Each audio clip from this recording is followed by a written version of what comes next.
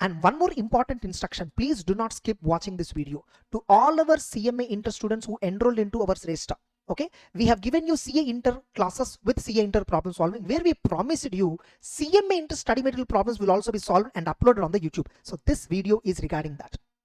So there's an introduction which is there. Please watch it. Remember, this entire video problem solving is applicable for June 26 exams, December 26 exams, which is based upon latest income tax law applicable. That's it. Continue watching. Little more introduction is there. Then you start watching PGBP capital gains in the order which I uploaded. That's it. Yes. Let us begin CMA Inter study material, direct tax problem solving. Complete study material of CMA Inter. All study material problems we are going to solve in this particular lengthy video. Okay. Now, if you see what is the order in which I uploaded, please don't skip this introduction. Watch this introduction, must and should.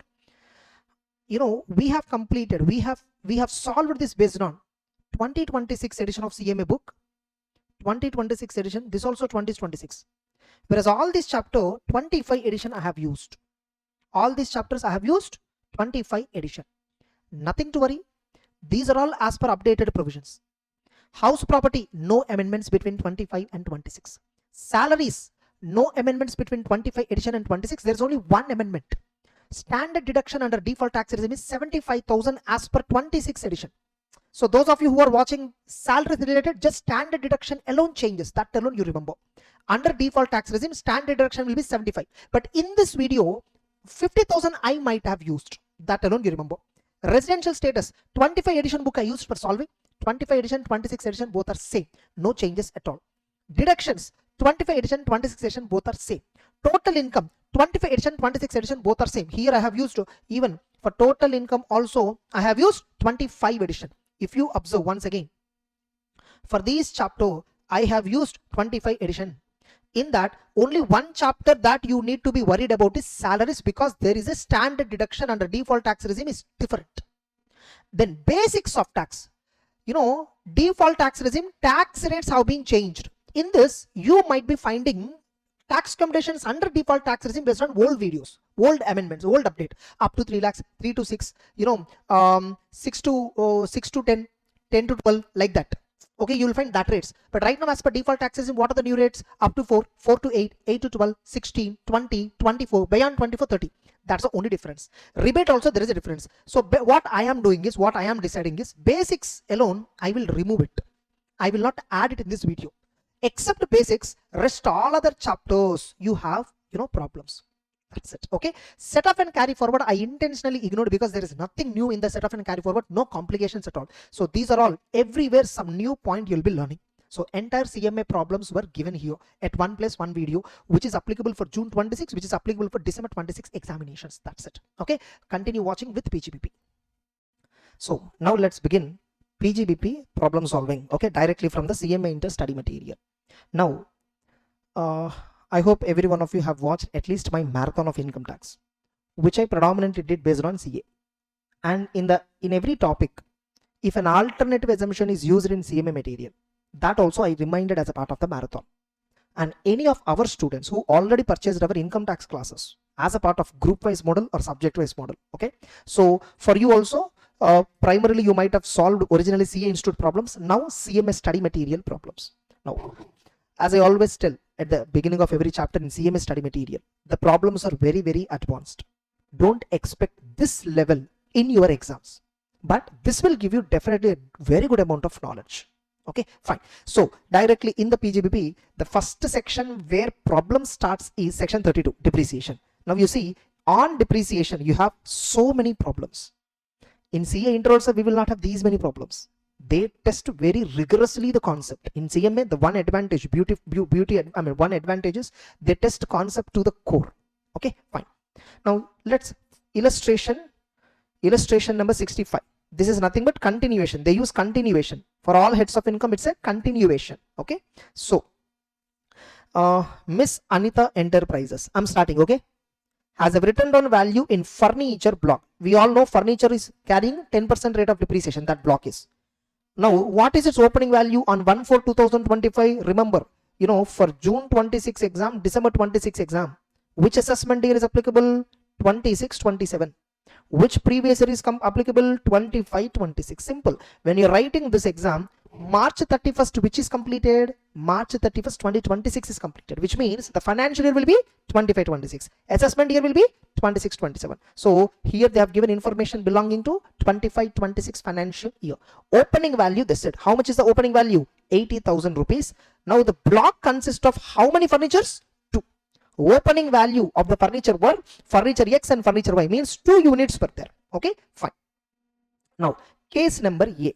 Furniture X is sold for 20,000 on 1st May 2025. 1 minute. Yeah, look at. So what is opening WDV?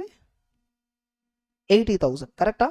Now we know the format. Additions during the year 0 minus amount received. Part of a block is sold. Remember, opening has 2 furniture items. Now we sold only 1, which means part of a block is only sold. Amount received on part of a block transfer, how much it is? 30,000, correct? What is the amount received on part of a block sold? What is the sale value of the furniture? Oh, 20.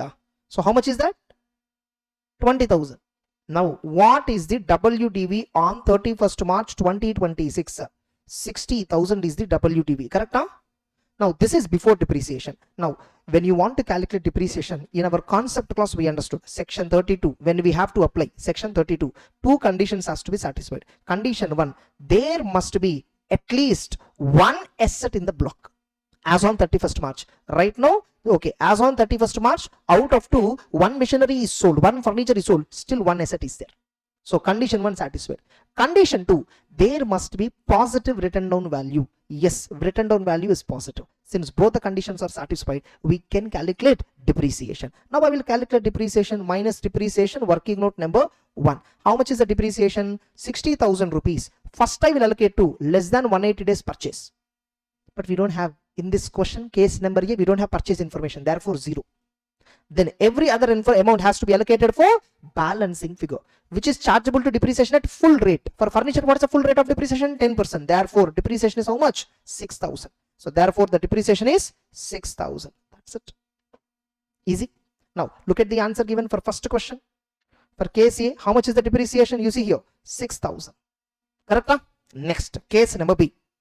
Same furniture X sold for 1 lakh on 1st January 2026. Remember, within the same year it was sold. Now look at here in the case number B, it is sold for how much price? 1 lakh. It is sold for how much price? 1 lakh. Now the value is becoming negative. Condition 1, one furniture item is there still as on 31st March, but the value is becoming negative. You cannot apply section 32. When you cannot apply section 32 for a block, you have to apply capital gains provision section 50. Correct? Now as per that, format has to be reversed. First amount received how much? 1 lakh. Minus opening value how much? 80k.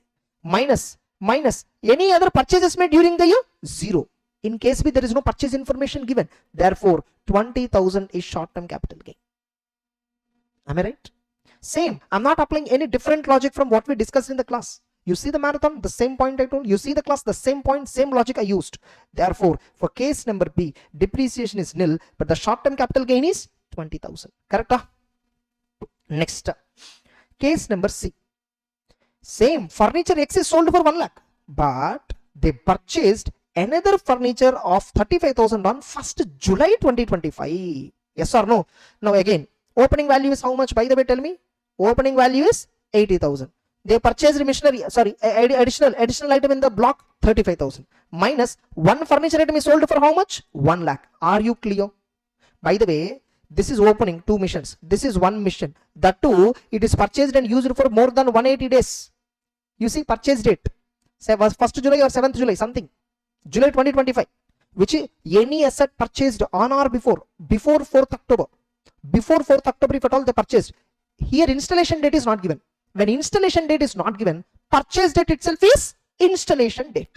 When installation date is not given, this is the logic we take. So since it is purchased in July, it is used in the current year for more than 180 days. So therefore, first of all, tell me opening plus purchases. Gross block value how much? 1,15,000. Am I right? Minus amount received on part of a block, because furniture X is sold. Yes or no? 1 lakh. Therefore, WDV value 15. Now you see, Y mission is there, yes mission, 2 missions we have. Value is positive. Therefore, we can calculate depreciation. So how to calculate depreciation? 15,000. I will allocate this 15,000. I will allocate this 15,000 into less than 180, 0. Balancing figure 15,000, which is tax, which is depreciable at 10%. So 1500 is the depreciation. The answer. Am I right? Case number C, 1500. Hello? Yes. Next. Case number D. Furniture X sold for 10,000. Furniture S purchased for 40,000 as on 1st July. Same information, sale value changed. Am I right? Same information, sale value changed. So purchase value how much? Opening 80. Purchase value 35. So gross block value 1,50,000 minus amount received is just 10,000. Correct? So WDV value 1,05,000. Value is positive. Part of a block is still existing as on 31st March. Therefore, I will claim depreciation less than 180 days, 0. Balancing figure 1,05,000, which is depreciable at 10%. So depreciation is how much? 10,500. Able to get it? The same logic. Yes or no? So what is the depreciation amount? 11,000. Purchase value, 40. Here I have taken wrong information. Here it is 40. You see? Here it is 40. This we made a mistake. Information capturing mistake. 1,20,000. 1,10,000. Correct? 1,10,000. 1,10,000. Therefore, 11,000 is the answer. Correct? That's it. Next. Just a minute. Yeah. So 1,10,000. Understood? Am I right? Again, you see. Furniture X sold for 10,000. Again, yes, purchased for 40. Same information. But look at the date. 11th November. Means here new machinery is purchased on or after 4th October. Means the new furniture, sorry, I'm getting machinery. The new furniture was used for less than 180 days. So this we need to be very careful. Less than 180 days, it will carry half rate. Yes or no? So now look at opening value 80. Purchases 40. Correct? Purchases 40. Remember, this is for less than 180. So total gross block value 1,20,000. Sale value 10,000. Am I right? Part of a block? Yes. Look at 1,10,000 is WDV before depreciation. Now look at split into two parts. Now less than 180 days. How much value is there? 10,000. Balancing figure how much? 1,00,000. Oh, sorry. Yeah, very good. Less than 180 days, how much is the value? 40,000. Balancing figure 1,00,000. Sorry, balancing figure will be 70,000. Am I right? It's an out of 1,10,000. Now this is depreciable at 5%, whereas this is depreciable at 10. So depreciation 5% means 40 into 4, 2,000. Correct? This is 7,000. So total depreciation is how much? 9,000. Look at the answer. Correct? Case number E. 9,000 is the depreciation. Correct? Yes or no? Everywhere. Next. Furniture X. Case number F. It is sold for 2 lakh. Whereas furniture S purchased for 40 on 11th November only. Same. But sale value is 2 lakhs. Now you see. Again. Opening value 80. Purchase during the year 40. Gross block value 1,20,000. But you see, part of a block is only sold. As on 31st March, still furniture is there, but value is becoming negative. Depreciation you can't claim. Therefore, you will compute short-term capital gain, which is 80,000 rupees. Am I right? Below the answer given correctly, 80,000 rupees short-term capital gain. Yes or no? That's it. Next. Can I proceed further? G.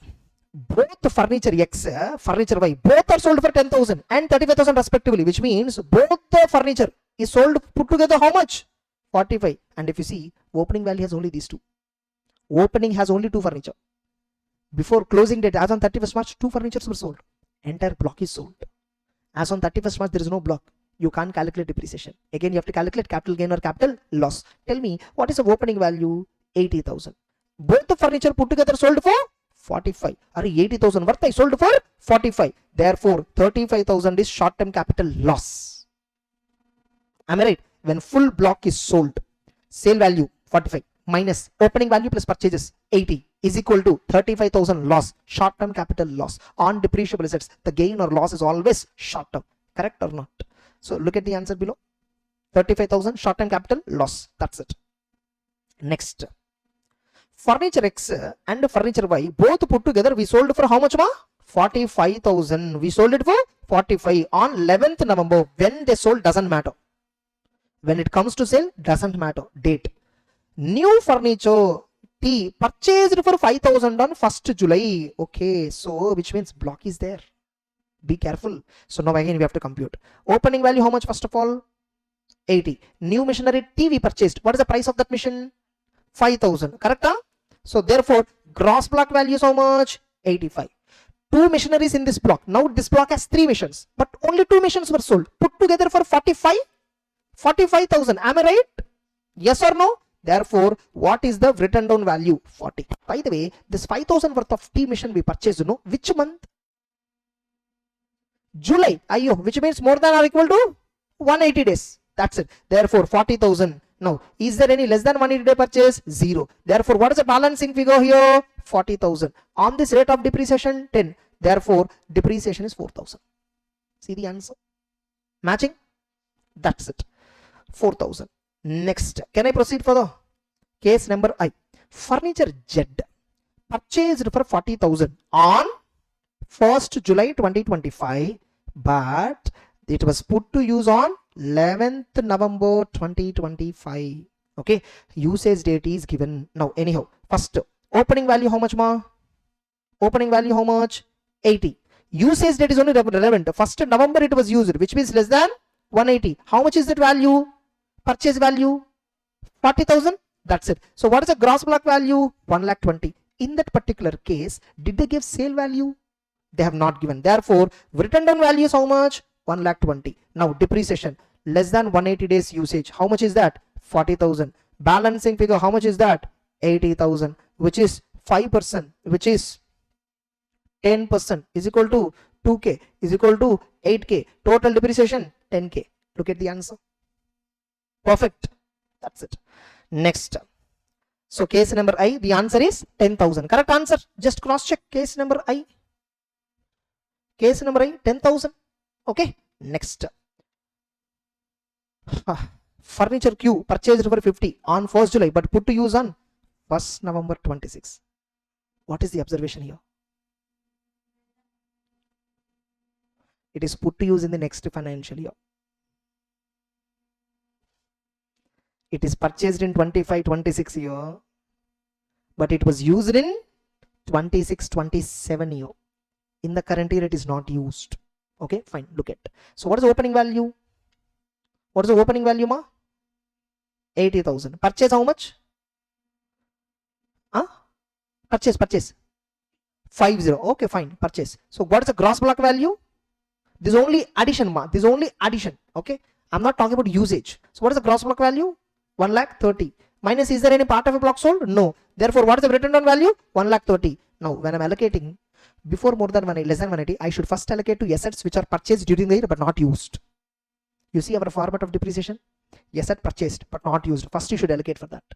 Then you should allocate asset purchased and used for less than 180. Then balancing figure. First, assets not used. How much is the asset? 50,000. In the 25-26 year, it is not used because it is used only from 1st November. Yes or no? So, and balancing figure is 80,000. Yes or no? When asset is not used, 0 depreciation. Correct? 80. Whereas this is 10%. So, depreciation amount is 8,000. Look at the answer. 8,000 correct? That's it. Next. Case number K. Furniture R purchased for 30,000 on 1st November 2024. Oh my God, last year it was. But put to use on 11th November 2025. Guess what? Here we are taking opening WDV of the block 80,000, right? In this 30,000 would have already been included. You should not take this because this last year purchase, so it is already there in the block. Depreciation last year we didn't calculate. In the current year opening block 80, this would have been already been there in the opening value. This information is irrelevant now. But this year we used it for less than 180 days. That doesn't matter. Because the moment an asset comes in the opening value, it directly comes. Because no, you see, less than 180 means what? Asset purchased during the year and used for less than 180 days. then only in the current year you will get. The moment an asset is brought and it is carry forwarded to next year, it is always eligible for full depreciation. So opening value 80, this are purchased for last year 30,000. No, this we will ignore. 80,000 opening value into 10% straight away this year. How much is the depreciation? 8,000. 8,000. Am I right? 80,000 opening value, right? You see, opening value is equal to how much more? 80,000 plus purchases. This year I didn't purchase anything. 0. Last year 24-25 it was purchased. Therefore, gross block value 80. Now minus amount received, part of a block transferred, nothing. So WDV value 80. Yes or no? Now on this, is there any asset which is purchased and used for less than 180? 0. Is there any asset purchased but not used at all? 0. Balancing figure 80,000 into 10% is equal to 8,000. That's it. What's the depreciation? Did they give some other information? Case number K now. Case number K. What is the depreciation? Case number J only. K now. This they should not add. This we take an assumption that it was added as a part of last year block. That is right answer. This is not right answer. Because whenever we purchase the a particular asset, we add it in the block. Able to understand? Here there are two alternatives. Here there are two. See, if I'll open depreciation provision and then show you, as per the Act Institute, what they did is right. Okay, I'll show you once. Look at. Let us apply the letter of the law and then see.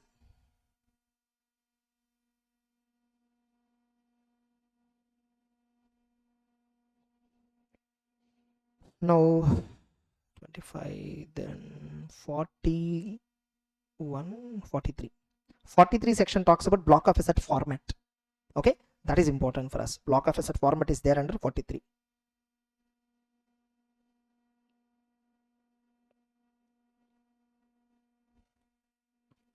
Subsection 6 that actually talks about written down value meaning.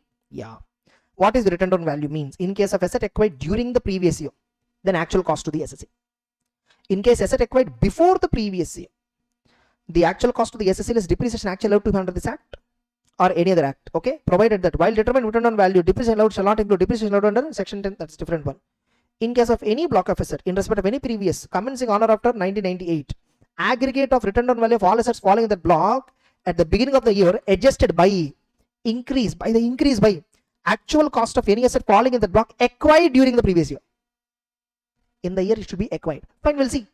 By the reduction of money payable in respect of, that's it. Asset acquired only. Acquired and used they didn't say. Only when I acquire during there I'll add it in the block.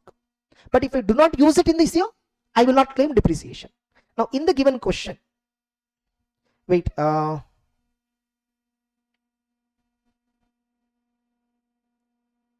okay, this is for that year. Okay, I will see this one, not that one. In respect of any year relevant on or after 1st day 1989, the written down value of the block of asset in the immediate previous year as reduced by depreciation actually in that block in the said year and adjusted by increase or reduction referred to in item number 1 not being increased on account of acquisition. That's okay, fine. And any reduction amount equal to goodwill, that's okay, fine. Fine, correct only. Our interpretation is absolutely correct. So whether it is used or not, here you see asset acquired, that's enough. Usage not matter to add in the block. Now this means this 30,000 rupees purchase, it is purchased in last year 24-25. It is added in the block. So opening value is assumed to be inclusive of that. So this answer is technically wrong. This answer is technically wrong. Okay, fine. We'll see. We'll take an understanding. If at all remaining questions also similar point only they considered, na, then for the CMA purpose, we follow this logic. Are you clear? Next. Right now we completed which one? Case number K, na? Yeah. Next. L. Furniture, yes, purchased for 10,000 on 1st July 25, but put to use on 11th November. Whereas X and Y were sold for 10,000, 6,000. Alright, this is easy only. Again, opening value how much? By the opening value how much, ma?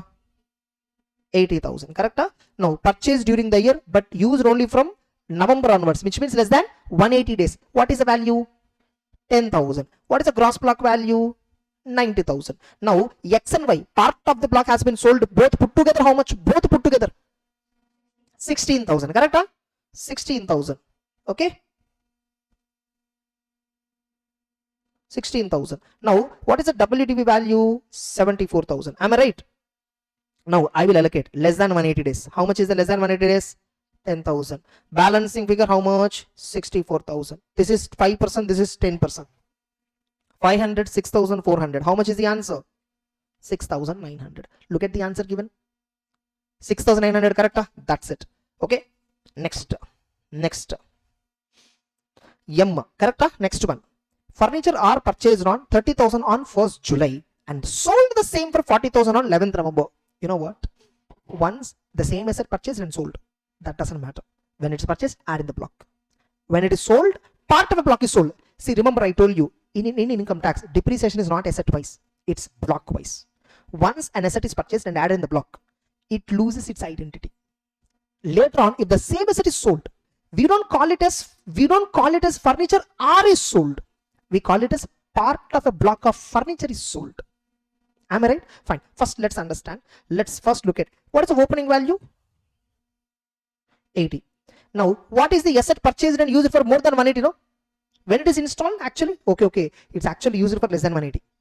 It's used for less than 180 because less than 180 days. Because no, it was put to use on July. Oh, no. It was purchased on 1st July. Installation date they didn't give the same date. Furniture are, but it is sold on 11th November, which means July 1st onwards to 11th November. What is the gap? Less than 180 days. So it is used for less than 180 days in the current year. Correct? See, generally, if the same machine is not sold, then we compute up to 31st March and say more than 180. But here same machine is sold. Therefore, that machine is used for less than 180 days during the year. What's the value?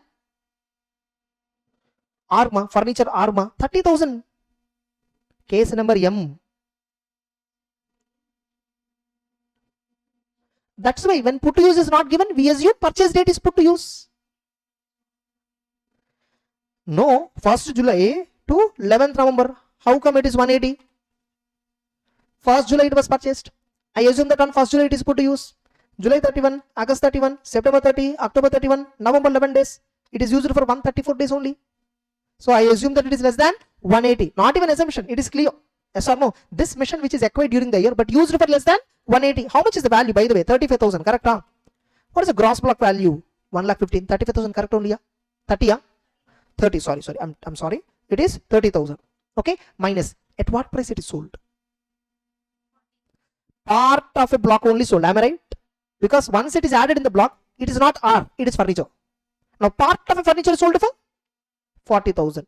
Therefore, what is the written down value? 75,000. Now in that less than 180 days, how much it is? 40, no? 1 okay. 1 lakh 10, 40. Sorry. 70, correct? Now, less than 180 days, 30. Balancing figure, 40. This is taxable at, this is depreciable at 5%, this is depreciable at 10. Here it is 1,500, here it is 4,000. Therefore, total depreciation, 5,500. What is the answer given? What is the answer given? Which number? Case number K? M. Case number M. They gave 7,000. Actually, okay. They might have taken the same logic because information is completely accurately available. Since information is accurately available, that machine is only sold, right? Entire value they allocated for opening itself. In this year, since information is clearly available, so new machine was purchased and new machine only sold. No, that logic is not correct. We should allocation should be always the same. Less than 180 days, we should calculate depreciation for that, and balance figure will be calculated for opening. Once an asset is purchased, it is now this is the block value. Now part of a block is sold 70. Out of that 70, I'll allocate 30,000 for the asset purchased and used during the year for less than 180. Balance will allocate for opening. Yes or no? And therefore the depreciation value will be 5,500, which is correct according to me. This is the correct logic. Able to understand? See, but actually regarding this, information is not clear. But you can take another assumption also. Same machinery is purchased and same is sold. Okay, you reduce 40 from block 70. This 70,000 is not belonging to R. That we know that. This 70,000 is not belonging to R. It is belonging to X and Y, which are opening only. You can directly apply 10%, which is again 7,000. This logic is also correct only. Logically, this is only correct answer. But theoretically, how should we compute? This is way we have to compute theoretically as per the concept given. Okay, at some cases they have taken logical answer, at some cases they have taken theoretical answer. Okay, fine. So this case number M, you know, where we got little, where we did wrong actually, one is case number M, yes or no? And another one where we did wrong, which one? Case number K. Case number K. These two, the answer was bit different from routine logic. Okay, so in CMA material, what they did is, even if the asset was purchased last year, it will be added to block in the current year when it was actually used. That's the logic which they did. Yes or no? So again, another case what we understood, if same machine is purchased or same asset is purchased and sold in the same year, add in the block, sale value also less in the block. Balance amount fully, it will not be allocated for asset purchased during the year. It will be allocated for remaining assets, and accordingly remaining assets, whatever rate applicable, that is it. Again, if you see here, they're solving asset wise. We should follow block wise means block wise. So the approach which they solved in case number M, that approach is wrong, because you're identifying furniture. Or there is no there is no identification for each and every asset in the block. It's the block, that's it. So you're going against the principle again. So M, what they computed is completely not correct, and even K is also not correct completely. Able to understand the logic? Able to understand? Next, again, case number N. Sold furniture X and Y for 95,000 on 1st July, but purchased R for 30,000 on 11th November. Okay, fine. So opening value how much more? 80. Purchase value 35,000. 30, 30. This is less than 180 days, correct? Less than 180. So gross block value 1,10,000 minus sale value of both furniture 95. How much is that? 95. So balance value 15,000 less than 180 days, 15,000. Am I right? 15. Balancing figure 0. Here it is 5%. Therefore depreciation is 750. Right answer. That's it. Next. Oh my God. Case number O.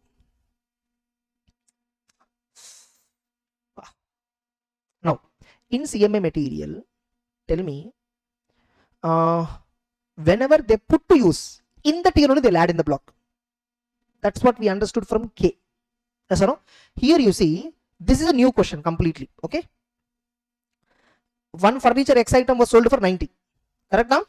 Which was, the sale value is in the matter. And the following furniture was put to use. Means purchases. Purchase in the current year.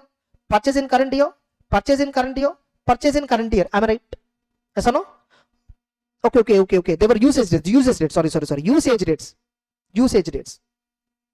Here. Purchase in, use also, purchase date also current year. Purchase date current year. Arre. Purchase date last year. Purchase date last year. Here you see, usage date next year. But purchase date current year. All current years are highlighted with orange color. Previous year, next year highlighted with red color. Okay, now let's be careful. Okay, let's compute as per CMA problem. CMA study material logic. First, tell me, what is the opening value? What is opening value? 80,000. Am I right? Purchases. When I'm taking purchases, asset purchased during the year, use it during the year. Only that has to be capitalized. Suppose I just purchased, I didn't use it in the current year. I will not add in the block. Case scenario that only. 24-25 they purchased, but they used in the current year. They added in the current year block. As per CMA material logic. As per CMA material, this answer is not correct. As per CA logic, I will add in the block whenever they purchased. But as per CMA institute material logic, whenever they used, that year I will add it. Am I right or not? Now look at. Both are in the same year. So can I add in the block? What is that furniture name? Xa, Vya? A. Am I right? Next one. Both are in the same year. How much is the value? 50,000. Hello, this is furniture B. Then furniture Z. Oh, it was purchased in last year but used in the current year. But we will always add in the block based on usage date, not based on purchase date. Am I right? Usage in the current year, no. 60,000 I will add. Yes or no? 60,000 I will add. This is more than 180 days. This is Z. Whereas 30, 40, 30, 50, 30 used on 18th December, which means less than 180 days. Yes or no? More than or equal to 180, this one. Yeah. Whereas this one, oh, 18th February, this is also less than. Do you understand? Yes or no? Next. Oh, again another one. Usage in the current year. It was used in current year. When it is used as a part of current year, opening, closing, I mean less than 180, more than 180 logic will go off, because asset was purchased last year but put to use in the current year for less than 180, but that doesn't matter. If an asset is purchased last year and added in the block, used in the year, used in the current year, we directly treat it as opening value. I mean, I don't know what logic they followed here. I'm little skeptical. Okay, but CMA material they are adding in the block based on usage rate. So here it is used for again less than 180. I will take less than 180 days logic usage. How much is that? 10,000. Correct? Huh? Am I right? Less than 180 days. Am I right? Used. Next, furniture queue used on 1st April 2026. We are doing for 25-26. It is used in 2026 year. I'll ignore it. Am I right? Now let's look at gross block value. How much is the gross? 80 plus 30, 110. 110 plus 50, 160, 220, 2 lakh 30. Now sale value is there. Part of a block is sold. Part of a block is sold at the beginning itself. They gave 90,000. Yes or no? 90. So what is the WDV of the block? 1,40,000. Correct? Huh? Now this 1,40,000 I will allocate for less than 180. Less than 180. Oh my god, this much is there. 80 plus 10, 90. Less than 180. How much is there?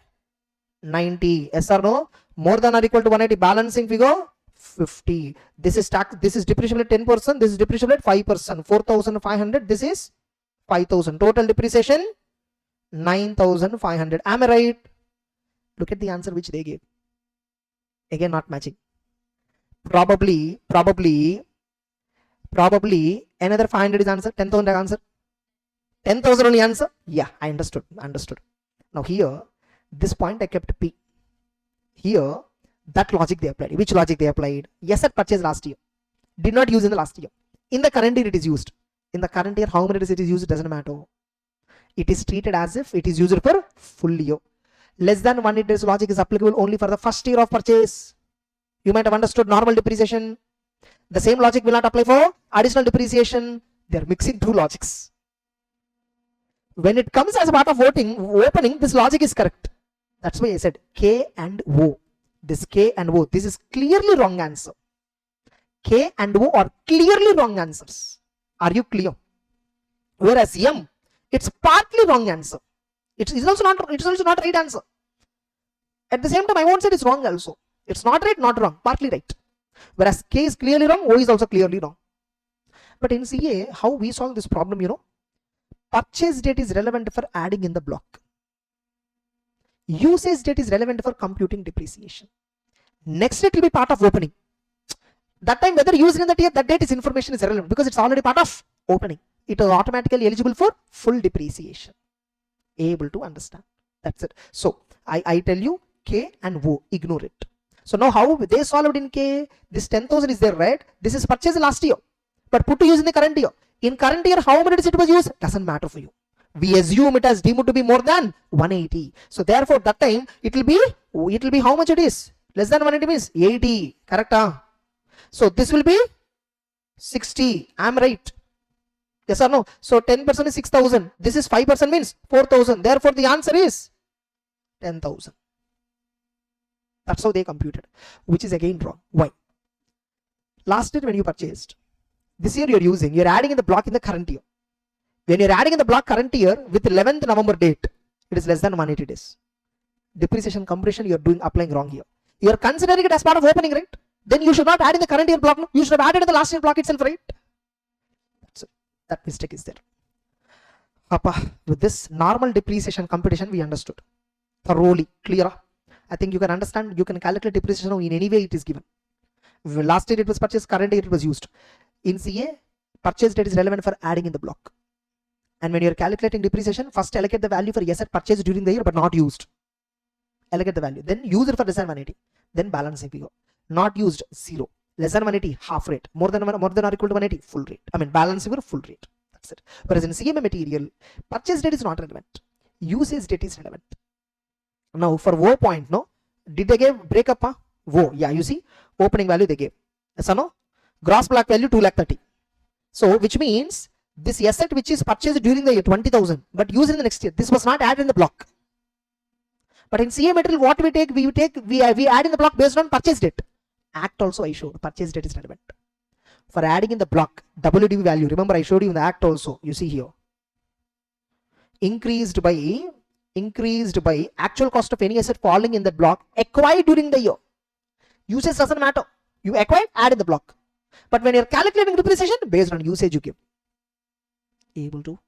That's it. That's it. Fantastic question. Only this is tough question here. That's it. Almost we spend 40 minutes only on one problem. But of course, this has so many submodels. Okay, literally how many? A, B, C, D, E, F, G, H, I, J, K, L, M, N, O. 15 problems we did. We did 15 problems on depreciation, typically. That's it. Next. Again, no problem. We can do this. Okay, next question. Question number 66. Can I? Yeah, just 1 minute. In exam, if the same question comes, what you have to do? CMA problems, you write as per this book only. If at all you're writing CA exam, add in the block based on acquisition date. While claiming depreciation, less than 180 not used, that you follow our format in CA. For CMA, follow this logic.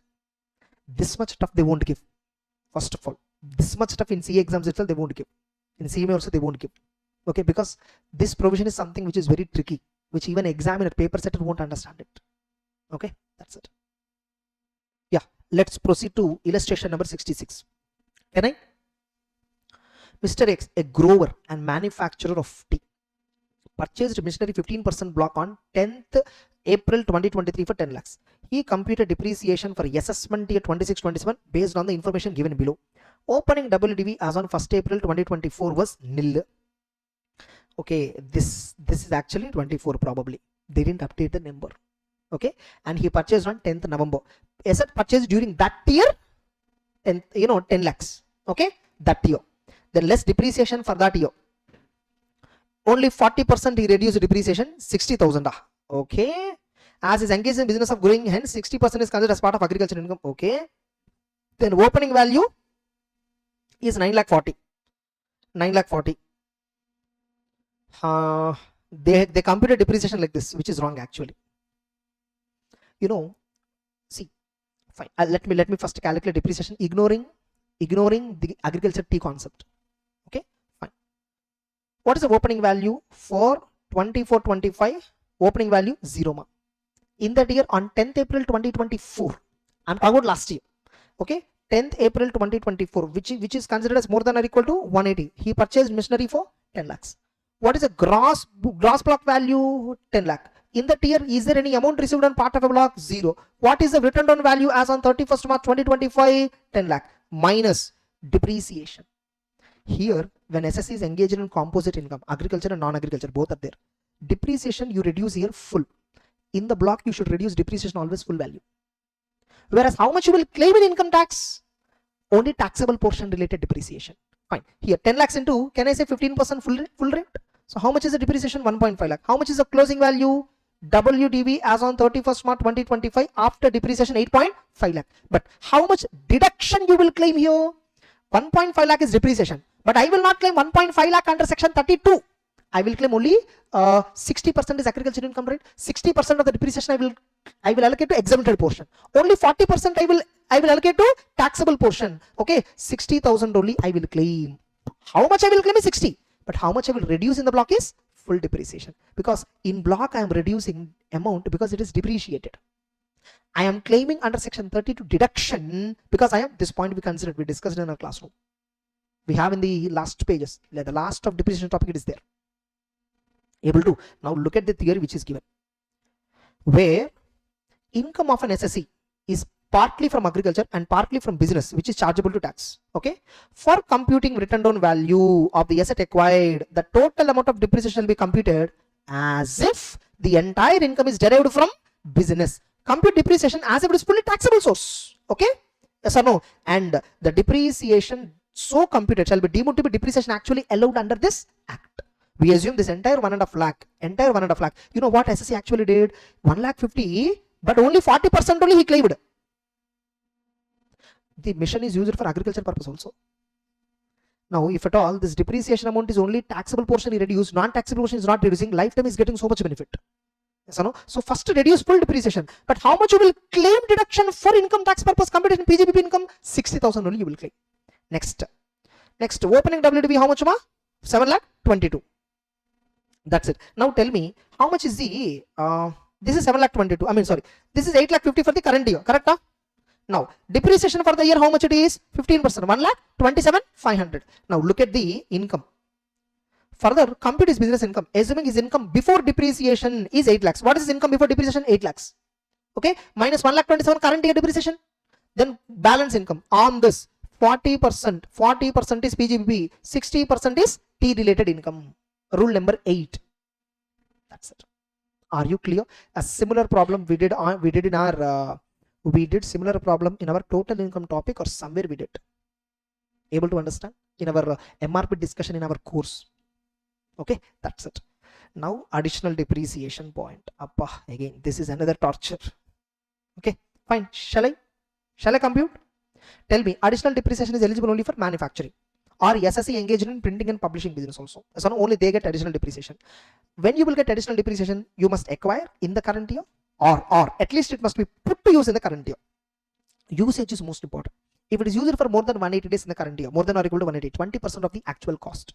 If it is used for less than 180, 10% of the actual cost, balanced in the next year. Suppose asset is purchased this year, but not used this year. Next year we used it. Next year, is it used for more than 180? Check out. If so, full 20%. If it is next year also used for less than 180, then that next 10% that year, that next year again 10%. Look at date of acquisition last year. Yes or no? We are calculating. They are asking newly formed furnished you following compute depreciation allowed for 25, 26 and 26, 27. We are only computing additional depreciation directly. Okay. Now last year it was acquired and date of acquisition they have given. Okay, if usage date is not given, we assume that in the same date it is used. Yes or no? Now 5 lakhs into 20%, right? Rate of depreciation 15 is for normal rate. Additional depreciation is always 20. Therefore 5 lakhs into 20, 1 lakh. Suppose 7th May in the same year I assume it is used, into 20% is equal to 60k, correct? Then 15th December into 10%, so which is 20k in the current year, again 20k in the next year. You see 2020.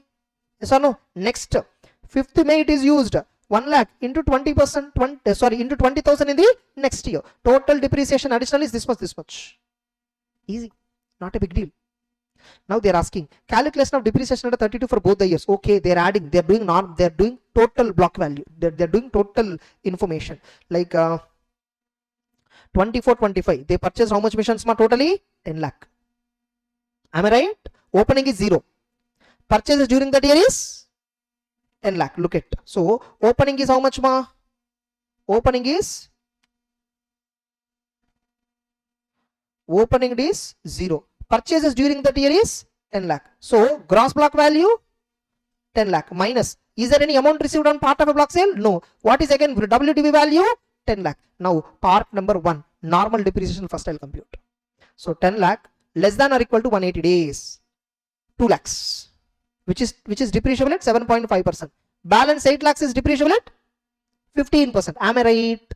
8 lakhs into 15%, how much ma? 1 lakh 20, 1.2 lakh. Whereas 2 lakhs into 7.5%, 2 lakh into 15, 30, 15,000. Correct? So normal depreciation 1 lakh 35.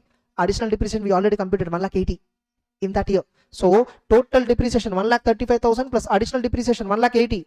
Additional depreciation is 1 lakh 80,000. Am I right? Now total depreciation 3 lakh 15,000. So now reduces 3.15 lakh. So therefore WDV closing is how much? 6 lakh 85,000. Correct? Now this will be opening for next year. Am I right? 6 lakh 85,000 is next year opening. Am I right? Plus next year also asset is purchased 1 lakh. Hello? So gross block value 7 lakh 85. Amount received on part of a block, nothing is sold. Therefore the same itself is written down value minus normal depreciation. Normal depreciation in that year. Okay, less than 180. 0. Balancing figure 7 lakh 85,000 into 15%. 7 lakh 85 into 15%. 1 lakh, sorry. 7 lakh 85,000 into 15%. 11,000. 7 lakh 85,000 into 15%. 1 lakh 17,000. 1 lakh 17,000 750. This is normal. We should also reduce additional depreciation. We already computed and kept. How much is additional? 40. So total depreciation you will claim is 1,57,000. So what is the WDV value? 7,85,000 minus 1,07,750 minus 40,000 is equal to 6,27,250. Is the answer correct? That's it. Clear? First what they did is additional depreciation they computed. Then they computed normal depreciation, everything. Clear? Next. So much stuff again. So lengthy. Date of acquisition, date of put to use, so much they gave. That's it. There is one more asset. Okay. Fine.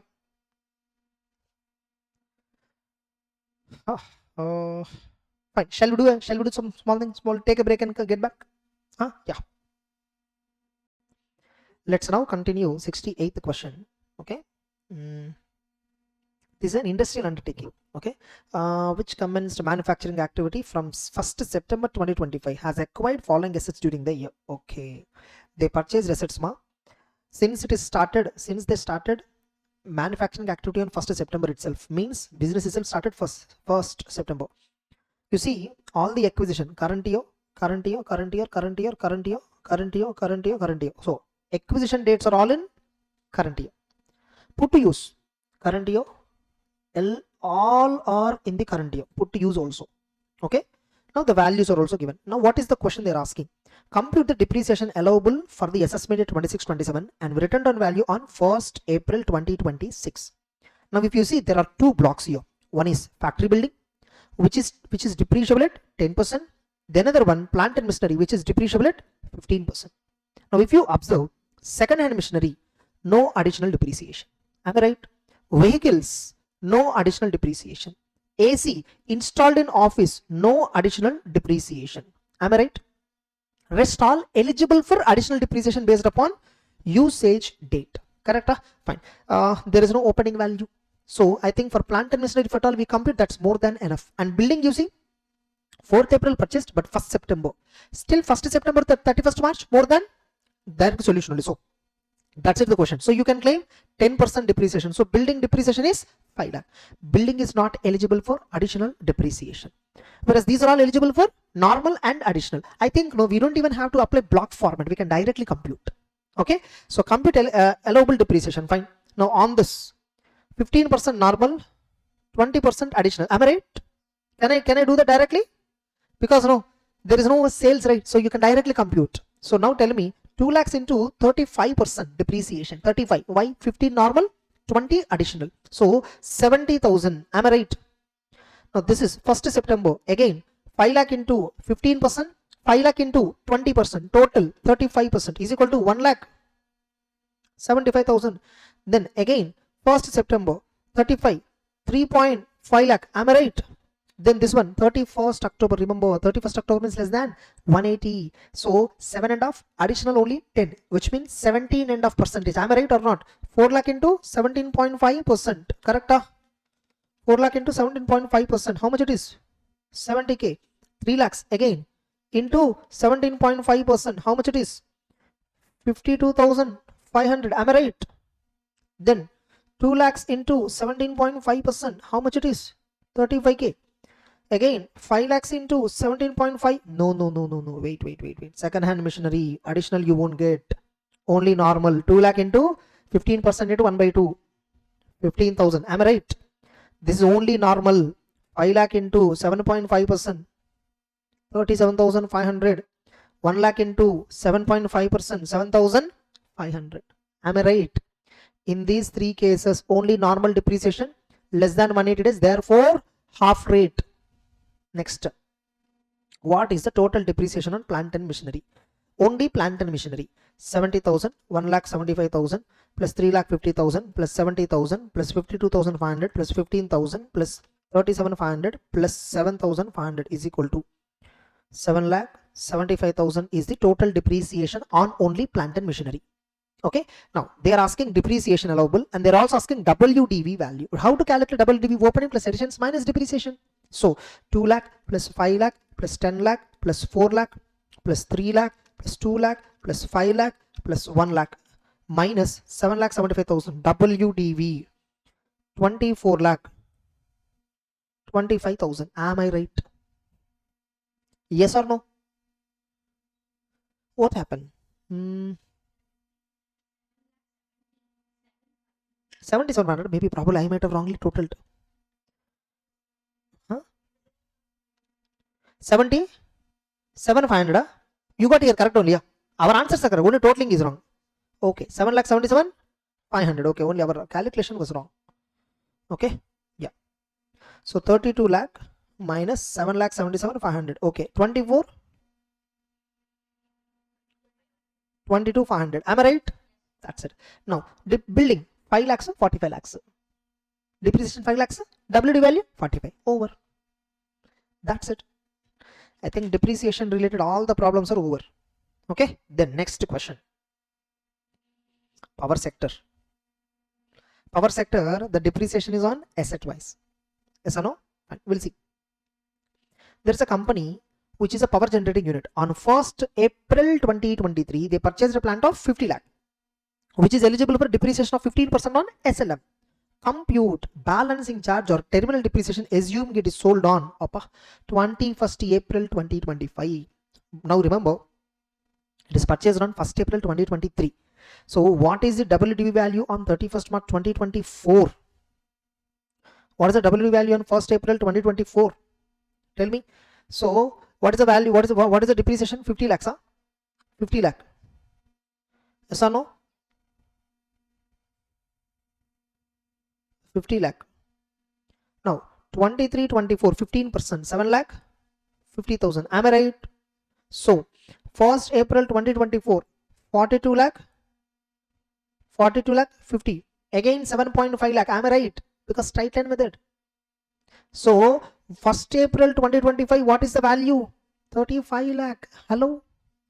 Now this is sold for 7.5 lakh. So no, 7.5 lakh. Then 27.5 lakh will be called as balancing charge. If the written down value of a machine which is on SLM basis is sold for lesser price, balance amount is treated as terminal depreciation. What is actually treated as terminal? Balancing charge means income. So this actually this is terminal depreciation. What is it actually called as? Terminal depreciation under section 32. How much is that? 27.5 lakh. Correct? Huh? Oh, they only reduced 35 lakhs. Correct only. 7.5, 27 lakh. This is terminal depreciation.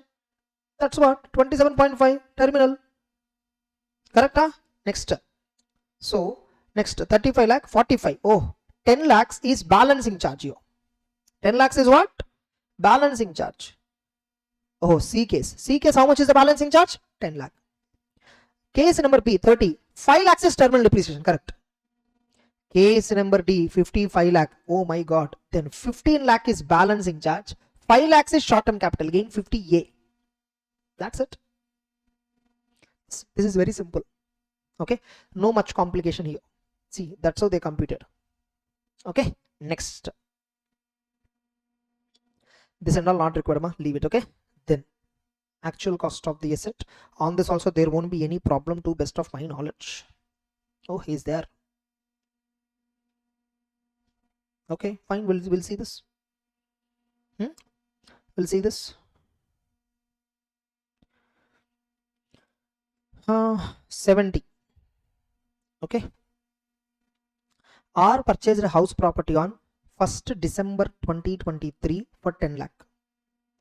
Till 1st December 2025, the same was self-occupied as residence. On this date, the building was brought into business purpose, medical profession.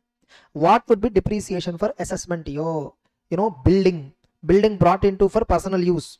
Actual cost, we need to add in the block actual cost. How much you will add? Explanation 5 to 43 subsection 1. Okay, we have discussed explanations in our proper regular class. Okay, EVO regular, that batch we clearly discussed. Okay, now as per that, original cost minus notional depreciation for every 31st March we should reduce. Then balance will be the opening value in the current year. Okay, now you see he purchased it in 1st December 2023, which means 23-24 you should calculate notional depreciation, 24-25 notional depreciation. Then in 25-26 he brought into the block. So whatever after reducing notional depreciation, whatever value left, that value will be treated as actual cost. Okay, now look at. So cost of the building 10 lakh. Remember in 23-24 we need to calculate notional depreciation rate, but in that year it is used for less than 180 days, 1st December onwards, therefore 50, therefore 9 lakh 50. Minus for 24-25 depreciation you should calculate. So therefore WD value for the current year opening is how much? 8 lakh 55. Now in current year how much depreciation? Directly 10%. That's it. Clear? Easy. Not a big deal.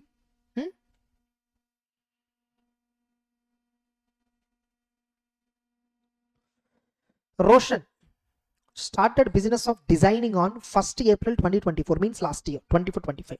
He acquired a laptop on 1st April for 50,000 for his business use. Since his gross total income for the year is only 55, he did not file return of income. During the year 25-26, the business income before depreciation is 5 lakh 60. Now he is required to file return of income. He seeks your advice regarding computation of depreciation. He is maintaining books of accounts from 1st April but did not provide any depreciation. Case number A. On which rate he is providing that and all doesn't matter. We calculate depreciation as per our income tax block. When he purchased laptop 50,000. So no, for 24-25 40% depreciation. How much is the depreciation? 20. So opening value for the current year how much? 30. Current year depreciation how much? 40%. Again how much? 12,000. This year profit is how much? 5 lakh 60 minus depreciation how much? 12,000. Therefore net income in the current year how much? 5 lakh 40. Hello everyone, you're able to understand? So I'm first calculating laptop original date 24-25 40% closing value minus current year 40%. Okay, so WD value of the current year is how much? You see, WD value for the current year. Okay, they're asking only WD value as on this date. No, please compute depreciation on his behalf, assuming that he is maintaining books of accounts on 1st April but did not provide depreciation. He is maintaining books of accounts from current year. Similar only. Okay, similar only. Cost of laptop 50. Depreciation provided in the book 0. 31st March. Array, they did wrong. For example, depreciation provided is 8. This is wrong. This is not required. Don't do this. Leave it. This calculation is completely wrong. Leave this. Okay, what we did is right. This you don't even consider. Whether you file return of income or not doesn't matter. You calculate depreciation as per income tax rules. Okay, next. A car was purchased by Yes on 10th August 2021 for personal use 3,25,000 ma. It is brought into business on 1st December 2025. When building is brought into business, what we did explanation 5. Okay, original cost minus notional depreciation. When car is brought into when car originally bought, now I am bringing it to business. Actual cost means original cost. That's it. So what is original cost? 3,25,000. That's it. I will record at 3,25,000 in the block. In our book, it is clearly given. Explanation 5. Buildings, other assets. Other assets I gave in our book also table. Actual cost minus notional depreciation. I did strike through there. Okay, fine. So 3,25,000. When the market value, this information is irrelevant. Compute the actual cost 3,25,000. Amount of depreciation 15% over. Are you clear? Explanation 5 is applicable only for building. Building only. It is not applicable. It is applicable only for building. It is not applicable for car. That's it. Understood? Next, 73. Compute depreciation under 32 from the following information. WD of the plant as on 1st April 10 lakh. Plant D acquired on 10th July for 5 lakh. 1 lakh has been paid in cash to the vendor and the balance amount is paid through account pay check. Only any amount paid more than 10,000 will be disallowed. It will not be allowed as capital expenditure. So only 4 lakh will be capitalized. 10 lakh plus 4 lakh. Such plant was put to use on the same day, means more than 180. So on entire 14 lakh, 15%. On entire 14 lakh, again 20% additional. So 14 lakh into 15. 4 lakh. Oh, sorry. Additional new asset is only 4 lakh. So no, into 20, 80. This is the total depreciation. Correct? Easy. We already did enough. So that's why I'm just shortcut I'm using. Clear, no? Additional depreciation only on the new machine. Again, the actual cost means what? Actual cost means actual cost. But if the asset is purchased for more than 10,000 in cash, that will not be treated as actual cost. Here 5 lakhs is the actual cost. But out of that 1 lakh is paid in cash. Remove it. So balance actual cost is 4 lakh. So only 4 lakh will be added in the block. And only on the 4 lakh additional depreciation will be claimed. That's it. You see, they gave this information. The SSC engaged in business of industry and opted for old tax regime. Optional tax regime only additional depreciation you will claim. If it is default tax regime, you will not claim. additional depreciation. Correct? Whenever you are calculating depreciation, remember, is it which regime it is? Default tax or optional tax? If it is default tax, no additional depreciation. If it is optional tax, yes, you can calculate. Next. Oh, one more. Narang Textile Limited purchased a machinery from Germany, $1 lakh on 3rd September through a term loan from bank. The exchange rate at the time of acquisition was 85. The SSA took a forward exchange rate on 5th October and the rate specified in the contract was 87. So forward exchange rate is irrelevant. We always record the asset at exchange value. Okay, I mean original acquisition date exchange value. Okay, next. Compute depreciation for the assessment year. Here 43A provision is also applied. 43A, there is a section called 43A. I think you might be finding that here. 43A. Suppose if there is a change in rate of exchange during the previous year after acquiring the asset, because of that increase in liability or decrease in liability, which is at the time of payment, okay, then that payment towards the whole or part of the asset or towards repayment of the whole or part of the asset in the foreign currency for the purpose of asset, that the amount by which liability increased or decreased shall be added to the actual cost or reduced from the actual cost. At the time when the asset is acquired, 85 lakh. Yes or no? Now, depreciation for that year is what? Depreciation for that year is what? 15% as usual. So, opening WDV in the current year, because remember this was purchased in last year. Opening WDV. But this year what SSA did, he entered into forward contract at 87, which means he is going to settle the liability at 87 rupees. Originally he recorded at 85. Now 2 rupees extra liability is paying. Now, which means I incurred more cost. But earlier I only capitalized 85. Now I have to capitalize 87. 2 into $1 lakh. 2 lakhs I will now add it to the block. Now then my revised cost is becoming how much? 74 lakh 25. On that I will claim depreciation in the current year. So in the current year, if any exchange rate variation came, either add it to the block or reduce it to the block before calculating depreciation. Then you reduce the depreciation. This problem we don't even have in CA, which is a good thing. Clear? You understood now? Why we didn't add this 2 lakhs in the last year? Because last year we don't have exchange rate information. We only have acquisition date. Last year settlement amount we don't know. Now I took a forward contract. So I'm going to settle the liability at forward rate. Forward contract means you know, right? It is the rate at which I will settle the liability. On the day market value can be anything, but I will settle only at 87. So which means though I originally acquired at 85, now I'm going to settle at 87. What is my actual cost? 87. Now you see 85 recorded, 2 here recorded. Total 87 is added to the block. But 2 lakhs is recorded in the current year, but not in the last year when the asset was purchased, because in the current year only we are settling the liability. As per 43A, if there is any increase in liability or reduce in liability at the time of making payment, then that amount, the amount which is increased or reduced, shall be added to or deducted from actual cost as reduced by depreciation already claimed for the last year. That's it. You understood? With this, depreciation is completely done. Then we have something called unabsorbed depreciation, that is relevant here. We will be discussing unabsorbed depreciation in set off and carry forward chapter. Are you clear? That's it. Then we have site restoration. This provision is not required. There is no problem also. They will not even ask also. These provisions 33AB, 33ABA, tea development, coffee development, rubber development contribution, site restoration. There are 2 provisions which are there additionally in CMA. They are not relevant at all from exam point of view. You can ignore it. They're very tough provisions, advanced provisions which are there in final. Okay. Problems also won't be there. They won't ask also. Now it is scientific research. I hope you are clear until now depreciation. Yes or no? Now we need to solve problems on scientific research. I'll just stop the video and then record separately. Okay. Yeah. Let's continue. 75th question. Okay.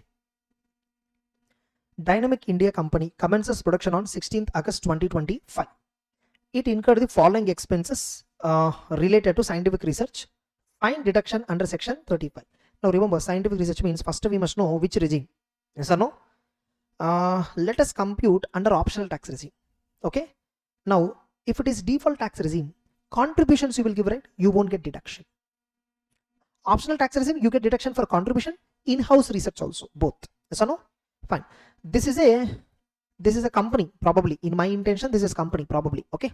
Now, amount paid to approved university for social science. Yes, eligible. Purpose doesn't matter.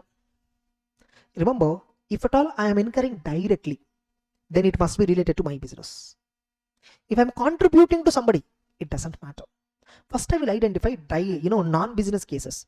This is non-business, this is non-business, but these are payments only, so no problem. Okay, that's it. Rest all are business purpose, so it doesn't matter, no problem. Okay, now so 50,000, yes, I can claim. Paid to scientist, not employee, no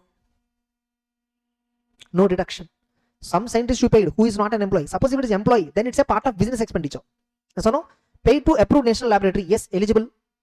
Then purchase of land and building, cost of the land 1,50,000, but you only get deduction for 3.5 lakh. Land building cost you can claim deduction. Purchase of car to carry scientific, yes, eligible. Capital expenditure including cost of the land, only 4 lakhs is eligible. Then purchase of material, yes, eligible. By the way, oh my god, they commenced production on 16th August. Scientific research expenditure incurred prior to 3 years, you can claim deduction provided the cost is expenditure is related to material and labor. Correct, huh?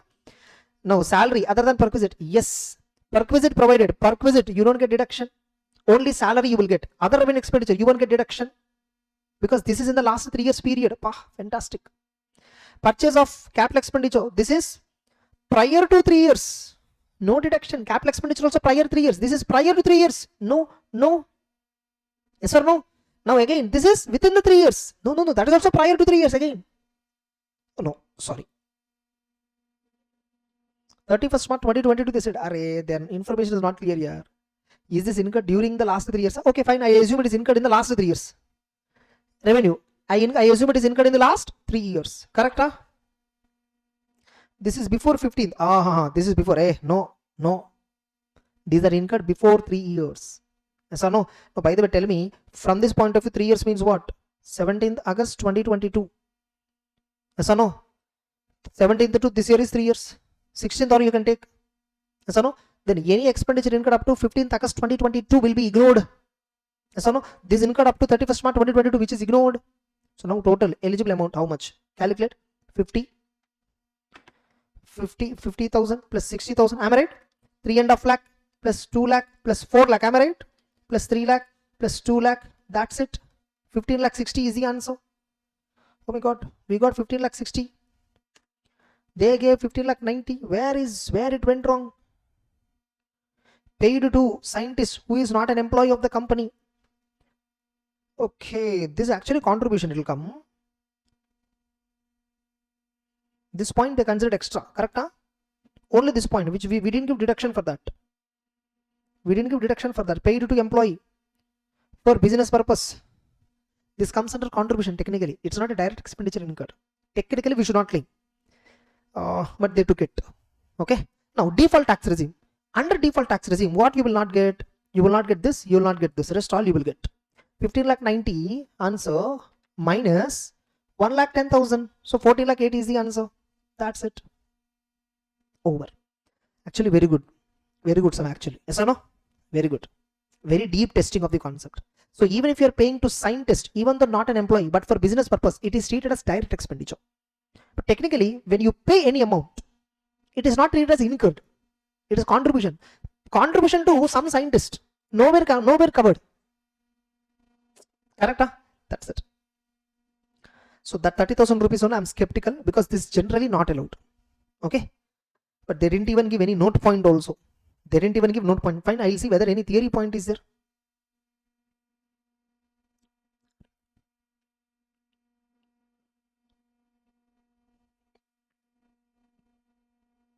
Okay, I can say probably, yeah, wait. Paid to scientist means in my business, some scientist is working.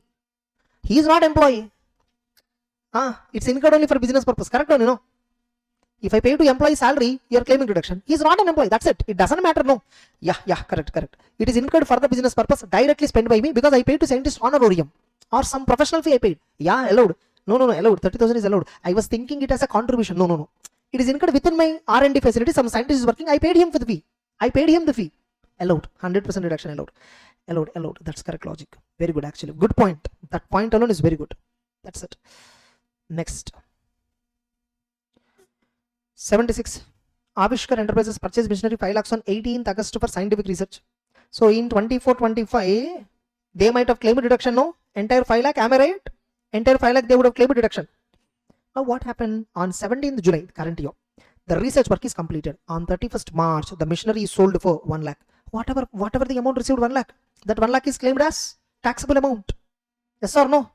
What is the tax impact? 1B taxable. 1 lakh is taxable as balancing charge. No. 1 lakh is taxable as deemed profit. 41 subsection 3. It is taxable as deemed profit under 41 subsection 3. Yes or no? Okay. Case 1 lakh. Wait. Without using for some other purpose. In that sub point B, that answer is 1 lakh taxable. Suppose, scientific research purpose, some asset we bought machine. Now it is sold for 1 lakh. But when it is sold, after adding in the block, after using the same for business purpose other than scientific, WD of the respective block is 4 lakh 80. Okay, suppose 4 lakh 80,000 block is there. Now we brought that machine into the block. When we brought an asset which is purchased for scientific research is brought into the block, actual cost is 0. Explanation 1. So block value 4.8 lakh. Now it is sold for 1 lakh. Part of a block is sold. Now the balance block is 3.8 lakh. On the depreciation 15% you will claim. That's it. This is 1B. Now you see 1A. 4 lakh 80 minus 1. 3 lakh 80. Depreciation on that. This is what I told. If the asset is used for scientific research and sold directly, amount received is profit. But I use it for my normal business. Then add in the block. At what price? 0. Actual cost minus deduction claim. Actual provision is. Actual cost minus deduction claim 5 lakhs. So 0. Now it is sold from the block. Treat it as part of a block transfer.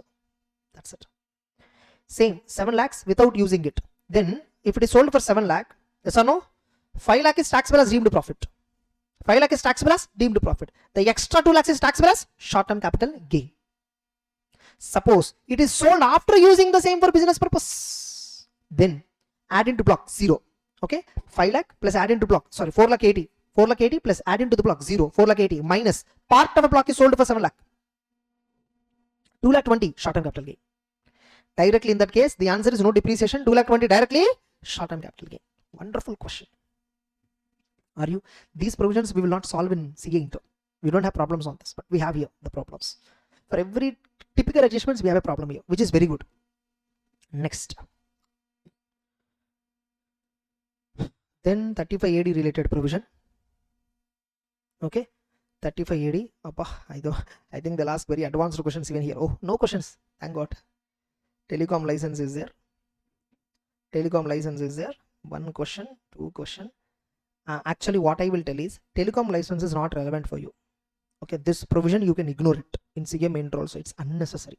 Okay, very time taking. Solving is also very time taking. This is 35 ABB. We have 35 ABB. Yeah, correct. Amortization of telecom license fee. Yeah, leave it. We have another provision called 35 ABA. Spectrum. That provision also something like that is there. But I recommend you to leave this topic. Don't even touch this topic. Okay, this is one more extra provision that is there in CMA intro. Problems are also there, but I recommend not to touch it. Okay, next. Then 35 CCA, all that. Only one problem we ignored. That one provision problems alone we ignored. Okay, now preliminary expenditure.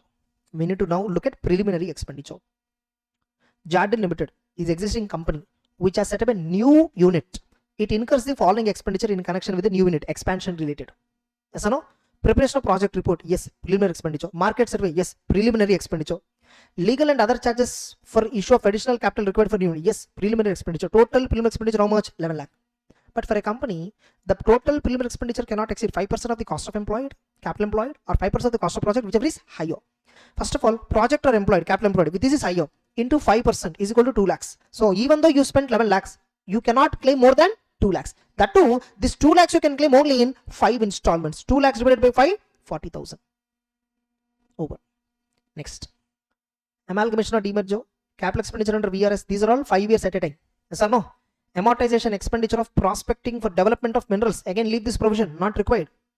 Okay. We don't have problems also, but not required. Next.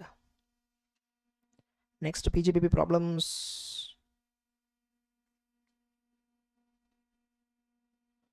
Recovery of bad debts, provision for bad debts, not required. Only problems we are solving, ma. Almost only big problems will be left. Appa. Interest expenditure, TDS provision. Oh my God. TDS provision. Details in respect of interest expenditure is given below. Decide the year of allowability. Okay, fine, we'll see. Okay, just 2 minutes. Yeah, next one. Fine. 81. This is regarding 40 subsection A clause 1 or 1A. Remember, 1 100% dissolvents, 1A 30% dissolvents. Now I want you to watch at least my marathon. If at all you forget this dissolvents, okay, watch the marathon. Remember, if date of deduction in the current previous year and remittance of TDS is within the due date for filing IT return, then you will get full deduction. If deduction is not in the current year, or deduction is in current year but remittance is not within the due date for filing IT return, then again you will not get 30% deduction in case it is payment to resident. In case of non-resident, 100% you will not get deduction. Correct? Now you see. Here question, anything else is given? Oh my god, so much is there. Oh, this is provision. Okay, this what? Up to here provision only. I mean up to here problem. Where is the answer, guys? Oh, they gave answer directly here. Fine, we'll see this block later. Okay, we'll check it out now. Now, expenditures are incurred in current year. TD is deducted in current year. You see, current year only? Yes or no? Date on which? Okay. Date on which tax is supposed to be deducted. When it is due, that's irrelevant. When it is deducted, this year. When it is remitted, 7th August, which is within the due date for filing IT return. Deduction in the current year, remittance is within the due date for filing IT return. Yes or no, much more. Therefore, 100% allowed. Then, deduction 20 July, remittance within the due date, allowed. Deduction current year, remittance within the due date, allowed. Deduction current year, remittance within the due date for filing IT return. Due date for filing IT return is 31st July 2026. So allowed. Next, resident deduction current year, remittance after due date. 31st July is the due date, but remittance is after 31st July. Therefore, 30% is disallowed. Deduction current year, remittance is again after due date. Therefore, 30% is disallowed for the current year. The same 30% will be allowed as deduction in 27-28 financial year. Yes or no? Next, deduction in current year. Yes or no? Deduction in current year, not at all deposited. This year 30% is allowed. Balance amount, we will not allow deduction at all. Next, resident. Oh, deduction, yes. Sorry. No deduction. That's it, 30% is allowed. And even later also not deposited, doesn't matter. Next, non-resident. Deduction current year, remittance within due date, 100% allowed. Deduction current year, remittance within due date, 100% allowed. Deduction current year, remittance within due date, 100% allowed. Non-resident, deduction current year, remittance is in next year after due date. So 100% disallowed for this year. The same 100% will be allowed in next assessment year. Over. Good question, fantastic. You're able to recollect, ma? Huh? You watched only marathon. Marathon also you didn't watch. Then how you are able to understand? That's okay. You revised it. Fine. Then 43B. That's okay. Provision for gratuity. All this is fine. No problem. 82. Shall I? This is 43B problem. This is 43B. Now what is 43B? If any expenditure is coming under 43B, that expenditure must be paid within the due date for filing IT return. If that amount is not paid within the due date for filing IT return, this year it is disallowed. Whenever it is actually paid, in that year again you can claim deduction. Correct? Leave encashment, interest payable to bank, bonus payable to employee, interest payable to LIC loan. Okay? Yeah. Look at first payment, first payment, all are within the due date. Okay? So amount paid allowed. This is after due date not allowed. This is after due date not allowed. This is, by the way, what is this company? Limited company liable for audit. The due date is 31st October. This is within the due date, allowed. This is after the due date, not allowed. Am I right? So what is not allowed? The following payments, as per 43B, the following payments shall be allowed. What is allowed in the current year? All the 4 allowed. Yes or no? Now in the next year, next assessment year, 27-28, these are all disallowed in current year, right? Automatically allowed in that years. These are allowed in the next year. For current year, it is not allowed. Amount paid is this much. These are disallowed in the current year. So in the next year, it was allowed. You see here. That's why here, these are paid in 26-27, 26-27, 26-27, which means assessment year 27-28. Allowed. Clear? Next. Very good. MSME problem. expenditure incurred on current year, yes or no? Yeah, amount paid on 2nd April within 15 days. So 43B does not apply. Expenditure is incurred on this much, amount paid after 15 or after 45 days, yes, applicable, disallowed, and you can claim deduction in 26, 27. You can't claim in 25, 26, which means assessment year 26, 27 you can't claim. Assessment year 27, 28 you can claim. That's why assessment year 27, 28. This one 30 June after 45 days. So for the relevant year you can't claim deduction. For the next financial year 26, 27 you can claim. 26, 27 financial year means assessment year 27, 28. 31st and 30 June. Okay, is 43B allowed? Yes. Bonus to employee does not come under 43, does not come under MSME, but comes under 43B.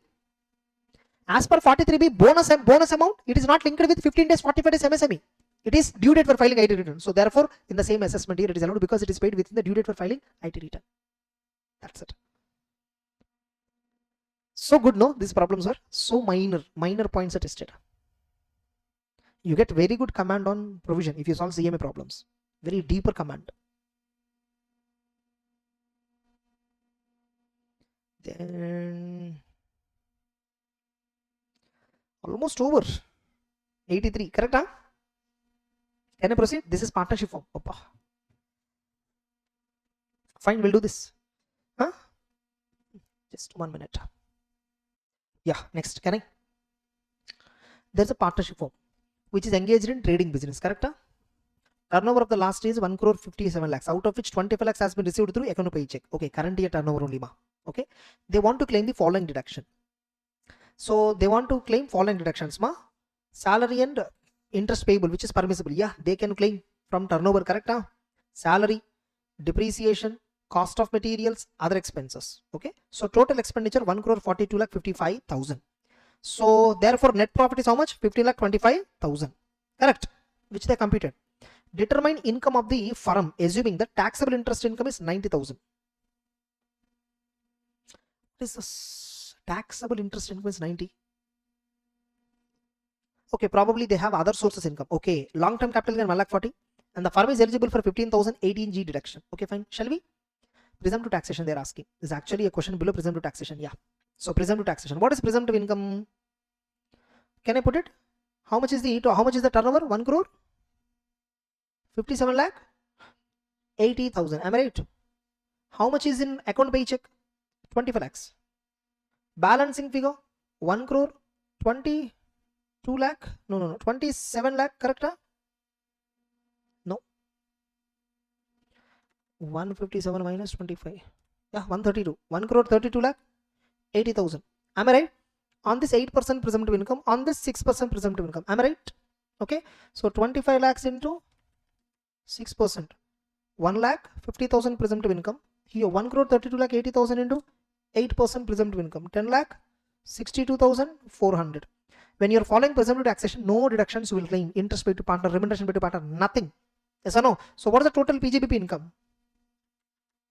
So 10 lakh 62,400 plus 1 lakh 50,000 is equal to PGBP income 12 lakh 12,400. Am I right? Now what is the other income? Interest on long-term capital. Interest how much? 90,000. Long-term capital gain how much? 1 lakh 40. Yes or no? Am I right? Gross total income how much? 14 lakh 42,400. 80G deduction how much? 15,000 they gave. Yes or no? So what is the income of the firm? 14 lakh 27,400. That's it. Am I right? Huh? This is as per normal basis, ma. Yeah, as per presumptive basis, 14 lakh 27,400. Correct? Huh? If they do not maintain books of accounts, but if they take normal books of accounts, as usual, this information is given. This just add it, reduce it, over. Presumptive basis we calculated. Now, if they want to go with this, then the books of accounts has to be maintained and audited because turnover is more than 1 crore. Correct? Huh? That's it. Then ADA related, AE related is given. I think on AE problem might be there. Yeah, it's okay. Fine. Shall we? I think a similar problem we have in CA Inter. We solved it. A similar problem we solved it in CA Inter already. You can easily solve this. Okay. I'm not doing this. The similar exact problem is there. Or else, okay, fine, I'll do it. Okay. Now look at Sukhvinder is engaged in business of plying. On 1st April, he owns 10 trucks, out of which 6 are heavy good vehicles, 20 ton each vehicle. Remaining 4 are light good vehicle. For heavy good vehicle, per month per ton 1000 rupees. For light good vehicle, per month 7500 or part of a month. Now what happened? On 2nd May, he sold one of the heavy good vehicle and purchased light good vehicle on 6th May. The new vehicle could be however put to use. When he used it doesn't matter. How long he owned, only that matters. Now month means calendar month. Even if you're owning for one day in that month, you need to calculate income for that month fully. Now let's calculate. Okay. So look at how many heavy goods vehicles were there. How many vehicles originally? 10 on 1st April. Am I right? So no. Out of that, how many were heavy good vehicle? 6 vehicles. 4 vehicles were light good vehicle. Correct? Now what happened? Remember, these 6 vehicles were there in April and May. Fully. Correct? Okay. For 2 months. Am I right? April and May they were there. Multiplied by 20 tons. Multiplied by 1000. This is multiplied by 7500 into 2 months. Only for April and May I am computing. Up to May 2nd. Literally 1st April 24 to 2nd May 2025 to 2nd May. Am I right? Now how much is the income? 6 into 2 months into 20 into 1000 is equal to 240. Don't look at that answer. Look at this answer. Solving 4 into 7500 into 2 months. How much it is? 60,000. Now what happened? Now his heavy good vehicles became 5 because he sold it on 2nd May. Okay. So 2nd May 25 to 31st March 26, same vehicles will be there. Now he added one light good vehicle. Now 2nd May to 31st March, how many months? 11 months again. Okay. 5 into 11 months into 20 into 1000 rupees per ton. Am I right? 5 into 7500 into 11 months. Am I right? Look at the answer. So 5 into 11 into 20 into 1000 is equal to 11 lakhs. Correct? Now 7500 into 5 into 11. Sorry, 7500 into 5 into 11 is equal to 4 lakh 12,500. So what is the presumptive income? 2 lakh 40 plus 60, 11 lakh plus 6 lakh 12,000. 4 lakh. 4 lakh 12,500 is equal to. So total presumptive income 7 lakh 23,500. Look at the answer. Presumptive income.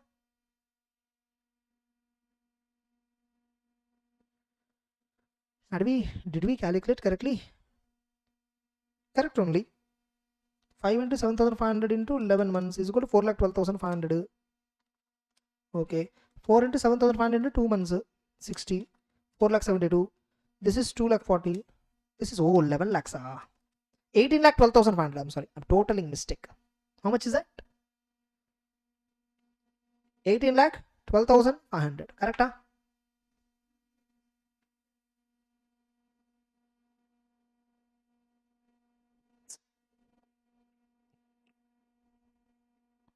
This is correct only. 7,500 rupees, 4 vehicles into 12 months. Okay. Out of light good vehicles, all the 12 months were there. But there is one more light good vehicle.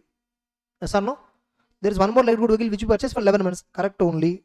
These two are correctly done. So for light good vehicle, total income is 4 lakh 32. How much we got for light good vehicle? Correct only. 4 lakh 12,500 plus 60,000. 4 lakh 72 we got. Correct? Here 3 lakh 60 plus 82,500. 442. Hey, wait. That approach is correct. Wait. 4 vehicles, correct one. This is where we did small mistake. 4 vehicles were there throughout 12 months. Correct? 4 into 12 months into 7,500. 3 lakh 60. We purchased one more vehicle. Into 7,500 into 11. Yes or no? 4 lakh 42. From light good vehicle, the total income is 4 lakh 42,500. From heavy good vehicles, we have originally 6 vehicles. Okay? 6 vehicles only for 2 months it is there. Now let us do one thing.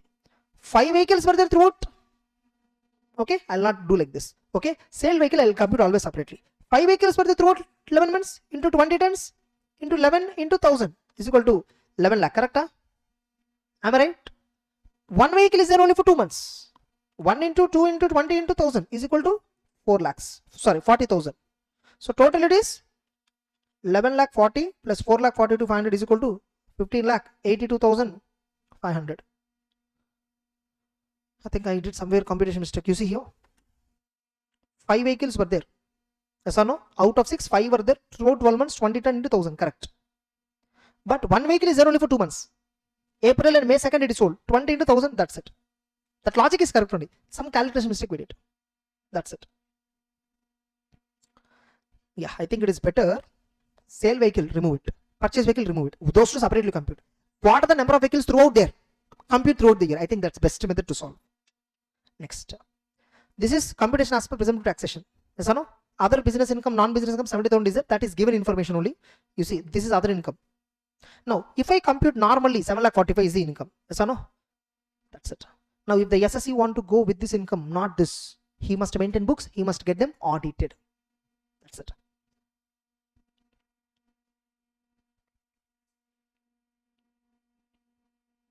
That's it. Easy, no?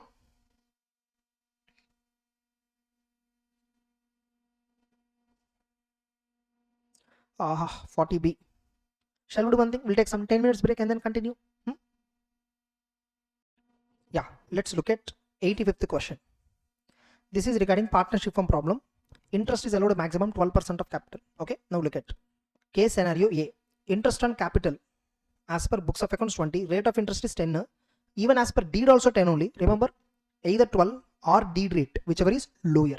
Okay, now disallowed amount is nil because 10 only. Maximum 12 is permitted, no problem. B, 30,000. Rate allowed interest paid to partner is 15, but deed says only 12, but we can only claim 12. Yes or no? So now look at how much is disallowed. Out of 30,000, this is equal to 15 into 3 is disallowed. Yes or no? 6,000 is disallowed. Am I right? 30,000, 15, deed is silent, no deduction. Entire amount is disallowed. If deed does not contain any provision for interest explicitly, you will not get deduction at all. Remember this. 30,000, deed 18% says actual amount paid 20, but you will only get 12.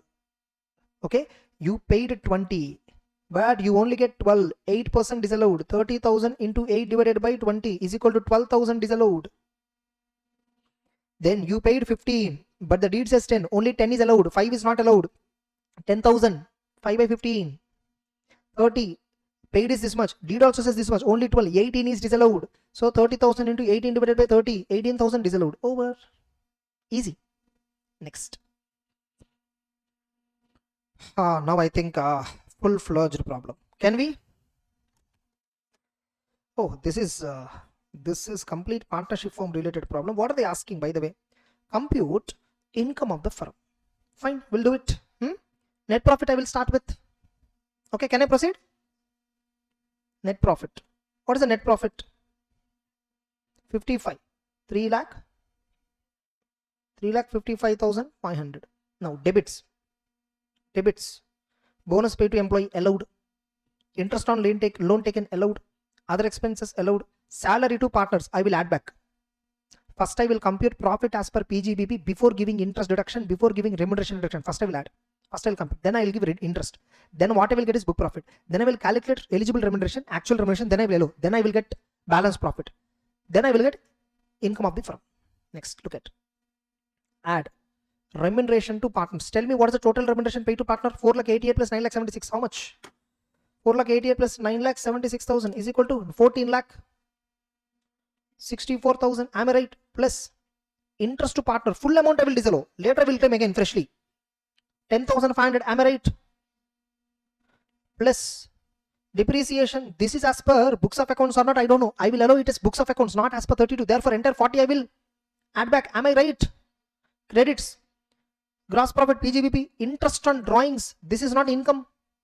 Okay. Interest on drawings. I think a firm has a right to collect interest on drawings from the partner. Interest on drawings. This is taxable in the hands of the firm as PGBP income. For the firm it is taxable in the hands of, I think drawings, interest on drawings is not at all allowed. That also will remove it. Because interest on capital net effect we will give. I think this I will reduce it because this is not an income. Yes or no? I will reduce this. This is not an income. Such a wonderful point. Minus interest on drawing. Okay, this I will remove it. Okay, because no, this is added. This is treated as income. That is neither income nor expense. Are you clear? Neither income nor expense. Now tell me what is the answer? 3,55,500, 14,64,000 plus 10,500 plus 40,000 minus 5,000 is equal to income of the firm before interest, before remuneration deduction. Am I right? Before any dealings with partner, this is the income of the firm. Now I will claim first interest on capital. Okay, what is the treatment of interest? You will get only 12%. Yes or no? Now look at interest is given here. Hey, no. PGBP depreciation we should reduce. First we should reduce depreciation. Wait. Minus depreciation. How much is that? 40,000. Now income of the firm. Yes or no? PGBP income of the firm before remuneration and before interest. Correct? Huh? So how much is that? 18 lakh 25,000. Am I right? Now I will claim deduction for. No, by the way, I will see.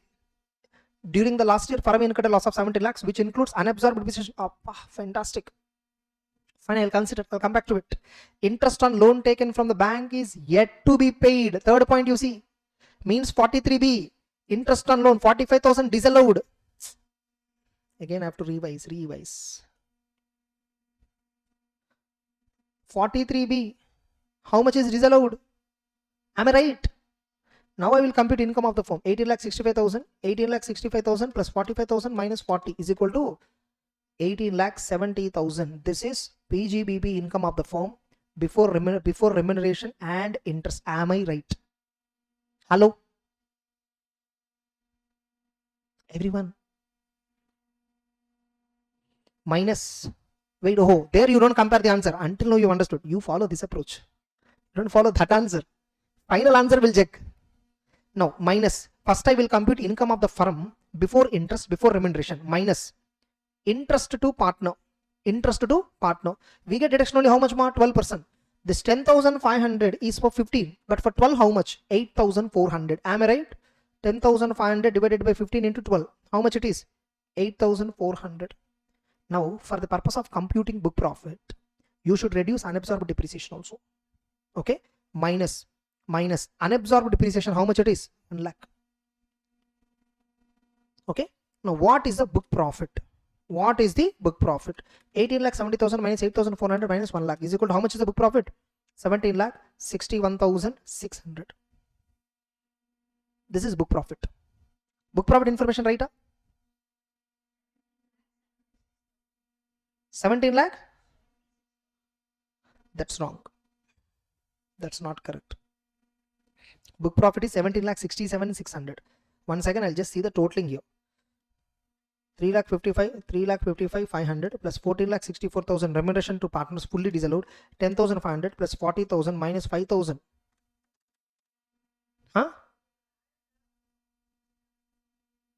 Yeah, here we added. Here, where is depreciation here? We didn't add here. We didn't add depreciation. Huh? 40,000 added. Array, you told me wrong, pa. Here we added 40. Here only 30 you should claim. Depreciation as per 32. 30 only, no? So 18,65,000 minus 35,000 minus 30,000 plus 45,000 is equal to 18,80,000. Then 18,80,000 minus 8,400 minus 1 lakh is equal to 17,71,600. 17,71,600.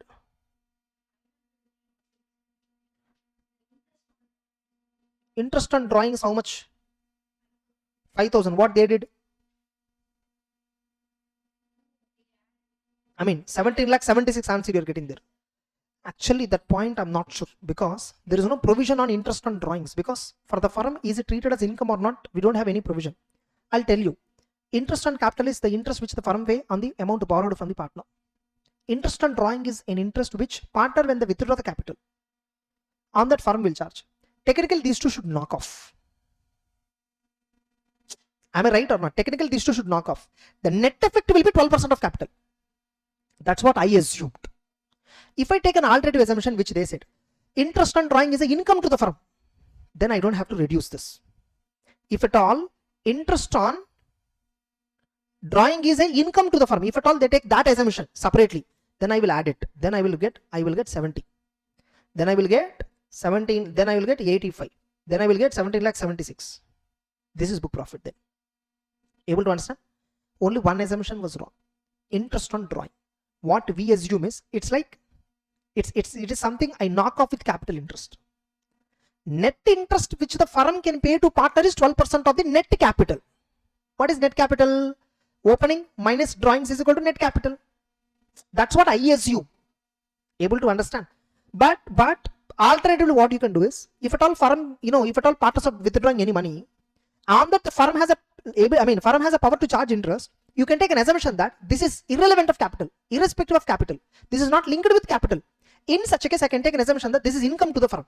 Already P&L it is credited, already taxed, so no treatment. That's why we did not do anything.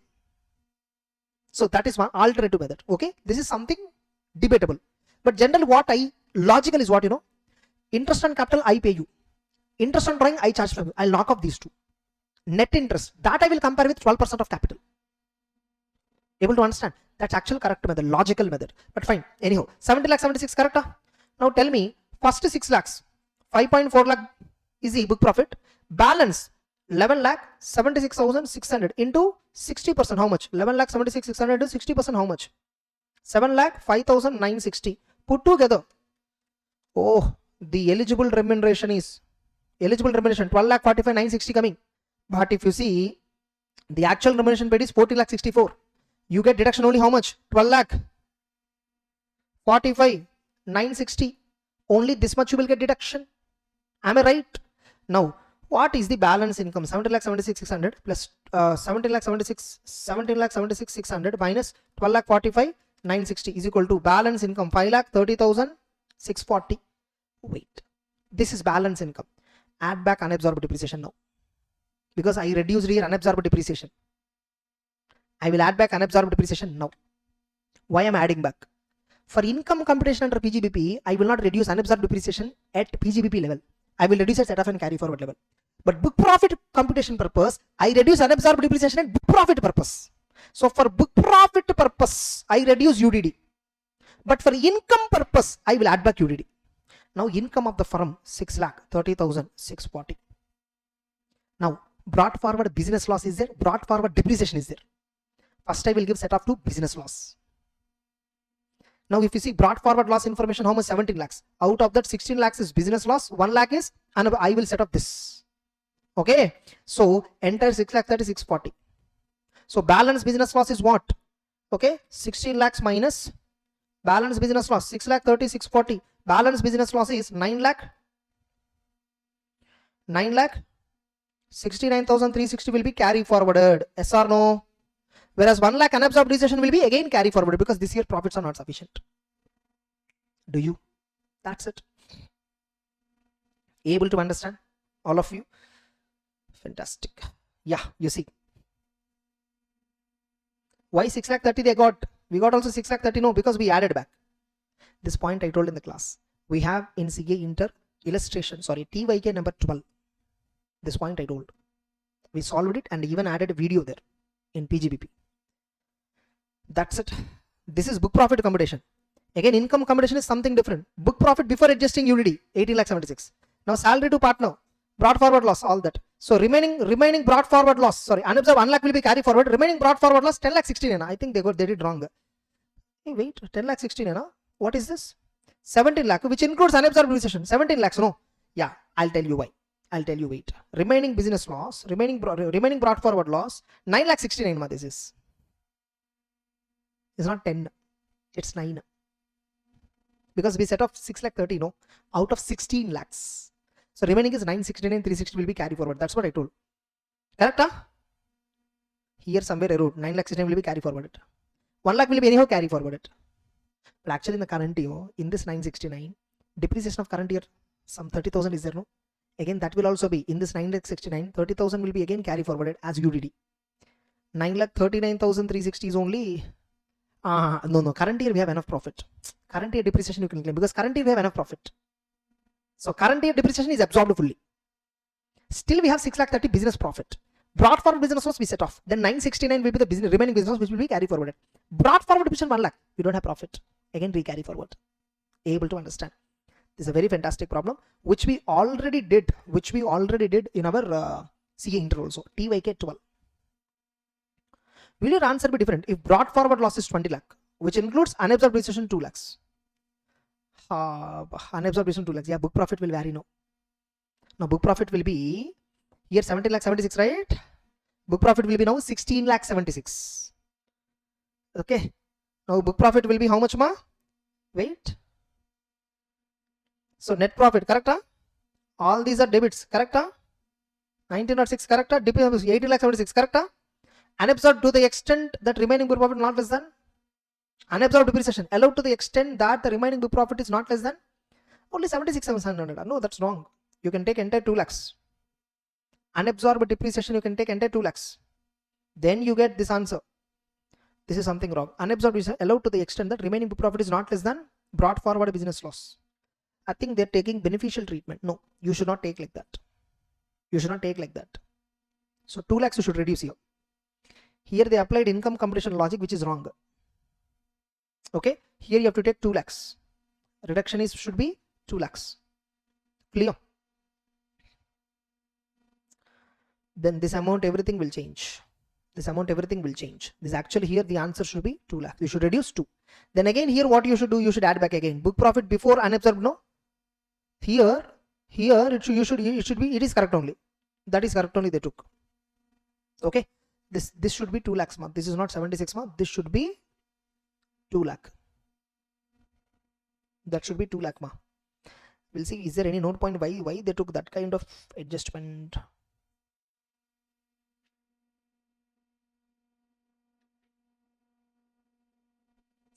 I think what they did is not right. Okay. Here you should reduce 2 lakhs only, not 76. 2 lakhs only you should reduce. Understood? Which is wrong actually. Why they did like this is 18 lakhs is business loss, no? 2 lakhs is brought forward depreciation loss, no? Okay. If they keep 18 so that business loss can be set off. That's not correct. You should claim entire unabsorbed depreciation should be reduced for calculating book profit. Entire unabsorbed, all the deductions under 30 to 37 should be reduced for the purpose of calculating book profit.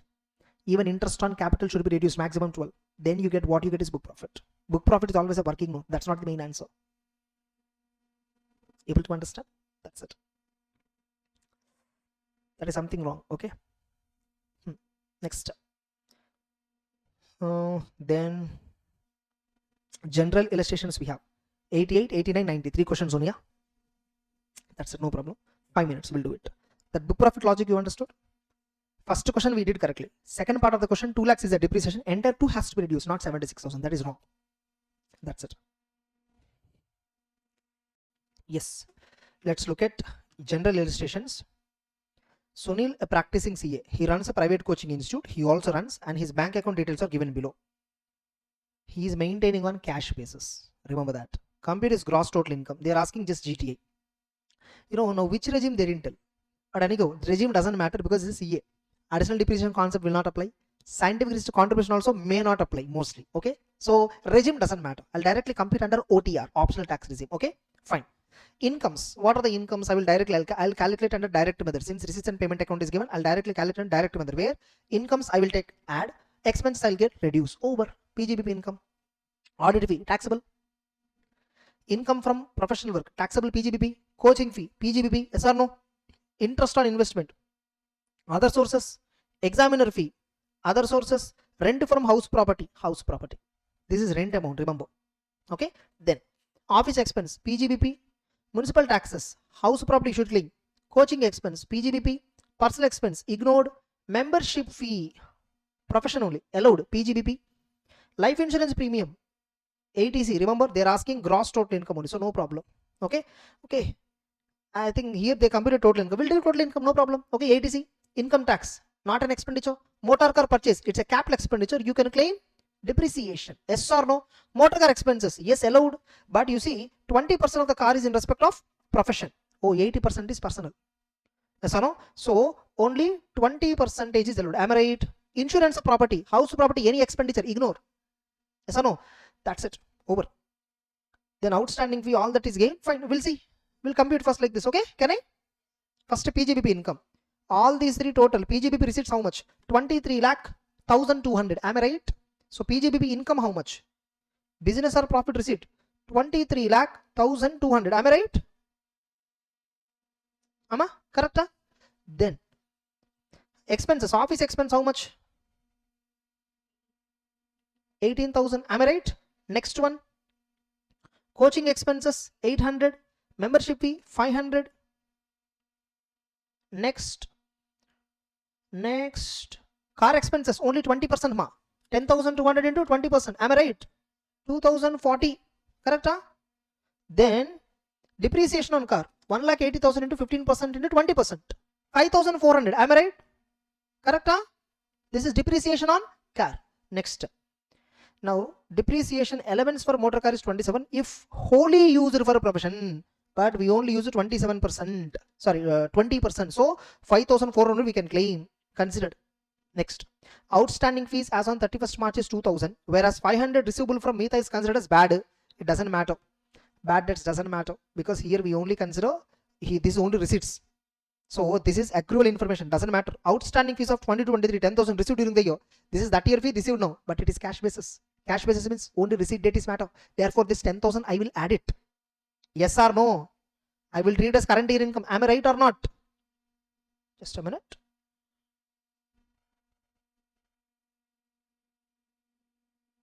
Just a minute. Correct? I will treat it as current year income. Correct? Office expense include payment of 2,000 incurred during the year. 24-25. Array office expense no 24-25 expenditure 2,000 is there, but it is paid this year. Which year doesn't matter, paid this year. So therefore deduction. Correct? That's it, over. PGBP income is over. What is the PGBP income? 23,12,200 minus 18,000 minus 800 minus 500 minus 2,040. Am I right? Minus 5,400 plus 10,000. 22,84,460. Correct? Did they give correct answer? PGBP income 22,84,460. Correct? That's it. Then other sources income. Huh? Wait, I'll compute it. Let me compute. Other sources income 3,000. Am I right? House property income. Remember, rent amount 5,000 minus municipal taxes how much? 800 minus 5,000 minus 800 minus 30%. House property 2,940. Am I right?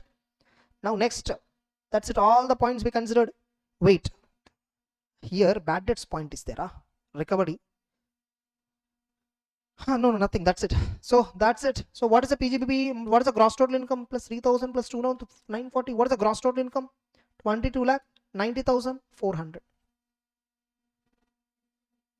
10,000 difference. This 10,000 they didn't consider. You see? That's wrong, no? House property is correct. PGBP income, how much PGBP? 22,74,460. 22,74,460, correct? 22,74,460. This 10,000 only they are getting wrong. Some 400 also is there difference.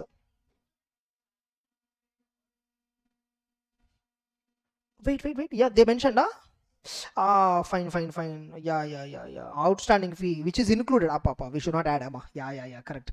74,460. Correct? But still, we are getting some difference of 400. No. I think here totaling might be wrong.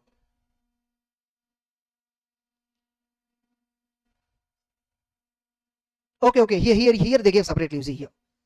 Here they gave separately. Coaching fees is there, na? This we added here, but we reduced here. As a whole, it is correct. 2280 for 400. Yeah, correct. No. Yeah, that's it. Our answer is correct only. The 10,000 we missed because it is included already in audit fee. We forgot that. We missed it. Easy, no? Not a big deal. Next, 89. Oh, so many points. Compute business income. Thank God. Only PGBP income we should compute. Can I? Net profit. Yeah, they gave it. Now I will simply see expenses. Opening stock allowed. Okay. Then purchases allowed, salaries allowed, legal expense allowed, bad debts allowed, rent allowed, interest on loan allowed, depreciation expense allowed, income tax paid not allowed, outstanding customs duty. Customs duty is a 43B item allowed. But if it is outstanding but not yet paid within the due date for filing ID return, we will disallow. So this is 43B subject. Okay, then sales taxable, profit on sale of import license, yes, 28 taxable, gift received, other sources. Yes or no? Moreover, this is just 25,000, 24,000, less than 50,000. Therefore, it is exempted. 56 subsection to clause number 10. Then closing stock, yes, taxable in PGBP. Then other information, yeah, legal expense allowed, contribution towards URPF not allowed, general expense allowed, traveling expense allowed. That's it. Now additional information. In computing, the following facts have to be taken. Interest on loan is paid to brother for loan taken for payment of advance income tax. Array interest on loan.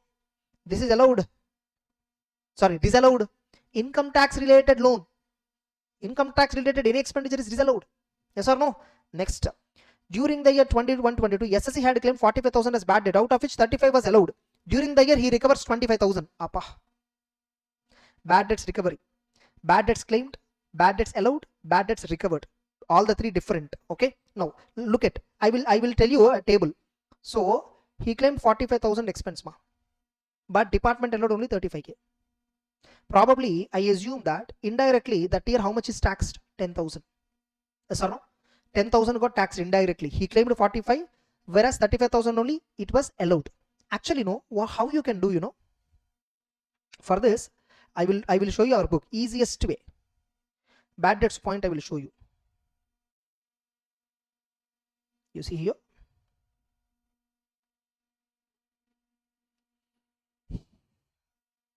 Amount recovered minus X. Let us call this as X. This is X. Instead of net deduction, I will use the word X. Correct? Huh? Amount recovered how much? 25,000 we recovered. Minus X. Correct? Huh? X. Amount claimed how much? 45,000. Correct? Huh? Deduction allowed how much? 35. How much is the X value? 10,000. So 25 minus X how much? Only 15,000 is taxable. Okay. This value net deduction is there, right? You call it as X. No, even I have to, in my notes also I'm rectifying this. Let me call it as X. Okay, that's it. How much is taxable? Amount recovered minus X. What is X? Amount claimed minus deduction allowed. For that entire detailed explanation I gave in the class. I gave in total income problem topic also in our CA inter classes. Okay, that's it. So how much is taxable now? 15. How much is taxable here? 15,000 is taxable. How much is taxable here? 15,000 rupees is taxable. 41 subsection 4. Okay, that's it. Contribution to URPF was paid within the time, irrelevant. Legal expenses include 2,000 paid for income tax return, irrelevant. For preparation of income tax, still it's a personal expenditure. Income tax is always a personal expenditure. It's not business purpose. Stock is undervalued by 10. Now we need to value. So big point. Gift received was given by supplier for achieving. This is PGBP income. This is perquisite. I thought it is other sources. No, it is perquisite. PGBP income. Taxable. Yes or no? Next. Outstanding customer duties paid by after due date for filing IT return. 31st December 2026. Therefore, 43B disallowed. Yes or no? Next. During the year, he came to know that his former employee has theft cash of 5,000 rupees on 31st March 2025, which was not accounted for. Embezzlement. This is actually a loss. This is not a business expenditure.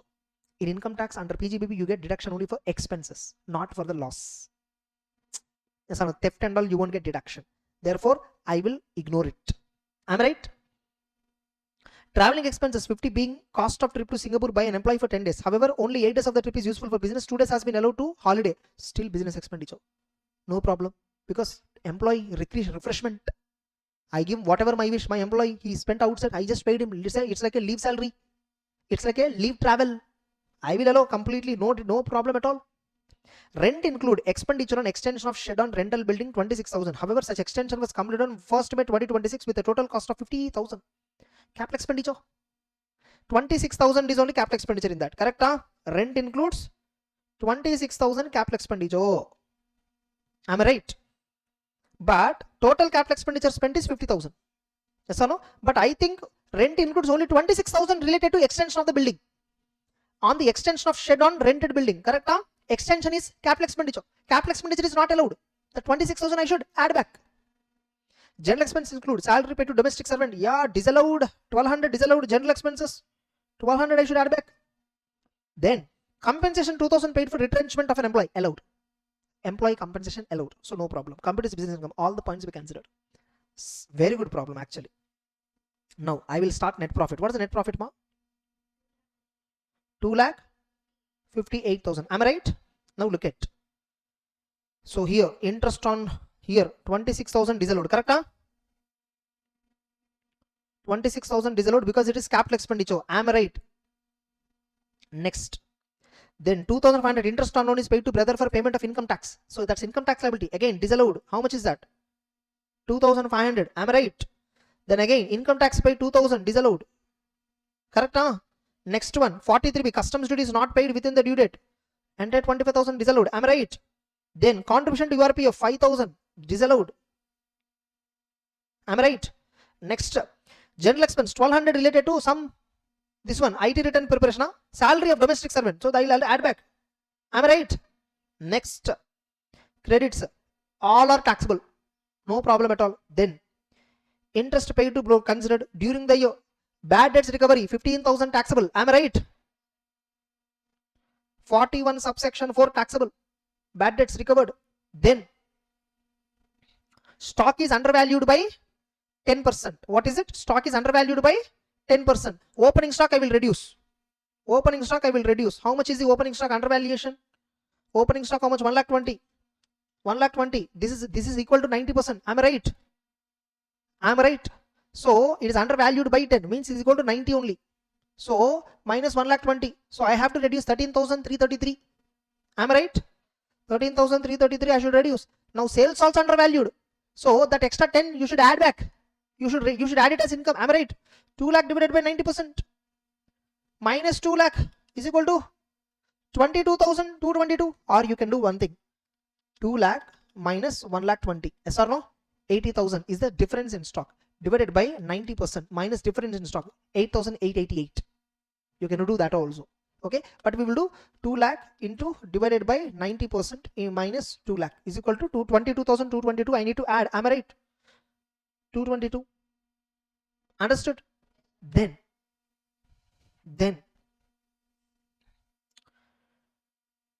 gift received already considered, outstanding considered, embezzlement considered, traveling expense considered, rent include, yes considered, general expense considered, compensation considered, yes or no?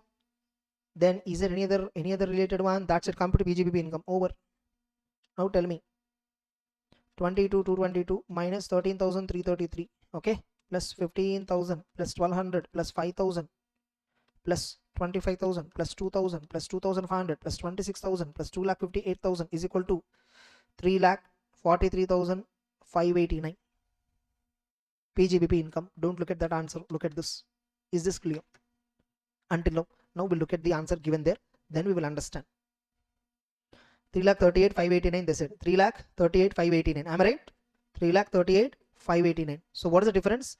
5,000. Probably that 5,000 is nothing but this one only. This 5,000 rupees here we consider now something. Former employee has embezzled, theft.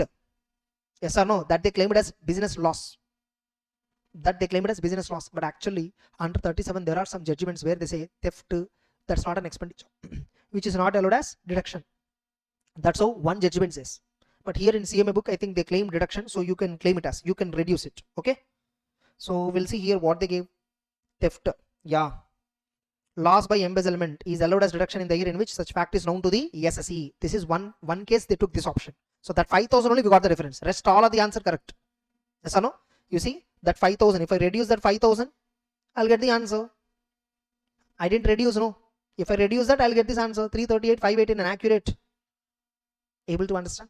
Next, illustration 90. Wow, so much, so good actually. Problems were just 5 minutes gap. Yes, the last question in the PGBP 90. I think with this the question will be over, right? Oh, there are more 90. Then we have form assessment illustration. Okay, 91 is there, 92 is there, 93. Okay, these are all only on forms. 94. That's it. We'll do it, no problem. Fatafat will do it. So what is it? 91, 90. During the 25-26, the P&L account, proprietor, enterprise, okay, ready-made garment shows a profit of 1,50,000 with the following information. Compute his business income. Okay, fine. I'll add it. 1,50,000. I'll directly start the problem. Okay. Net profit, how much? 1,50,000. Interest on capital, add back First I should compute income of the firm before interest, before remuneration, but after reducing all deductions, disallowances, everything. Next, purchase includes goods 12,000 from his younger brother in cash. However, market value 9. What you will disallow? 3,000. Wrong. Entire 12,000. 40A3 more than 10,000 in cash. Entire 12,000 is disallowed. Here 40A3, 40A2 both are tested. Yes or no? Next, interest paid outside India 1 lakh without deducting TDS, 100% disallowed. Yes or no? Outside India, therefore 100% disallowed. Outside India, whether you pay resident or non-resident, doesn't matter. If it is paid outside India without TDS, 100% disallowed. Penalty paid to government for non-filing GST, penalties are disallowed, 5,000. Yes or no?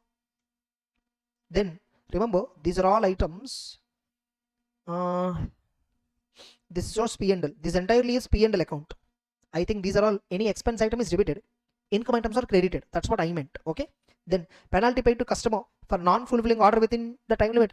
That's a penalty paid to customer. It's a normal course of business. Allowed. No treatment. Am I right? Bad debts 1 lakh. Money has been advanced for the purchase of building. This money has been paid for building purchase. Okay. This is important for capital gain purpose, not relevant for PGBP purpose. This 1 lakh amount paid for advance. So that became, bad debts you can claim deduction only when that income is earlier shown as a sale. Now, if at all that amount is not being recoverable, then it is shown as bad debt. Here, it is not income related bad debt. It is some expense related, transaction related bad debt. So no deduction at all. But this is debited to P&L account. So therefore, I will disallow. Am I right? You're able to understand? Next. Revenue expenditure on promoting family planning among employees. It's a revenue expenditure, not a capital expenditure. Capital expenditure on family planning is allowed as deduction in 5 installments. No. Once I will see that point. Okay. Capital expenditure on family planning. 36 only. Section 36. Yeah, you see. Any expenditure is incurred by the company for promoting, allowed as deduction. If the expenditure of capital the same is allowed in, yeah, correct. Revenue expenditure fully allowed. Capital expenditure on family planning is allowed as deduction in 5 installments. Revenue expenditure is fully allowed. No problem at all. Okay. It's already debited to P&L, allowed. Am I right? Premium on health of the employees. Array, one point, I have a doubt. P&L account shows profit. With the following information, compute is business income, they said. Okay, very good.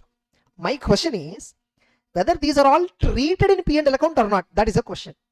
I am taking assumption that if it is expense item, it is debited to P&L. Payment or expense, debited to P&L. Amount collected or receipts, something created to P&L.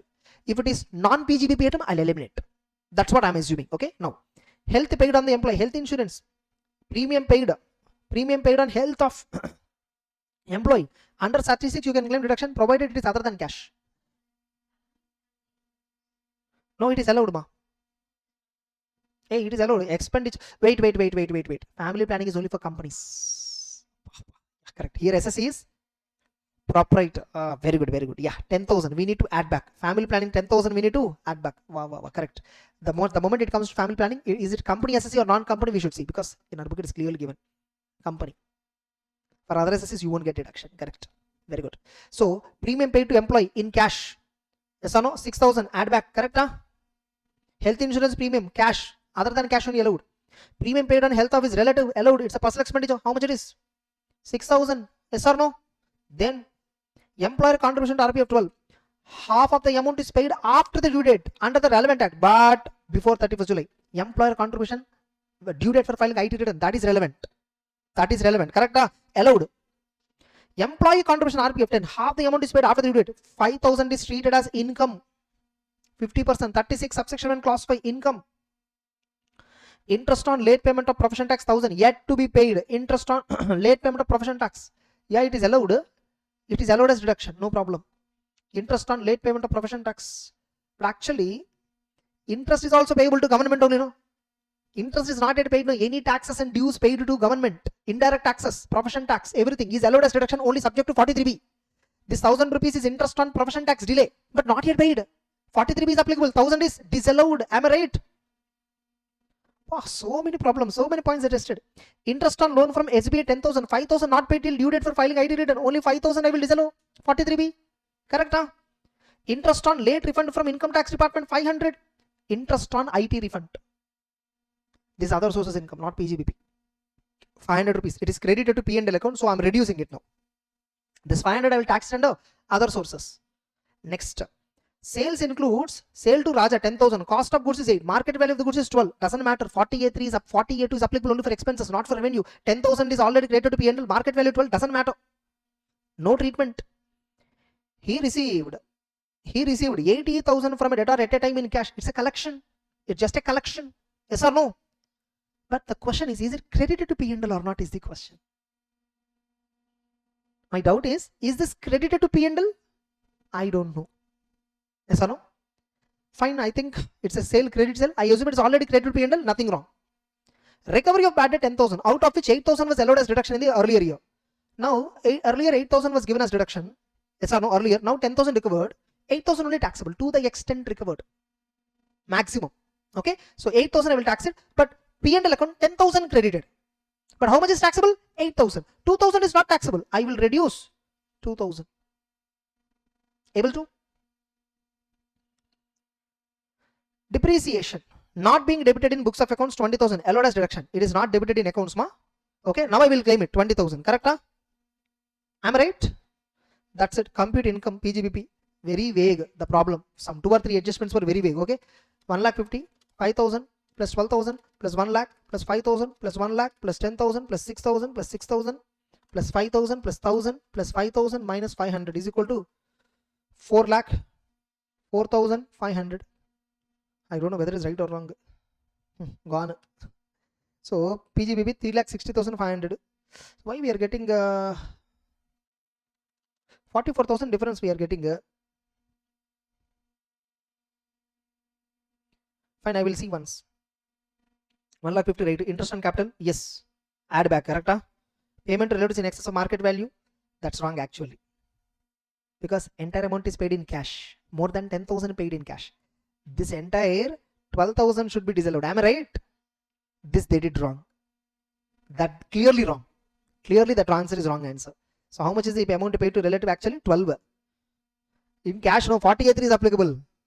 Yes or no? That 10,000. So 9,000 answer increases here by default. Am I right? So next. Interest paid outside. Yeah, correct. Penalty paid to government. Correct. Disallowed. Bad debts. Yes. Disallowed. Am I right? Bad debts we added back, no? Premium paid. Cash allowed. Disallowed. Disallowed. Contribution 5,000 disallowed. Interest 5,000 disallowed. Yes or no? Cost of goods sold to himself.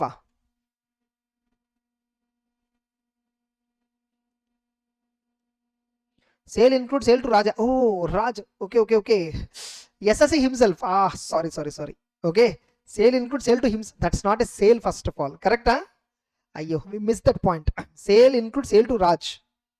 Appa, we need to remember the name also here. 10,000. Cost of goods sold is 8,000. Market value 12,000. Okay, fine. You sold 10,000. No? You credited to P&L. Your sale to yourself, you credited to P&L. That I will reduce. Yes or no? That's it. 12,000 I should reduce. No? Why 8,000 they debited? That's wrong, no? Or you need to consider this as other information. Yeah, correct. You see here. They reduced sale 10,000 value. Sale value they reduced. See. Cost of goods also they added back. Means entire whatever drawings were there in the goods they adjusted. Yeah, correct. That adjustment is correct. If at all here 10,000 they reduce, correct. Because 10,000 credited to P&L, but actually that's a sale to yourself, so that's not a sale. Reduce it. Now to this extent goods you withdrawn from the business, so you can't claim deduction for that. 8,000 is the cost of goods sold. Add back. So that's it. So that 2,000, the 2,000 rupees extra we need to reduce. That we did. Okay. Now because of this 2,000, this mistake we did. Next. 32 correct. This is correct. Recovery of bad debts 2,000. We also taxed how much for recovery of bad debts? 2,000. Yes or no? The 2,000 only we claimed as deduction. Correct? Everyone? That's it. Interest on late refund, income tax 500 reduced. Correct? So how much is the answer? 3,60,500 plus 9,000 minus 2,000 is equal to 3,67,500 I'm getting. I think I did wrong totaling. Correct? No? 3,67,500 we are getting. So in our book where we did wrong?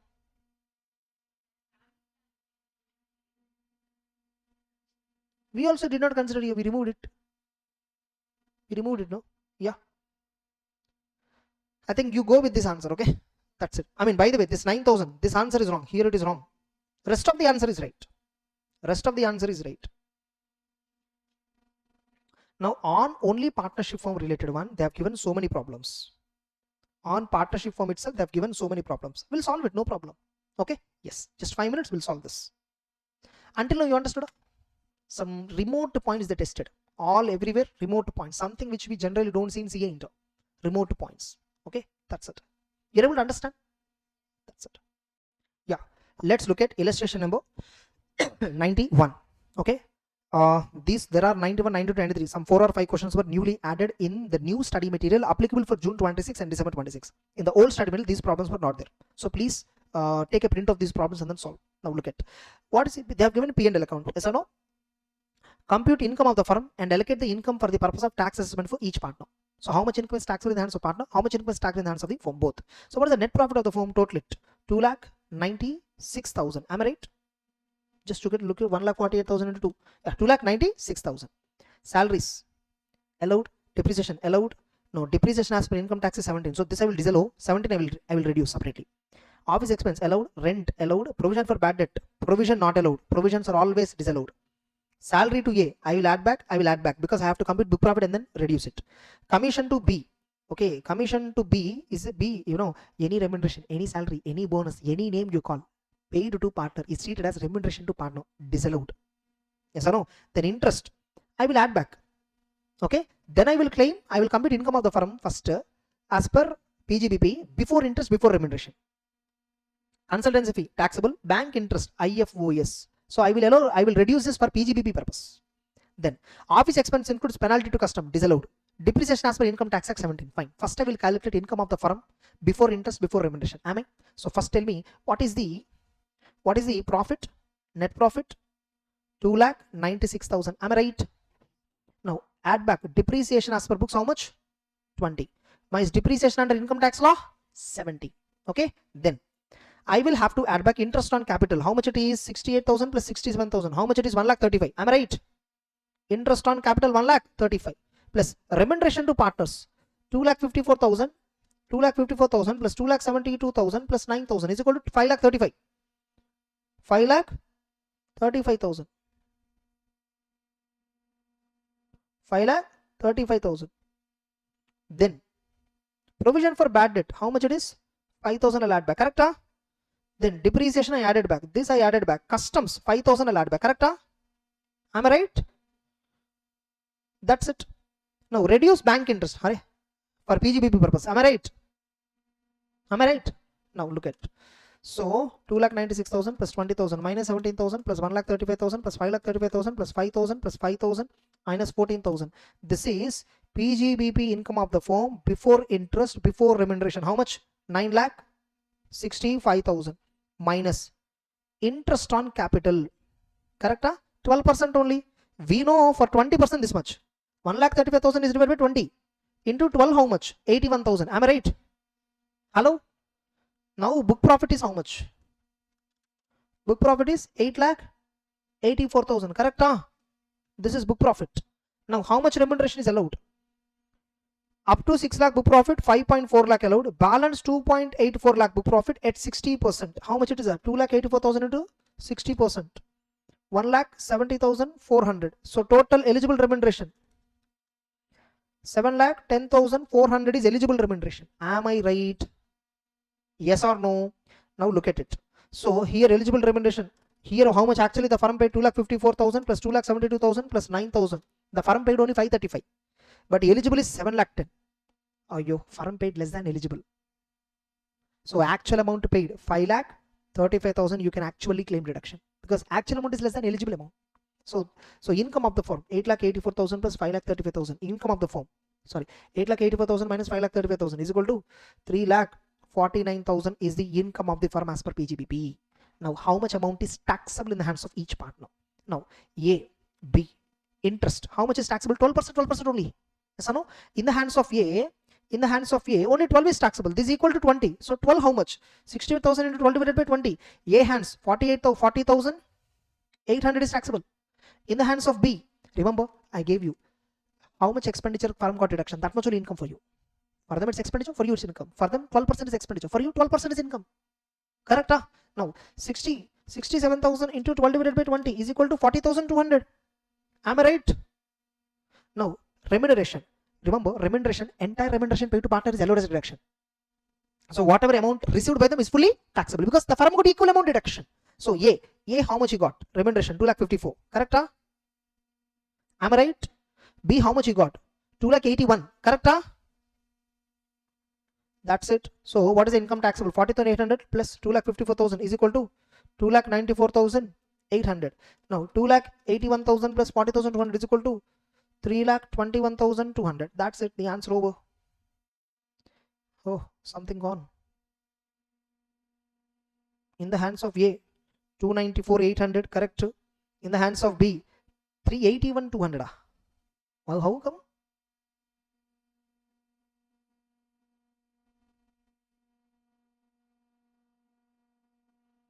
Yeah, correct only. 281. No? Totaling is wrong here, no? 381. Array, totaling is wrong here. We are correct only. How much it is? 321,200. Okay. Now, income of the firm, how much? Income of the firm, how much we got? 3,49,000 we got, no? Here they are saying 3,63,000. Yeah. Okay. 3,49,000, correct. Other sources is 40. We only computed income of the firm, 3,49,000, which is correct. And 40,000 you add, cross total income you will get. Total income of the firm you will get. That's it. Easy, no? That's it. You see, first time I'm solving all this problem without looking at that. Still I'm getting, because provisions clarity. Grip on application of the provision. If you are very good at applying provision, it doesn't matter whether you solve that question or not. You will solve right answer. That's it. Even wherever I did mistakes, I told you that was one is because one point Raj, that we didn't observe that. SSC name itself is Raj and SSC sell goods himself. Who will think like that? We think it's to somebody else. So that is something which is unusual. And 2 or 3 more places where I deviated from answer because they did wrong answer. Correct? Next. Fine. I think we can do this. Okay. 2 minutes. Yeah. Next. Same. Okay. P&L account of the firm. Mr. PQ sharing profit and loss in the ratio of 3:2 for the year. Okay. Fine. Net profit they give. Can I directly? Okay. Cost of goods sold allowed. Remuneration to employee allowed. Remuneration to partner add back. First I have to compute PGBP income as per provisions of PGBP before interest, before remuneration. Other expense allowed. Depreciation I will add back because I have to claim depreciation as per IT rules. Okay. Interest I will add back. Okay. Then sales taxable. Interest on drawings taxable. Okay. Then interest gross. This is other sources income. Long-term capital gain. This is capital gain income. I will see later. I have to reduce it while calculating PGBP income. Am I right? Next. The firm fulfills all the conditions under 18440B, so no problem. Okay. Okay. Conditions they fulfilled. Conditions they fulfill, which means they can claim deduction for interest, they can claim deduction for remuneration, but within the eligible limits. That's what the meaning. Okay. Next. Other expenses include the following: 24,000 paid in cash to supplier who refused to accept payment by check. Disallowed. Whether he refused or not doesn't matter. Donation to recognized charge 6,000. Okay. This is 80G item. Political party 80 GGB. That item GGC item. Here is this. SSC is a partnership form. So it's disallowed for them. 80 GGC they will claim, they will get. Oh, they're asking total income and tax liability. Oh my god. So chapter 6 also we should reduce. Fine, we'll do it. Okay. First I will disallow this. Then I will again claim deduction under chapter 6A. Depreciation, yes, I will reduce this. Long term capital gain represents sale of land and compute as per H2. So 112. This is actually 112 capital gain, not 112A. Am I right? 112 capital gain. Other incomes of the partner P88, Q68. You are required to compute for the assessment year income of the firm tax liability. Okay, fine, we'll do it easy only. Okay, now look at what is the net profit of the firm? 20,000. Am I right? Hello? Then I will add interest paid to partner 32,000. Interest paid to partner. Interest paid to remuneration to partner 8,40,000. Am I right? Then I will disallow depreciation as per books 10,000. Correct? Huh? And I will claim depreciation as per IT rules, which is 15,000. Correct? Huh? So this I considered. Correct? Huh? That's it. Then this I considered.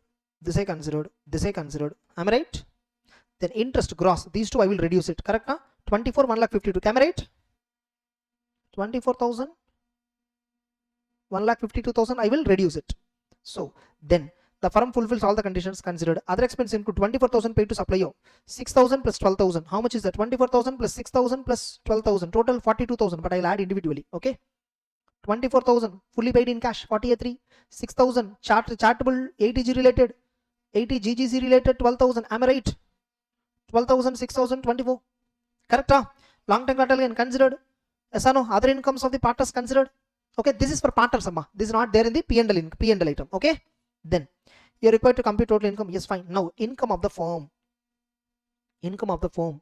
20,000 plus 32,000 plus 8,40,000 plus 10,000 minus 15,000 minus 24,000 minus 1,52,000 plus 24,000 plus 6,000 plus 12,000 is equal to 7,53,000. This is before income of the firm, before interest, before remuneration. Am I right? Minus first interest at maximum 12%. So look at it. 12% how much? 32,000 is at 16% into 12% how much? 24. Clear? Yes or no? So how much is that? 24,000 interest. So therefore book profit is how much? 7,53,000 minus 24,000 is equal to 7,29,000. Now calculate eligible remuneration. 7.29 lakh up to 6 lakh, 5.4 lakh. Yes or no? On balancing for 1.29 lakh into 60%. Am I right? Hello? Yes or no? 7,29,000 first 6 lakhs into 90%, 5,40,000. 1,29,000 into 60%, 77,400 to total 5,40,000 plus 77,400 is equal to how much it is? 6,17,400 only eligible. But firm paid 8,40,000. Doesn't matter. We will claim deduction only for 6,17,400. Do you agree? Yes or no? Next. So what is the income of the firm? So 7,29,000 minus 6,17,400 is equal to 1,11,600 is PGBP income of the firm. Now other sources. 24,000 interest. Remember? LTCG 1,52,000. Correct? 1,52,000. So gross total income how much? 1,52,000 plus 24,000 plus 1,11,600. Am I right? 2,87,600 is gross total income minus 80G chapter 6A payment to charitable trust. This is category 4 deduction. Category 4 only 50%. 6,000 into 50%. By the way, it is paid by check or not? Just check it out once. Nothing is given. I assume it is paid by check. So 3,000 I will get deduction under 80G. Then 80 GGC I will get deduction of around 12,000 again. Yes or no? Yes or no? Here when you are claiming chapter 6A, because it is category 4 donation, you need to calculate ATA, adjusted total income. But doesn't matter. Here it is there. Limit is there so much. It's very small amount they paid. So I didn't compute and directly did that.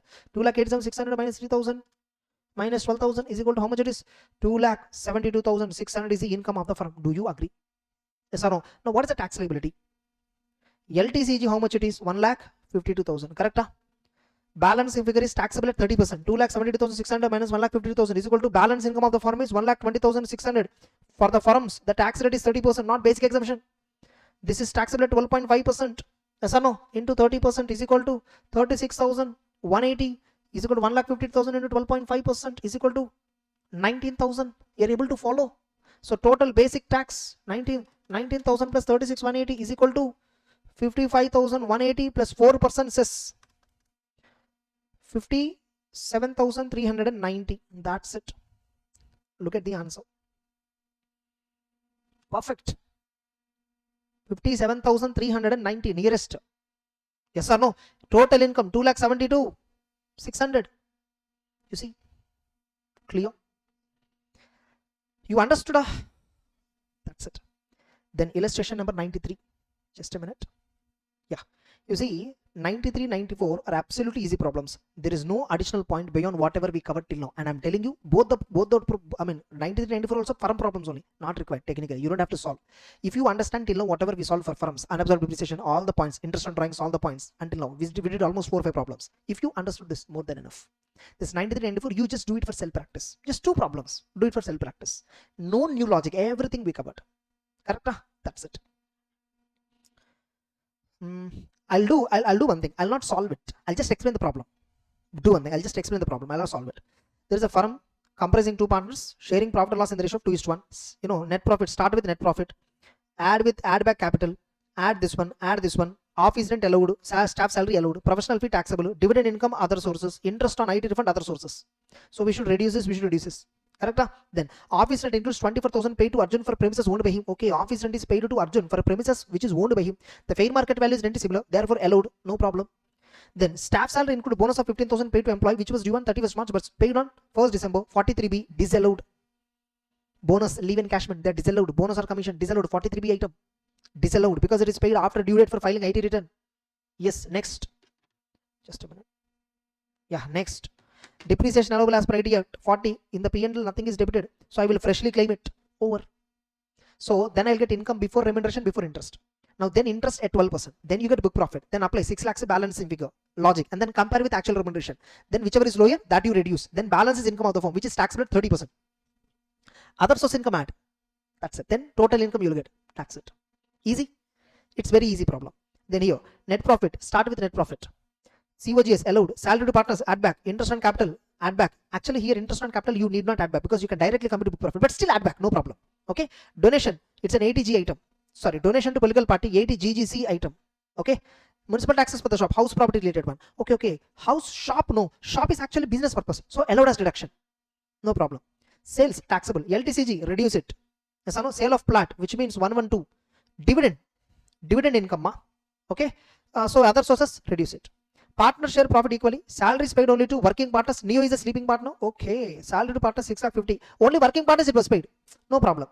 The donation was made by check. Okay. 80GGC you can claim deduction. No problem. LTCG. Okay, fine. Easy.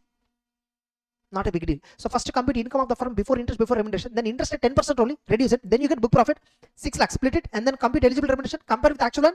Reduce it. Then you get income of the firm plus capital gain plus other sources income. Gross total income minus 80G political party 80GGC deduction. You claim it. You get total income on the 30%. Wait. Total income split it again. Long term capital gain balancing figure. Balancing figure 30%. Long term capital gain 12.5%. That's it. Total it plus 4% cess. Over. Clear? 4% cess. 12.5. Here information about cost of acquisition is not given. That is only for 112A. This is 112 capital gain. 112A listed equity share, equity oriented mutual fund, business trust unit. For that 1,25,000 basic exemption is there. Be careful. This is 112. Previous problem also 112 only. It's not 112A. That's it. That's why you have given information. Plot. Okay. That's it. Successfully we completed all the PGBP problems with the provision discussion slightly. Correct? Fine. In the next session, we'll start with capital gains. Clear on all of you? Yes. Yeah. Let's begin capital gains problem solving. If it, see, this book which I'm using is applicable for June 26 and December 26 exams exclusively, which is based on Finance Act 2025, which is updated based on Finance Act 2025. And if at all you are having any book which is Finance Act 24 based, where the previous year in that book is 24-25, assessment year is 25-26. For capital gains, I will straight away tell you to ignore. Whereas for, I mean, if you have June 26, December 26 applicability related book, where the previous year is 25-26, assessment year is 26-27, this is perfect. So if at all you are having hard copy, which is old book, ignore it. Just download the PDF at least and then practice from the PDF of the ICA book. Okay, that's it. We'll straight away start the problems. Capital gains is one of the complex topic because so many adjustments will be there, so many points will be there. So we have to be very careful there. Next. Now I'll directly start with the illustrations.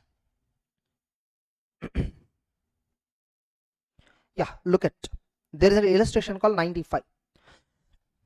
Up to 94 we saw PGBP. I think 94, that 5 problems approximately were related to partnership firms, right? Yeah. Mr. Divesh had purchased a golden ring on 17th August 2024 for 20,000. Okay. On 1st May, he added a diamond on it costing 25,000. Okay. Ring is cost of acquisition. Diamond is cost of improvement. Correct? Yes. On 1st August 2025, he sold the ring for 80,000 and incurred brokerage for arranging the customer of 5,000 rupees. Okay, very simple. Now, by the way, is this a long-term asset or short-term asset? First, I need to decide. 17th August 2024, he bought. 1st August 2025, he sold. For jewelry, 24 months is the criteria. If the holding period is more than 24 months, then it's a long-term capital asset. Otherwise, it's a short-term capital asset. Here it is a short-term capital asset. Therefore, the profit or loss on sale is a short-term capital gain or short-term capital loss. So what is the sale consideration? 80 minus brokerage is equal to net consideration. Simple. Minus cost of acquisition 20 minus cost of improvement 25. Then what you get is capital gain, which is short-term capital gain 30. Over. Simple. Next. Now calculate tax. They're asking tax liability. The SSC has a short-term capital gain on 15th October for transfer of shares on which STT paid, which means they are saying 111A gain 1,30,000. Okay, 111A gain, how much it is? 1,30,000. Then the SSC has other income which is 3,86,000. His age is 45 years. What is the tax liability they are asking? Okay, so I will compute under optional tax regime. Since age information is given, I will compute the tax under optional tax regime. So tell me, what is his other income? 3.86 lakhs. What is his capital gain income? 1.3 lakh. Now basic exemption 2.5 lakh. Remaining income, balance income 1.36 lakh, which is taxable at 5%, because up to 5 lakhs it is 5%. Yes or no? This is taxable at 20%, 26,000. Yes or no? This is 1.36 lakh into 5%. How much? Just a minute. Yeah. Yes, look at. I am computing under optional tax regime first. Okay. 1,30,000 into 20% is equal to, sorry, the 1.3 lakh into 5% is equal to 6,800. What is the total income? What is the total tax? 26,000 plus 6,800, 32,800. 32,800 is basic tax. Am I right? Now, what is the total income? Actually, 3,86,000 plus 1,30,000. Oh, it is more than 5 lakh. Since optional tax regime, income more than 5 lakh, no rebate is available. Therefore, 32,100 plus directly 4%. 33,384 is the answer. 33,390 rupees or 380 rupees is the answer under optional tax regime. Now I will compute under default tax regime also. Okay. Now I will compute. What is the other income? Okay. This is optional tax regime. I'm erasing it. Okay. Now what is the other income? 3.86 lakh. What is capital gain? 1.3 lakh. Remember, under default tax regime, 4 lakh basic exemption is there. Yes or no? Up to 4 lakh 0, 4 lakh to 8 lakh, 8 lakh to 12, up to 16, up to 20, up to 24, beyond 24, 30%. So 4 lakh. Now here if you see 14,000 unutilized limit is there. Basic exemption limit unutilized. We know unutilized basic exemption limit can be set off against capital gains. Yes or no? 14,000 I will set off. So 1,30,000 minus 14,000, 1,16,000 is the balance of short-term capital gain into 20%. 23,000 how much? 200. Able to understand? Now rebate under default tax regime. By the way, here what is his income? 3.8 plus 1.3, somewhere around 5,60,000. Yes or no? Somewhere around 5,16,000 rupees. Under default tax regime, up to 12 lakhs total income, you have exemption rebate up to 60,000 rupees provided. Rebate should not be claimed. Rebate should not be reduced from normal tax, special rates of tax. This entire tax is special rates of tax related. You cannot claim rebate on this. Therefore, this amount will be final tax. So 23,200 plus 4, 23,200 plus 4%, 24,128 we are getting, round up to 130. That's it. So we computed under both the regimes. Okay, that's it. Next. Next.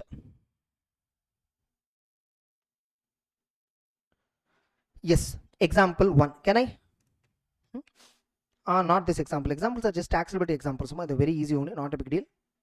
Okay, we will only solve illustrations. Illustrations only we will solve. Yeah. 97. Mr. Anand, a resident, has purchased a house property on 17th August 2002. Okay, for 5 lakhs, which means he purchased the house in 2002-2003, and he is an individual. He is a resident moreover. Okay, what happened on 1st May 2004? Okay, which means in 4-5 year, yes or no, he constructed a new floor at a cost of 2,50,000, which is improvement. Then finally on 1st October 2025, which means 25-26 year, he sold that house for 18 lakh and incurred brokerage of 2%. Compute the capital gain. And if you see here, SDV value information not given. So whatever consideration is it, that itself is actual consideration. So what is the answer? And they're asking what? Compute capital gains only they're asking. Correct? They're asking only capital gain. Fine. We'll just compute capital gain directly without any difficulty. So tell me, full value of consideration how much? 18 lakhs, correct? Minus transfer expenses how much? 5%, correct? Is that 5% only? 2%. 2%. 18 lakh into 2% means 36,000. So 18 lakhs minus 36,000, 17 lakh 64,000 is net consideration minus cost of acquisition, cost of improvement. That's it. Cost of acquisition is what? 5 lakh or 2.5 lakh, correct? 5 lakh, 2.5 lakh, 2.5 lakh. Therefore, long-term capital gain 10 lakh 14,000. That's it. Now you might immediately get it out. Sir, transfer is before that, what is the date? 23rd July 2024. Yeah, I'll tell you. Okay, sorry. Acquisition is before 23rd July 2024. Transfer is on or after 23rd July 2024. If this option is there, we have another option, right? Computation of capital gain with indexation. You should not do in the main answer. Capital gain answer is this only. But when you are computing tax, on this you apply 12.5% tax rate and then identify what is the tax amount. And once again, in the tax computation step, you should do this. It's not in the main problem. Main problem is same. If an MCQ comes and they're asking capital gain, this is the answer. That's it. No indexation. Getting it? But if they ask a tax liability, then you do one thing. On this compute 12.5% tax, identify. Once again, recompute the capital gain with indexation. Recompute the capital gain. On that, apply 20% tax rate. This tax or this tax, whichever is low, that you choose. Now tell me, in the tax computation step, second option of capital gain computation is there, right, with indexation? That second option of computation of capital gain with indexation, that option I will choose only when the property asset transfer is immovable property, the SSE is individual or HUF, and there is a resident. That too, the property is purchased before 23rd July 2024 and purchase it, and sale is after, on or after 23rd July 2024. Only when these conditions are satisfied in the tax computation, second option possibility is there. That's it. Okay. Now we'll look at the capital gain. How much is this? 10 lakh 14. That's it. Okay. Now what is the tax on the above? Very simple. 10 lakh 14 into 12.5% into 12.5%. That's it. Are you clear? Now remember, this option 2 is only for tax purpose. That is not for capital gain purpose. If at all the exam, no MCQs, they ask what is capital gain? This is only capital gain. But what is tax liability? Then I have to compute tax on this. Then second option I will compute capital gains. Okay, minus indexed cost of acquisition, indexed cost of improvement. Then I will see the capital gain. Oh, here I'm getting nil. So if they ask me what is my tax on capital gains, nil. If they ask me what is my capital gain, 10 lakh 40. Are you clear? That's it. Can I proceed further? Next. On 23rd June 2025, Rajat sold gold where the consideration was 15 lakh. He acquired this particular gold on 20 August 2000. Okay, 1/4 before 1st April 2001. Before 1st April 2001. Yes or no? For 4 lakh. Fair market value of the gold on that date was 3 lakh 60. Oh my God. Fair market value is lesser than cost. Then I will take cost. If fair market value is higher than cost, then I'll take fair market value. Yes or no? That's it. Find out the amount of capital gain chargeable. Array 15 lakh minus 4 lakh is equal to 11 lakh. Answer over. 15 lakh sale consideration minus cost of acquisition. Actual cost or market value on 1/4/2001, whichever is higher. 4 lakh or 3.6 lakh, whichever is higher, 4 lakh is the cost. So minus, therefore 11 lakhs. And tax also they're asking, okay, 11 lakhs multiplied by 12.5%, 1,37,500 over. Simple, easy. Next. Yes, next one.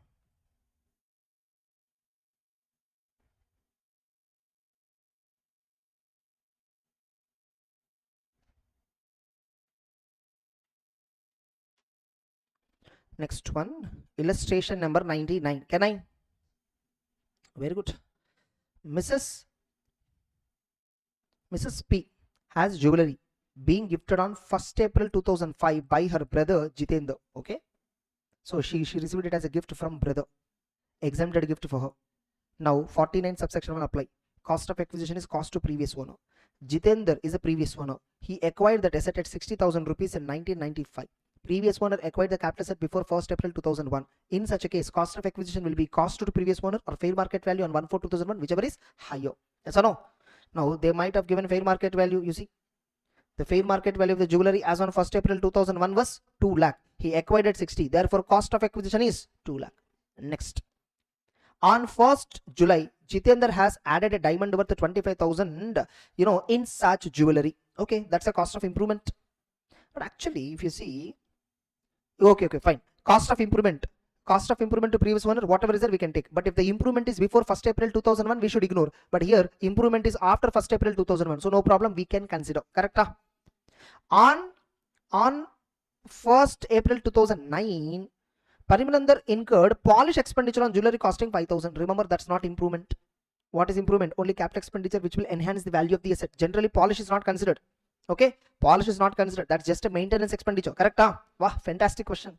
These adjustments were not there in CA books. On 1st April 2025, means current year, Parimdar sold the jewelry for 12 lakh. Brokerage 1% was paid. Correct? Simple. Shall I compute? So what is the full value of consideration now? 12 lakh. What is the brokerage? Transfer expenses 12,000. So net consideration 11 lakh 88,000. Am I right? Now, what is cost of acquisition? 2 lakhs. Am I right? What is cost of improvement? Jitender added diamond 25,000. That's it. The answer over. 11 lakh 88,000 minus 2 lakhs minus 25,000 is equal to 9 lakh 63,000 is the long-term capital gain. Over. That's it. Simple. Capital gains is simple if you understand. Okay. Now, you see, polish expenditure does not amount to improvement as it is not a capital expenditure. Does not increase value of the asset. Any expenditure which is a capital expenditure improves the value of the asset is called improvement cost. Polishing will not improve the value of the asset. So we will not consider that. Correct? 100. Can I proceed? Miss Isha has 1,000 10% debentures which are listed. Listed debentures. You know what? Listed security 12 months is the criteria. All listed securities 12 months is the criteria for deciding whether it's a long term or short term. Correct? Next, listed of X Limited acquired on 2009-10 year for 120 each. Okay. As on 1st February 2026, she sold that asset for 1,45,000. Brokerage at 0.5% was paid by her. Okay, very simple. 1,45,000 minus 0.5%. So net consideration 1,44,000, 275 minus how many shares? 1,000 shares into 120, which means 12,000. 1,20,000. 1,20,000 is cost of acquisition. Remove that. 1,20,000 over capital gain is 24,275. Since debentures were held for more than 12 months, it's a long-term capital gain. Over. Easy. Next.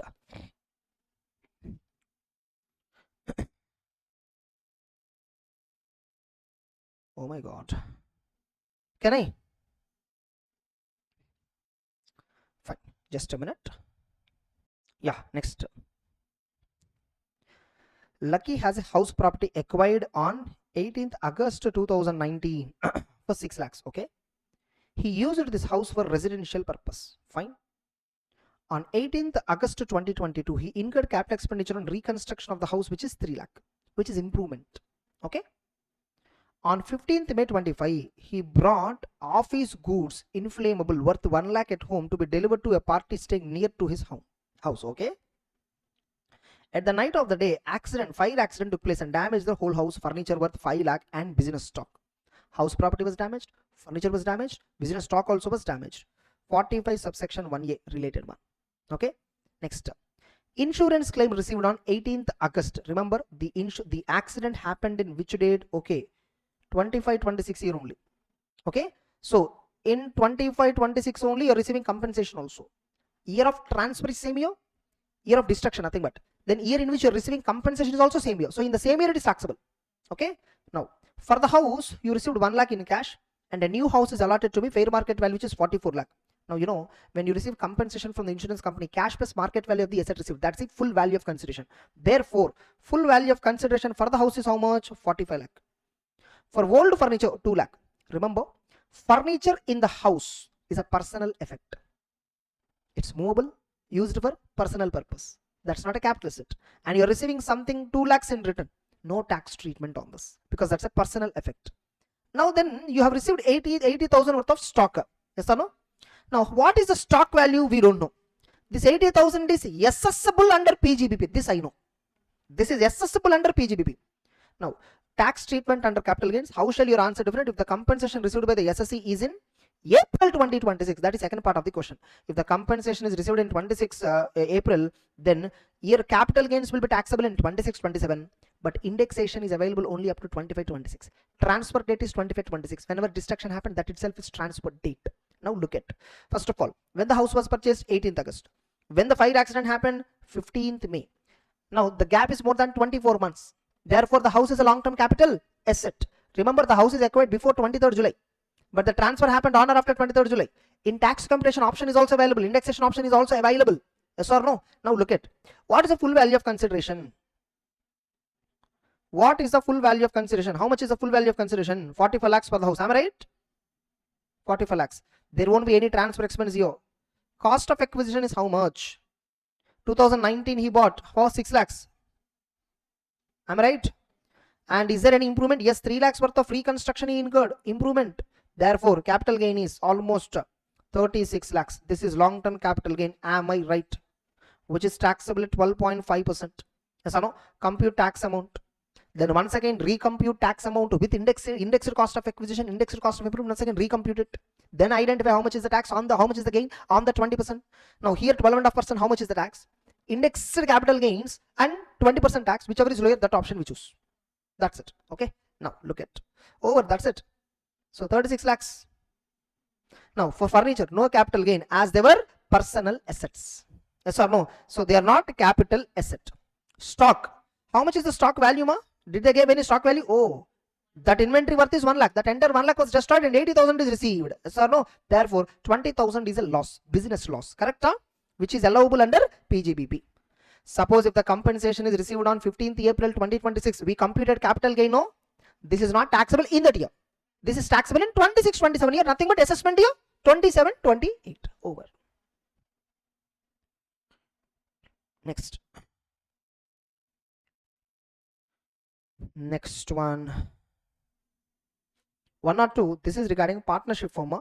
I tell not to read this. Relieve it. This is partnership firm goodwill related taxation. Not required. Okay. Not required.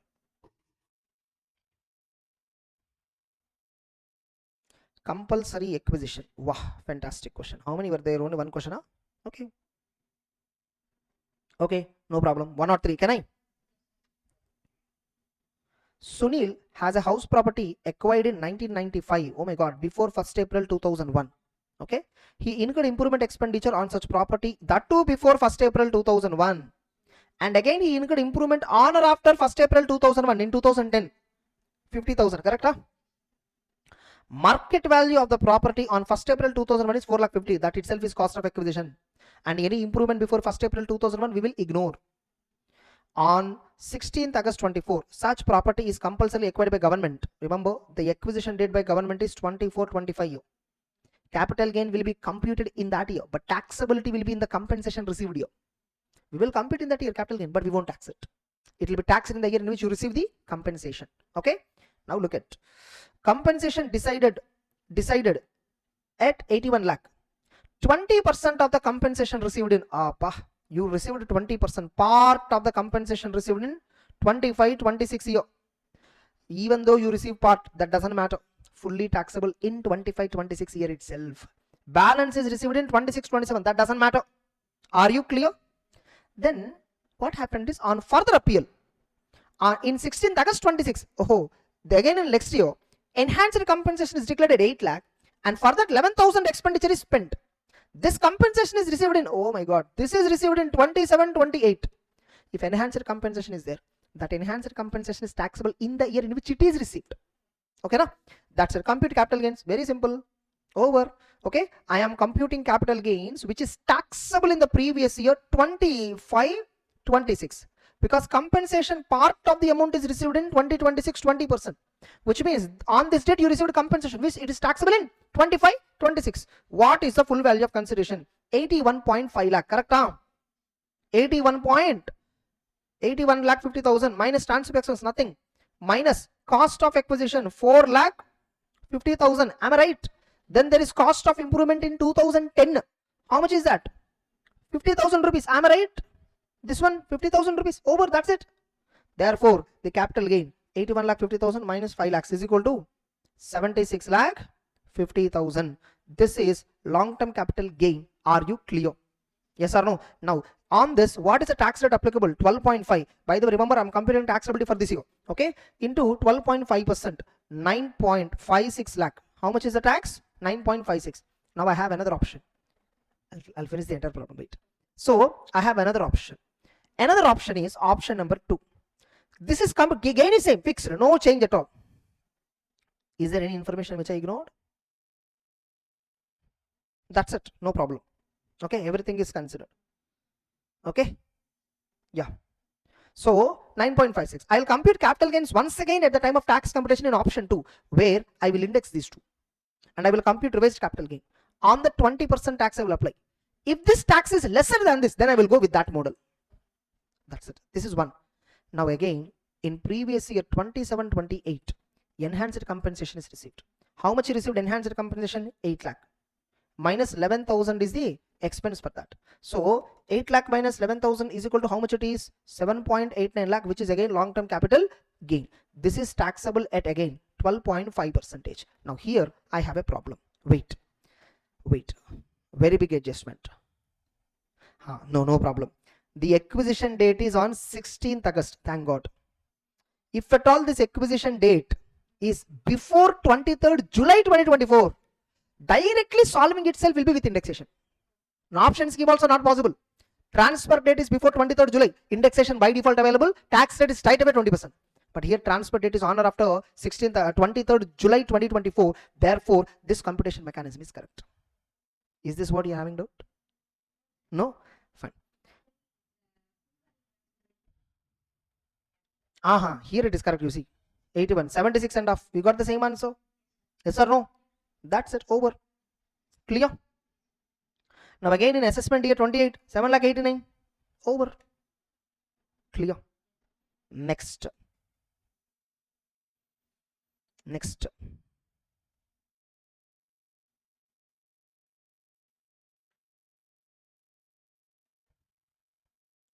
This is capital gains on distribution. Yeah, we can do this. Not a big deal. We can do it. You studied this capital gains on distribution. What I request is this, I will keep it pending.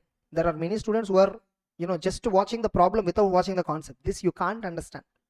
What I want you to watch is, I have my income tax marathon, which I uploaded latest one in 2026 February. I uploaded, okay, in the YouTube. I'll just show you that. You just type capital gains on the YouTube. The first video you will get capital gains topic here, May 26, June 26 applicable students. 11.5 hours video is there. In this you will find 46 also. Section 46, distribution. That provision you should read. That provision you should watch and understand. Only then you have to come back and then solve this. Okay. This I will keep it for self-study, but give it last priority. Once you finish rest all other topics, then you can focus on this. Okay. This is capital gain computation on distribution. When a company is distributing assets, so shares will be cancelled. So the shares I am cancelling, right? For that I am computing capital gains. The shares, the assets I am getting is consideration. The shares I am giving it back is cost. So that's the cost of acquisition. So consideration minus cost. Now, but before you directly tax it, out of the amount got distributed to you, up to the extent of accumulated profits, we will call it as deemed dividend under 2 subsection 22 clause number C in other sources. Balance consideration is treated as full value of consideration for the purpose of capital gains minus cost of acquisition of shares. That's how it will be computed. Okay, so this point you should read, you should solve it only after you finish watching that particular video. So that capital gains video is very important. Don't neglect this. Okay, this capital gains video is this one important. Getting it? Next. Clear?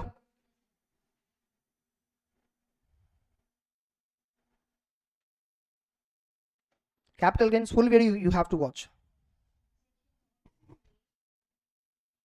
Just a minute. So you need to watch 46, not 46A. Okay, that's it.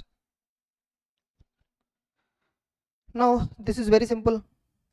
T Limited grants option to employee Rajat on 1st April 2021 to apply for 100 shares of the company for making available right of intellectual property to the company at a predetermined price of 150 per share, with the date of vesting of option being 1st April 2023. and exercise period beginning from 1st April 23 to 31st March 2026. Rajat exercises his option on 31st May, and for him shares were allotted on 13th June. So when the allotment happened, 25-26, that is the transfer date. Yes or no? Next, fair market value of the shares on the date was as below. Okay, so fair market value, you should take fair market value on exercise of option. This one you should take. Okay, next, on 31st December, Rajat gifted 25 shares to his brother and sold the balance shares at a market value of 2,180 per share. Compute the taxable perquisite value, if any, and capital gains. If you gift to brother, no, nothing is taxable. Okay, gift to brother is not taxable. First we need to calculate perquisite. Perquisite is how much? Very simple. How many shares company gave? 100. On the date of exercising option, what is the market value? 1,250. So 1,250 into 100 is equal to 1,25,000. By the way, out of 1,250, he paid to the company 150 rupees. Yes or no? 150. So what is the perquisite per share? 1,100. 1,100 into 1,000. 100, 1,10,000. This is perquisite, which is taxable in the year 25-26, whenever the shares were allotted. So that is tax treatment for allotment. Okay, now I got 100 shares, I paid company 150, allotted, and 1,250 is the market value on the date of exercising the option. So as per perquisite valuation rules, market value and exercising the option, 1,250 minus amount paid, 1,100 is perquisite for me per share. Okay, into 100, okay, it is taxed for me. Later what I did, in the same 25-26 year, I gave 25 shares to my brother and remaining I sold. Means for 75 shares I need to compute capital gains, correct? Just a minute. Yeah, gifting through ESOP. Gifting through ESOP is not considered, to best of my knowledge, taxability purpose. Computation of capital gains in the hands of Rajat. Okay, 1 minute. Yes, look at this. Here, the problem, just now you see, what first he got ESOP shares. Perquisite we understood, which is right. Now, out of ESOP shares 100, 75 he sold to outsiders, 25 he gifted. The 25 which he gifted, no. Actually here you see 100 got taxed. But actually 75 only you should tax it. 25 you should not tax 25 shares. Why? Because 25 shares were gifted. I will show you Finance Act 2023 provision. Okay, this is 2023. Generally, if you gift any capital asset, it is not taxable, because that's not a transfer. Transactions not regarded as transfer. What is that? Any transfer of capital asset under gift or will or irrevocable trust. I am transferring shares, ESOP or whatever, leave it. That's a capital asset. Capital asset I am gifting, it is not taxable. However, proviso, exception is there. This clause shall not apply to transfer under a gift or irrevocable trust of a capital asset being shares allotted by a company to the employee under ESOP. Suppose if I got any shares under ESOP and that shares I'm gifting to somebody, this exemption will not apply to me. Means it is taxable. As per 2023 Finance Act logic, this answer is correct. But now look at the 2025 Finance Act, latest law. Okay, as per the latest law, okay, like you see the same third class. Any transfer of capital asset by individual HUF under gift or irrevocable trust, that's it. Provision is not there. Provision is removed. So which means now ESOP, if at all I got any shares under ESOP and that I'm gifting to somebody, not taxable. It is still exempted. So this, which means this answer is wrong. So you should only compute it for 75. Are you clear? That's it. So this answer is wrong. Even if the gifted shares received through ESOP shall be considered, that's wrong. This is exempted. This is correct only up to 24-25 assessment year. Up to previous year 23-24, this logic is correct. But from 24-25 previous year onwards, if you transfer any capital asset by gift, every gift is exempted. How the capital asset was acquired by you earlier, that doesn't matter. That's it. Okay, that's it. I'm proceeding further. Okay. Now, by the way, how much is the cost of acquisition? By the way, fair market sale value is sale value is whatever sale value. Cost of acquisition at the time of perquisite valuation, how much market value you considered? 1,250. For perquisite valuation purpose, 1,250 we considered as gross value. That is cost of acquisition. Balance is capital gain multiplied by number of shares sold. That's it. Okay. Next. So tricky, no? Now next one. This is regarding 50C problem. Not a big deal. This we have solved many. In the class also I have explained many. Okay. 1 minute. Fine. We'll proceed. Okay. Mr. Raj has a self-occupied property acquired 10 months ago for 5 lakhs. He sold that property for 6 lakhs to Rajeshri. Okay. Stamp duty value for the purpose of living, stamp duty value was 6 lakh 25. Is this more than 110%? No. Therefore, actual consideration itself is full value of consideration. Am I right? Yes. So what is the consideration then in such case? So how much is the consideration? Automatically 6 lakh. Case number 2. Stamp duty value 6.75, which is more than 110%. Yes. Okay. Therefore 675. That's it. Capital gain will be accordingly computed. Simple. Okay. Next. We'll see this. Okay. Mr. Rajesh has self-occupied property acquired in 2024-25 for 6 lakhs.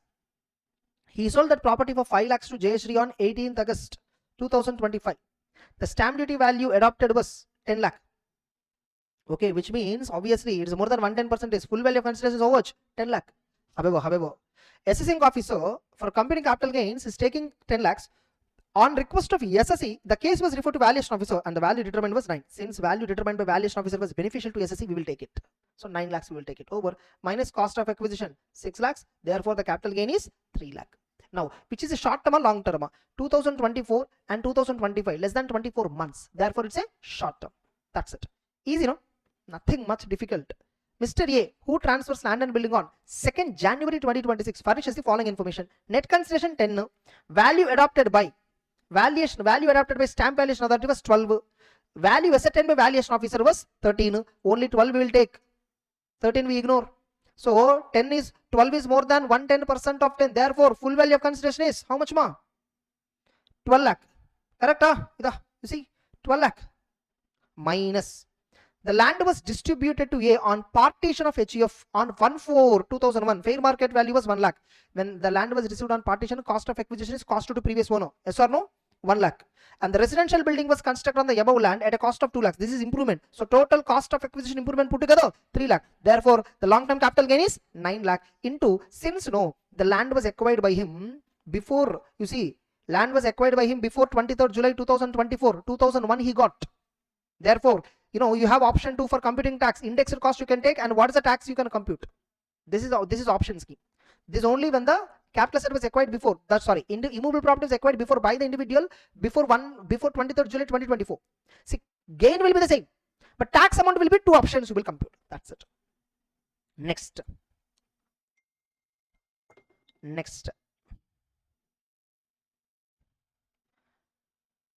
Goodwill. Lease transfer following assets on 2nd August 2025. Determine capital gain. Land acquired, 25,000 in 1976. Fair market value 1 lakh. Sale value 3 lakh. So capital gain is 29 lakh. Correct? Goodwill of the business. Okay, cost is nil. Market value doesn't matter. This is actually self-generated goodwill. Cost of acquisition 0. So capital gain is 2 lakh. Tenancy right. Tenancy right also, this is self-generated. You didn't acquire anything. Okay, so entire capital gain is 3 lakh. That's it. Now, expense on transfer is 2%. Just 2% you remove it originally. Okay, you see, after 2%, brokerage, that's it. Easy, direct solving. No magic and all, nothing. Very simple. Can I proceed? Then we have, oh my God, this is something big again. This is regarding market 31st March to 1st February 2018. That logic is there? Nothing. Very simple. Can I? Mr. Rocky purchased 1,000 shares of a private company, okay, at 12 per share in 1998. Company declared 1 bonus share for every 2 shares held on 31st March 2000. Remember, 1,000 shares he has, 1:2 ratio, which means 500 bonus shares he would have got. All these bonus shares were before 2001. Therefore, market value, yes or no? Market value, okay, Rakesh acquired some shares on 1st April 2014. So, which is market value is 14 rupees per share that day. Yes or no? Yeah. Now again, what happened? In 7th July 2006, Rocky got 500 shares of the same company as a gift from Rakesh, friend. Where Rakesh has acquired that share on 1st April 2001. Indirectly, they gave market value information. His friend purchased on 1st April 2001 at 14. That was gifted to Rajesh. Yes or no? Rocky got gifted in 2006-7. 2006-7. Remember, when Rocky got the shares, 500 into 14 is equal to 500 into 14, 7,000 rupees only. Okay, it's a exempted gift. It's a non-taxable gift. It is not taxed at all. For Rocky, it was not taxed. Yes or no? How many shares he received? 500 shares into 14. That's it, 7,000 rupees only. So when the Rocky got the shares from friend, no, the gift value, movable assets, this is less than 50,000. So nothing is taxable. Therefore, 49.4 does not apply. 49.1 will apply now. Cost of acquisition is cost to previous owner. Yes or no? Again, what happened on 1st March 2025, which means in the 24-25 year, is the last year again. The company further declared 1 bonus share for every 5 shares held. Oh my God. And on 1st January, Rocky sold all the shares at 50 each. Find capital gains for the Rocky. Now, how many shares we have? First, we need to figure out. Yes or no? Originally, how many shares Rocky has? 1000. Then company declared 1:5, 1:2. So total shares, how many he has? 1500. Then again, he got gift of 500. Then he has 2000. Later, company declared 1:5 ratio. Correct? 1 for every 5. Which means how many shares he'll get? 400. So which means he is having right now 2400 shares. Now out of these 2400, some are long term, some are short term. You need to be very careful. Now look at, these are unlisted companies. For unlisted shares, 24 months is the capital gain period, holding period, correct? So how many shares were there? 2400. Now look at, out of this 2400, I will say 400 shares are short term capital asset. Remaining 2000 shares are long term capital asset. Correct? Why? Because 1st May 2025, company declared. 1st March 2025, company declared bonus shares. So bonus shares of 400 shares which are allotted on 1st March 2025, they were sold on 1st January 2026, less than 24 months. Therefore, they are short term. Now, out of remaining 2000 shares, if you observe, 500 shares were gifted from friend. Am I right? Again, 500 shares were bonus shares. Am I right? Again, original shares were 1000. These are original shares. Are you clear? And if you observe, these shares were acquired before 1st April 2001. This is gifted by Rakesh somewhere in 2006, 7. Am I right? See, yes, 6, 7. Yes or no? That's it. Now, this is in 24, 25 he bought. That's why it's a short term. These are all long term. Am I right? These are all long term. Now, remember, he sold shares at 50 rupees. All the shares. So, 50,000. Am I right? 25,000. Am I right? 25,000. Right? Then this is 20,000. No. 400 into 50. 400 into 50. Yeah, 20,000. Correct only. Okay. Minus. Is there any transfer expense given? No. Cost of acquisition. The SSC acquired these 2 shares before 1st April 2001. Market value on the date we should take. Market value on the date is how much, ma'am? 1/4/2001, 14 rupees per share. Yes or no? So 14,000. Am I right? 7,000. Correct? Okay, fine. Gifted shares. Bonus shares, no. Bonus shares also acquired before 1/4. Actually, bonus shares cost of acquisition 0 or market value, whichever is higher. Because bonus shares were allotted before 1st April 2001. For that reason. Therefore, capital gain is how much? 36,000, which is long term. Again here, 18,000, which is long term. Now again, friend gifted 500 shares, no? Full value of consideration 25,000. Now, what is cost of acquisition? Cost to previous one. Cost is how much? 14 rupees. For him, it is again the cost is how much? 7,000. So again, 18,000, which is long term. Yes or no? Then, short term capital asset bonus shares. These shares were allotted as bonus on 1st March 2025. Bonus shares cost of acquisition 0. Therefore, what is the short term capital gain? 20,000. That's it. This is the answer. Total long term capital gain 36 plus 36, 72,000. Am I right? Then short term capital gain 20,000. That's it. The answer. Look at. Yeah, 36, 18, 18, 20. Perfect. Easy. Next.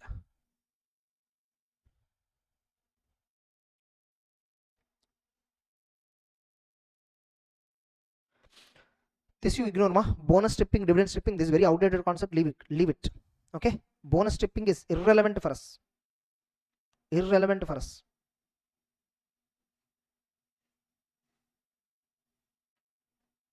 Now this is regarding right announcements. No problem. We can do this. Okay. This we can do. We'll take a small break and get back. Yeah. Let's continue with illustration number 110. Ronak purchased 1000 shares of a company at 12 per share in 24-25. Correct? Then, as on 1st May 2025, which means this is 25-26 year. Okay. The company declared 1 right share for each share held. Oh, which means 1:1. So right shares were 1000 shares were offered to him. Correct? At 15 rupees. What happened? The shareholder Ronak renounced 40% of such rights. 40% means what? 400. Correct? In favor of Misrani at just 2 per share. So for 40, 100, 200, 400 means 800 rupees is the renouncement value.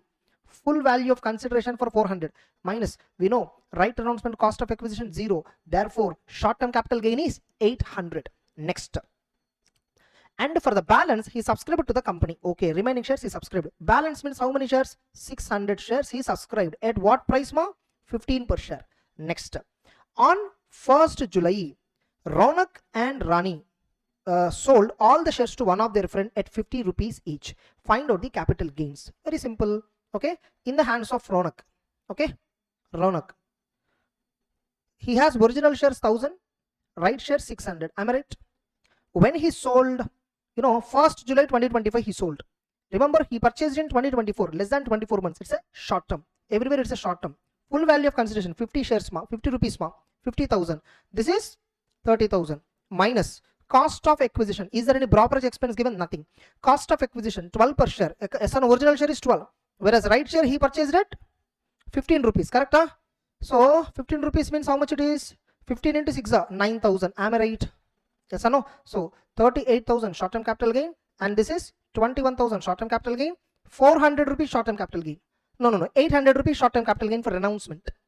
Then Rani, she has bought for 400. So full value of consideration is what? She sold it for 50 rupees. So for 20,000. Am I right?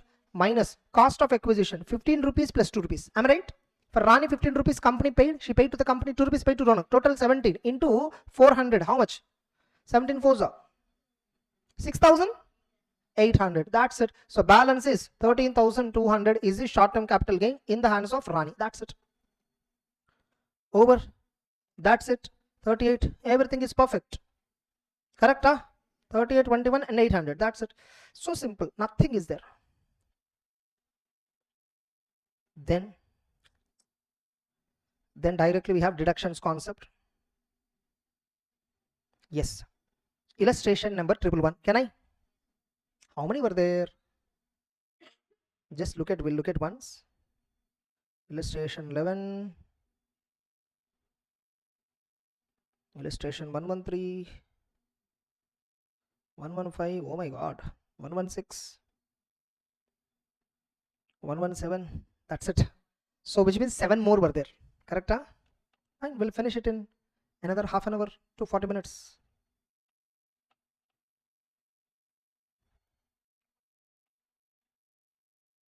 Illustration 111. Yeah, that's it. Can I? Mr. Siddhartha has a residential house taxable under 22. Okay, such property is acquired on 12th August 2022 for 2 lakhs. This property is sold on 1st March 2026. Individual, acquired property before 23rd July and selling on or after 23rd July. In tax computation option is available. Indexation option is available. Without indexation, already by default we compute like that only. But at the time of tax computation with indexation also you should compute capital gain and then see that. For 25 lakhs. He acquired another residential house on 31st March. In the same year, he acquired 70 lakhs for self-occupation. Then, on 1st March 2027, he sold such a new house. The house is sold within lock-in period. We have to retax it. Okay? For 30 lakhs. Okay? And acquired another residential house 35 lakhs on 10th March. So that is not considered. Okay? Compute the capital gains for both the assessment years. So first I will compute capital gains for assessment year.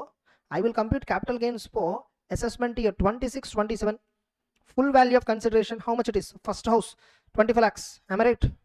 Hello? Minus cost of acquisition. There is no transfer expense information. 2 lakhs is the cost of acquisition. Correct? So therefore, capital gain is 23 lakh. Long-term capital gain is how much? Now remember, he got exemption under 54. Sale of residential house. Again, he purchased another residential house. At what price he purchased? 17 lakhs. Yes or no? So the balance taxable capital gain is 6 lakhs, which is long-term capital gain, which is taxable at 12.5%. And we have option at the time of tax computation. We need to recompute the capital gain with indexation, and then see this value. Wherever tax is coming low, that option we will choose finally. That's only a tax computation step. Okay. Next step. Now what happened? Assessment year 27, 28. What happened is, if you see the new house which he purchased, in 1st March 2027, he sold that new house. You see, this is sold within 12 months. Lock-in period is 3 years. You sold within lock-in period 26, 27 year. So previous year 26, 27, new house you sold. How much price you sold for? 35 lakh. Yes or no? Now, what is its actual cost of acquisition? 17 lakh. Am I right? but you can't reduce full cost. Earlier you claimed exemption for this cost 17 lakh. Yes or no? We have to retax it. So earlier given exemption will be reduced from the cost of acquisition while computing capital gains on the new house. That's the retaxation treatment here. Okay, reduce it 0. So on the transfer of new house, the short-term capital gain is how much? 35 lakhs. Again he invested in another house. See, sale of residential house, and again he invested one more house. But this is short-term capital asset. Therefore 54 section will not apply. 54 will apply only if the original house is a long-term. Therefore the answer is 35 lakhs in the assessment here. So look at it. So original answer 6 lakhs. And next answer is, oh, sale concession 30. Oh, sorry, 30. That's it, 30. We have to take 30. That's it. Over. Clear? Easy? Next. If you want to understand the retaxation, everything in depth, you have to watch that capital gains full video. In that 54 series and I'll clearly explain how retaxation works in 54, 54B, 54D, and how retaxation works in 54EC, 54F, because their retaxation is different. Here retaxation is different. Yeah, separate retaxation there. Yes. X Limited has building acquired on 17th August 2024 for 5 lakh. Okay. The SSE as a tenant earlier used the building for industrial purpose in last 7 years. Okay. He is using for industrial purpose in the last 2 years. As a tenant, how are you using it doesn't matter. As a tenant you are using, owner using, doesn't matter. You are using it. 54D you are eligible. Okay. And even after purchase it is continuously used for industrial purpose. Such building is compulsorily acquired by government at an agreed value of 14 lakhs as on 15th July 2025. Remember compulsory acquisition. When government acquired compulsorily, the capital gains is to be taxed in the year in which you receive the compensation. However, you see the compensation is received in the same year. Good. 25-26 year only you received. Yes or no? And what the government acquired is building. Industrial building. Yes or no? When industrial building is compulsorily acquired, you need to take return down value. It's a part of a block transfer. Oh my god, the return down value of block consisting of 3 buildings as on 1st April was 7 lakh 50. And government acquired on a compulsory acquisition basis for 12 lakhs, part of a block. Very good. So part of a block is sold for a value higher than the block value. Therefore, there is a short-term capital gain of 4 lakh 50,000. How did I compute it? Opening block value 7 lakh 50. This year, as on 31st March, still 2 buildings were there. Only 1 building was compulsorily acquired by government. Am I right? Yes or no? Therefore, return down value of the block is, therefore, now part of a block is sold for 12 lakhs. Part of a block sold for a value higher than block value. Therefore, the extra amount is short-term capital gain. Now, from this, I will give 54D exemption. Yes or no? Now, the company acquired a new building for industrial purpose of 2 lakhs. As on 31st March, yes, you can claim within 2 years, you can acquire within 3 years. The time limit is 3 years. Or the company acquired on 2nd April, yes, still exemption is available. Wait. Yeah, exemption is available, no problem. Are you clear? Yes or no? Determine. So 2.5 lakh is the balanced capital gain. Are you clear? That's it. Able to understand? Case A 2 lakh, correct. 50,000. No, wait a minute. Wait. Yeah. Block is bad. Block has come into picture in new building. Yes. Bah, very sensitive point. Very good. In the same year, as on 31st March, 2 more lakhs worth of asset is added in the block. So in such a case, block value will increase by 7.5 plus 2, 9.5. Minus 12 lakhs is the sale value, part of a block. 2.5 lakh is only capital gain. The answer is 2.5 lakh. No, this is 2.5 lakh capital gain. Minus whatever you added in the block, that's an investment rate for the purpose of 54. You can claim exemption, 50,000 taxable. Wow, fantastic point actually. This fantastic point, correct. Because when you buy another building, it's added in the block. Whereas here, it won't add in the block as on 31st March. So there, our answer is right. That's it. Very good, no? Very beautiful question actually. Fantastic question. A slight small observation. We generally think only from capital gains point, investment point. But it's an industrial undertaking. When they buy new building in the same year, it will be added in the block. That point we will miss. Very good point. Next, can I? Next, 113. 1 minute. Yeah, look at.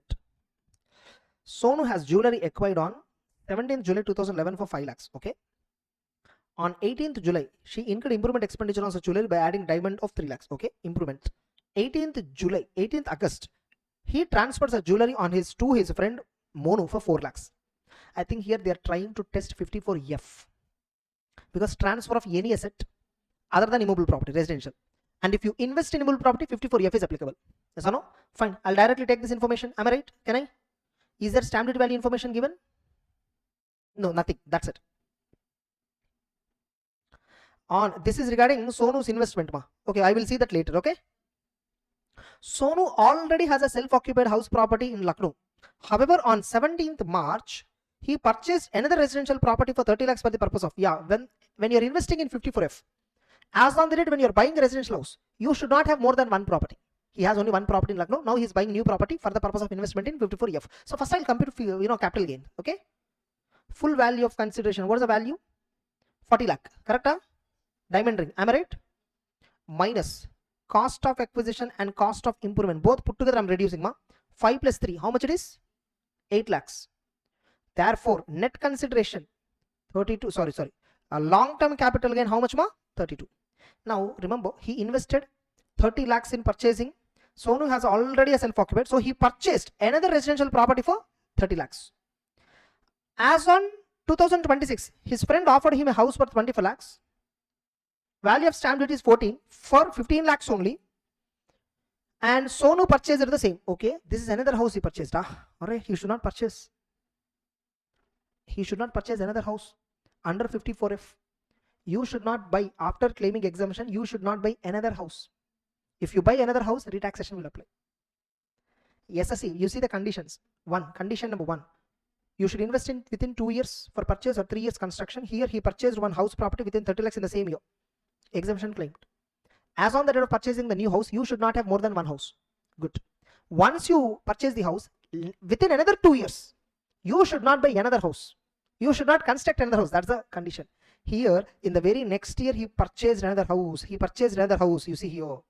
Which means earlier given exemption will be removed. In this year, it will be retaxed. Wow, very good. On 7th April, Sonu sold the new house acquired from his friend 90 lakhs. Value determined. That's okay. That we will see. So now we will claim exemption. So they are asking capital gains. Compute capital gains for several years. All the years they are asking. So first I will do for previous year 25-26. Am I right? Minus. You see, originally he invested in new house for 30 lakhs. Am I right? Yes or no? Capital gain is 32 lakhs. Amount invested 30 divided by net consideration 40. Am I right? Capital gain multiplied by amount invested divided by net. That much only exempted. Correct? So 32 lakhs divided by 40. 32 into 3 by 4. 24 lakhs. Am I right?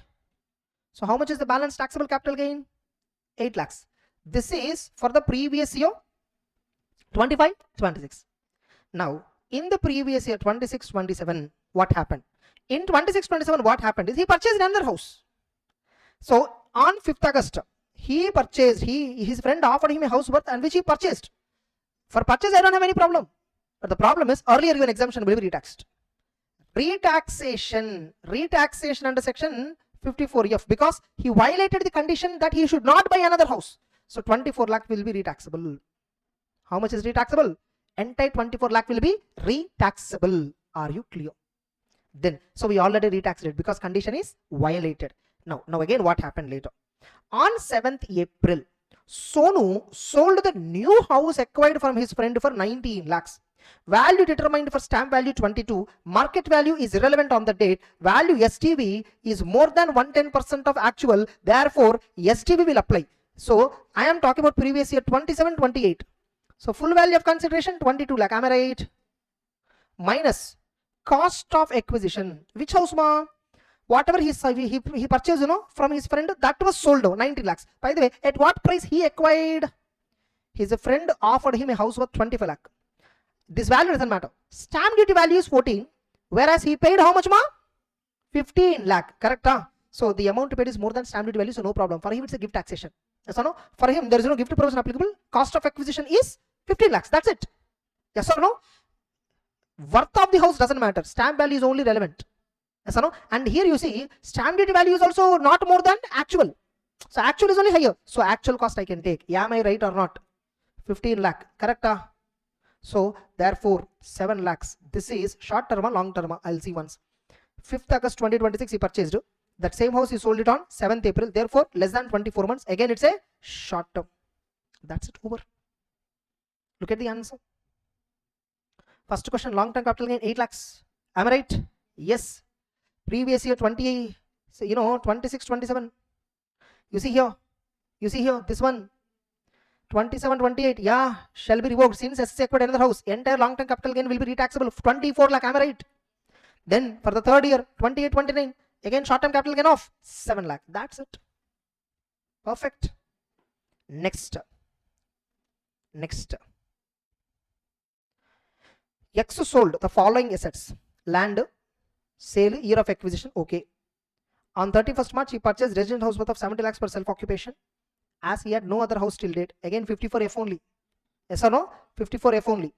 So first I will compute capital gains. Okay, I'll compute capital gains. Land to jewelry, am I right? Full value of consideration how much, ma? 150, 120, am I right? Cost of acquisition how much? 10 and 30. 10 and 30. So 140 long-term capital gain. This is 120 minus 30 long-term capital gain. Correct? Now if you see total long-term capital gain, how much is that? 230. Now what I will do is I will claim exemption either for this or either for this, wherever I am getting high. By the way, he purchased house for 70 lakhs, no? He purchased house for 70, no? Okay, I purchased house for 70. I'll see where he can claim best benefit. Minus 54F. Either I'll claim for this or I'll claim for this, or both together also I can claim. No problem. Both are long term, so no problem. Now 54F. By the way, he purchased a house, new house within the same year, no problem. So 54F, option 1. Okay. So 70 lakhs is invested. Net consideration 150 into capital gain 140. Yes or no? 140 divided by 150 into 70 is equal to 65.33 only. I'm getting exemption. Okay. Option 2.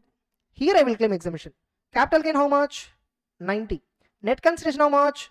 120. Amount invested 70. 70 into 90 divided by 120. Oh, here I'm getting only 52 if I take there. So better I'll take exemption for this only. Yes or no? Here I'll not claim any exemption. Therefore, balance taxable capital gain 230 minus 65.33 is equal to 164.67 over 164. Both you see 164.66 over. You see they gave option. Reduction is higher in case of land, they claimed exemption. Easy. That's it. When two assets are sold and only one asset is acquired, see where exemption I'm getting better. That's it. Next, illustration 15. Okay, just 2 minutes. I'll just stop the video. Yeah, next 115.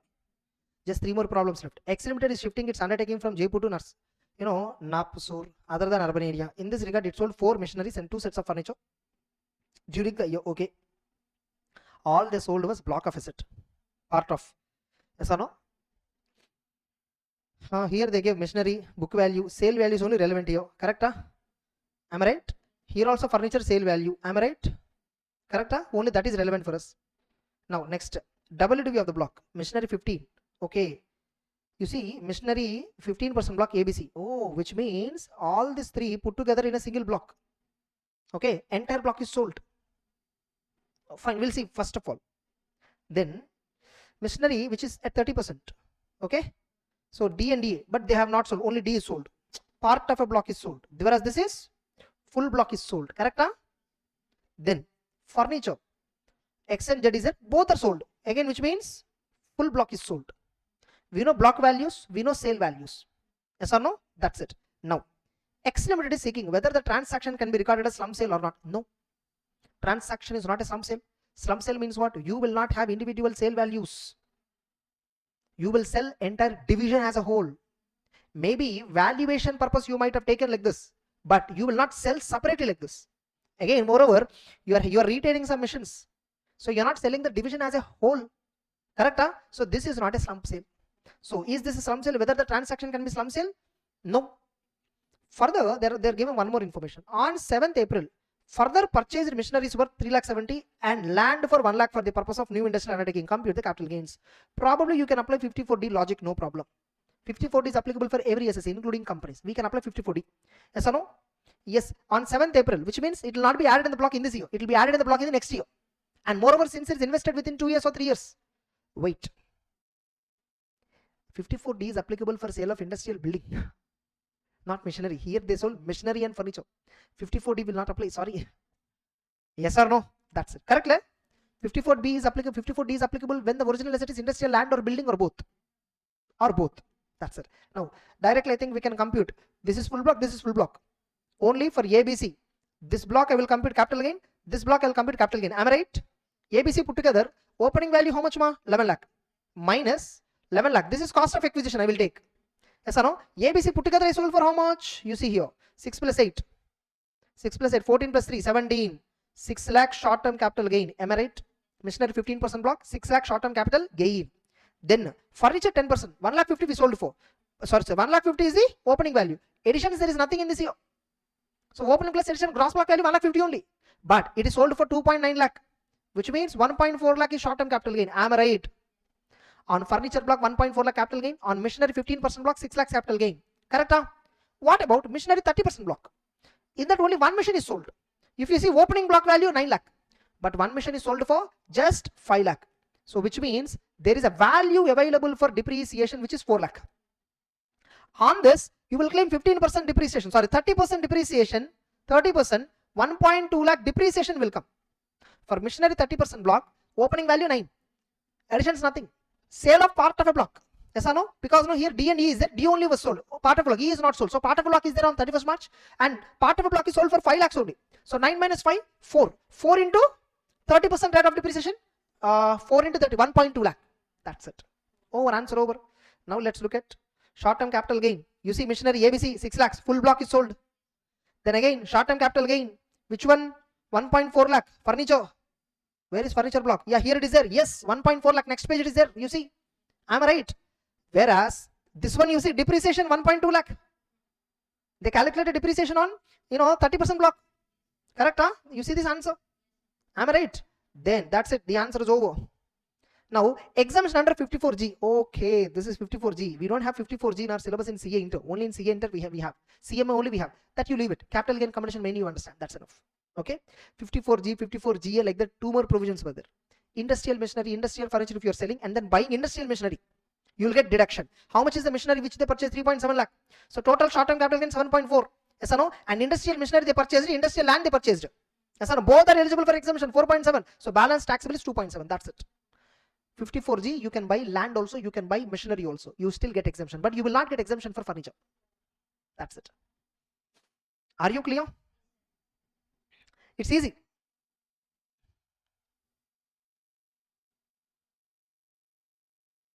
Shifting of industrial urban and undertaking to urban area. I mean from urban area to rural area. That logic man this is okay. This you leave it. Okay. Here you see they purchased new machinery within the same year added in the block. Here new machinery purchase next year. Exemption can be claimed, but you can't add in the block. Here you add in the block again exemption can be claimed. So that point. Okay, but it's not required. 54G, 54G never tested in CMA. Okay, next. Only one more question left. General illustrations. Only one question left. Can I? A very silly question only. During the 25-26, J exchanges his agricultural land. Oh, exchange being acquired on 2022 for 40,000 against agricultural land for Vijay, which is acquired on 1st February for 90,000 by him. Fair market value of such properties on the date of transfer is 3 lakh. Compute capital gains in both assuming that both are situated. Exchange. In case of exchange, what is the consideration? Market value of asset received. Full value of consideration is equal to market value of the asset received. So for both of them, consideration is 3 lakhs. Cost of acquisition respect to purchase price 40,000 for him, 90,000 for him. Capital gain is 2.6, 2.1 over. And now it depends upon the holding period. For example, for J, 2022 he purchased, and exchanged when 25-26 they exchanged. Yes or no? 2022 to 25-26 probably the gap is more than 2 years. Therefore, for Vijay it is long-term capital gain. Now for Vijay he acquired in 25 only and sold it in the very next year. For him it is short-term. Over. Yes or no? And moreover, remember agricultural lands these are. And if you see agricultural land, they are not eligible for exemption. By the way, wait, for Vijay, he sold agricultural land. He acquired another agricultural land. Technically, exchange. He sold it and acquired another agriculture indirectly. But last 2 years that he must be used. He must have used it for agriculture purpose. J has been used. J should have used it for agriculture purpose. Otherwise, it will be fully taxable. Vijay has not used it for 2 years, so he is not eligible for 54B. Whereas I think 54B for J you will get, because for J it's a long-term asset. Moreover, forget about long-term, short-term. 54B does not have any long-term, short-term. Usage of 2 years is important. Here they have taken deemed assumption. They assumed that J is using his agriculture land for past 2 years, now sold it to Vijay and acquired his land. So J sold agriculture land, acquired agriculture land, used it for last 2 years. So whatever land acquired now, that is eligible for 54B. Whereas for Vijay, he purchased it in 25 and sold it in 25 only. So it is not used by him for last 2 years. Therefore, it is assumed that he is not eligible for exemption. That's it. Clear? Fantastic. In this, the industrial undertaking question was also very good. No, this block concept is tested here. Very good question actually. That's it. Okay, I think 1 or 2 problems, except that rest of all the problems we solved in capital gains also. That's it. With this, capital gains is done. Okay. Yeah, so let's continue the solving of income from other sources. Okay, so now we'll begin income from other sources solving. So directly let's enter into the problems. Sundar died on 31st July 2025 while being in central government service. Okay, as per the rules governing his service, his widow wife, so the wife of Sundar is paid a family pension of 10,000 per month and a dearness allowance of 40% thereof, which means she is getting 14,000 per month pension. Remember, he died in July 31st, means only from August he will get pension. Yes or no? 4 months he will remove, 8 months he will receive pension. Am I right? How much is the pension amount for 8 months? 14,000 into 8 is equal to 1,12,000. And we know very well pension is deductible. For pension you can claim deduction under 57. 1/3 of the pension or 15,000, whichever is lower under optional tax regime.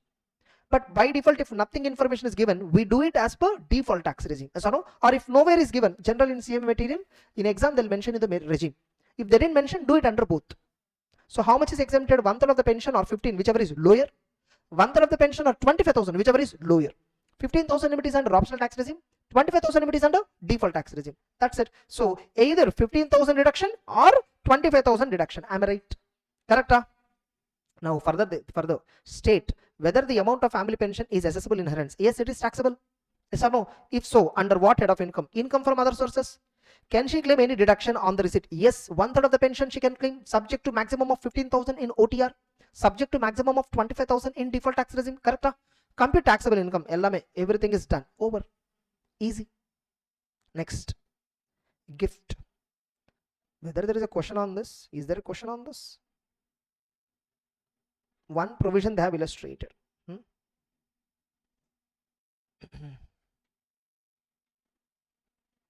Wait, I'm just seeing. Is there any proper illustration? If not, then we will see example.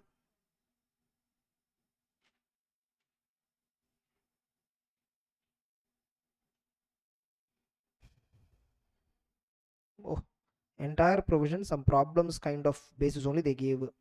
I'll see, is there any illustration?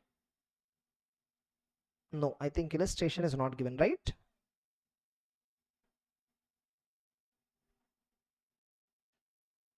I think we'll better solve that example. It will be easy only. Gift provision easy only. You watch, no?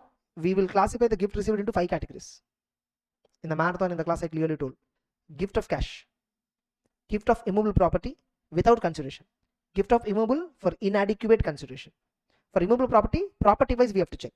If the free portion is more than 50,000 and it is more, and the difference between the consideration and stamp duty value is more than 10%, then it is taxable. The free portion is taxable. Movable property, aggregate value we should take. Aggregate fair market value in case without consideration, if it is exceeding 50,000, fully taxable. If it is for consideration, aggregate FMV minus consideration is equal to some amount. That amount, if it is exceeding more than 50,000, fully taxable. And movable property means only 9 types of capital assets: shares and securities, bullion, jewelry, archaeological collection, painting, drawing, sculpture, any other work of art, all that. Correct? So we'll see here.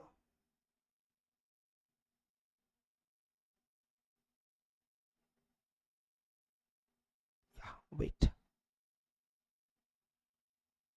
You see here, they also gave cash, immovable property for inadequate consideration, concessional value, movable asset without consideration, movable asset for inadequate consideration. That's how they classified 5 categories. Yes or no?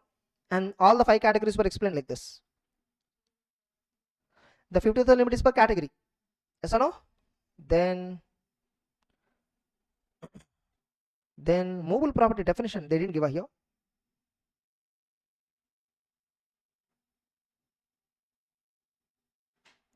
Gift of movable property. I think they didn't give any like definition for movable property as such. Here they gave last. Property includes what? Immovable property, that we know. Then remaining items are movable. Shares and securities, bullion, and then archaeological, painting, jewelry, drawing, sculpture, any work of art. All entire property is put together classified into 9 parts. One is immovable, remaining 8 are movable. That's it. Okay, fine.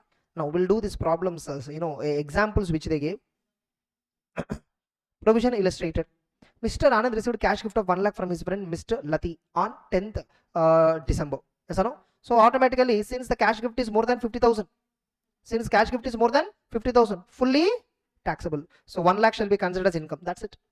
Example B. On 12th November, Ajay received cash gift of 25,000 each from 3 friends. Now 3 friends into 25k is equal to 75k, which is more than 50,000. Therefore again fully taxable. Since aggregate gift exceeds 50, entire amount of 75,000 shall be considered as income. Next, another example is gift of immovable property. On 10th January 2026, Pati received a piece of land whose stamp duty value is 75,000 from friend without any consideration. Such land was acquired by Raja, his friend, in 2001-2. Okay. Now, what is the consequence of gift in the hands of the Pati? Since he received immovable property without consideration, free portion, stamp duty value we should take 75,000. Since it is more than 50, fully taxable. Suppose no, for example, later on the same land is transferred by Pati. He sold that land tomorrow. I sold it for, let us assume 2 lakhs below. You see below they have given information. 2 lakhs I sold it for. Now capital gains will be applicable. Yes or no? Now when I'm computing capital gains, what is the cost of acquisition? Generally under 49 subsection 1. If at all I received any capital asset through gift, cost of acquisition is cost to the previous owner. So cost to the previous owner is what? 10,000 rupees. But here that logic will not apply. Since this is a taxable gift which you received, 49 subsection 4 will apply. As per 49 subsection 4, the cost of acquisition will be value adopted for the purpose of gift taxation. How much value adopted for the purpose of gift taxation? Asset value 75,000 is adopted for gift taxation. That 75,000 will be cost of acquisition, and therefore balance amount is capital gain. Clear? Now, when you are considering holding period, this does not come under 49.1. It comes under 49.4. Generally, holding period will be considered from previous owner holding period. When if it is 49.1 transfer, if it is 49.1 circumstance, but here it is 49 subsection 4 circumstance. Yes or no? Previous owner holding period will not be considered. Able to understand? Here only current owner holding period only is considered. Now here you see when Pati received it 2026 January. Yes or no? And he sold, let us assume somewhere, suppose as on 3rd. You see in the given question, 3rd June he sold it off. Now the gap is less than 24 months. Therefore it's the short term capital gain. Now here you see they didn't take, you see as per explanation 1 to 242a, while determining holding period of capital asset being acquired through gift, period of holding of previous owner shall also be included generally. However, this rule is not applicable in case where the gift is subject to tax under 56 subsection clause 10, because there 49 subsection 4 is applicable, not 49 subsection 1. Clear? That's it. Easy. Yeah, next question. 10th July 2025, Deepak received a piece of land at some area from his friend Venkatesh. Stamp duty value 46,000 as a gift. Since stamp duty value is less than 50,000, this is exempted. Yes or no? Further, such land was acquired by Vikas in 2001 for 5,000. Yes or no? That's okay. Now here, cost to the previous owner apply, because it is not a taxable gift. It is not taxed. Subsequently, if at all, this Deepak sold this land, cost of acquisition means cost to previous owner, because this is not taxed under 56 subsection to clause 10. Correct? Further, on 1st November, Deepak also received another piece of land, stamp duty value 30,000 without any consideration from anyone. Both the lands are less than 50. For lands immovable property, you should not aggregate. Property wise, you should see both are less than 50,000. Therefore, it is fully exempted. Am I right? Now, what happened? Later, what happened? On 31st March, he sold first land he received, right? Napsar land. to Kedar for 30,000 and landed beginner to 90,000. Stamp duty value of these lands were 50,000 and 85. Wow. In the first scenario, when you sell, you sold it for 30, but stamp duty value 50, which is more than 110%. Therefore, full value of consideration is equal to 50. Now minus, what is cost of acquisition? Generally, the earlier when I received gift, no. If at all it got taxed, no. Mark value adopted for taxation purpose we should take. But here the gift received is exempted. So cost to previous owner I will take. What is the cost to previous owner? Vikas 5,000. Correct? Huh? Minus 5,000. Now here Vikas purchased in 2001. We should include previous owner holding period also. Therefore, the gain is 45,000 long-term capital gain. See the answer. That's it. Are you clear? Next, again from another friend, beginner. Yes or no? That land I sold it for what price? 85,000. Correct? Huh? Originally, beginner purchased at what price? 10,000. And remember, beginner purchased only in 24-25. You are selling it in 2026. It's less than 24 months holding period, including previous owner holding period, less than 24 months. Therefore, so 75,000 is short-term capital gain. Am I right? Look at. So, okay. Wait. Stamp duty value of that land which he purchased from beginner is how much? 85. Okay. Whereas he sold it for 90. No, we should take 90. Correct. Minus 10. It's okay. Okay. Correct. 90 minus 10, 80. Correct. That's it. Easy. Next. Suppose you are getting immovable property at inadequate consideration. Then free portion I should see. Yes or no? As on 10th January, he purchased a piece of land, stamp duty value 75,000 from his friend Uday against consideration of 30,000. Array. So which means free portion is only 45,000, not taxable. You don't even have to apply the gift provision. Free portion is less than 50. If the free portion is more than 50,000 and the difference between consideration and stamp duty value is more than 110%, more than 10%, then only this logic will apply. Correct? Huh? Now, Uday acquired such a land for 25,000 in the 2006-7. On 10th April 2007, Tippu sold this land for 1,76,000. Stamp duty value 1,60,000. So actual consideration only applicable. First of all, when he received gift, nothing is taxable. Now when he subsequently sold it, full value of consideration 1.75 lakh minus cost of acquisition. Here you paid amount and then got it. Cost to previous owner logic will not apply. Because under capital gains, cost to previous owner logic when it is applicable, when you received it as a gift, absolutely. If you received it as inadequate consideration, capital gains logic will not apply. You paid money, 30,000 is cost of acquisition because how much you paid? 30. That's it. Therefore, capital gain is how much? 1.45 lakh. Able to understand. And you purchased, remember, on 10th January 2026 and you sold on 10th April 2027. Less than 24 months. Therefore, it's a short-term capital gain. You should have tremendous grip on capital gains to solve gift provisions like this. You understood, no? 49.1 logic when apply, 49.4 logic when apply, and these two will not apply if you pay consideration. Suppose you paid consideration and that was already subjected to gift taxation. Then again 49.4 will not apply. Sorry, 49.4 will apply. Value adopted at the time of gift taxation, that value we should take as cost of acquisition. Yes or no? Suppose you paid inadequate consideration, but gift taxation does not apply. Then cost of acquisition is amount paid. You paid consideration, gift taxation was applicable and it was taxed. Then cost of acquisition is value adopted at the time of gift taxation. You didn't pay consideration at all. Yes or no? You didn't pay consideration at all. Cost to previous owner. That's the logic. Next. Now again, so now Uday. For Uday, what is the consequence? What is the consequence for Uday? Uday also nothing. For Uday, Uday has acquired a land for 25,000. By the way, he sold it for 30. But for Uday, stamp duty value 75 will be taken as full value of consideration. Because in the hands of Uday, the stamp duty value is more than 110% of actual. Therefore, for Uday, originally at the time of transfer, 75,000 is full value of consideration and 25,000 is cost of acquisition for Uday. Therefore, balance 50,000 is the capital gain. That's it. Next. Can I? Next. Good, no? Actually, questions were? They were very good. All combinations, permutations, every combination is tested. So many were there. Huh? Next.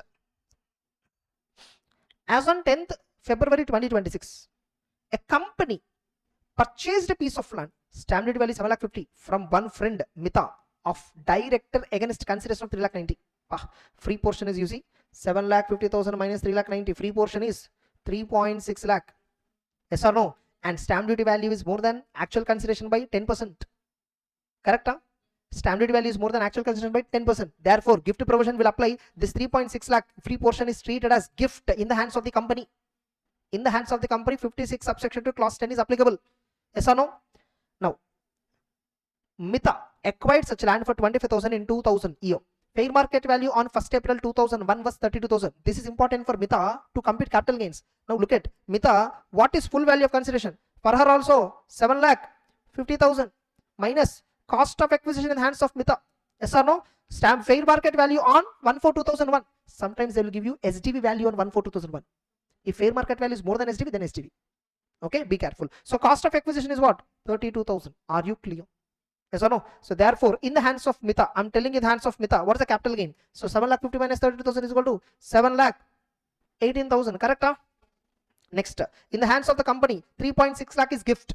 In the year 25-26 previous year, nothing but assessment year 26-27. Correct? Huh? Now what happened later? On 10th April 2027, which means it is again 27-28 year. Correct? Huh? The company has sold such land for 10,75,000. Again, the stamp duty value is 12,50,000. 10,75,000 into 110% is equal to, oh, stamp duty value is more than 110%. Company, therefore, for the company, full value of consideration is 12,50,000. And remember, what is cost of acquisition? 49 subsection 4 will apply. Why? When the company purchased this land, gift provision was applied. When gift provision was applied, what is the value taken for the purpose of gift taxation? What is the value taken for the purpose of gift taxation? Stamp duty value 7.5 lakh. 7.5 lakh. Therefore, capital gain is 5 lakh.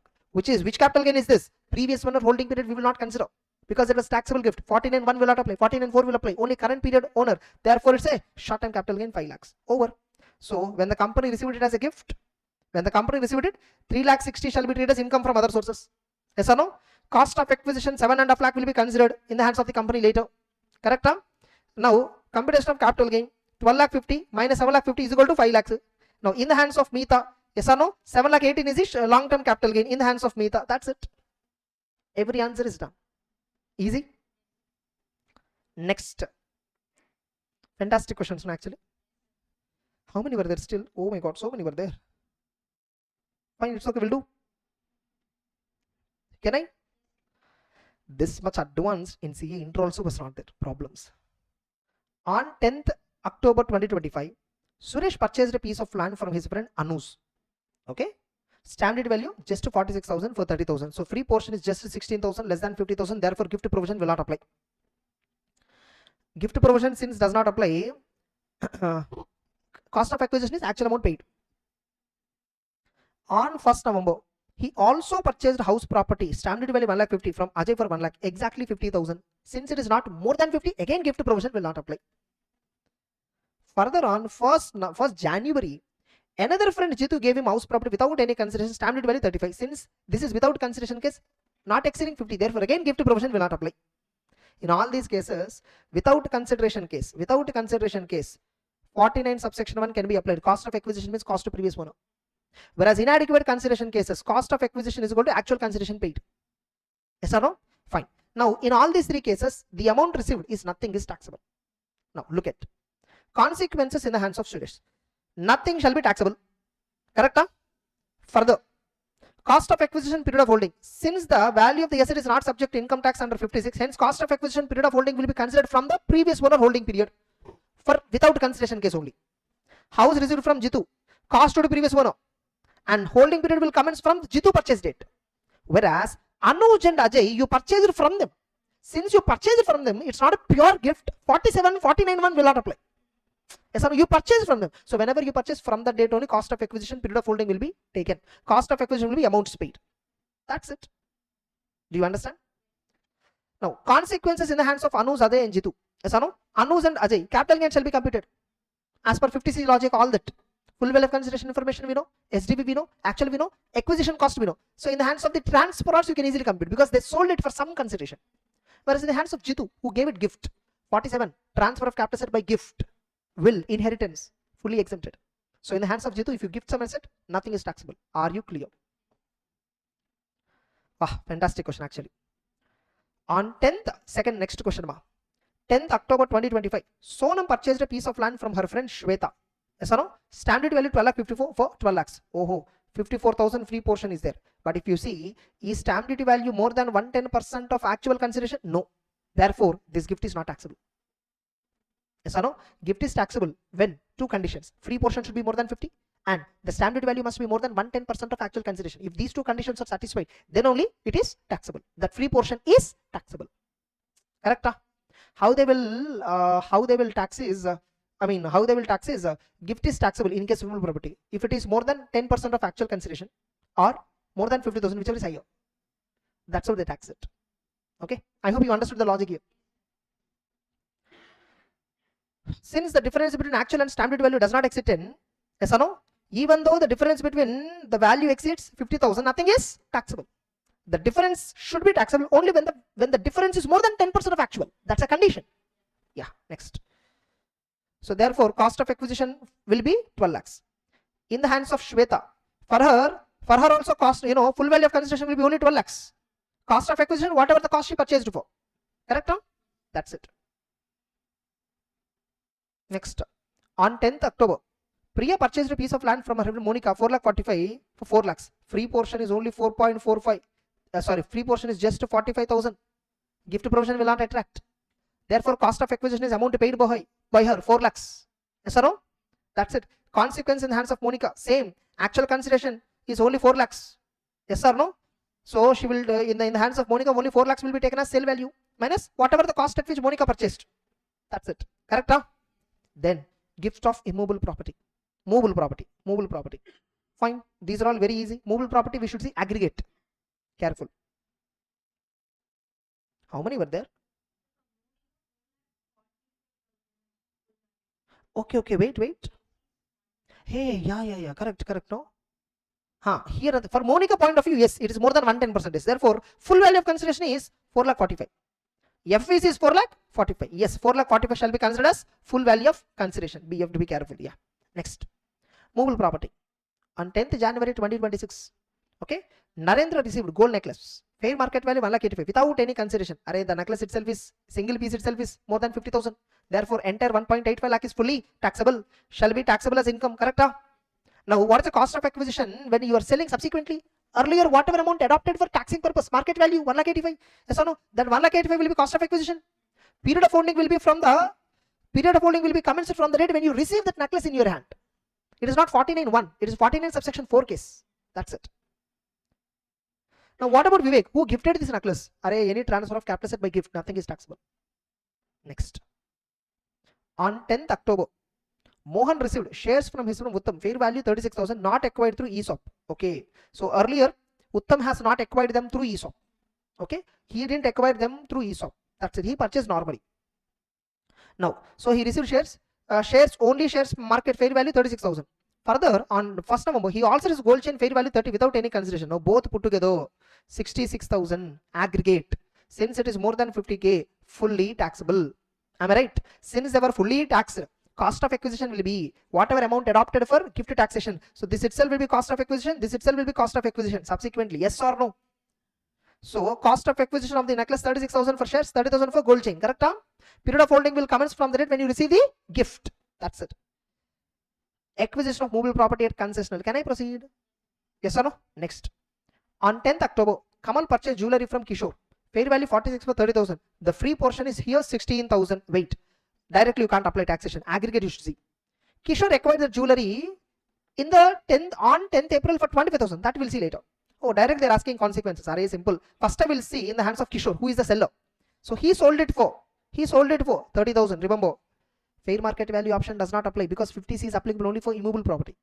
So for Kishore, full value of consideration is 30 and he acquired it for 25,000. Therefore, capital gain will be 5,000. Kishore acquired on 10th April and sold it to 10th October, less than 24 months. Therefore, it's a short-term capital gain. Now, coming to Kamal, who purchased this jewelry. Yes or no? Now, subsequently, he sold it. No. What is the cost of acquisition for him? 30,000 only. Cost of acquisition is 30,000 for Kamal because he purchased it. Gift provision was also not applied here. That's it. Correct? This entire gift provision logic, and if you want to understand in depth, my capital gains full chapter video is there. In that, if you see, you'll get it. Okay. 10th October, Janak purchased jewelry from his friend Giri. Value 66,000 for 30. Free portion is just 36k. Nothing is taxable in this. Oh, there is one more example. Further, as on 1st November 2025, he also purchased silver utensil. Fair market value 1 lakh from another friend for 75. The free portion is how much? 25k. But remember, silver utensils. They are treated as personal effect. Yeah, they are not treated as capital assets. Silver utensils only. Utensils means what? Silver plates, silver glasses, which are used for food consumption. Utensils, which are used for daily purposes. So they are not capital assets. Therefore, gift provision on that will not apply at all. So this is first of all not a capital asset. I think that logically they might have taken. I'll see once. Silver utensils. I think they didn't apply that logic, guys. I think they didn't apply. So fair market value 1,66,000 amount paid. So difference between 61. Okay, they didn't apply that logic. So they are taxing silver utensils. Okay, they are taxing silver utensils. Okay, generally there is a case. Silver utensils are not treated as capital asset. Okay, but here they didn't apply that logic. So here 36,000 plus 25. How much it is? 61. Free portion. Yes or no? That entire 61 since more than 50, it is fully taxable. Over. All the problems over. But almost it's 25 minutes it took. Next.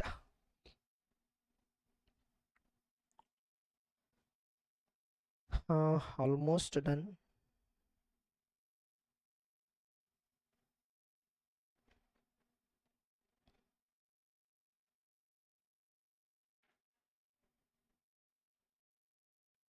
Yeah. The dividend. One provision is there. During 25-26, Ratnam received dividends from the company 111 lakh. He invested in the shares by taking a loan. Okay. During there, he is liable to pay 30,000 interest on loan. Further, he has incurred collection charges of 50,000 for dividend. Remember, from the dividend income, only one deduction can be claimed, that is interest. Provided the interest expenditure shall not be more than 20% of the dividend income. Now, for collecting 11 lakhs worth of dividend, he incurred collection charges 50. No deduction at all for that. But he incurred interest of 3 lakhs. But remember, maximum deduction from dividend towards interest shall not be more than 20%. So maximum 2.2 lakh only you can claim. Clear? You can't claim collection charges at all. And interest on loan that is taken to invest in this company to get the dividend, that interest amount, whatever you incur, fully you can't claim. Maximum 20%. You see, 20% of the maximum restriction. Are you clear? Next. Over almost 119, 120. That's it. 2 more were there. With this, other sources will be over. So easy, no? Can I compute taxable income under income from other sources from the following data? Private tuition fee received, taxable. Winnings from lottery, taxable. Award from TV show, 3,20,000, taxable. Pension from employer of deceased husband, not fully taxable, ma. Under optional tax regime. By the which regime they're asking? If nothing is given, we assume it is default tax regime. Correct? Huh? So 1/3 of the pension, 25,000 into 1/3 is equal to 8,333 or 25, whichever is lower. 8,333 minus 25,000 is equal to 16,667 is taxable. Am I right?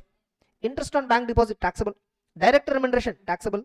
Letting out of vacant land, fully taxable. Remuneration for checking examination, fully taxable. Remuneration for checking exam copy, fully taxable. Income tax refund, not an income. Interest on income tax refund, yes, income. Composite rent, related expenditure is 5,000. Composite rent means this actually rent for furniture plus house property put together. If you're renting building along with furniture, that's a composite activity, composite rent. For that 5,000 they incurred. So therefore, how much is taxable? 5,000 only taxable. Rent on subletting of house property, 20. Rent paid to original owner, 12. Therefore, how much is taxable? 8,000. Remember, subletting is taxable under IFOS. Correct? Huh? Income tax paid, not an expenditure. Payment made for personal, not an expenditure. Payment made to LIC. They're asking taxable income only from other sources. This is actually 80C. This I will see later. Over. Total it. 10,000 plus 2,000 plus 3,20,000 plus 16,667 plus 25,000 plus 5,000 plus 25,000 plus 10,000 plus 10,000. Correct? Huh? Plus income tax refund 100 plus 5,000 plus 8,000 net income. So 4,36,767 I'm getting, ma. 4,36,767. But here they have 10,000 lesser. Why? Have we made a totaling mistake?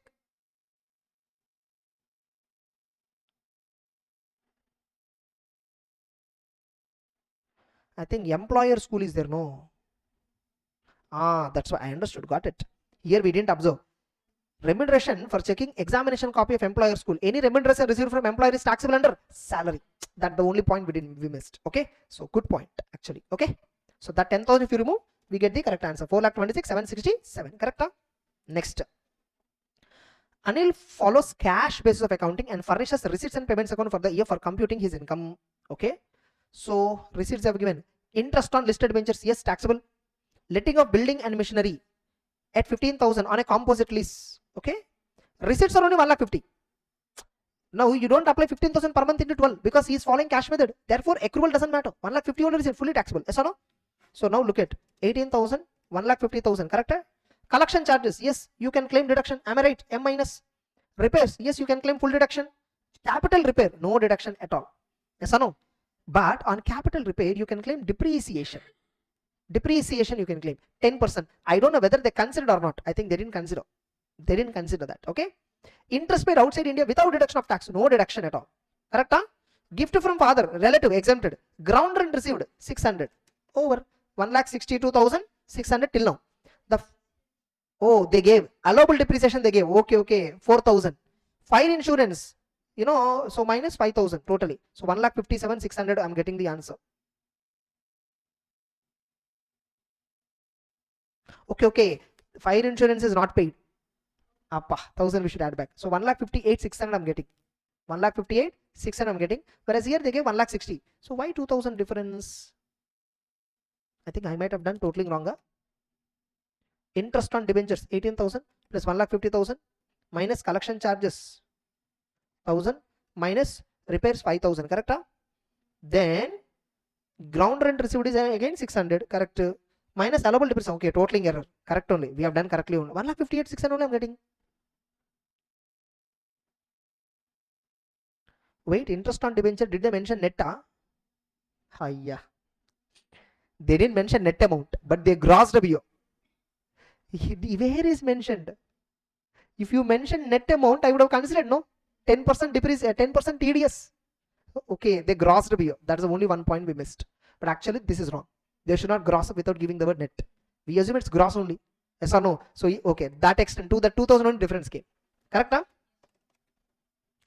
Waste fellows. They take all the impractical assumptions. That's it. Other sources is done. Completely done. Correct? Huh? Fine. Now I think the next topic we need to start is clubbing. Correct? Huh? Just 5 minutes. We'll begin immediately. Now let's begin income from house property problem solving in CMA. Okay, let's continue the discussion.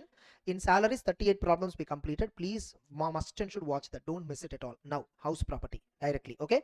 Now first calculate expected rent from the following. What is expected rent in house property?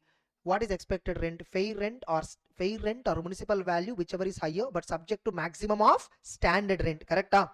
Municipal value, you see here, municipal value or fair rent. Municipal value. Okay, municipal value, and again standard rent is 10. So same. So expected rent is 10. 12 or 16, 16. Standard rent is 14. Therefore maximum 14. 12 or 16, 16. No, give no standard. So therefore 16 is expected. 18. Standard is 8. Therefore 8. 16 or 17, 17. But standard rent is 20. Since more is there, no problem. 17 I can expect. Yes or no? Next. When there is neither unrealized rent nor vacancy period, that and all, leave it directly. Okay. Municipal value 120. Fair rent for whole year is 105. Therefore expected rent 120. Standard rent 0. Therefore expected rent is 120. Correct? Now they are asking gross annual value. They are asking us to compute. So step number 1, 120. Correct? Step number 2, receivable is 100. Receivable is 100. And remember, unrealized rent vacancy concept is not applicable. Okay, receivable 100. Period for which it was occupied is entire 12, which means there is no vacancy, whichever is higher. Therefore gross annual value 120. Next, you remember how to calculate gross annual value? Step 1, expected rent. How to calculate expected rent? Fair rent or similar property rent or municipal value, whichever is higher, subject to maximum fair rent. Step 1. Step 2, actual rent receivable, let out period multiplied by monthly rent is equal to receivable minus unrealized rent is equal to actual rent received. Step 3, if received rent is less than step number 1, vacancy is there. If at all vacancy period rent is added to step number 2, if step number 2 is becoming more than step number 1 because after adding vacancy period rent, then the gross annual value is original step number 2. Even after adding vacancy period rent, step number 2 answer is still less than expected rent. Then vacancy is not the reason. Whichever is higher, expected rent itself is GAV. Correct? That's it. Now here 130 or 130. Yes or no? Standard rent 100. Therefore step number 1 100. Now actual and receivable 110. Therefore gross annual value is 110. Whichever is higher already.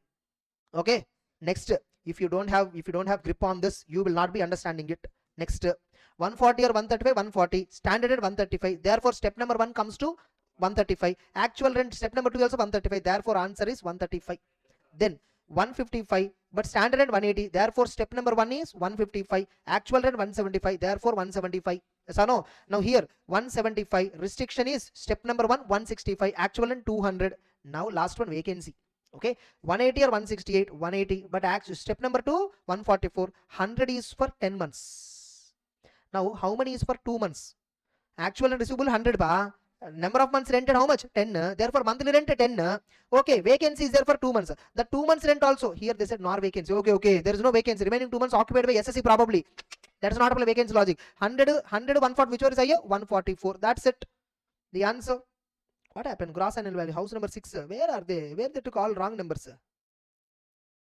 This answer 120 correct. This is 130 correct. 135 correct. 175 correct. 200 correct. Last one, where 120? This numbers itself did not come. Oh, okay. Period of previous year. Okay. Here previous year period is 10 months only. Okay. Probably property was in existence for 10 months only. You understood? They took one assumption that properties are only for 10 months. Whereas here it is given for whole year. So you should take it only for 10 by 12, 10 by 12. That's how they took 180 into 10 divided by 12 is equal to 150. Correct. 168 into 10 divided by 12 is equal to 140. Correct. Okay. Standard rent is also given for whole year into 10 divided by 12 is equal to 116. Standard rent is how much? Sorry, for whole year, no, 144. 144 into 10 divided by 12 is equal to 120. Therefore, 120 or 100, 120. Perfect answer. Here, no, period of previous year in months. Nothing but in this year, how many months are there? They are saying 10. Year will not have 10 months. Indirectly, what are trying to tell? Property was existing only for 10 months, which means April and May month, it would have been in construction. 1st June onwards, only construction certificate is coming. Completion certificate we would have got. Then 10 months only you can expect rent. Correct? That's it. Super question. Next, illustration 41.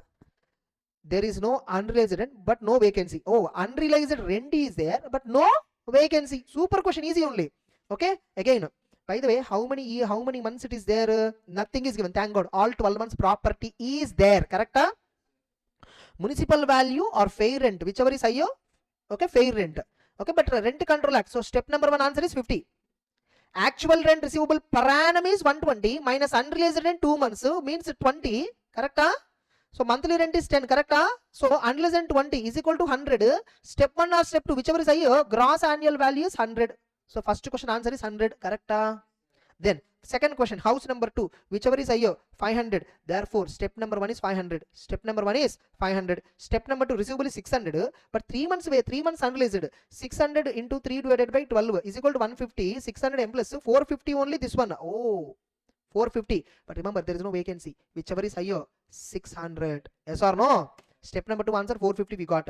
Then 30 or 300, whichever is higher, 300. So step number 1 is 300. Now step number 2, 180 gross minus 18 you see. Okay, 162. Step number 2 is 162. So 300. No. So no. Whichever is higher, 300. Restricted to standard and 240, no?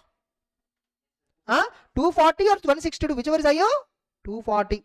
Next, 100 or 300, but restricted to 250. Correct? Restricted to 250. If at all, if you are feeling very speed, I am solving, I am not explaining. It is already explained in CA Inter EVO class very clearly. Even in marathon, the logic is told. Watch that and then watch this. That is why you need to understand. Okay? Yes, sir.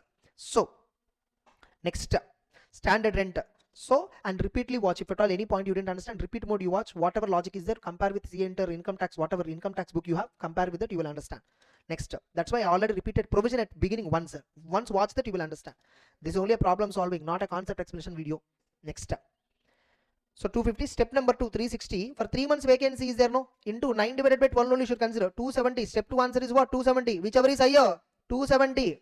Next, 315. So step 1 is 315.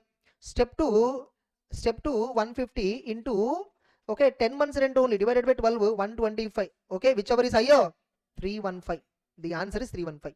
Now look at 100, 500, 100, 100. Okay, 500. Why we got? Yes, correct. No, 500, 300. Whichever is higher, 500 only. Correct. I mistakenly took 100, 500, 240, 270, 370. Okay, perfect. Now there is a vacancy. When there is a vacancy period, but no unrealized rent. Oh, another problem is with unrealized rent. Nothing, not given. So quick, no? 42. Now look at, be clear, okay? Remaining vacant, vacancy period is there in all the cases, okay? Wait, now gross annual municipal value, whichever is higher, this one, standard and 300, therefore step 1 answer is 300, okay? Step 2, actual rent is per annum they gave 600, okay? But actually this is per annum, but 11 months only we received rent, into 11 divided by 12 is equal to actual rent received is 550. Anyhow, step 2 is higher than step 1. So we don't have to look for that 23(1)(c) concept. Directly gross annual value is 550. Very good, very good. So 600 restricted to S1. So step 1 is 180. Array, here I don't have to check it also. 900 into 9 by 12. Only actual rent received is how much? 675. Actual rent received is 675. Therefore the answer is 675. See, when I will worry, if step 2 actual rent received is less than step number 1, then I should think about vacancy, all that logics. Yes or no? Next. 400 or 750, whichever is here, 750, but restricted to 280. Oh, step 1 is 280. Now step 2, 300 into 10 divided by 12 without vacancy, 250 rupees only rent I received. Now you see, step 2, 250. Actual rent received is 250. See, per annum 300 means into 2 months vacancy means 10 months rent only you actually received. 300 into 10 by 12, 250. Now step 2, 250, step 1, 280. Okay, step 2 is lower than step 1. 2, condition number 2, 2 months property is vacant. 3, because of vacancy step 2 is less than step 1. Okay, we'll check out. If vacancy is not there, my step 2 would have been 300. Step 2 would have been 300. Yes or no? Because of vacancy, my step 2 is 250. Now, because of vacancy, my step 2 is lower. So now you can't charge me higher rent. My actual answer is original step 2. Original step 2 is what? 250. 250. Exactly. Next. 500. Step number 1, 225. Yes or no? Step number 2, 240 into 11 divided by 12 is equal to 220. Okay. Now again here also. Step number 1, 225. Step number 2, 220 came. Because vacancy. If vacancy is not there, my step 2 would have been 240. Okay. So therefore the answer is actual step 2, 220. Next up. 300, 250, step number 1. Okay. 216 into 10 divided by 12. My actual rent received is 180 only. Remember, 180 only for 10 months. Even if at all vacancy not there, it is 216 only. Okay, my actual rent received with vacancy, without vacancy is always less than expected rent, which means I'm charging lower rent. I can't claim benefit. Therefore, gross annual value 250. Correct? Next, step number 1, 240. Step number 1, 240. Here also, actual rent per annum is 240. You know, without that 220. Actual rent received is 220. Actual received is 220. But without vacancy, it is 240. Even with vacancy, without vacancy, my step number 2 answer remains the same. Okay, my step number 2 answer remains the same. I will go with the 240 logic. No. Actually, no. If at all, wait. If at all I don't have vacancy, my actual rent is 240. Whatever expected rent you are saying, no, that much amount I am ready to pay. That much amount I am ready to show. But in my question, actual rent is low because of 1 month vacancy. Because of vacancy only, I am not able to reach expected rent level. Therefore, my actual rent is to be treated as gross annual value, which is 220. That's correct. Are you clear? Hello. So the answers, first one 550, second one 675, third one 250, 220, 250, 220. Perfect. Easy. Next. X owns a house property in Pune. Correct? Details relating to which are municipal value 2 lakhs per annum, fair rent 1 lakh 80, standard rent 2 lakh 10. It is let out throughout the PO. Rent 10,000 per month up to 15th October and 12,000 per month thereafter. Okay, so for 6.5 months, 10,000. Another 5.5 months, 12,000 per month. The property is transferred by X to Y in February 2028. Okay, X to Y. Who is Y? We don't know. Okay, which means X is owner only for 11 months. Remember, which means step 1 expected rent we should compute only for 11 months. Hello. Listen, pa. Yes or no? You're able to just nod. Okay. So X transferred to Y on 28th February means March month is not the owner. When you are not the owner for that 1 month, expected rent also you should compute only for 11 months. Here they gave per annum figures, remember. Okay, you should convert them into 11 months first. Be careful. However, oh wait, there is a still. However, Y failed to recover rent of March. Okay, Y rented also, he could not recover for the month of March. Okay, Y unraised rent is unnecessary for us. Okay. Find gross annual value in the hands of X, Y both. Oh, for Y, no, gross annual value will be computed only for 1 month. For X, it will be computed for 11 months. Okay, very good question actually. Okay, for X, no, for Mr. X, no, I will compute for 11 months. Why I will compute for 1 month? Correct? First, expected rent per annum they gave, remember, 2 lakhs. So 2 lakhs into 11 divided by 12 is equal to 1,83,333. Balance amount here 16,667. Correct? No, it is not expected rent. What is municipal value? Municipal value, yes or no? Municipal value. Second one is fair rent 1,80,000. Fair rent 1,80,000. So 1,80,000 into 11 divided by 12 is equal to 1,65,000, whereas here it is 15,000. Standard rent how much? Standard rent is 2,10,000. Okay, fine. So 2,10,000 into 11 divided by 12, 1,92,500 minus 2,10,000 is equal to, for him standard rent is 17,500. Therefore, expected rent is whichever is higher restricted to this, whichever is higher restricted to this. Yes or no? Anyhow, less than standard rent only is there. Therefore, expected rent is 1,83,333. This is step number 1. Agreed? 16,667. Then step number 2. Actual rent charged by X how much? X 11 months in 11 months. Okay, April to 15th October. April to 15th October. First I will calculate April to September. Okay, 10,000 per month multiplied by 6 months is equal to 60,000. Correct? October 1st to, October 1st to 15th October. October 1st to 15th, exactly for 15 days. 10,000 into 15 divided by 31 is equal to 4,838. Again October 16th to 31st, the monthly rent is how much? 12,000 thereafter. Correct? 12,000 multiplied by 17 days divided by 31 days. Correct? Not 17, 16. 16, yes or no? So 12,000 into 16 divided by 31 is equal to how much it is? 6,193. Then again November to February only. Okay, November, December, Jan, Feb, 4 months into 12,000. 12,000 into 4 months is equal to 48,000. This is actual rent receivable. Correct? 60,4838 plus 6193 plus 48,000 is equal to 1,19,031. Okay, now expected rent of Mr. X is 1,19,031. Remember, there is no vacancy here. Vacancy information not given. Okay, whereas step number 2, for Mr. Y, he could not realize the rent. For him, unrealized rent is what? 12,000 receivable. Unrealized rent is again 12,000, therefore 0. But irrespective of that, vacancy is not there. Whichever is higher, this or this, whichever is higher, gross annual value is equal to 1,83,333. Here it is 16,667. How much is the answer? Wow, fantastic. Okay, straight correct answer. That's it. Easy or not? Next, when unrealized rent is there and vacancy is also given. You see, that's why I gave a format in our book so accurately, you can easily compute it. Okay, after 44, then we have all this. Okay, unrealized rent is there, all that is there. Oh my God. Fine, it's okay. Okay, house 1, house 2, house 3. Okay, find out gross annual value, municipal value 150 or fair rent, whichever is higher. So step number 1 answer over. Hello, step number 1 120. Actual rent if the property is let out throughout the year 180. Unrealized rent is 25. And vacant was 3 months. So step number 2 is what? Actually, step number 2, per annum actual rent is what? 180 into 9 divided by 12 is equal to 135 minus unrealized rent is equal to 25 is equal to 110 only. Step number 2. Step number 2 is 110. Now step number 3. Step number 3. Array vacancy. Now step number 2 110. Step number 1 120. Step 2 is less than step 1.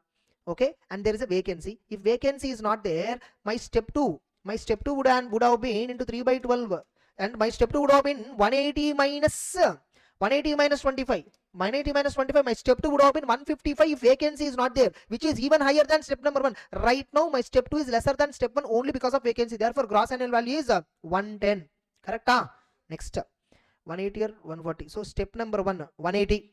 Step number 2 300 minus 40. No, here 11 months. You should take 11 months actual rent received. How much? 300 into 11 divided by 12 is equal to 275. Okay, actual rent received 275. Correct? Unrealized rent of last year is irrelevant for us. For current year it is irrelevant for us. We should take only current year unrealized rent. We should not take last year unrealized rent. Correct? Okay, in every year, respective year unrealized rent only you should take.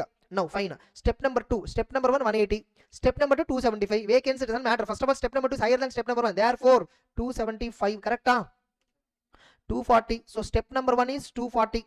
Step number 2, 150. Vacancy is not at all there. Unrealized rent is 120. 150 minus 20 is equal to step number 2 is 130. You know, see here vacancy itself is not there. Whichever is higher, 240. The answer 110, 275. 240, 1 and 3 last fine, last through. Now, whereas here, what happened here? Here, period for which property was vacant. Okay. They got, okay, wait a minute. Hey, correct, no. 275 minus unrealized rent, I should reduce, no. 235. Correct. We understood that also. So, see, 300 into 11 divided by 12. So, actual rent received is 275. Minus unrealized rent is 40, 235. Step 1, 180. Step 2, 235. Whichever is higher, 235 correct only. Our analysis correct. We just missed the calculation. Okay. Next. I think we'll wind up. Okay. From here we will solve in the next session. I think until now confident. Okay. That's it. So we'll continue discussion. Illustration number 45. It is also like we need to find out gross annual value. Okay. Now, property situated at doesn't matter. Okay, municipal value, okay, per annum. These are per annum information. You see, these are per annum information. Municipal value fair and whichever is higher. So step 1 answer is over 70,000. Standard rent is more than that, so we don't have to worry. Step 1 expected rent is 70,000. Now step 2 actual rent. You see how much from April to July means almost for 4 months. For 4 months it is 20,000, and from October to February remaining period property was vacant. Okay, so which means August, September the property was vacant. March also the property was vacant. October, November, December, Jan, Feb, 5 months. Okay, so 45,000. So total amount is 65,000, which is step 2 actual rent received. Correct? Now step 3, what is gross annual value? Now first we have to see case 1. Is step 2 lower than step 1? Yes. Is there a vacancy? Yes. If at all there is no vacancy, okay, if at all there is no vacancy, she would have received. Okay, she would have received. Property was vacant, no? Property was vacant, right? So probably August and September, she would have been received some 10,000. So no, I am assuming up to September 5,000 per month rent. Okay. Then March month rent is 9,000. So she would have received extra another 19,000. Correct? If at all there is no vacancy, where the answer would be 84,000, which is more than step 1. If vacancy is not there, the actual rent would have been more than step 1. Right now actual rent is less because vacancy is there. So you should not charge me expected rent. You should only charge me actual rent originally received. So GAV is for 65,000. GAV is 65 for house number 1. Then house number 2, step 1 is this. Correct? Then step 2. So 6,000 into 4 months. Okay? Yeah, into 4 months is equal to 24,000. Into this one is for 5 months. Yes or no? 42,500. Already step 2 is higher. Okay, so 42 means 66,500. So whichever is higher, 66,500. That's it. Next. Then find out gross annual value in respect of the following properties. 3 properties they have given. Okay, now first period when the property remains vacant, 5 months, 3 months, 2 months. Unrealized rent they gave. Actual receivable they gave. Receivable means what? For 12 months. Receivable is for 12 months. Okay, no, not even for 12 months. Sorry, receivable was not for 12 months. Okay, receivable is for let out period. Receivable is always for let out period. For 5 months it is. So 70k per month. How much the monthly rent here? 70k per month. No, sorry. 5 months it was vacant. 350 by 7 you should put. 7 months it is occupied, right? 7 months it is occupied. Like how many months it is occupied? This was occupied for these many months. Can I say like that?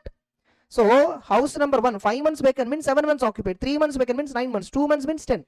Now this actual rent receivable, remember in our step 2 house property calculation, receivable within bracket let out months multiplied by monthly rent. Now how much is the monthly rent? How much in how many months let out? Total actual receivable, divide it with, you get actual rent per month. Correct? So how much actual rent per month? 50k. Okay, this is approximately 540 by 9. How much it is? 60. Then this is 60. Correct? So 60,000 is actual rent per month. So this we discovered it. Correct? This is something we discovered it. Now this is monthly rent, fine. Now so whichever is higher, 500 restricted to, therefore step 1 is 500. Okay, here step 1 is 720, here step 1 is 600. Okay, now look at this. So step 1, house number 1, 500, 600, 600, am I right? 500, oh 720, house number 2, 720. Then step number 2, actual rent receivable, they gave the answer 350, 540, 350, 540, and how much it is? 600, correct? 600 minus unrealized rent, for the same year, 10, 0, 150. Okay, 10, 0, 150, correct? Okay, 340, 540, 450. This is what actual rent received. Step number 3. Now is step number 2 lower than step number 1? In all the cases, yes. And so condition 1 satisfied. Is there a vacancy in all the places? Yes, vacancy is there. So first I will do one thing. Okay, step number 2, if no vacancy, correct? If no vacancy is there, how much is step number 2? This is what my question. Now how much is no vacancy? Vacancy period rent also you should add. Okay, original step number 2, I'm just adding. Okay, original step number 2 received amount plus vacancy period rent, correct? Plus vacancy period rent. How much is vacancy period rent? 5 months into 50,000, 2.5 lakh, 250, correct? 60 into 3, 6 3s are 180. Last one, 2 into 150, correct? Sorry, 2 into 60, 120. Now if there is no vacancy, step number 2 would have been 590. If there is no vacancy, step number 2 would have been 720. If no vacancy, 570. You see now, wonderful this one. Okay, here step number 2, if at all vacancy is not there, higher than step number 1, which means here actual step number 2 is lower than step number 1 only because of vacancy. If that is the case, gross annual value is actual step number 2. Actual step number 2 is 340, correct? Now again, step number 1 720. Even if there is no vacancy, step number 2 is 720. Okay, here also step number 2 originally 540 is less than step number 1 only because of vacancy. If vacancy is not there, it would have been step number 1 higher than step number 1. Remember, therefore actual rent, gross annual value, original step number 2, correct? Now here you see step number 1 600, original step number 2 450. If at all there is no vacancy, step number 2 would have been 570. Even if there is no vacancy, step number 2 is still lower than step number 1. Here in both the cases, step number 2 is lower than step number 1. With vacancy, without vacancy, in both the cases step number 2 is lower only. So because of vacancy, your actual rent is not lower. It was lower because of some other reasons. Therefore you will not have the actual step number 2 logic for GAB. Whichever is higher, step number 1, step number 2, whichever is higher. Therefore the answer is 600. Are you clear? So the answers 340, 540, 600. Easy or not? That's it. Okay, next. Now test your knowledge, some test yourself. Okay, fine, no problem. Okay, shall we? Period for which it was vacant, which means 9 months occupied, correct? Okay. Oh, here actual rent. Okay, actual rent. If the property is let out throughout the previous year, they gave actual rent. If at all property was let out throughout the period they gave, means actual rent received we need to find out. Are you clear? So 3 divided by 9 months it is let out. This is let out for 11 months. This is all let out for 12 months, correct? Now 180 divided by 9, 20k, correct? 20. 300 divided by 11. Oh my god. No. Why? Like no. 180 divided by 12. Monthly rent, no, 15. Okay. Monthly rent. Actual rent throughout the period means what? Here itself we can figure out. 15 monthly rent, correct? This is monthly rent is 25. This is monthly rent is 150 by 12. You see how much? Okay. Yes. No. 12.5. That's okay. No, 25, no. 300 by 12. Okay, fine. So 12.5. This is a monthly rent, correct? Now tell me, period for which it was vacant we know. No, first of all, step number 1 we calculate. Whichever is higher, step number 1 is 120. Agreed? Because gross municipal value, nothing but municipal value, fair and whichever is high restricted to standard rent. This is step number 1 for house 2. Step number 2 for house, for house 3. Step number 1 is this. Okay. Now again I'll go and put it. Okay. Now step number 1. Right now answers are what? 120, 180, 240. Okay. 120, 180, 240. Then step number 2. Actual rent receivable. Receivable means what? Let out period multiplied by monthly rent. Correct? Now, a let out monthly rent is what? Your 15. Let out period is what? 9. 15 into 9, 135. Correct? 135. Then 25 into 11, 275. Correct? 275. Next. Okay. 12.5 into 12, which is also 150. Here there is no vacancy. Minus unrealized rent for the current year only you should take. Only 24, 25 you should take. 25, 40, 20. What is it? 25, 40, 20. Therefore, actual rent received how much? 110. Okay. Then 235, then 130. Now, step number 3. Step number 3. Here you see step number in here house number 2, it's already higher than step number 1. Therefore, gross annual value 235. Here no problem. Whereas house 1, step 2 is lower than step number 1. Step 2 is lower than step 1. Okay, fine. I will do one thing here. What I will do? Original step 2 how much? 110. For that I will add vacancy period rent. I will add vacancy period rent. Now vacancy period was what? 3 months. 3 into 15 how much? 45. Correct? So therefore it is coming to 155. In that case, step 1 is 120. Oh, if vacancy is not there, step 2 calculation would have been higher than step 1. Right now, step 2 calculation is lower than step 1 only because of vacancy. Therefore, gross annual value is equal to 110. Okay. Next, for house number 3. House number 3, there is no vacancy itself.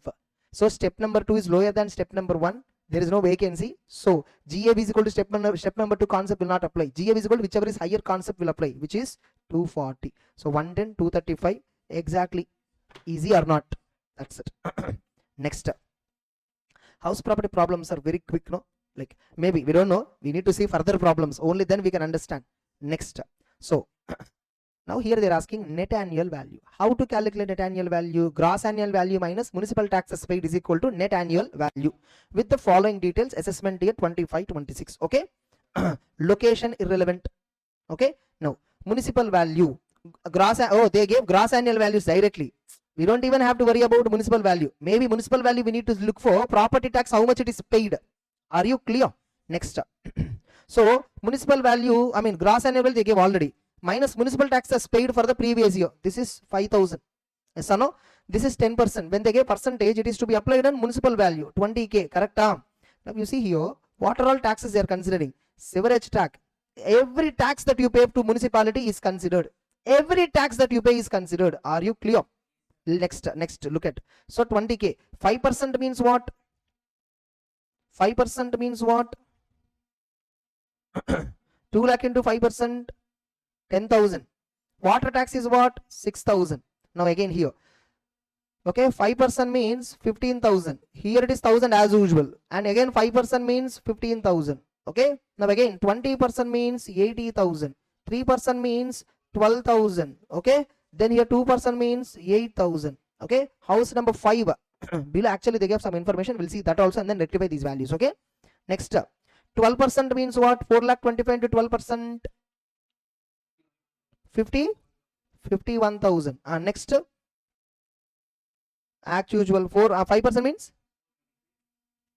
4,25,000 into 5%. 21,250. Okay, fine. Now wait. House number 3, municipal tax paid for the year 2001 to 2034 is 2 lakhs. This was old year data. Did they say that it is paid during the current year? They didn't say that it is paid during the current year, so I'll ignore. House number 4, municipal tax paid for the financial year 25-26 is paid. Actually, additional information they said. Right now we are doing for assessment year 25. Nothing but previous year 24-25. Oh, next year municipal tax also we paid. and I will assume that house 3 municipal tax also paid in the current year only. How much ever you pay, that much I will claim deduction. Yes or no? Now look at it. So shall I calculate? Shall I calculate here? So gross annual value means 1 lakh, correct? This one is the main number. Okay, this one is the main number. So 1 lakh minus 5,000, how much it is? 95,000. 2 lakh 50 minus 20,000 minus 10,000 minus 6,000 is equal to how much it is? 2 lakh 14,000, correct? 2 lakh 14. Then 1 lakh 80,000 minus 15,000 minus 1,000 minus 15,000 is equal to 1 lakh 49,000, correct? 1 lakh 49. Then 5 lakh minus 80,000 minus 12,000 minus 8,000, 4 lakh, correct? House 4 it is 4 lakh. Then house number 5, 8 lakh minus 51,000 minus 3,750 minus 21,250, correct? 7 lakh. No. Okay. 7 lakh 24,000, correct? Then 5 lakh 60% means 60,000, correct? 10%. 5 lakh minus 60,000 minus 1,000 is equal to how much?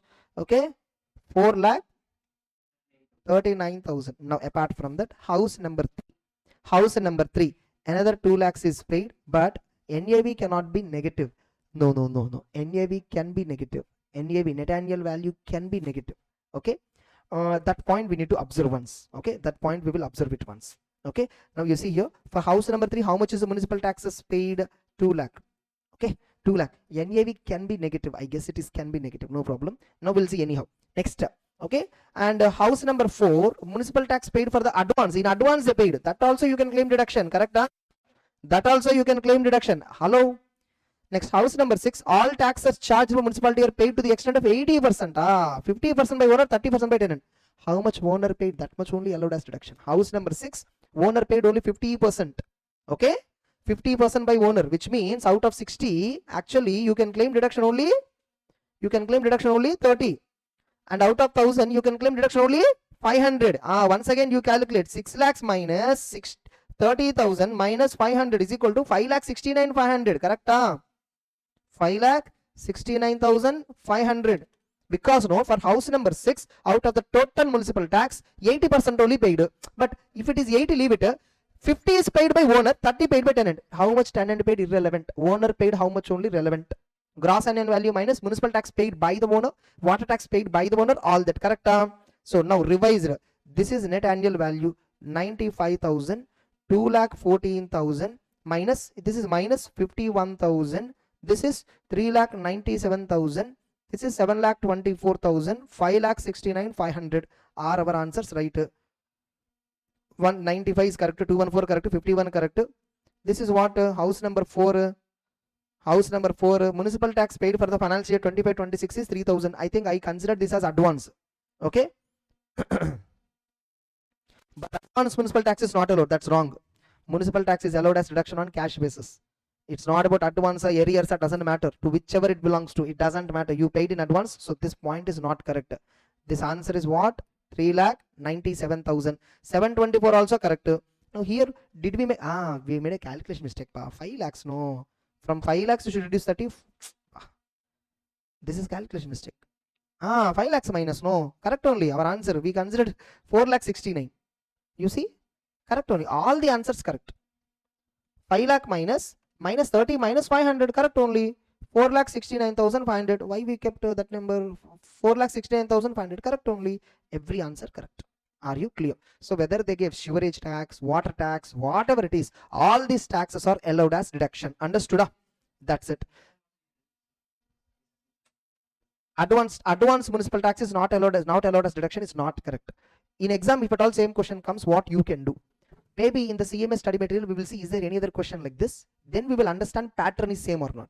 Okay, maybe in this question they might have done a mistake, so we don't know. So everywhere, if at all similar treatment they taken, municipal taxes paid in advance, they are not considering. Then for CM exams we'll do like that. Okay, municipal taxes paid in advance. See, municipal taxes does not have any link with the year. It is allowed on cash basis. How much ever you pay this year, that much is allowed. Are you getting the point? So that's it. It is not allowed on accrual basis. It is allowed on cash basis only. Clear? Next. Oh, now we are starting with deductions concept. Super. No problem. Okay. Now gross annual value they directly gave Gross annual value they directly gave. Now what is it asking? How much is the standard deduction? 30%, 24. Okay. How much is the standard deduction? Oh, municipal taxes paid is there. Nah. First calculate NAV. First calculate NAV. 70, 40. Okay. 20, 20, 40. 30% means 21, 12. 30% means 6, 6. 30% means 12. 12, 6, 6. Over. Easy. Next. 48. Wow. Fantastic. They have given super adjustments. Very good. Now tell me, house property. 30% point we understood right now. Okay. 30% point we understood. In house property, you can claim interest. Which interest? Interest on loan borrowed for purchase, construction, renovation, reconstruction, all that. Correct? Huh? So we can claim interest. Again, interest on loan borrowed for repaying the old interest. That is also allowed as deduction. Interest on interest late payment is not allowed as deduction. Can I, if I borrow loan to repay municipal taxes, can I get interest deduction? You can't. Because you will get interest on loan only when the loan is used for house property, construction, purchase, repair, renovation, something. The loan must go to the property improvement. Yes or no? Not for municipal tax payment, not for all other repairs purpose. No. Repair is allowed. Sorry. Repair loan is allowed. Are you clear? No. Fine. Now they are asking, from the following information provided by the SSE, compute interest on loan allowed. We will see. Okay. This much in depth we don't even have in CA Inter also. Okay. We will see. So from this, if at all any new learning is there, that we will put it as a summary now. Okay. Now interest on loan taken for repair of house property allowed. Okay. This is allowed. So I will do one thing. I will put here because amounts are same. No. Whatever amount they gave, that amount actually allowed. Remember, interest is allowed on accrual basis deduction. There is no link with payment, correct? And here in house property interest deduction you will get whether you borrow that from bank and FI or even you borrow from relative and friends. Doesn't matter. Source of borrowing doesn't matter. Under house property you will get deduction irrespective of any source of borrowing. Remember that. Interest on loan taken for purchasing housing 50% only paid. No. Fully allowed. Fully allowed. Because accrual basis. You get interest deduction on accrual basis. Interest on new loan taken for repaying old loan fully allowed. Yes or no? Fully allowed. Next, this also fully allowed. Yes or no? Interest on loan taken for payment of interest on loan earlier. Loan interest on interest to loan interest. No, not allowed. Yes or no? Interest on loan payment for municipal tax not allowed. Interest on loan by mortgage and house property 3 for business purpose. That's a business interest. Because you took, you know, for business purpose you got the loan, that interest amount you will claim deduction under PGBP purpose. Because the loan is used not for purchase, construction, repair, renovation or reconstruction of the property. Correct? Not allowed. This is allowed as deduction in 36. This is allowed as deduction under section 36. This is allowed as deduction under section 36. Interest on loan for reconstruction of HP1 paid outside India without deducting TDS. Oh, TDS not deducted. Interest paid outside India not allowed as deduction. Section 25. There is a section called 25. Okay, that section says interest is not allowed as deduction without deducting TDS. Interest on loan for reconstruction of HP2 payable outside India on which TDS has not been deducted and no payment is yet made. It doesn't matter because interest on loan you get deduction on accrual basis. Okay, you get accrual basis. Here you see without deducting tax payable outside India. Okay, on which TDS has not been deducted and no payment is made. Here it is already paid amount. Here it is only payable. Payable or paid doesn't matter. Interest deduction on accrual. But anyway, since TDS is not been made, I will not get deduction. I will not give deduction as per section 25. Interest on loan on house property and mortgage for renovation of house property 2. Yes, which property you gave security doesn't matter, ma. Okay. I borrowed a loan. Here ultimately for what purpose? I'm renovating house property 2. You can claim deduction for this under house property 2. House property 2 you will compute income, right? For that only use the loan, right? How did you get the loan? Source of the loan? Which one you gave it as a surety security? That doesn't matter. Generally in a banking loans, the same house for which we are getting loan, the same house will be mortgaged. Okay, so regarding this, technically law is silent on this. Okay, but as a general principles of contract, all that, which house you kept it as a loan and used that money for which house of yours, that doesn't matter. Okay, now look at our answers, right? Okay, this is allowed. Okay, this is note number 1. They are saying second point. What is the note number 1? Interest on loan is allowed on accrual. That's what we thought. Interest on you taken loan allowed. Correct? D point we thought not allowed. C point, interest on payment of municipal tax. Yes, we thought not allowed. Interest on mortgaging house property 3 for business. This must be for, you know, 3 as per a section, I mean, the purpose of loan must be repair. Yeah, correct. Which means indirectly it is not allowed because you are using it for business or profession. Therefore, it is not allowed as deduction. Our answer is right. Interest on loan paid outside India, not allowed. Remember section 25. So without deduction, there is no. So it is not allowed as deduction. Okay, here also not allowed as deduction. Interest payable outside India, yes or no? Note number 4, 5 allowed. Since loan is used for renovation of house property too, it shall be allowed as deduction from house property too. Mortgage of HP1 is irrelevant. This is what I told. Easy or not? So many new points I also learned. See, I know already, but common sense you apply, you get it. Very good. This kind of question should be there for conceptual understanding of tax. CMA book is very good in terms of tax. Like they are structurally building the concepts. Income tax is super. Next, can I proceed further? Okay, next, calculate interest on loan allowed. Okay, for assessment year 2021 to 25-26. Okay, from the following information. Loan was taken on 1st January 2016, 5 lakh rupees at 12%. Okay, construction commenced. When it started commencement, we don't bother. We only want loan borrowal date. Construction completed on 31st March 2021. So 31st March 2021, that is the date of completion of construction. 2021 is year of construction. Before March means 31st March 2020. This is pre-construction period ending.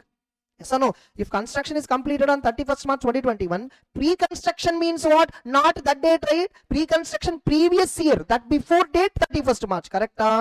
Next. Okay. Now look at. Okay. What is the loan? 5 lakh. Agreed. What is the rate of interest? 12. What is the loan borrowal date? Loan borrowal date is on 1st January 2016. 1st January 2016. Till loan PCP date was what? PCP date was 31st March 2020. Yes or no? First I'm calculating PCP interest. Now what is the period? 16 full year, 17, 18, 19. So 23 months, 48, 51 months it is. Okay, 5 lakh into 51 divided by 12 into 12% is equal to 2 lakh 55,000. This can be claimed as deduction in 5 installments. Divided by 5 is equal to each installment 51. First installment, which year you will claim? First year, when the property came into existence, 31st March 21, which means 2021. Okay, for financial year 2021, nothing but previous year 2021, nothing but assessment year 21-22, you will claim deduction. Yes or no? So previous year 20. So first year is previous year 2021. I will directly call it as previous year 2021. Yes or no? Which is assessment year 21-22. Pre-construction period interest is 51,000. Now remember, this interest amount is calculated only up to 31st March 2020 only. Yes or no? In 2020-2021, loan is still outstanding. But on that, whatever loan is outstanding in this year, 5 lakhs, yes or no, fully into 12%, which is current year interest of 60,000. That also you should claim, correct? 1,11,000 for previous year 2021, 1,11,000 for previous year 21-22. Same answer you will get, correct? For previous year 22-23, you will get same 1,11,000. For previous year 23-24, you will get same 1,11,000. For previous year 24-25, you will get same 1,11,000. Now for previous year 25-26, you will get deduction only 60,000. Why 60? Why 60? Because 5 installments are over here. 5 here, 5th installment 6, I mean 51,000 5 times we already claimed 255. So 25-26 will be 6th year from the year of construction. Therefore their PCPA will not come because already claimed. So only current year interest every year, whatever you are incurring on the outstanding loan, only you will get deduction. So this point additionally I am giving. Okay, now let's look at the answer. What is the answer? Oh my god, pre-construction period interest. Okay, wait. Since construction started, hence pre-construction period starts from 1st August 2016, and since the construction was completed on 31st March 2021, pre-construction period ends on 31st March, which is actually correct. Okay, our ending date is correct. Now construction starts from 1st August 2016 onwards. Okay, this point we will check once, because generally we calculate pre-construction period interest from date of borrowal of loan or from date of construction. Once we will check it out. Okay, we'll open the act and then check it out. Okay, and then make a change accordingly. Yes, you see, pre-construction period related point. Where the property has been acquired or constructed with borrowed capital, the interest, if any, payable on such capital, okay, borrowed for the period prior to previous year in which property has been acquired or constructed as reduced by any part thereof allowed as deduction under any other provisions of the act, that's okay, okay, shall be deducted under this clause in equal installments of the said previous year and for each of the 4 years, nothing but for that year plus preceding 4 years, nothing but 5 years. Okay, now where the property has been acquired or constructed with borrowed capital, the interest if any payable on such borrowed capital for the period prior to the previous year, interest on borrowed money prior to year of construction means total interest amount only you should consider, need not be pre-construction period. We named it as PCPI. Okay, technically here you see what are the saying, explanation ma, you see the interpretation. Let us understand this. Where the property has been acquired or constructed with borrowed capital, the interest if any payable on such capital for the period prior to the year in which property has been acquired or constructed, any loan borrowed for the house purpose, any interest amount that is incurred prior to construction will be allowed as deduction in 5 installments, they said. Any interest incurred means any interest payable on loan borrowed means should I take loan, should I compute interest amount from borrowable data, construction begin data to know accurate amount of interest I incurred, how much interest I incurred, will interest expenditure I incur only from construction data, borrowable data, borrowable data. Banks have a common sense also. Today I gave loan, tomorrow you will not start spending, it will take time, no. You gave amount now only I'll go and purchase all the material and then I will start Senkustapan and then I will do construction. So here their answer is wrong. You know what they did? What they did is, you know, since loan borrowable date is 1st January, whereas construction was started on 1st August, this approximately 7 months interest, no, they ignored it. As per the explanation, they never say from which date you should calculate interest, but they indirectly gave a hint. Before year of construction, before year of purchase, any interest amount payable on the loan borrowed, they said. Any interest payable means what? I will have to pay interest from borrowable debt. Are you clear? Yes or no? So, loan was taken. So, technically, 1st January is correct as per the act. But in the book, since they have taken only from construction starting date, we will also stick to the same logic. Construction starting date, we will stick to that. Maybe there might be some case loss judgments would have been there on that. Ignore it, because in CMA book they have started from construction beginning date. Able to understand? In reality, I will tell you, whenever we borrowed the loan, from that day we will start claiming deduction capital, because even the provision was so clear. Interest payable prior to year of completion of construction. So in which year you completed construction, ignore that. Prior to that year, whatever interest is there, that interest you can claim it as deduction in 5 years. Correct? So now some courts, some judgments or some assessing officer might say, I will give deduction only from construction starting date onwards. Only then you started using loan for the property purpose. Until then you might have just kept it idle. So I will not give deduction. That is one argument. Another argument is what, sir, the moment a bank gives a loan, I have to search, no? I have to find raw material, I have to find people, I have to find everything. Before I get a loan, I'll be uncertain. What if I talk to everybody and enter into contract, but suddenly bank defaulted me, they did not give me loan, I will have to default contract liability. So I did not talk to anybody until I get a loan. So only after I get a loan, then I spoke with everybody. It took time. Able to understand? So it's a genuine, that 7 months you cannot say customer wasted, the borrower wasted money. You cannot say that. That was a genuine cause. Able to understand? That's it. So now let us assume, let us discuss from their angle. Okay, from 1st August let us compute. From 1st August let us compute. Now 1st August means 7 months gone. 51 minus 7 is equal to 44 months only you should calculate interest. Correct? So 2,20,000. Correct? 2,20,000 divided by 5. 44,000 I am getting interest. What is it? 44,000 I am getting interest. Correct? We'll see what answer they are getting. By the way, up to 31st March 2020. Hey, did they give any repayment? Oh, wait. They repaid a loan. Oh, yo, we forgot to consider the repayment. Amazing problem. Repayment also made.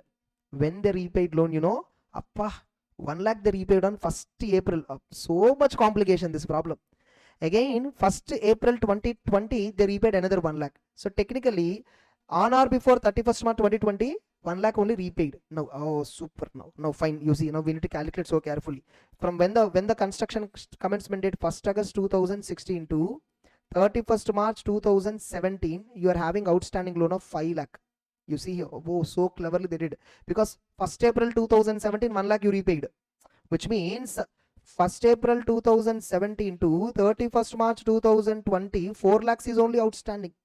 Correct? Now calculate interest. 5 lakh multiplied by, so you need to read the question always till the end and then only start, because I didn't expect repayment information will be given, because till date in our CA Inter there is no repayment concept discussion. Fine, it's okay. So here 9 months interest, correct? Into 9 divided by 12 into 12% is equal to 9 by 12 into 12% is equal to 45,000. Then here it is 18, 19, 20, 18, 19, 20, 3 years only. Yes or no? 36 divided by 12 into 12% is equal to 48,000 into 3 is equal to 1,44,000. So total interest 1,99,000, correct? Divided by 5, 37,800 is the PCPI installment. 1,89,000 it's coming. Sorry, 1,89,000. 1,89,000 divided by 5, 37,800 interest we are getting per installment, correct? By the way, did they repay any other loan? Thank God they didn't repay that. Okay, on 1 lakh they repaid, so which means outstanding amount is 4 lakh. What is the amount here? 36,800 they are getting a PCPI. How it is 36,800? 1 minute, did we miss any other information again here? 5 lakh is the loan taken. 1st August onwards only they started, correct? Okay, so by the way, 1st August means how many months? 8 months, no? 8 by 12, it is not 9 by 12. 1st August onwards it is 8 by 12. April, May, June, July gone, no? Yeah. So what is the amount? How much it is? So 1 lakh, 1,84,000. 1,84,000 divided by 5, 36,000. Correct only, but we just took here 9 by mistake. Count always carefully. Okay, next. That's it. And current year interest is how much? Because 2021 another 1 lakh he repaid. Means on 2021, current year interest will be on 3 lakh. 3 lakh multiplied by 12% is equal to 36,000 current year. PCPI will be 36,800. So total 72,800. Then 21-22. Did he repay another loan? 21-22? No. 21-22 same amount, 72,800. Okay. So 36,000 current year interest, PCPI interest 36,800. 22-23 same, current year interest is 36,000, PCPI interest is 36,800. Okay. So 72,800. 23-24 they repaid 1 more lakh. So which means loan outstanding is 2 lakhs only. Okay. Into 12% is equal to 24,000, whereas PCP 36,800, which is equal to 60,800. Then 24-25 did they repay another amount? 1st July he repaid. 24-25 1st July. So as on 1st April 2 lakhs outstanding is there. 3 months multiplied by 12% is equal to 6,000. Okay. Then again 1st July he repaid 1 lakh. So outstanding loan right now is again 1 lakh. 1 lakh is there for 9 months is equal to 9,000. Totally current year interest 15. PCPI interest for that year 36,800. 51,800. 51,800. Let us see. Correct? Thank God. They gave repayments here. We forgot to consider repayment at the first time when we are solving. So read the question always full. Repayment clause is there. So you need to be very careful. Here, there is only one point. I won't say we are wrong. Okay, because we are right. As per the act also our analysis is right. But CMA Institute study material, they are considering only from construction beginning date for PCPI purpose. Technically, that is not as per the law. As per the law, whatever the pre-construction period interest that you are incurring, that you have to claim. That's it. That's it. Next. Can I proceed further? Then illustration 50. Illustration 50. Okay, just a minute. Okay, so we'll take a break and get back and then we'll start. Okay, we'll start. PGBP also will start this. Okay, now itself. That's it. Once is over, PGBP will start. So now let's continue. 50th question. So she has 2 house properties. Both are let out. Okay. Now what is they're asking? Compute income from the following details. Okay, they're asking literally compute income from house property. And if you see other information, loan taken for construction is still unpaid, means loan is fully outstanding. Last point, municipal taxes for house 1 is still not paid, while house 2 is paid half only paid. House 2 is half paid by tenant. Okay, that of house 2 means remaining 50% is paid by owner. Correct? Okay, remaining 50% is paid by owner, while that of house 2 is half paid by tenant. Okay, suppose if the sentence is for house 2 only half is paid by tenant. I mean, if that is the case, then owner did not pay anything. What does they say? House 1 is unpaid, while that of house 2 half is paid by tenant, means remaining half is paid by owner. That's the meaning out of the sentence I'm getting. Okay, fine. Next, now gross annual value. Okay, so municipal value or fair rent, whichever is higher, standard rent. This is step number 1, correct? Whereas here this is step number 1, correct? That's it. For house 2, step number 1 is that. Actual rent receivable is this.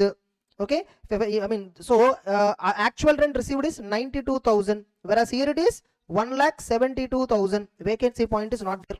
Okay, vacancy point is not there. Therefore, whichever is higher, gross annual value for this is 92,000, whereas here it is 2 lakhs. Are you clear? Okay, so now, so gross annual value. So gross annual value will be here 92,000, and there it is 2 lakhs, correct? Minus municipal taxes paid. And we know the problem clearly mentioned that for house 1 it is 0. For house 2, how much is the municipal tax? 1,000 rupees. 50% paid by tenant, which means 50% is only paid by owner, correct? Therefore, you know, this is 92,000 net annual value. This is 1,99,500. This is net annual value, correct? Minus 30% deduction. How much it is? 92,000. 90,000 into 30% is equal to 27,600. Sir, no. Whereas here 1,99,500 into 30% is equal to 59,850, correct? Now interest on loan. Second deduction is what? Interest on loan. You can claim interest on loan as whatever, on accrual. Fire insurance irrelevant, repairs irrelevant. Interest on loan 10,000 and nil. That's it, correct? 10,000 and nil. So therefore income from house property is 92,000 minus 30% minus 10,000 is equal to 54,400. 1,99,500 minus 59,850 is equal to 1,39,650. Total income from house property is equal to 1,94,050. What's the answer? That's it. That's it. Next, now they're asking, now the problems are going to start from self-occupied property. From here the problem complication will slightly increase. Okay, Mr. Pandey is owner of 3 houses in Chennai. Furnished the following information. Compute his income from house property. Oh, all the 3 are self-occupied. Oh my god. Okay, all the 3 are self-occupied. Okay, now when all the 3 are self-occupied, we need to have 3 options. Any 2 houses only, he can claim it as SOP. NAV is equal to 0 and further calculations. Okay, by the way, he has opted for old regime.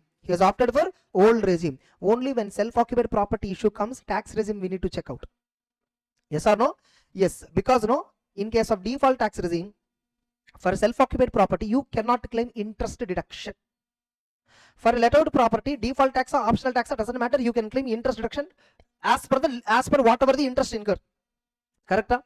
Again, under optional tax regime, for a self-occupied property where NAV is equal to 0, benefit is claimed, maximum interest allowed is 2 lakhs. That too if the interest is for purchase or construction.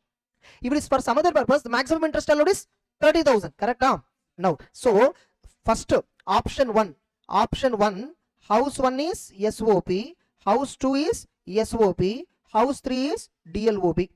Option 2, house 1 SOP, house 2 DLOP, house 3 SOP. Option 3, house 1 DLOP, house 2 SOP, house 3 SOP. Like this we need to compute in these 3 options, and then we have to figure out, correct? Now, first I will figure out as if this is a let out property. Remember, I assume that it is a let out, deemed let out.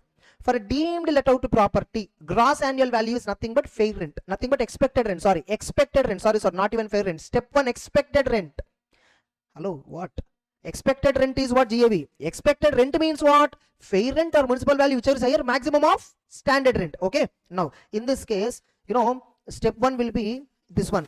Here in this case, step 1 will be step 1 will be this only. Whereas in this case, again step 1 is also restricted to standard rent. In all these 3 cases, standard rent itself gave expected rent, GAV, correct? Now first option. Now look at, just a minute. Yeah, now first option. Okay, house 1 SOP, okay, house 2 SOP, house 3 DLOP. Okay, now I will put format GAV minus municipal taxes paid, NAV minus 30% deduction minus interest on loan. Correct? Then what I will get is answer. Okay, now look at. So I'm taking any two houses as SOP, the other one automatically DLOP. Now automatically if it is DLOP gross annual value is 18 lakhs. Correct? 18 lakh. Okay, whereas here the point is not applicable. No, because when I say SOP, I can directly claim 0. Yes or no? Now you see municipal taxes paid only they gave. You see, okay, paid. How much it is? Nothing is mentioned. Therefore, there is no municipal tax paid. Oh, no. Sorry. They mentioned percentage. They should have mentioned here the percentage. No, if nothing is given, there is a chance that student might take 0. 10% of municipal value they said, which means I will put the amounts here. Okay, municipal value 20,000, 1,30,000, and this is 1,35,000. Yes or no? This is the municipal tax paid. So here alone 1,35,000 I will consider. Am I right? Minus 1,35,000 is equal to 16,65,000. 30% is what? 4,99,500. Here not applicable. Whereas interest is there 90,000. Remember, interest is for purchase. Loan is taken in 21-22 for property where NAV is equal to 0. Maximum interest claimable per house is 2 lakh. That too, total SSC wise for entire SOPs put together, maximum how much you can claim? 2 lakh. That's it. So 90 plus 170. Here how much it is there? 90,000 you claim, and balance here 1,70,000 is there. Yes or no? But put together restricted to 2 lakh. Yes or no? So put together the minus answer will be 2 lakh. Yes or no? Now here actual interest for this how much? In this case how much actual? 1,65,000. Correct? 1,65,000. Therefore 16,65,000 minus 4,99,500 minus 1,65,000 is equal to 10,500,000. Correct? Set off minus 2 lakhs is equal to 8,500,000. Option 1 answer is this. Correct? Next, option 2. What is this? House 1 SOP. Yes or no? House 2 DLOP. House 3 SOP. Correct? Now again, gross annual value minus municipal taxes paid and net annual value minus 30% of NAV and minus interest on loan. Correct? Now for this not applicable. Therefore NAV is equal to 0 directly, whereas in middle. Okay, again here it is not applicable. Interest on loan 90,000 they have given here. Yes or no? 90,000 they have given. Here it is 1,70,000 they have given. Here it is 1,65,000 they have given. Are you clear? Now balance answer I will have to compute. Okay, first I will compute, whereas these two put together I will restrict it to 2 lakhs. Okay, now DLOP, what is the gross annual value? 15 lakhs. DLOP, what is the gross annual value? 15 lakh. Now how much is the municipal taxes? 1,30,000. Correct? We computed. So 13,70,000. Okay, 13,70,000 into 30% is equal to 4,11,000. Correct? What is income from house property? Minus only for second house. The answer is 7,89,000. And remember, for this third house, maximum interest you can claim deduction is 2 lakhs. Therefore, I will restrict this amount to 1,10,000 only. Correct? I will strike this and substitute 110. Therefore, 2 lakhs negative. Correct? Now, therefore, net income is 5,89,000. Option 2 answer is lower income than option 1, which is better option, option 2. Let us see option 3 also. If at all option 3 is also lower than option 2, then option 3 will be the answer. Otherwise, option 2 is the answer. Correct? Next, option 3. House 1 DLOP, House 2 SOP, House 3 SOP. Correct? Now gross annual value minus municipal taxes paid, then what you get is net annual value minus 30% minus interest. Correct? Yes or no? Now for this one DLOP house 1, 1,50,000 only. Yeah, so lesser amount, 1,50,000. Yes or no? Now whereas here not applicable. Municipal taxes paid is 20,000 for house 1. Correct? 20,000. I forgot to put my mind. I wrongly put bracket. Okay. Yeah. Next, 1,30,000. 0. 30% means what? 39,000. Correct? Then interest on loan is 90,000. Correct? Hello. Now next. Whereas this one, how much is the interest? 1,70,000. Maximum interest I can claim here is 30,000 because 165 is there, but I will restrict. Both put together 2 lakhs answer negative. Now whereas here 1,30,000 minus 39,000 minus 90 is equal to 1,000. In fact, in this option the answer is coming negative, which is even more best option. Yes or no? So option number 3 in our book, nothing but which house is to be treated as real OP? House 1 is better to treat it as real OP. This is the answer. House 2, house 3 SOP. The answer 1,99,000 negative. That's it. Option number 2. Oh, they didn't do option number 2 value. Computation of house property, option number 2. Working. What are they asking, by the way? Compute is income from house property. Sorry, I mean, they didn't do options, 2 options, no? See, you said house 1 deemed to be let out. Okay, they directly gave the answer without checking options, okay? All the 3 options they gave, okay, fine. I think the assumption would have been you try remaining 2 options, you will understand that house number 1 DLOP is best option. So that's it, okay? Fine, our answer is correct. We finally decided what? House 1 is to be DLOP. This is the answer which we decided, correct? Next. Oh my God. So much is there. Fine. It's okay. Sri Jairam has a house property used for own residence for 9 months and for remaining 3 months for the previous year it was unused. Okay, unused means nothing but vacant. Okay, 9 months it was occupied. Okay, self-occupied and vacant, remaining 3 months. Nothing but throughout the year it was not rented. Remember, throughout the year it was not rented, which means NAV is equal to 0 can be claimed. NAV is equal to 0 can be claimed. Now, municipal value of the property 6 lakhs per annum, fair rent of the property 5 lakhs, standard rent 4 lakhs. This information is irrelevant. Why? Because NAV is equal to 0.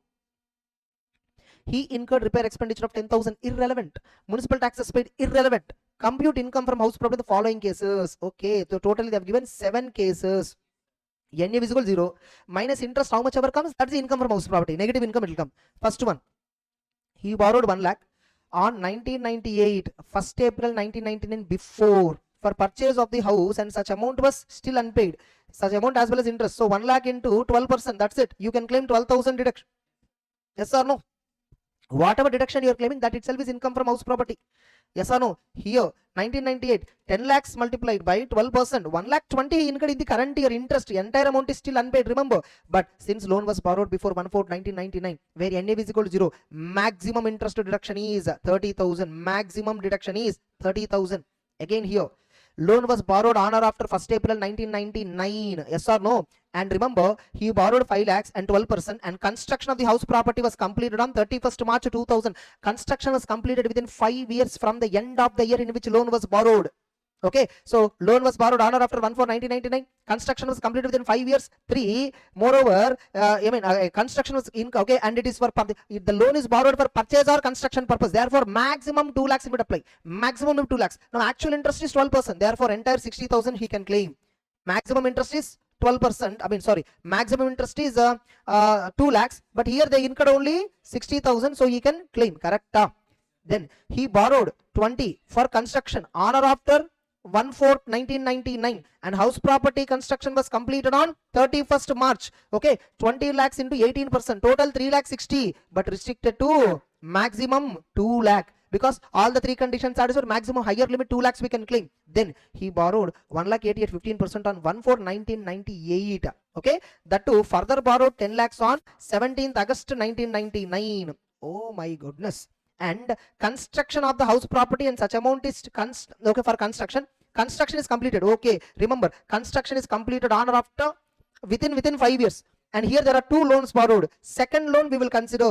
First loan, how much it is? 1,80,000 into 15%. Okay, that is 27,000 we are getting. 10 lakhs into 10%, how much it is? 1 lakh. So original loan borrowed amount, maximum limit 30. Subsequent loan borrowed amount, maximum limit as a whole together 1 lakh. I mean 2 lakhs. 1 lakh plus 27,000. I think 127 I will claim. I will go with this logic. I will claim total 127. Before 1st April related loan, maximum limit is 30. If at all loan is taken on or after 1st April, for that maximum limit is 2 lakhs. Okay, but both put together maximum reduction is 2 lakhs. Correct? This I am little doubtful. Okay, so I am going with this logic. So minus 1,27,000 is the answer. Okay, I am going with a bit doubtfully, but still I am taking a choice, and then okay, all this.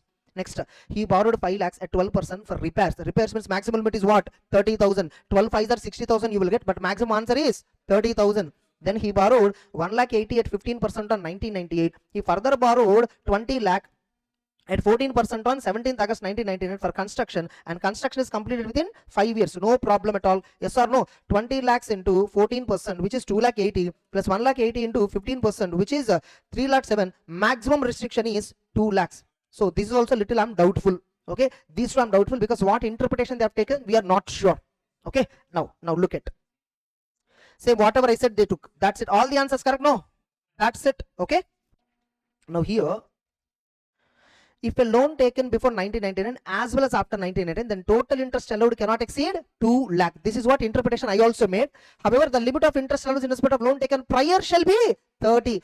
Since it is 27, it is within 30, we consider entire 27. Suppose if it is more than 30, 40,000, then we will restrict to 30. Then after 1/4/2099, if at all it is whatever is it, that amount I'll take. Both put together I'll round up to 2 lakhs. New learning.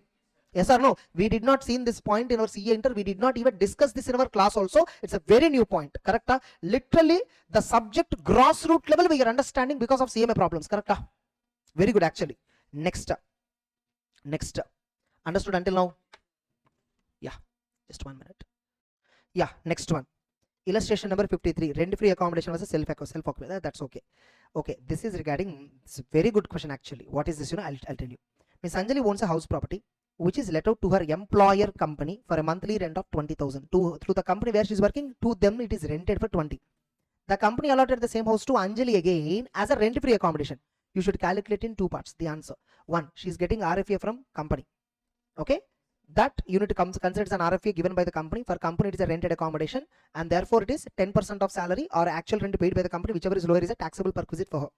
And on the other hand, she is renting it to the company, which is a let out property. So you have to compute. Now here, the point, the crux is what? Because she's staying in his own house only. She's staying in her own house. She can say that it's a self-occupied property. I will claim NA is equal to 0. There are 2 conditions if you want to claim NA is equal to 0. 1, you should not rent it throughout the year. You should not at all rent it. She rented it. Sir, I'm only staying. No, I didn't rent, sir. I'm only staying. You are getting a benefit of 20,000 per month from company. Every month you are getting rental amount, which means you are deriving benefit. Even though you are only staying in your own house, though it is a self-occupied property, dictionary meaning point of view, but legal point of view, it is not a self-occupied, it's a let-out property. You rent it to the company. Later again, you are staying in the same house. In the capacity of employee, you are staying. You are not staying in the house as a owner. You are staying in the house as an employee of the company. You may be the owner. You are getting rental amount from the company because you are owner of the property, but you are staying in the house, right? You're not staying in your original capacity. You are staying as a employee. I may be a husband at home, but I'm a director in a company. Capacities will vary. Are you clear? Exactly. Next. Now look at it. So now here, so ultimately it is treated as what? Let out property. It is treated as what? Let out property. Okay, so monthly rent is what? 2 lakh for, gross annual value 2 lakh 40. Straight question, no much. Municipal taxes paid 20, remove it. So 2 lakh 20, net annual value 30%, 66. Interest on loan paid how much? 90,000. Now here they didn't mention purpose of the loan. I assume that it is purchase or construction. Sorry. For a let out property, I don't have to look at the purpose. Purpose of the loan, when should I look at? NA is equal to 0. That time I should look at purpose of the loan, purchase or repair or all that. Here it's a let out. I don't have to worry. House property related loan, on that interest I paid. That's it. Whatever I paid, I'll get deduction. That's it. The income from house property is this. Correct? Further, she's getting the house as a RFA right from the employer. The same is treated as perquisite in her hands. And since the house is where, for example, the location of the house is not mentioned. If it is more than in a city, more than 40 lakh, then employer is providing, right? Perquisite value will be 10% of salary or rent which company paying, whichever is lower. That's it. Next, are you clear? Then compute income from house property of Sri from the following information. Oh, they have 4 houses and 3 houses are self-occupied. 1 is own business. When it is used for own business, that house will no more come under house property scope. This particular house will be shown as a fixed asset building in the business block of asset. Correct? And we will claim depreciation on that. Whereas 3 houses, option scheme again. We have to find out options. Okay, same, just like how we did option 1, option 2, option 3, same. Now here I will first see, step number 1, this one. In this step number 1 is this only. Okay, in this step number 1 is 7 lakh. Correct? No. Here also step number 1 is, very good. 3 lakhs. Here step number 1 is 2 lakh.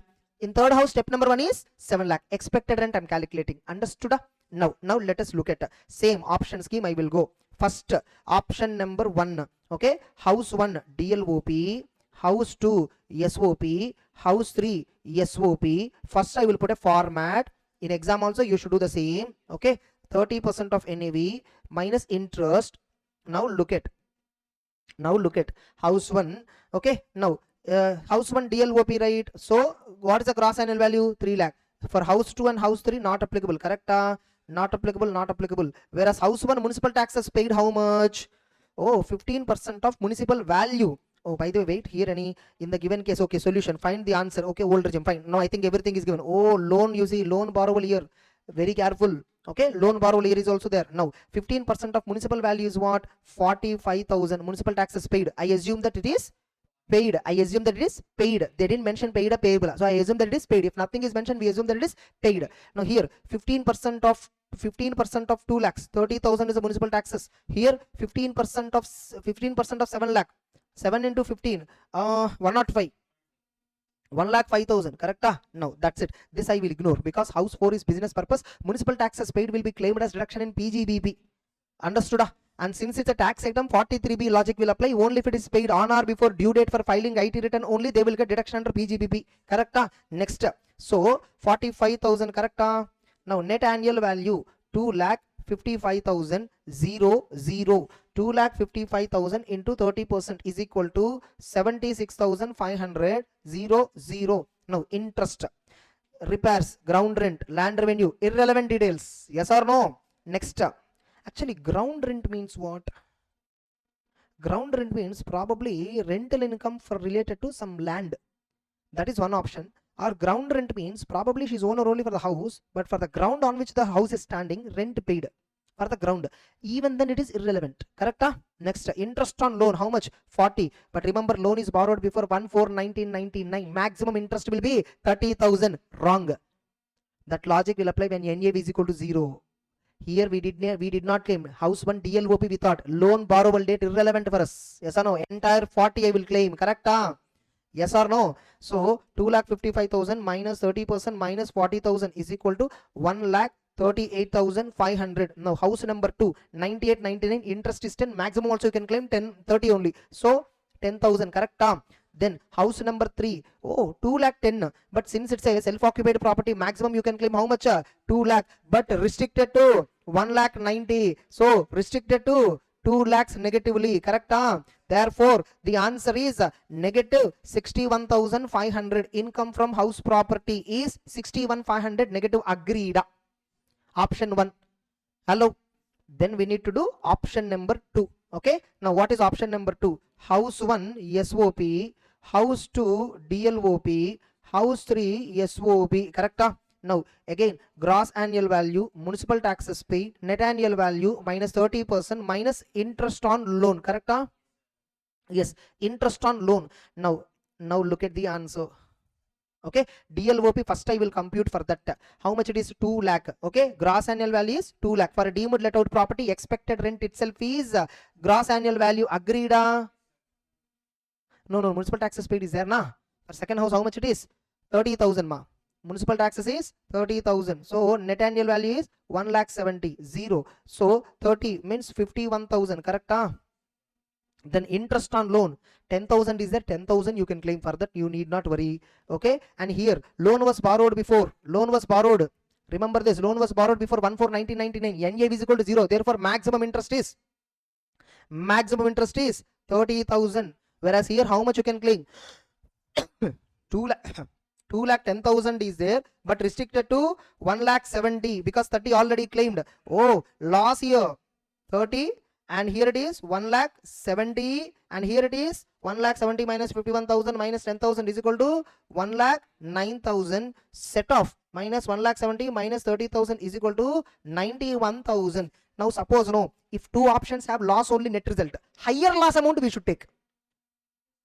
If income is lower, that option is best. Loss case, loss is higher, that option is best to show department, correct? See, typically here there is no income, there is no loss also. These are all calculations based on numbers given. Typically am I incurring loss and profit? No. Clear? Next, now option number 3. Okay, house 1 SOP, house 2 SOP, house 3 DLOP, okay, gross annual value minus municipal taxes paid, net annual value minus 30% of NAV minus interest. So house number 3, what is the amount we thought? 7 lakhs we thought as step number 1, correct? 7 lakhs we thought step number 1. Now municipal taxes paid is 1,05,000, correct? 1,05,000. So the answer is 5,95,000 net annual value 0 0 30%. 5,95,000 into 30%, 1,78,500 0 0. Now here maximum restriction is 30, whereas here maximum restriction is second house 98 99. Okay, anyhow it is within this one. But remember, since both the loans are borrowed before 1/4/2099, both the loans are borrowed, maximum section limit is also 30. If any one loan is on or after 1/4/1999, then section limit would have been increased to 2 lakhs. But since here both the loans are borrowed before 1/4/1999, both the limits put together 30. Now here minus interest, how much here it is? Actual interest you can claim. Sorry, 2 lakh 10. Remember this is deemed let out. So no need of limit application. Correct? So the answer 30,000, and here it will be a positive. Anyhow, second option will be the best option for us, to best of my knowledge. Okay. 2,06,500, 1,76,500. If I go with this option, I'm getting a positive income. If I go with the house number 2 as DLOP, I'm getting negative 91. If I go house 1 as DLOP, negative 61, because here the income is lowest. Income is lowest in option number 2, where house 2 is DLOP. Answer. Oh my God. How did they give? Did we compute it correctly? Option 1. Option 2 is what? House 1 DLOP. Option 1 is what? House 2 DLOP. And they said how option 2 is only house 2 is only DLOP. That is correct. But why we got negative? I mean, why we got something else answer? House 2 DLOP. You see how they said house 2 DLOP. 2 lakhs correct, 30 correct, 51 correct. Interest on loan 1 lakh. Interest on loan 1 lakh. What is the interest on loan for house 2? 10,000, no? House 2 interest is how much? Hello? See? 10. Then why they took 1 lakh here? That's wrong. That's why 90,000 difference we got. So our answer is right. Okay? They gave a wrong answer here. So it's actually interest how much it is? 1 lakh. Correct? Okay, which means here they will get 51,000 only income. Correct? No, 61 or something. Here they will get 90,000 extra income. They showed 90,000. So actual loss is only 91,000. For us, we got how much it is? 91,000 only we got. Are you clear? They took wrongly interest amount 1 lakh in house number 2. In the question, it is only 1,10,000 which is given. Correct? That's it. Remaining options, our answers are correct. Lowest option, house 2 DLOP is the best option. Correct? So what is the best option? Option best is what? Did they give conclusion? I think final answer they gave no. That's why. Final answer they gave no. So total income, therefore from house property, option 1 is this one. This one they said. Actually for us it is 91. That's it. That option only correct. Correct? Yes. Next. So finally they declared that option as income computation. Okay, income computation logic. You see, they considered interest as 1 lakh. Actually they gave in the question 10,000. Therefore it is 91,000, which is what our answer is right. Easy. Next. Illustration number 55. Just 2 minutes. Yeah, we'll continue. Yes. Miss Paro has house property having 2 separate units. So remember, it's a single property but has 2 units. Okay. Unit A covering 40% of total area. Unit B covering 60% of total area. Unit A is self-occupied by SSE. Unit B is let out to Devadas for a monthly rent of 3,000. Okay. With following further information, compute taxable income and old regime. Okay. Now look at Unit 1, Unit 2. Unit 1 self-occupied property, let out property. And remember, if Unit 1, Unit 2, Unit A 40, they gave area 40% area. Unit B is 60% area. By the way, Unit A self-occupied. Yeah, Unit B is let out. Correct. Okay. Now format as usual: GAV minus municipal taxes paid minus NAV minus 30% of NAV minus interest on loan. Correct. Yes or no? Now let out property 3000, municipal value 1 lakh, fair rent 1 lakh 20. Remember, this is for full property. Okay, you should only take 60% portion. How much it is? 60,000, and this is for assume as opted with the following further information, correct? And this is 72,000 plus this is 1,20,000. So step 1 for let out portion is 72. Yes or no? And actual rent is 3,000 into 12, 36,000. Whichever is higher, 72 is the gross annual value. Yes or no? Whereas for unit 1, SOP 0. Municipal taxes we don't consider. For unit 2, municipal taxes 10% of municipal value. Municipal value is 60,000 into 10%. How much it is? 6,000. Correct? Next, 0. So 66,000. 30%, 66,000 into 30% is equal to 19,800. Now look at interest on loan. Okay, 40:60 ratio. 12,000 here, 18,000 there. Correct? Next, so negative 12,000. You see, I'm solving for the first time all the problems. Still, I'm accurately solving only because provision I am so strong. Okay, application if you know correctly, any number of problems, new problems, you can still solve it. Next up, 68 minus 19. Okay, 28. Negative, sorry, net 16,200. Answer correct? That's it. Right. That's it. Okay, so the answer is 16,200. That's it. Next, illustration 56. Rana used his house property for self-occupation till 1st August and let out the same for remaining period. It's only one house, one unit. Part of a year self-occupied, part of a year let out. I cannot claim NAV is equal to 0. So I will have to compute GAV. When I compute GAV, I should do it for ownership period 12 months. Whereas actual rent, I will take only for let out period. Yes or no? Next up. So remaining months, he let it to 4 months self-occupied, 8 months let out, but entire 12 months put together only we should compute GAV, all that. Compute income from house property. First I will compute gross annual value. Gross annual value is equal to municipal value 1 lakh, fair rent 80, whichever is higher, restricted to 96,000, which is step number 1. Step number 2, 8 months into 6,000, 48,000 only actual rent receivable. 8 months rented into 6,000 per month receivable minus unrealized rent 0. Received is 48. No vacancy. Therefore, step 1 or step 2, whichever is higher, gross annual value is equal to 96,000. Agreed? 96,000 minus municipal taxes paid, whatever actually paid, that much. How much is actually paid? Municipal tax 16% of the municipal value, which is 16,000. Yes or no? Therefore, net annual value 80,000 minus 30% of NAV, which is 24,000, minus interest on loan. How much is the interest on loan given? As usual, whatever interest is that much, 10,000. Even if it is 2 lakhs, 3 lakhs, doesn't matter. 34, which means 46,000 is the income from house property. Answer. What's the answer? That's it. You see how easy? Next, illustration 57. Oh my God, so much is there. How shall your answer differ if in the above illustration property is let out to tenant from 1/4 to 1st December and from 1st December to 1st December 1st December to 1st March it was self-occupied? Answer remains almost the same. No, because rental amount changes. No, standard rent, okay, one more change is there. Standard rent, let us assume 50. Then step 1 will be 50. Then step 2 you should see. Step 2 you should see. Okay, and if you see 1st April to 1st December self let out means 11 means 8 months it was let out. 8 months into 6,000, 46,000, 48,000 is receivable. Okay, this itself is received also. And if you observe, from 1st December to 1st March only it was self-occupied. What about March month? I assume it is vacant. If March month is not vacant, I will get another 6,000.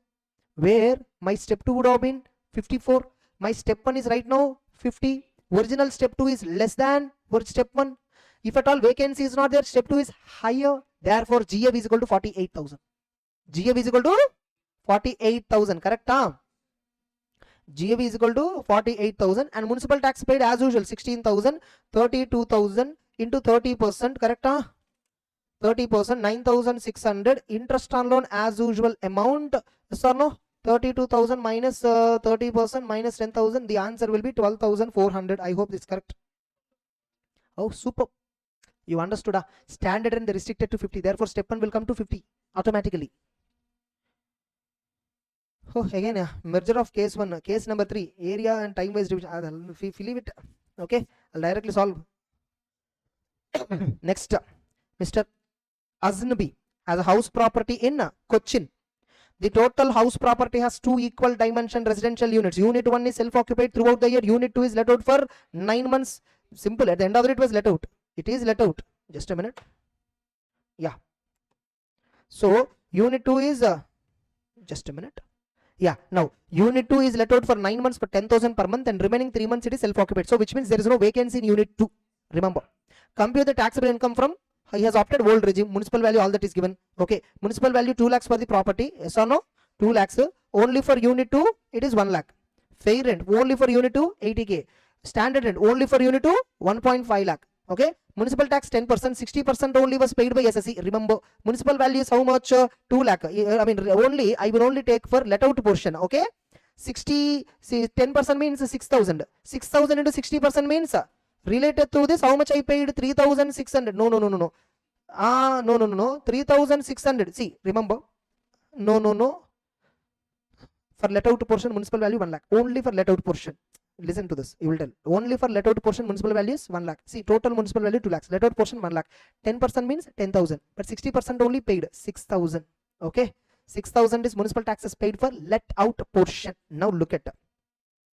You know why? I'll do it here itself. Okay.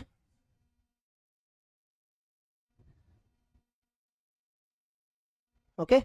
Now unit 1, unit 2. Correct? Now unit 2 let out. So 000 unit 2 let out. Yes or no? Let out means what? 1 lakh. Step number 1. Step number 1 will be 1 lakh. Okay. Step number 2. How much is the step number 2? 90,000, because 9 months it was rented and there is no vacancy. Whichever is higher, 1 lakh. So 1 lakh. Correct? Municipal taxes paid, we computed 6,000, 94,000. 30% means what? Okay. 28,200. Yes or no? Interest on loan amount. Interest on loan is what? 40,000. Correct? We have to claim deduction equally. Total property. Yes or no? Total property interest is 20. 20 here, 20 there. Expenditure on repairs is irrelevant. Yes or no?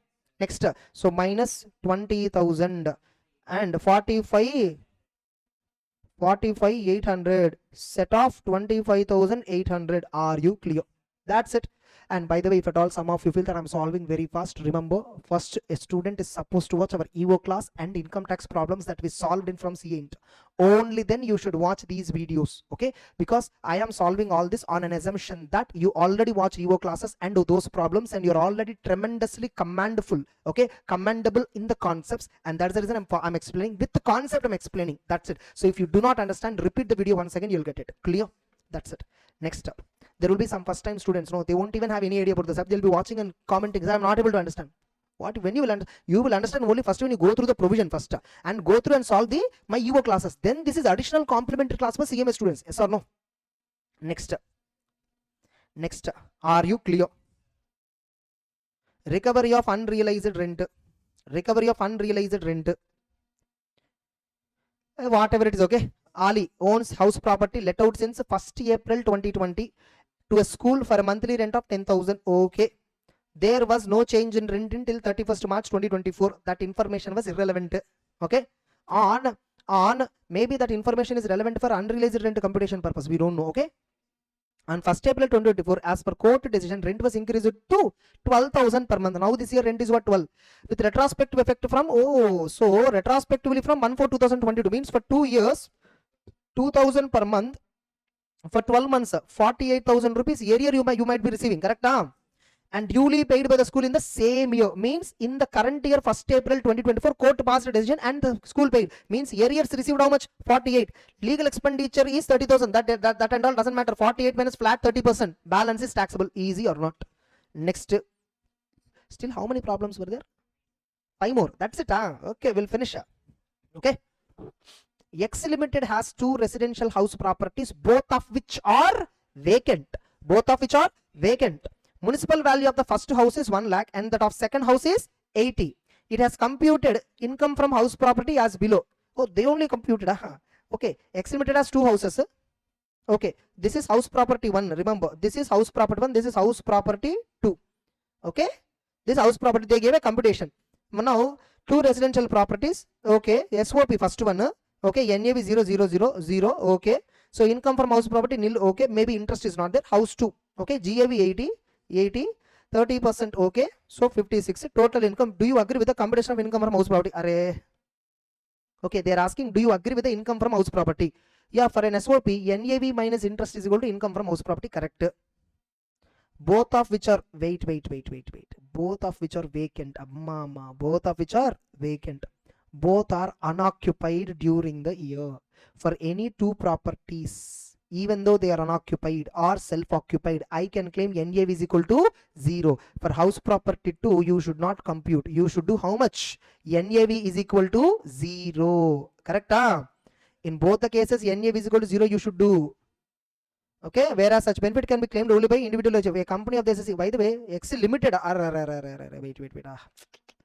Wait. Very good observation. Yeah, it's a company here. Remember, NAV is equal to 0. Who can claim? Individual and HF only can claim deduction. Yes or no? A company cannot claim. Self-occupied property benefit will never be available for a company. Yes or no? So, in both the houses, it should be treated as deemed let out property. We always read this point, but we never make an observation because we always do from individual HF. Here also, we forgot to see the company name. We directly read the properties. Correct? So, since it's a company, SOP, UOP, NAV is equal to 0 benefit. We cannot claim. Agreed or not? Good problem, good observation, no? So when you cannot claim SOP, when you cannot claim NAV is equal to 0, both are treated as DLOP, then automatically municipal value 1 lakh is GAB, for house to it is 80. So 80, 1 lakh 80, minus 30%, automatically you will get the answer. 1 lakh 80 minus 30% is equal to automatically 126. Correct? Okay. Yeah, correct only. That's it. Hello. Easy, no? Illustration number 2. Oh my God, so much is their question. Okay. Abdul Hassan owns 3 houses at Ranchi. He furnishes the following particulars for the year 24-25. The house was constructed in 2024, which means I assume that it is constructed in 2024 April after. Okay, which means pre-construction period end is 31st March 24. Pre-construction period end is 31st March 2024. Fine, we'll see. Okay. And let out to a friend on a monthly rent of 10,000 up to 31st January 2025. And thereafter, it was let out at its fair rent of 15,000 per month. Okay, which means throughout the year it was rented. There is no vacancy. Can I interpret that way? It is let out to a friend up to 31st January. Thereafter, it was let out at fair rent itself. Originally, it was rented at 10,000. Thereafter, rent is 15,000. Nothing but. Okay, which means indirectly there is no vacancy, because they didn't talk about vacancy. Next, he has paid 15,000 as municipal taxes, which is 10% of the municipal value, which means indirectly municipal value is 1.5 lakh. This is important for step number 1 computation. So no, insurance premium irrelevant. Fine. Next, house number 2. Ground floor is let out at 20, whereas first floor identical to ground floor is occupied by him for self-occupied. Okay, residence. For this, no, for first floor, no, you can take SOP benefit, no problem. Municipal taxes paid 20% amounted to 80,000. 80,000 divided by 20%, municipal value is 4 lakhs. So indirectly, house property municipal value is 4 lakh. Total house property value, not unit 1, unit 2. Okay, fine. Third one, the house was constructed. The house was constructed in 2012. The house was constructed in 2012 and is used for his business. This is straight away excluded in house property purview. Yes or no? It will be a fixed asset in PGBP. Value of the house municipal tax is irrelevant. Next, a loan of 40 lakh had been taken on 1st June for construction of house number 2. Remember, it's house number 2 loan. House number 1 loan is not given. So I assume that house number 1 is available from 1st April 2024 onwards. House number 1 is available from 1st April 2024 onwards. It is available, I assume. Okay, fine, we'll see. If at all they gave information, that we will take. Okay, so house number 2 and construction of the house was completed on 1st June 2023. He repaid entire loan on 31st December. Most important, this is for current year interest calculation. He repaid entire loan on 31st December 2024 related to house number 2. Next, interest on loan is payable at 12% per annum. Now compute income from house property. Fantastic question. Only house number 1, house number 2. Yes or no? House number 1, house number 2. House number 2 is directly a let out property. House number 2 is also a no. House number 2 has 2 units. Unit 1, unit 2. No, ground floor, first floor. Agreed? Yes or no? Now gross annual value, okay, minus municipal taxes paid. Then what you get is net annual value minus 30% of NAV minus interest on loan. Now house number 1, gross annual value I have to calculate. House number 1. Now you see municipal value is 1.5 lakh, correct? So gross annual value computation. Step number 1.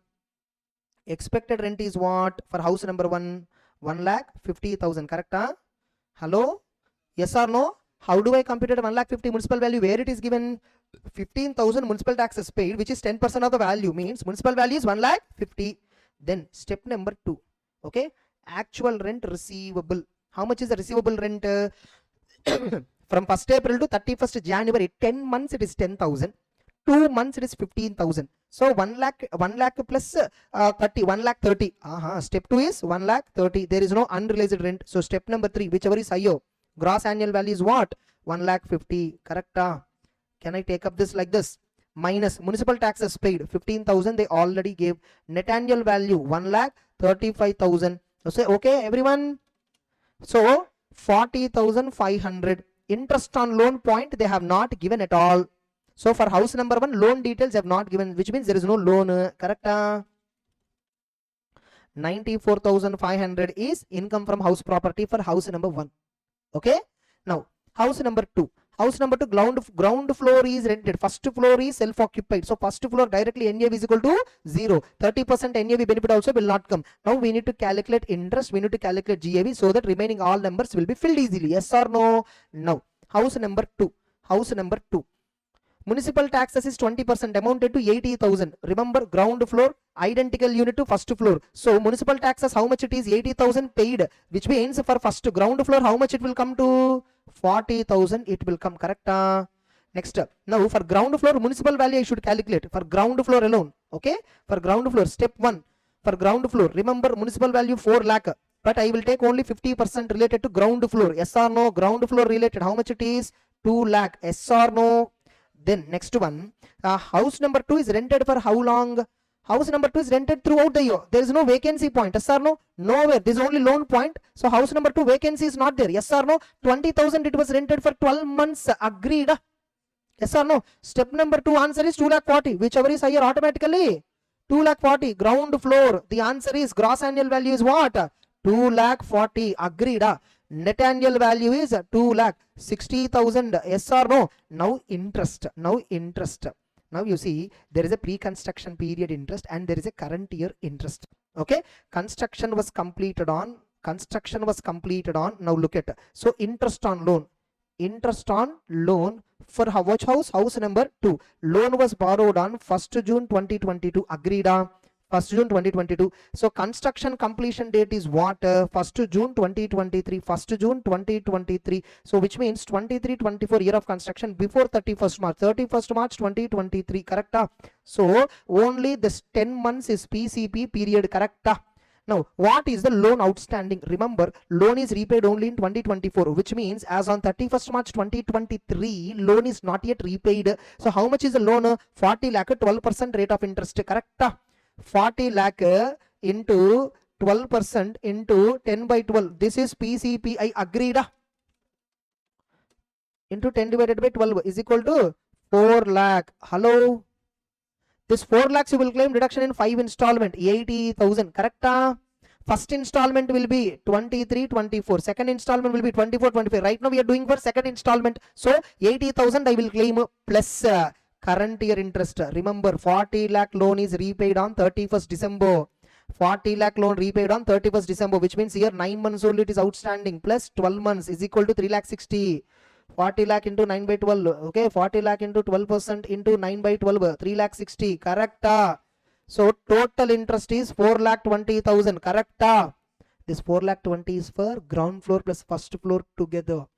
This 4,20,000 is for ground floor and first floor together. Equally I should allocate 2,10,000 and here it is 2,10,000. Agreed? Yes or no? Now first floor I will restrict it to only 2 lakh because it's a self-occupied portion. For a let out portion, how much ever is there, I will claim. Yes or no? Remember, I am counting both PCPI, all that. Hey, no, 4 lakh. What are you? Immediately tell me. It's okay. 4 lakh 40. It's okay, fine. So 2 lakh 20. This is 2 lakh 20, 2 lakh 20. Correct? Amma, thank God. Okay, so it is restricted to 2 lakhs. Now 2 lakhs minus 2 lakh 20 minus 60 is equal to negative answer is 80,000. Here negative answer is 2 lakh. So total combined answer is what? I will combine these three. Yes or no? 94,500 minus 80,000 minus 2 lakhs is equal to minus 1,88,000, 1,85,500. Agreed. Minus 185,500. What is the answer given? Oh my goodness, my 164,500 they gave answer. Why? What happened? First of all, interest calculation correct? Yes, correct. 2 lakh 20 here. It is restricted to 2 lakh 80,000, 2 lakh 80. This answer is correct ours. Okay, this answer is correct. 82 lakhs correct. Now, why we did first one mistake? 1 lakh 80. 1 lakh 80 here. How much is the municipal value? Municipal taxes paid how much here? Array house one. 10%, 15,000 divided by 10%, 1 lakh 50 only, no? Okay. Oh, wait. There is a twist here. Some fantastic information. Look at actual rent 10,000 up to 31st January. Yes or no? Then after it was let out at a fair rent of 15. Indirectly fair rent details also they gave. What is a property fair rent? 15,000 per month means per annum 1 lakh 80. 1 lakh 80 is a fair rent. Municipal value 1 lakh 50. Whichever is higher. Expected rent 1 lakh 80. Then actual rent. Such a good observation, no? Expected rent is actually 1 lakh 80. Correct? 1 lakh 80. Only that went wrong. 1 lakh 80 automatically comes. Correct. You understood why it is 1 lakh 80? They indirectly gave a fair rent data. Yes or no? We only perceived it as actual rent and computed correctly, but we failed to observe that was a fair rent. Very good observation. Clear? So 1 lakh 80. Now automatically it will be 1 lakh 65. 1 lakh 65 minus 30%, which will be 1 lakh 15,500 minus 80,000 minus 2 lakhs is equal to 1 lakh 64,500. That's it. That's the answer. Fantastic observation. Yes or no? Immediately it struck me. So that's how you should immediately. So fair rent indirectly they gave. Step number 1, how to compute fair rent, similar value, similar property rent, municipal value, whichever is higher, restricted to standard rent. Municipal value alone we considered. Fair rent we missed. It is given. Next one, illustration 63. Then after how many we have? Illustration 64. I think co-ownership last problem. Oh, 2 more problems only. Fine, we will compute and then finish it off. Okay. Next, illustration 63. Sarju Midi is the owner of 2 houses. Okay, in Kolkata. From the following particulars of the houses, compute his income from house property for the year 25-26, assuming he has opted for old regime. Okay. Next, house number A, let out to an employee of the business. It doesn't matter, it's a let out. Okay. Of Sarju at 5,000 per month, which is necessary for the purpose of business. Oh, here letting is incidental to business. Letting is incidental to business. This is okay, we'll see. Okay, we will consider. Okay, fine. Next next, municipal tax of 3,000 paid. Interest on loan was also paid. Okay, interest on loan taken is 9,000. Okay, no problem. Second, house B, it has 3 units. Okay, first flat is used by him for his own business. Okay, 3 flats are there. First flat is used, it's a 1 property, 3 flats. Second flat is used by him for his own resident. Third flat is let out at monthly rent of 15. Municipal taxes paid is 20. Fantastic question actually, this also. First flat is own business, right? This municipal tax is divided into 3 parts. Okay, 20,250 divided by 3. 6,750 for business, 6,750 for SOP portion, 6,750 for LOP portion. You remember, you can claim only LOP portion related one. Okay. Unrealized rent of PY relating to third flat of house B is amounted to 10,000. Okay, that we will consider. A loan of 20 lakh was taken on 1st July for construction. Okay, loan point, I'll come back to it. Okay, I think now we are clear. House number A, I will not call it as income from house property because here letting is incidental to business. It is important for business. Employee quarters, staff quarters, maybe company recovering 5,000 per month. It is given as a staff quarters at the end of the day. Therefore, it's a business property and the amount received will be taxable as business receipts under PGBP. Understood? So now directly only for house B, okay? House B, flat number 1, no, not even flat number 1, because flat number 1 PGBP. Flat number 2, flat number 3. Flat number 2, self-occupied property. Flat number 3, let out property. Very good questions, actually. Very good question, okay? No. Second flat, correct. Okay, flat 3 is rented at 15,000 per month. And remember, here there is no municipal taxes paid 5%. They gave municipal value, they didn't give, you know. No, indirectly the municipal value at 5% is 2250, means divided by 5%. Municipal value is how much? 4,05,000. Yes or no? Should I consider this or not is doubtful. Okay, fine. So indirectly municipal taxes paid by him, because earlier no fair and data indirectly they gave. So we'll see that 4,05,000 is for full property. Okay, for flat number 3, 1/3 only you should take. Okay, step number 1. Okay, 1,35,000. Step number 2, rented for how much it is? Step number 2, actual rent is how much? 15,000 per month. No vacancy at all. So 1 lakh. Thank God, 1,80,000. So therefore, whichever is higher, 1,80,000. Flat number 3, gross annual value is 1,80,000. Correct? 1,80,000. Now minus 6,750 municipal taxes. Net annual value is what? 1,73,250 minus 30%. Okay. Now 1,73,250 into 1,73,250 into 30% is equal to 51,975. Okay. Now, okay. Now interest. Only if at all I calculate interest, answer will be over 0. Correct? Now interest amount. Now you see, 20 lakh was loan taken for entire house B. Remember, 20 lakh is for full house B. Okay. Construction of the house B was completed on 1st June 2023. Fantastic. Loan was taken on when? 1st July 2021. This is a very super learning. I'll show you. Interest on loan is 12% per annum. No repayment was made. Okay. Now remember, 20 lakh is the loan taken. Okay. Now if you observe, first house is used from construction completion date. First flat is used for business purpose. Correct? Now you see how I will do is, you know, interest on loan. Correct? Flat number 1, 1st July 2021, a loan taken 1st July 2021, construction completed on 1st June. Correct? 1st June 2023. Whatever interest I incurred, no, I will add it to buildings block. Correct? Explanation 8 to section 43 subsection 1. Explanation 8 to 43 subsection 1. Interest on borrowed loan or capital. Okay, which is used for the business or profession. If it is used for fixed asset acquisition, yes or no, asset forming part of block, up to the date of put to use, whatever interest expenditure incurred will be adding it to block. Correct? Then flat number 2, flat number 3 put together 2/3 of the loan. Correct? This is 1/3 of the loan. Correct? Now pre-construction period 1st July. What is pre-construction period? 1st July 2012. Remember, construction completed on, hello, remember that construction completed on 1st June 23, which means PCP ends on 31st March 2023. 31st March 2023. Yes or no? So how many months it is? 2 years, 21 months it will be. 21 months. Okay. Now remember, 20 lakhs is the total loan, but I will take only 2/3. Why? Only 2 units related. Okay. Into 21 divided by 12 months multiplied by rate of interest 12%. I'm just calculating PCPI.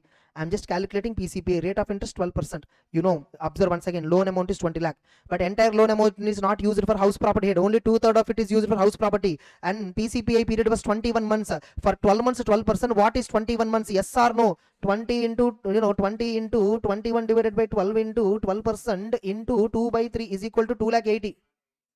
2,80,000 is PCPI divided by 5. How much it is?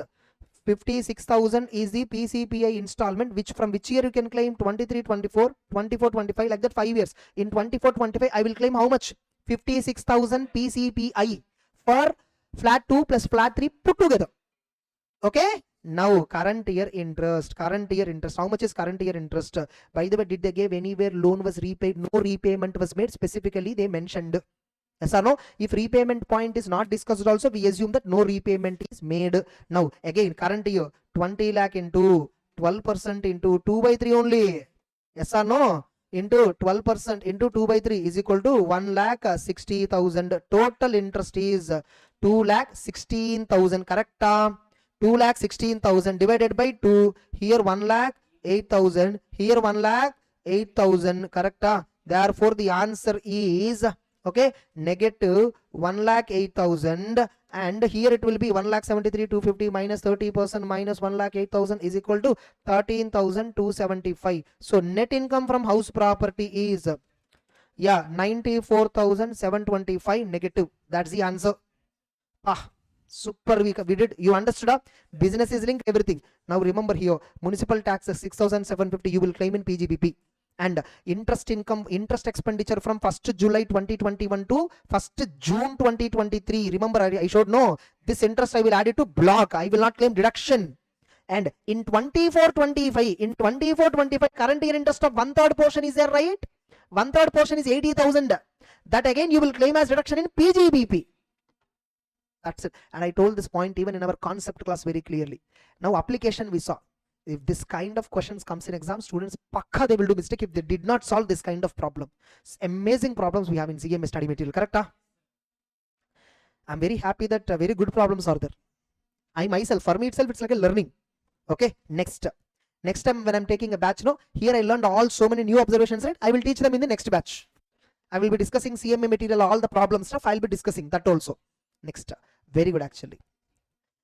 64. Okay, Ram and Shyam are co-owners of house property. Individual share, Ram 75%, Shyam 25%. The property self-occupied by both of them. Interest on capital borrowed was 4 lakh. Interest itself is 4 lakh. Find out income from array, both of them NAV 00. Yes or no? Interest on loan is 4 lakhs, 75% here, and yes or no here. So 3 lakh it will come allocation. But per SSC maximum it is 2 lakh. For Shyam 1/4 portion will be 1 lakh only. Anyhow within 2 lakhs, no problem. Answer over.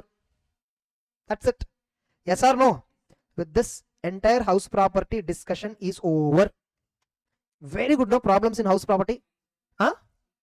65 is there? One more. Oh, one more question is there? Okay, fine. Okay, fine. We'll solve it. I thought I missed it. I didn't see. Ram and Balaram are co-owners of property. Individuals, Ram 60/40. The property been let out for 10,000 per month. Interest on borrowed capital, fire insurance premium for the building 10,000. Municipal taxes paid 5,000. Combined income from house property. Very simple. Gross annual value in municipal value and all they have not given. Yes or no? Gross annual value is actual rent 10,000 per month into 12 months 1,20,000 minus municipal taxes paid 5,000. Therefore net annual value 1,15,000 minus 30% minus interest on loan how much? 80,000. Fully 80 you can claim. Correct? Hello?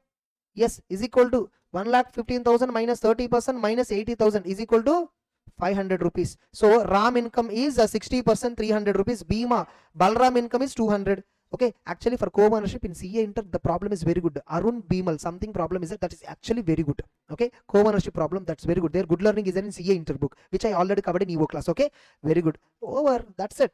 House property problems are over. Except one or two few, except some initial 3-4 questions and 1 or 2, rest all other questions, amazing points we learned. Okay, that's it. So let us begin income from salaries discussion. Okay, all study material problems from CMA study material. Okay, Inter. So take your study material which is applicable for December exams. Okay, now illustration number 1, salaries related. Okay, this again comes under separate module. Therefore again here illustration 1 onwards it will count. For all heads of income it's the same serial number 1, 2, 3, 4. For example, salaries 20 is there. House property will start from 21 illustration like that. So all heads of income under one module. So it will have all a continuous serial number. Okay, now look at the question. State whether the following receipts are treated as salary or not. A teacher receives emoluments in kind from school in which he teaches. It is a salary. That's it. You know, yes or no? Yes, it is immaterial whether salary has been received in cash or kind, doesn't matter. A teacher of a college receives fees from university for checking answer sheets. Means they are not employee, only valuation. Valuation is other sources. Okay, such receipts shall be taxable under other sources. A payment made to member of parliament, MP, MLA, they are not employees. Okay, for them whatever amount they get is other sources. Correct? That's it. Over. The next illustration, what is the page number? What is the page number? Okay, before that, no, here's one, here one. Okay, here one provision is there. Okay, this is regarding arrears of salary thought concept. Mr. X joined A Limited for salary of 25,000 per month on 1st April 2022. In the year 23-24, his increment decision was pending. Okay, on 1st December 2024, his increment was finalized as for 23-24 5,000 per month. Oh, extra 5,000 per month in 23-24, which is totally 60,000 per annum. This increment was finalized on this year. 24-25 year only it was finalized. Means he is receiving now only. Yes or no? No. So, and for current year it was 7,500. Oh, basic salary, original salary was 25,000, whereas 7,500 rupees was finalized on 1st December. Remember that. Okay, but for entire year 24-25 7.5 will apply every month. 25 plus 7.5. 25 plus 7.5. Remember now. And entire arrears of salary received on 5th December itself he received arrears of salary. What is it? 5th December in 2024. So in current year itself arrears are also received. Find gross taxable salary. Further, salary of April 25 has been received in advance on 15th March. We know very well arrears of salary is taxable in the year in which it is received. One assumption is assuming that it is not taxed earlier on due basis. Assuming it is not taxed earlier on due basis, right now it is taxable. I have a here logic. 23-24 is the year, right? Original increment belongs to 5,000 increment for 23-24 they gave. 7.5 increment they gave for 24-25. Now 23-24, what is the due date for filing IT return for them? 31st July 2024. As on then, increment decision is pending. Therefore, do you think they will declare on due basis in 23-24 this 5,000 rupees? Can I assume that this 5,000 rupees is declared in 23-24 on due basis? Can I assume that? I will not. Why? Because even on the date when she is filing return for 23-24 year, decision of increment is pending. So I assume naturally that she did not declare that increment related amount on due basis. So tell me, salaries, on what basis salary set of income is taxable? Due or receipt, whichever is earlier. Okay, now first look at this point. Okay, 23-24, I'm talking about 23-24, 24-25. By the way, her main salary was basically 25,000 rupees. Yes or no? Whereas 23-24 related 5,000 per month increment is there. Tell me this increment. By the way, for 24-25, due date for ITR 139 subsection 1 is 31st July 2024. Correct?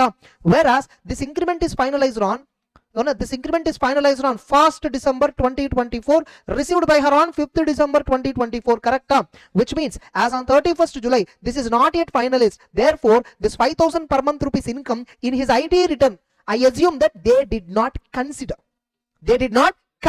So which means how much income for 23-24 they would have declared? 25,000 into 12, 3 lakh only they would have declared as income in salaries. Correct? I'm saying gross salary, not deductions and all. Gross salary would have been 3 lakh. Correct? Now again 24-25. Now 24-25 also per month is 25,000 rupees only. Yes or no? But what happened is on 1st December, yes or no? 5th December I will say. 5th December, 5,000 rupees related per month into 12 months belonging to 23-24 she received, which is again 60,000. Yes or no? By the way, this 25,000 into 12 months, 3 lakhs anyhow she is receiving. Correct? Hello? Then increment of 23-24 on 5th December itself she received. I assume that this was not taxed earlier on due. So now it is taxed. Now 24-27 related 7,500 increment also she received on 5th December. Up to 5th December she would have received November. Up to November, 8 months income she would have received. Then December, Jan, February, March, in respect to month she would have received 7.5. Which means entire 7.5 is received in the current year only. So 7.5 into 12 months how much? 75,000 plus 15,000, 90,000. Correct? Hello? Further, April 25 salary. What is it? April 25 salary she also received in advance. How much is April 25 salary? 32,500. Because April month salary after increment you should consider. Hello? Yes or no? April month salary is how much? 32. Some students what they do know? They write 25. Now she got increment 7.5 in December itself. Which means monthly salary from December month onwards it is 32,500. Remember that. Are you clear? So 32,500. Since here 25 we considered, 7.5 we considered for 12 months here. Hello? Yes. Therefore, what is the total salary taxable in 24-25? 3 lakh plus 60,000 arrears, 90,000 current year income only. That's not arrear. Don't write this 90 as arrears. Okay, this is current year salary only. Arrears means last year salary received in current year plus 32,500 advance salary. 4,82,500. The answer is, what is the gross salary? 4,82,500. Our computation is right only. 4,82,500. Now, okay. Fine. They have taken one additional assumption. What we did that we thought 5,000 is 23-24 increment. It was made 275. We thought it was incremental 5,000 to 75. Actually, what they considered, They considered 5,000 is a separate increment, 7,500 is separate increment they considered. Automatically what will happen? Another 60,000 will add. They considered that this 7,500 is in addition to 5,000 I thought. I mean, what I thought was 7,500 is from 5. Earlier 5,000, now they made it 7,500. But what they assumed is 7,500 is a separate increment, 5,000 is a separate increment. Oh, which means for 24-25, for 24-25, original salary is 25,000, correct? Into 12 months, how much it is? 3 lakh, correct? Now in 23-24 and 24-25 related, 5,000 rupees arrears. 5,000 rupees increment she got. Yes or no? Increment she got now into 12 months into 2 years. How much it is? 1 lakh. Again, current year 7,500 extra increment they gave 12, which is 90,000. Now, advance salary is for 25 original salary, 5k first increment, second increment was 7,500. Total how much it is? 37,500. Now you see, exactly 5,47,500. I think here they would have given extra additional 7,500 increment. If they gave, it would have been more clear. They considered as a separate increment. Okay, so her increment was finalized for 23-24 was 5,000, whereas 24-25 was 7,500. When we see this sentence, if I absolutely translate in English, what would be, say 25 plus 7,500 only they will consider. Yes or no? So they will not consider 25 plus 5 plus 7,500 they will not consider. That's the language looks whatever we did correct based on the language, but they did little interpretation and they said 7,500 is additional increment beyond 5. Are you clear? Okay, fine. Next, understood? That's it. 5,47,000. This is correct answer. Okay, no problem. Next. Wait. Here is there some examples are there. All examples also will solve. Example. Another example is there. X joined an organization for 40,000 per month on 1st December 2024. In which salary falls on 1st day of every month. Oh, in such case, taxable salary for that year will be 30,000, which is as below. What is this? X joined for 40 per month on 1st December, which falls due on 1st day of every month. In the current year, only due basis, whatever is taxable. Okay. December salary, January 1st it will be due. February salary, March 1st it will be due. March month salary, April 1st it will be due. Total amount is 80,000 only due. Okay. So 1st January, 1st February, 1st March. So total 1,20,000 only due. Only this is taxable for her. This March month salary is due date on 1st April. It is taxable in 25-26. Okay, you know what question they asked, what they are asking. Taxable year they are asking. March month salary is due on 1st April. Therefore, it is taxable in which year? 25-26. Because due date comes in next year. That's why it is taxable in next year. Whereas remaining 3, it's taxable in the current year. That's it. You just see our theory in our book, in our, even when I'm telling this all points I told in the theory class, EVO class, I clearly told everything. So no, even we did illustrations so many. This and all nothing. Okay, easy questions, all these are. Next, illustration 2. What's the page number? 92. Okay. Okay, fine. Next. Now, Ashok. By the way, here, what is the question? Calculate the amount of gratuity. Okay, no problem. Ashok is an employee of ABC Limited. Receives 8,05,000 as gratuity under Payment of Gratuity Act. Indirectly, they say he covered under Payment of Gratuity Act. Okay. Next. Retires on 10th September 2024 after rendering 35 years 7 months. Remember, when Act is applicable, completed years of service means our total completed years of service and part thereof in excess of 6 months. Both we should consider, which means I will round it off to 36. Correct? Last drawn salary was 32,700. Everything they gave. Wait, let's directly working note. How much amount is received? 8,05,000. Now, how much is exempted? First one, actual amount. Maximum exemption cannot exceed actual amount. And statutory limit, 20 lakh. Correct? Now, formula 15/26 into completed year 36 into last drawn salary 32,500. Correct? 32,500 into 36 divided by 26. 6,75,000. 52,700. That's what, no. 32,700. Oh, 32,500. 32,700. Okay, fine. 32,700 multiplied by 36 multiplied by 15/26 is equal to 6,79,153. Least of the following. This is exempted. 6,79,153. So balance taxable gratuity is how much? 1,25,846. Now here I have taken an assumption that he is a non-government employee. If at all is a government employee, full gratuity is exempted. Correct? That's it. 1,25,846. Easy or not? Next. Illustration 3. Oh, same again. Gratuity question only. Calculate his taxable gratuity. Every time you see the question, first you see what exact question they're asking. See, then read the question. Okay. An old man retired from his job. See how lazy this fellow. He could have given some name, no? Instead of that, lazy fellow, old man they, okay? An old man retired from his job after 29 years 6 months and 15 days, and 15 days, more than 6 months. Therefore 6 months or more than 6 months, both are considered as 30 years for gratuity act purpose. Not gratuity act purpose, 29.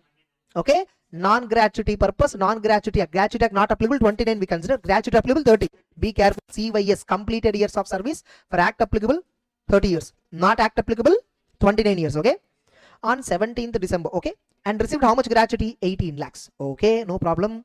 His salary at the time of retirement was basic was 60,000. DNS allowance was 10,000 per month.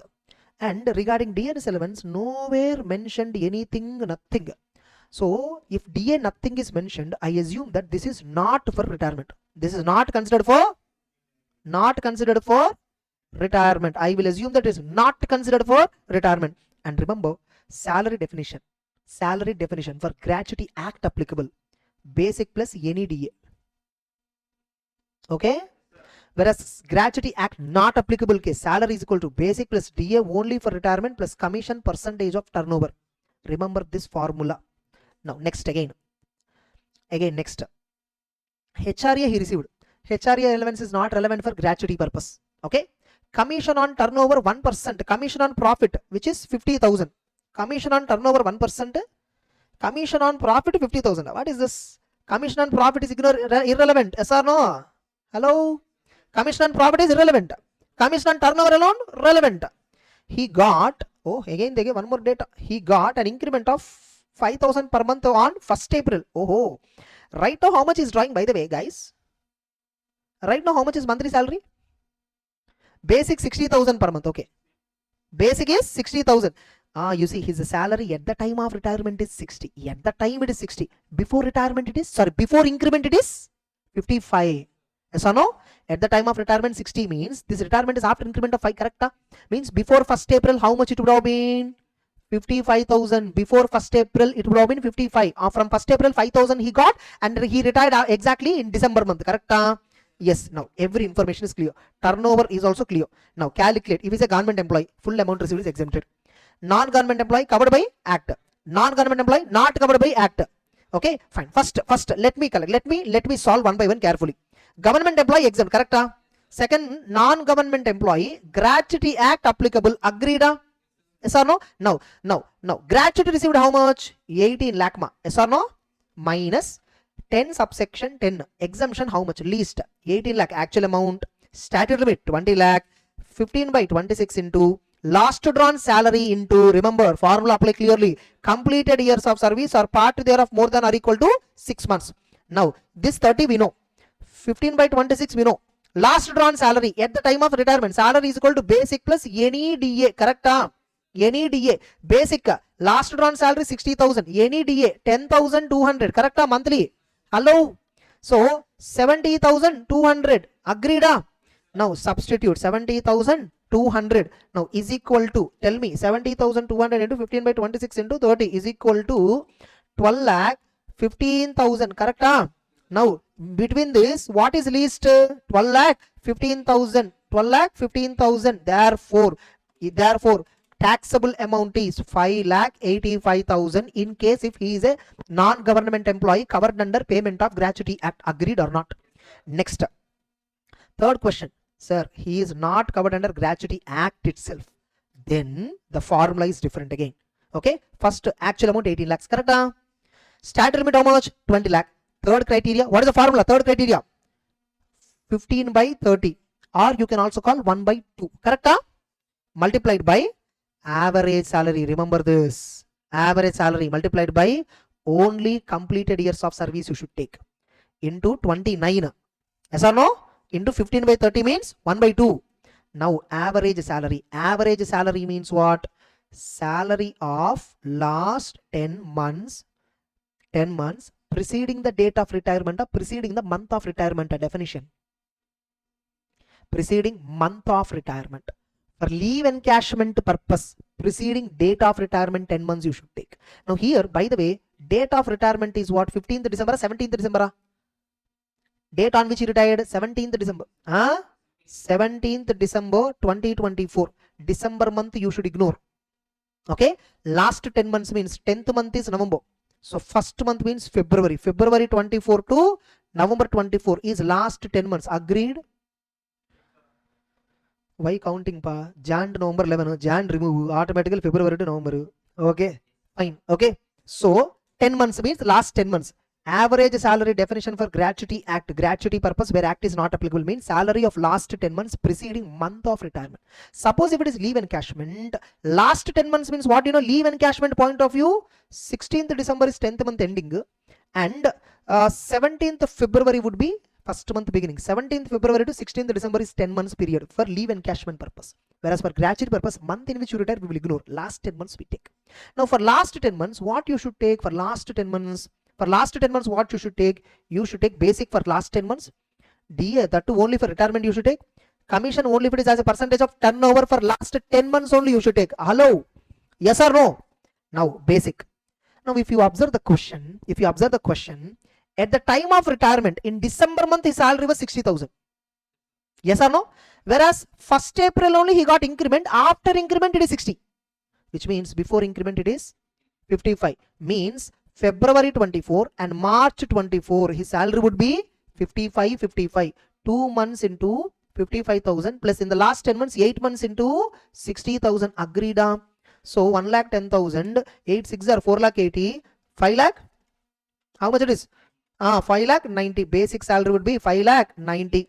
Now DA for retirement 0 because in the question they have just mentioned dearness element, so they did not mention retirement or non-retirement. We assumed that non-retirement. Commission as a percentage of turnover. Remember you should take only for 10 months commission. Okay.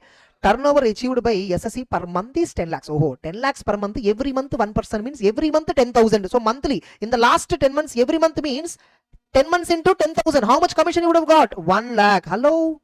So 5,90,000 basic 0. This total for 10 months it is 6,90,000. Now remember average means what? Divide with 10. 10 months total is 6,90,000. Average of 10 months means 69,000. Agreed? Therefore substitute here 69,000 is equal to how much is exempted? 69,000 divided by 2 multiplied by 29 is equal to 10 lakh 500 rupees. 10 lakh 500. Correct? Correct? 1 2 3 4 5. No. Yeah. 10 lakh 500. So 18 lakh minus 10 lakh 500 is equal to how much it is? How much it is? 18 lakh minus 10 lakh.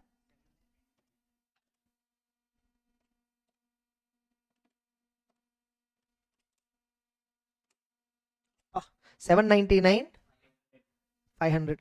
That's it. This is taxable gratuity. Answer correct? We'll see. It's okay, no problem. We'll see. Last on salary 70,200. Correct. Okay. Case number B. Case number B. By this answer correct for us? Array, what pa? 585 correct. Then case C. 6,51,000 they said. So here last on salary 17. Did we compute wrong number here? DA for retirement. DA for retirement they considered pa. DA for retirement here they considered. That's the reason. They assumed it is for retirement. We assumed it is not for retirement. We'll see whether they mentioned. Okay. Did they mention anything? Gratuity may be paid. While gratuity received from unemployed while claiming amount earlier. No. Not this. Here they assume DA for retirement. Ma. That's it. Where gratuity act is not applicable, you should only consider DA for retirement. We assumed in the question DA is not for retirement. Okay. One assumption it went wrong. When nothing is given in the question. Is there anywhere that they gave that it is eligible for retirement? Nowhere it is given. Generally, if nothing is mentioned, by default assumption is what? In CA inter we do what?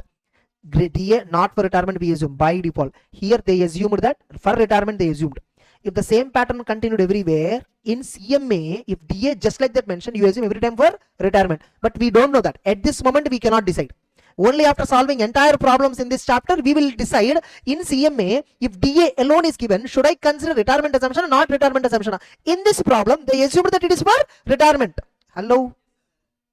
Only that adjustment was, it's not wrong by the way. We didn't do wrong. We did right only. Here only they did wrong because generally if DA point is given, nothing is mentioned, it is not for retirement. Clear? That's it. Okay. So only that amount was wrong. Correct? That amount was wrong. This is right. This answer is right. Case C alone, we computed with a different assumption. That's it. Okay. Next. Question number 4. This is what? This is regarding, by the way, okay, again, gratuity. He was covered by Gratuity Act. Again, DNS allowance they gave. Okay, we'll see. Oh, covered by Act. I mean, since it is covered by Act, DA, retirement or no retirement, that doesn't matter. Any DA we consider. Correct? Just 1 minute. Illustration number 4. Now look at. Mrs. X is working with ABC Limited since 20 years 9 months. Okay, fine. Her salary structure is as under. Basic was 35,000, DA was 13,000. On 15th December, she died. Oh, state the treatment of gratuity in the following cases. Case number 1. Mrs. X retired on 10th December and gratuity 8 lakhs was received by her husband as on 18th December. Whereas husband received Mrs. X gratuity. Okay, husband of Mrs. X received gratuity on 18th December falling due to death. Oh, fantastic question. You know what? If at all you have received a gratuity on death, fully exempted. Whether you are government employee, non-government employee, doesn't matter. Okay. Whereas here you see, she retired at first on 10th December. Correct? Later husband received on 18th December. Okay. Case 1, case 2. She later received on 18th December. So now that might be taxable. That will be taxable. You see here. Case number 2, since gratuity falls due after death directly. Okay.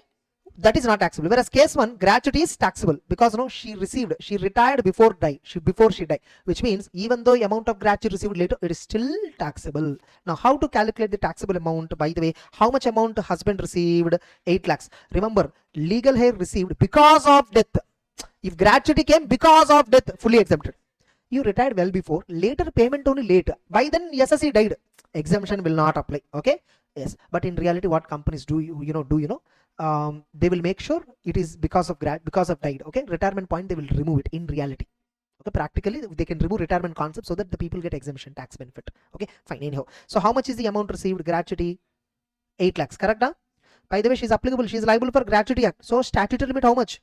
8 lakhs. Sorry. Actual amount 8 lakhs. Statutory limit 20 lakhs. Now third one. 15 by 26 into last drawn salary into completed years of service more than or equal to 6 months. Correct? Now completed years, how many she has? 20 years 9 months means 21. Correct? 15 by 26. Last drawn salary means what? Basic plus any DA. Basic how much? 35 plus 13. Oh, 48,000. Correct? 48,000. So how much it is? 48,000 into 21 into 15 by 26 is equal to 5,81,538. Yes or no? Next, therefore, 8 lakhs multiplied minus 581,538 is equal to 2,18,462 is taxable gratuity in case number 1. Correct? That's it. Easy. Very good point we learned here. Okay. So what is the point that we learned? If at all she received after death directly gratuity, that time only released. Because of death, they released. She didn't retire. She died before retirement and gratuity received, fully exempted. She retired first and then died later. Not applicable. Able to understand? Exemption will not apply. Next, leave encashment. Leave encashment. We know how tough leave encashment is generally. Yes or no? Formula, big formula will be there. Okay. Fine. See this question. Illustration number 5. Can I proceed? See, I'm solving very in depth. Okay. And those students who are watching directly this problem without watching my EO classes. Okay. CMA students of our generally for CMA students we give CA inter tax recordings, and if at all you are directly watching this without watching that classes, it's tough for you to understand because we are directly discussing problem without provision. Or one alternative, there's a tax marathon available. Watch that marathon, okay? Then watch these problems. Then you might understand to some extent. Fine. Next. Mr. Banu is working in Zebra Limited since last 25 years 9 months. For leave encashment purpose, completed years of service means only completed years. You should not take part thereof 6 months and all. Yes or no? So I will take only 25. Okay? By the way, what is the question they are asking? Compute taxable leave encashment. Okay, fine. No problem. Huh? So 25 only I will take. Correct? Huh? The company allows 2 months leave for every completed year of service to its employees. Appa, 2 months. But as per computation, we should only take 1 month leave for every year. 30 days only we should take. Correct? Huh? And I assume 1 month means 30 days. During the job, he had availed 20 months leave. Oh. At the time of retirement on 10th August 2024, at the time of retirement, 10th August 2024, he got 7,50,000 as leave encashment. Last 10 months means up to 9th August. Okay, 10th month ending. First month ending would have been November 2023, 10th November. 10th November 2023 to 10th August 2020, 9th August 2024 is 10 months period. Tricky. We'll solve it. It's okay. Okay. Very tricky problem. Even in CA Inter, this much stuff is not there. As on the date. As on that date. As on that date means what? When she's receiving leave encashment. When she's receiving the leave encashment, that time his basic salary was 35 per month. DA was 20,000 per month. Remember, DA for leave encashment purpose, for retirement only we should consider. And if nothing is mentioned, I assume that it is for retirement, because in illustration 3, DA, even though they simply mentioned, they assumed it is for retirement. But in CA Inter problems, if DA is just mentioned, no retirement point, nothing is mentioned, if just DA, plain DA they gave, we assume it is not for retirement. But in CMA problem, we are assuming it is for retirement. Correct? You're able to recollect first provisions? Then commission was 5% on turnover, okay, and 2,000 fixed commission. Fixed commission of 2,000 I will not consider for leave encashment purpose. Only percentage of turnover I will consider. Correct? Then turnover affected by SSC during last 12 months evenly was 50 lakh. Oh, all 12 months put together it is 50 lakh, man. So by 50 lakh divided by 12 is equal to monthly turnover is, oh my god, 4,16,666. Some odd numbers in this question. Okay, 12 months evenly 50,000 means per month it is 4,16,000 probably. Actually, is it like I'm little doubtful. Okay, I think 50 lakh I will assume that it is yearly turnover, not a monthly turnover. Why? Because 5% of 50 lakh means 2.5 lakh will come monthly. Are basic salary 35, turnover commission will be 2.5 lakh. No, that logic won't seem right. So that's the reason what I assume that this entire 50 lakh was 12 months put together. Okay, now monthly turnover is what? Average. Monthly turnover is what? Average. Average turnover is what? 4,66,666. Correct? Okay, fine. Never see the answer. Directly we'll solve and see. Okay, let us go by our logic only. Maybe their answer will be wrong sometimes. Okay. Increment point. Banu got increment of 10,000 per month from 1st January 2024 in basic and 5,000 per month in DA. Oh, which means before increment his basic was 30. After increment it is 35 and 20. Before increment it is 30 and 15. Correct? Hello? Yeah, fine. Compute the taxable leave encashment salary. It will take time. Fine. What is the leave encashment received? What is the leave encashment received?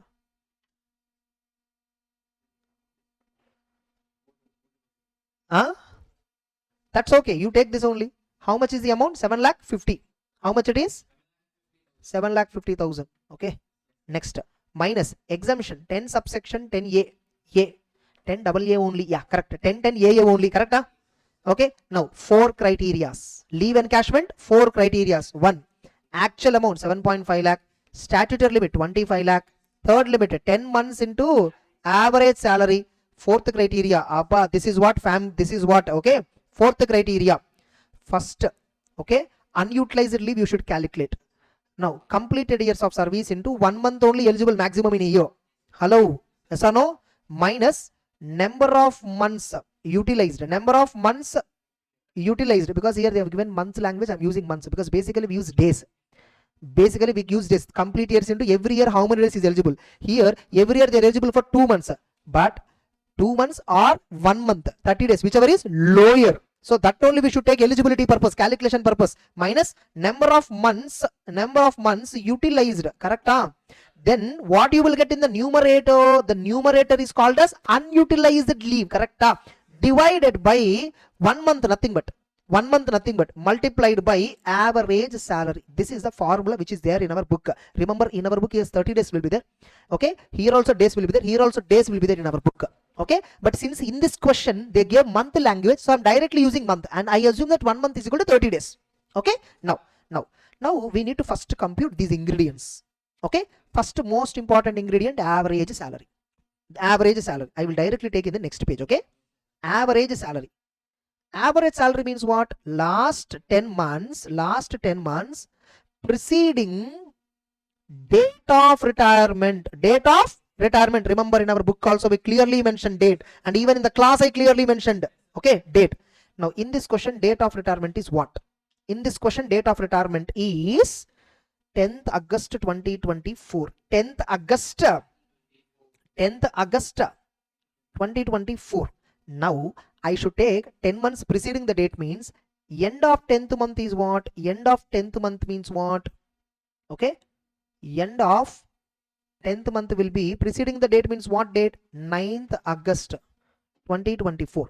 Now 9th August, November onwards I will calculate.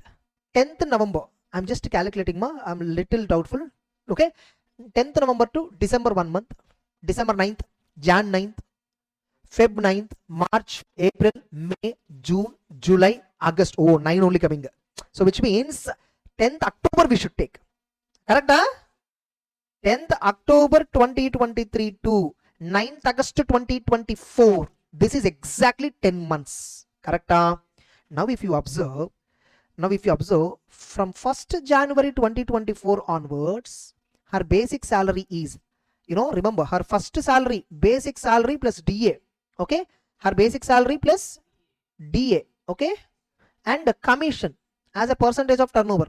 Okay, now look at from 1st January onwards, because at the time of retirement, remember, at the time of retirement, as on that date, salary was 35, DA was 20. Correct? So from 1st January, and again they gave one more point in this question. She got increment of 10,000 per month from 1st January in basic, 5,000 in DA. Right now she is getting how much? Basic 35, 20. Is it after increment or before increment? After increment. Correct? Because at the time of retirement, this is her salary. Means before increment, basic would have been 30. DA would have been 15. Correct? Now look at it. Very tough, I will tell you. Okay, now here I need to calculate. Yeah, wait. Okay, now so we need to compute from 10th October to 9th August salary, which means 1st January there is an increment, right? First I will compute from 1st January to 9th August 2024. Correct? Now 1st January to 31st July, first 7 months I'll calculate. 7 months I'll calculate. But per month 35,000. Correct? Into 7 months. Correct? Plus 35,000 multiplied by 9 by 31 August. Hello? 9 by 31. Do you agree? Do you agree with my computation first? Hello, yeah. Is this correct or wrong? 1st January to 9th August, 7 months July. August 9 days salary only, no? Am I right or not? What, Purna? What? Why are you doubtful? Doubtful. Why you give doubtful ways? Okay. Into 35,000 into 9 divided by 31 is equal to basic salary is 2,55,161 DA. After increment DA is right now 20k. 20k is after increment DA. Correct? Same logic will apply. 20,000 into 7 months plus 20,000 into 9 days divided by 31. Sir, 7 months we understood, sir. What is 9 by 31, sir? 9 days in August only she is getting that salary. Divided by 31 days August month. That's why. Okay. 20,000 into 7, then 20,000 into 9 divided by 31 is equal to 1,45,000. Hello? 1,45,806. Correct? Now, commission as a percentage of turnover. Monthly commission was how much? 4,16,000. Sorry, monthly turnover was how much? Not even 4,16,000 here. We computed somewhere. 4,16,666. Okay. Now you see. Now she is getting 5% commission. Remember, this number. This is bigger number will come. Okay. Commission is equal to commission as a percentage of turnover. Monthly turnover is 4,16,000 multiplied by, only for 7 months first I will look for, multiplied by 5% is equal to 4,16,000 into 7 multiplied by 4,16,000. Very good observation. Okay, 4,16,000 into 666. Okay, 4,16,666 multiplied by 7 months multiplied by 5%. If this question comes in exam, how time will be sufficient? Okay, this total amount, correct? 1,45,833. Not yet over.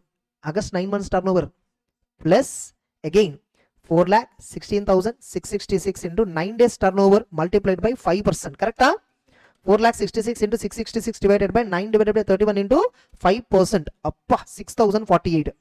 Correct? So total 1,45,833 plus 6,048 is equal to 15,881. It is only commission. Hello, what pa? 1 lakh, 1,51,000, 1,881, no? That what? Okay, 1,51,881, correct? Remember, this is only commission. Now, total salary from 1st January, total salary from 1st January to 9th August is what?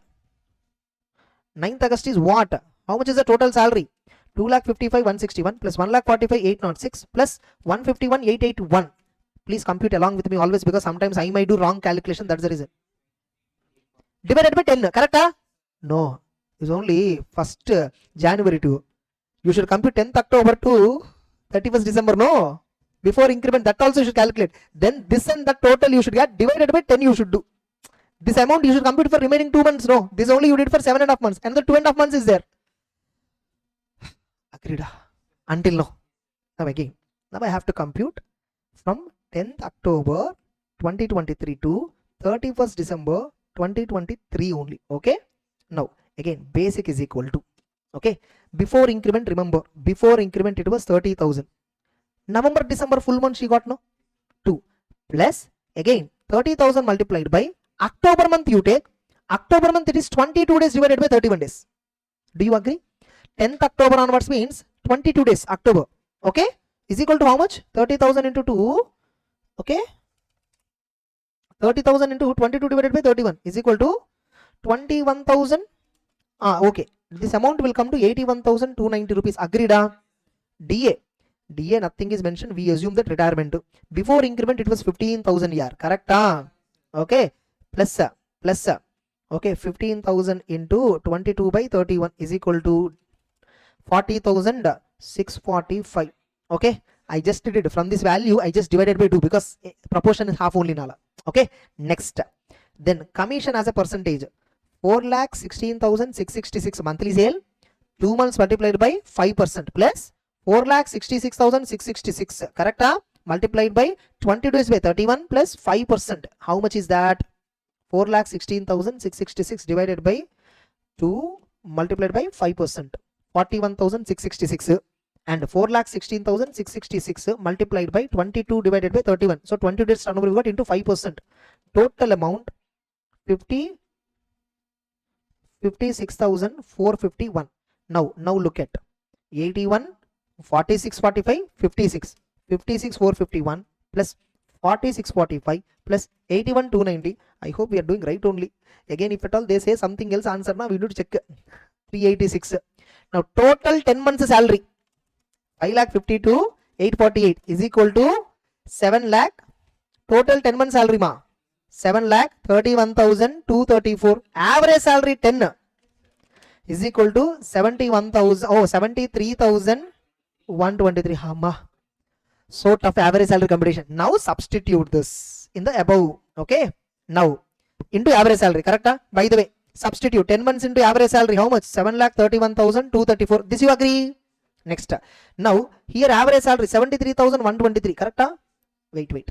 73,123. No. Be careful. Let us be careful. Okay. How many completed years? Fourth criteria I'm calculating. How many completed years? 25. Okay. 25. Monthly he is eligible for 2 months leave. But for computation purpose, I will only take 1 month. So is equal to 25 minus number of months he utilized. 20 months. He had availed 20 months leave. So he utilized how many? 20 months. So which means unutilized leave is only 5 divided by 1 month into average salary 73,123. Into 5 is equal to 3,65,617. Okay, 615 whatever. Okay, 617 will take. Okay. Now list of the following 3,65,000. Therefore 3,65,617. So balance amount is taxable 7,50,000 minus 365 is 617 is equal to 3,84,383. Answer. Here how much? Oh my goodness. 3,84,000 we got. Here they have 3,90,000. This one we got. They got average salary 71,817. We'll see once. So October 23. First we will see from Jan to this one. Okay. Jan to this one we will take. DA. Commission totally. Yeah. This is also correct only. This is also I think correct only. We have taken total. Okay, they have equated this. Now let us once check.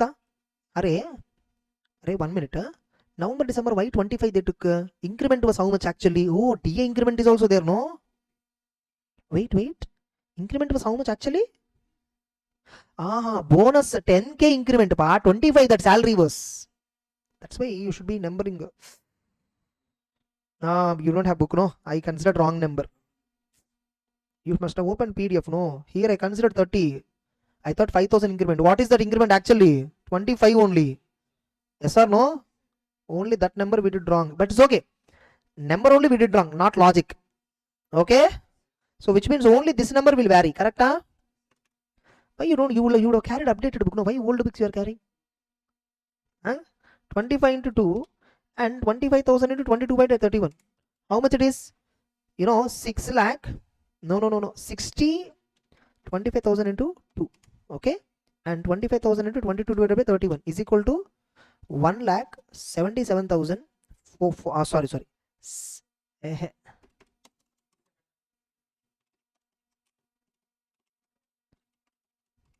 67,741. Only this answer went wrong. Correct? Now let us calculate 67,741 plus 40,645 plus 56,451. I think those of you watching online, if at all you already considered correct number, nothing to worry. Okay. Now this amount is 1,64,837 or whatever. Okay. Now 5,52,848 plus 1,64,837 is equal to correct. Now we got the correct answer. Okay. 7,17,685. So the basic salary will be 7,17,685 divided by 10 is equal to 71,768. Because no, I'll be relying upon you. That number I took because you also confirmed, I also confirmed, and then proceeded. 71,768. Just substitute that. Okay.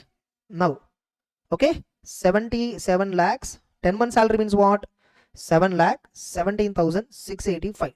Now here 10 months means what? 71,768. Correct? Is equal to 3,58,840. Now here 3,58,840. 7,50,000 minus 3,58,840 is equal to 3,91,160. Now you see the answer. That's it. 915. 3,90,915. 200 rupees. Okay, that's okay. That could have been a round of adjustment. That's it. We did correctly. You know what we did? Mistake. 35. I took this 30k. 5,000 increment logic I took. It's actually 10,000 in basic. 5,000 increment in DA. DA we correctly considered computation. Okay, that's it. If this question comes in exam, similar question comes in exam, it showing itself takes a lot of time. Next. Another question is there. Hey, by the way, here one more question is there. Sub question. How shall be your answer differ if SSC had taken 2 months leave instead of 20 months? Oh, 2 months only has taken. 25 months is eligible minus 2. 23 by it will come like 23. This number instead of here minus 20, instead of that it is 2. Then here the number would have been 23. 23 divided by 1 into 71,768. So 71,768 into 23 is equal to 16,50,664. Now you will get this exemption only. 7,17,000 you will get exemption. Correct? 7,50,000 minus 7,17,685 is equal to 32,315 taxable. 32,300 taxable amount. Correct? That's okay because of round of adjustment. For them and the slight amount difference will come because of round of adjustment. That's it. Correct? Hello? That's it. Next. Oh, immediately there is one more illustration. They should not give dates and all in between. Okay, just 1 minute. Yeah, next illustration number 6. Oh my god, he retired on 31st March. Preceding date means 30th March. Preceding date of retirement means 30th March. Find taxable leave encashment. Worst question again. Provided if increment is not there, Abba, thank God. If increment is there, again that question, okay? At the time of retirements, 18 months leave was lying to the credit of his account. Oh, 18 months leave was available, ma. Hello, look at, read first. Observe what I'm saying. 18 months leave is available. Balance available. It's not utilized. Be careful. Okay? He received leave encashment equivalent to 18 months basic salary. Okay. he received leave encashment 1,26,000, which is equal to 18 months basic salary. Indirectly, what is the basic salary divided by 18? 7,000. Basic salary is how much, you know? 7,000. You see, they cleverly did not give basic salary information, and they said indirectly leave encashment received 1,26,000. Okay. Now next, his employer allowed him 1.5 month leave. 1.5 month leave for every completed year of service. Every completed year of service. Okay. 1.5 month leave available. Okay. During his tenure, he availed 12 months leave. Abba, availed leave also they gave. Otherwise, we should have computed this. We should compute this. Since they gave, we no need to compute. At the time of retirement, he also gets DA 3,000. His last increment was 1,000. Again, increment they gave. His last increment was in basic was 1,000. Okay. At the time of retirement, leave encashment 18 months of his basic. 18 months of basics at the time of retirement basic, before increment basic they didn't give, but I assume that at the time of retirement, since you are getting money, I assume that it is 7,000 is after increment. I assume that 7,000 is after. So before increment it was 6,000. Up to 31st March his salary was 6,000. But you know, luckily we don't have to worry. Why? You know, he retired on 31st March. You know, last 10 months means June month onwards it will come. Only 7,000 is his salary. Yes. Yes or no? Equivalent to 18 months basic salary. Here again there is a, okay fine, I will not interpret that much. Okay, I don't know whether the answer they consider like that or not. I'll not interpret to that much. If at all they give, what doubt I have is 1,26,000 18 months salary, they said no. Out of this 7,000, you know, from 1st April would have been there, 6,000 would have been last. So that possibility also there, but for us it is irrelevant. Okay, he received 1,26,000. That's it. Now I will compute. Okay, he received how much? 1,26,000. Leave encashment. How much he received? 1,26,000. Again, first I will apply. Again, statutory limit, exemption. First exemption, actual amount 1,26,000. Second exemption, statutory limit 25 lakhs. Third exemption, 10 months into average salary. Fourth one. Completed years of service multiplied by 1 month leave eligible or 1.5 month as per company policy, whichever is lower, 1 month minus leaves utilized 12 months. Yes or no? Leaves utilized 12 only. Remember, leaves how many available? 18. That is unnecessary for us. That's unnecessary for us. Divided by 1 month multiplied by average salary. Correct? Now first we will compute what is average salary. First we will compute average salary. Remember, since last 10 months before retirement, 7,000 is constant. So I don't have to worry about 30 days or 20 days or 15 days, all that I don't have to worry. Okay, last 10 months 7,000 multiplied by 10 is equal to 70,000. DA at the time of retirement is how much? DA 3,000. Okay, once again I'm repeating, in CA, CMA, Inter, if the word DA is mentioned, nothing is mentioned, just DA mentioned, and there is no other point regarding retirement. We assume that it is for retirement. Okay, 30,000. Commission amount they gave a? They did not give commission.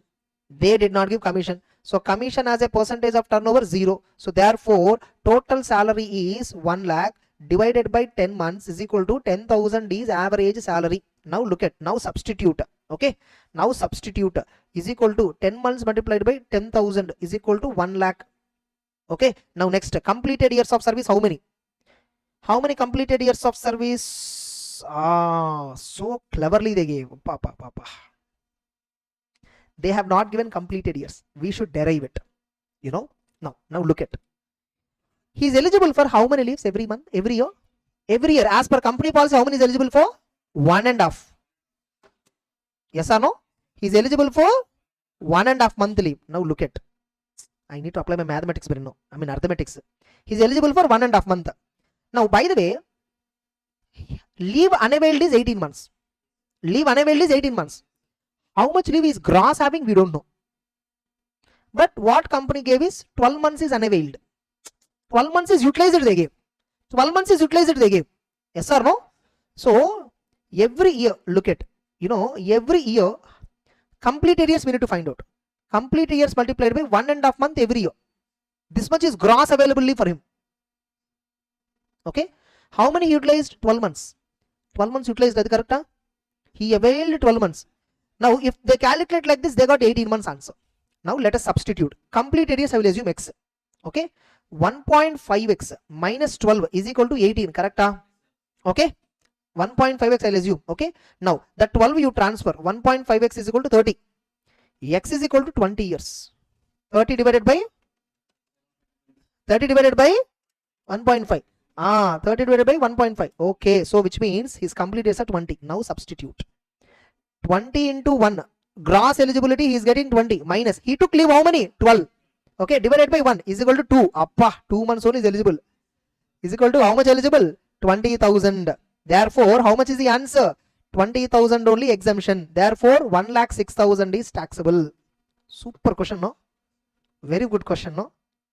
So, by the way, did they use all this formula? Va? Array, we got wrong answer. Huh? Wait, it's okay. Average salary, that is correct. 1,26,000 correct. All this correct. Average. Leave taken, why they did not consider 20? Correct. Minus 12. Correct on, you know? 20. Correct. No, why we took 2? Pa. You people, just whatever I write, you are agreeing. Array, correctly mentioned, no? Here I took accidentally. 20 minus 12, how much it is? 8. Just observe, no? Sometimes I'll be focusing on explanation. I'll be doing computation mistake. You just tell me. Okay, 80,000 answer. Correct only. Our answer is right only. The answer is 26. You see 20 how we derived? How we derived 20? We derived it in working note. Correct? Yes. How they gave note? You see. Employee has received 18 months leave encashment on termination of service, as well as he enjoyed 12 months of leave during his tenure. Totally that means he had received a leave of 30. Since leave allowed by employer is 1.5 months for every year, he signifies that 20 years. Whatever we did only they gave. But in this way simply you cannot calculate. Whatever I told only you can calculate. They said, so as per company policy 18 left to, so 12. Every year is eligible for 1.5. That only I told you. Yes or no? But if I tell like this directly, you will not understand. That's why I told equation formula. Okay, that's it. That's it. Amma, thank God. Okay. By the way, 1,26,000 I received. How much received? 1,26,000. Okay, fine. 1,26,000. So 46,000 is taxable. Okay, that's it. Everything we correct right only. Here 20 minus 12 I took 2. It's actually 8. Yeah. Next. Focus. Pension. No need to be tension. Okay, it's easy only, nothing to worry. Can I directly solve? Pension. With this, I think retirement benefits will be over. Gratuity over. Leave encashment over. Pension. But beautiful problems. In CA also, we don't have this stuff. Okay, very good problems. Mr. Amit has retired from his job on 31st March. Okay. From 1st April 2024, he was entitled to a pension of 3,000 per month from 1st April. On 1st August, 1st August, what happened? He got 80% of his pension committed. Out of 3,000, 80% he sacrificed. Means from 1st August onwards, he is receiving only 20%, which is 600 rupees. And how much amount he received? Lump sum 1,20,000. Compute the pension. If he is a government employee, first I will compute uncommuted pension. Uncommuted pension I will compute first. Uncommuted. Okay. First I will calculate uncommuted pension. Now April to July, which is 4 months, multiplied by every month 3,000 is getting. How much it is? Uncommuted 12,000. Whereas August to March, he is not receiving 8 months into 3,000 into, he will receive now onwards 20% only, because no 80% is sacrificed monthly amount and he's got lump sum amount. Yes or no? So how much it is? 3,000, 4,800. Uncommuted pension is 16,800. Remember, uncommuted pension is taxable for everybody. Government employee, non-government, everybody is taxable. Correct? 2. Commuted pension. Commuted pension taxability. Correct? Now, I will only first government employee 0. Non-government employee, how much is received? Non-government employee, gratuity received. He received gratuity. Then how much, by the way, commuted pension received? How much commuted pension received? Commuted pension received is 1,20,000. 1,20,000, and we know very well that 1/3 of full pension value exempted. 1/3 of 1,20,000 is equal to 80%. Okay, so 1,20,000 divided by 80% divided by 3 is equal to 50,000. Correct? So how much is commuted pension taxable? 70. So now total pension taxable for non-government employee but receiving gratuity is 16,800 plus 70, 86,800. Correct? Next, sir, he is not receiving gratuity, sir. Then half of 1,20,000 divided by 80%. 1,20,000 by 80 means what, ma? Full pension value computation. In our book, formula clearly given. Yes or no? 1,20,000 divided by 1,20,000 divided by 80% divided by 2, 75,000. Okay. Now received is 1,20,000 minus 75 is equal to 55. Sorry, 45. 45,000 plus 16,800. Okay. 45,000 plus 16,800 is equal to 61,800. That one answer is 61,800, 86,800, 16,800. That's it. For all government, non-government employee, receiving gratuity, not receiving gratuity, everywhere clearly computed. So 100% full pension value 1,50,000, that we already know. Okay. Then retrenchment compensation, VRS is there. No problem on VRS and all. Allowances is there. Okay. Next HRA. Oh, directly we need to compute HRA. That's it. Fine. We'll do one thing. We'll wind up the session today. Okay. And anyhow, retirement benefits related problems we completed. Now we need to compute non-retirement. Other than retirement related problems, we are getting now HRA, RFA, car allowance, all that. Now onwards it will be little faster. I feel so. We'll see. Okay. So one conclusion here until now, whatever we understood is DA. If simply mentioned, nothing is mentioned additionally, we assume that it is for retirement. But CA inter students, if at all watching, if at all in CA exam paper, if DA is mentioned, nothing is mentioned, we assume that it is not for retirement. For CA exam point of view, not for retirement. Okay. CMA point of view, it is for retirement. If they specifically give something, consider that. If nothing is mentioned, this assumption you follow. That's it. Next, let's discuss illustration number 8. Okay. X is a resident of Ajmer, received 11,48,000 as a basic salary. By the way, first of all, what is it? Determine the quantum of exempted house rent allowance if at all he is opting for old regime. Obviously, right? HRA allowance is allowable under only optional tax regime. NSSC following default tax regime, HRA cannot be claimed. Okay. Now here they are asking HRA.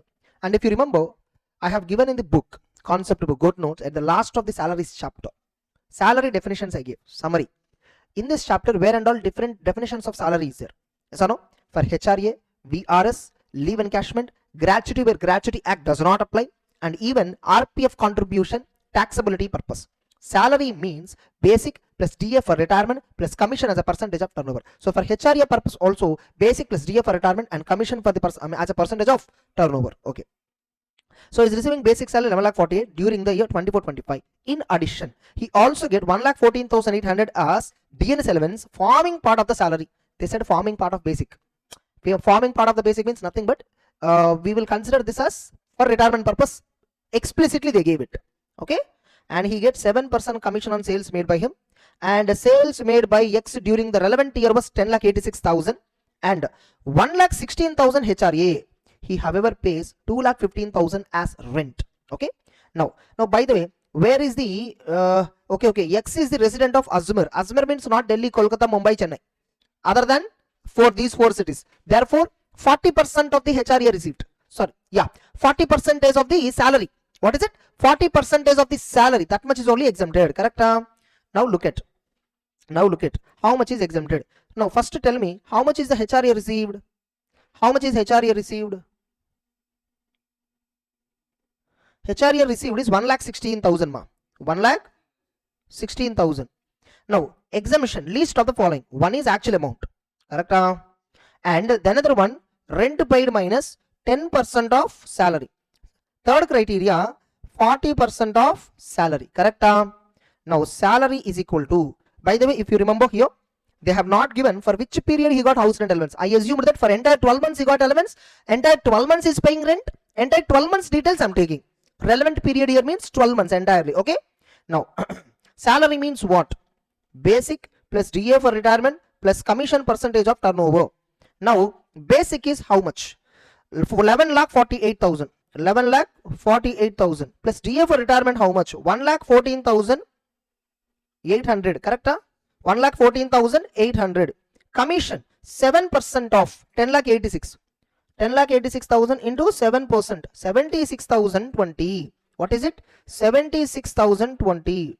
So what is the total salary? 76,020, 1,14,000, 1,14,800, 76,020 plus 11,48,000 is equal to 13,38,820. Correct?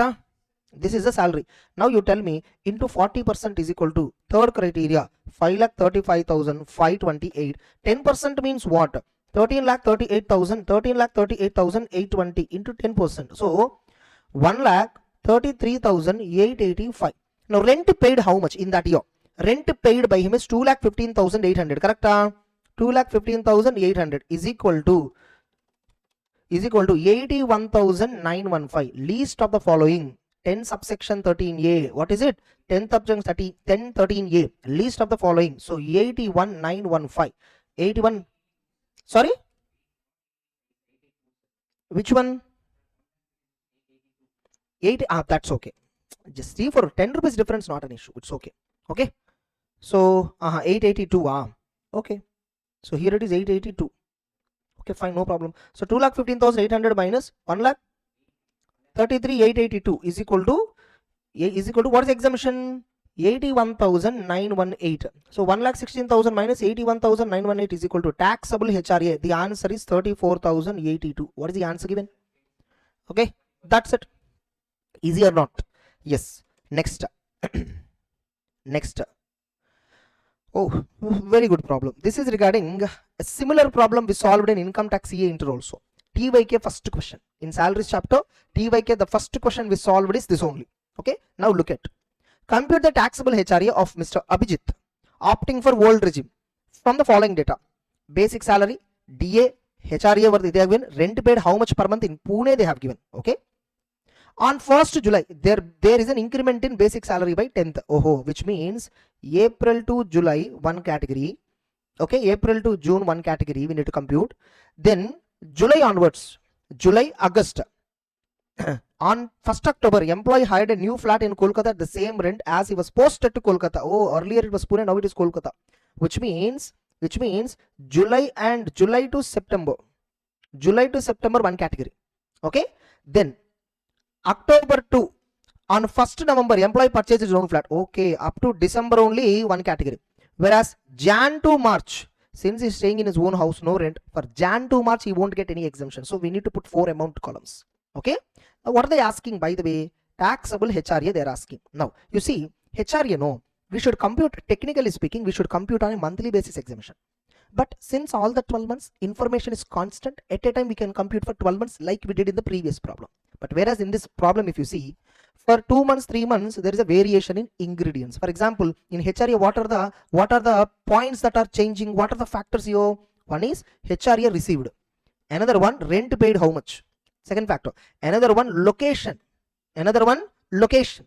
These 3 factors, any one factor changed in a particular period. Only for those 3-4 months where all these factors are same, I will combine and compute.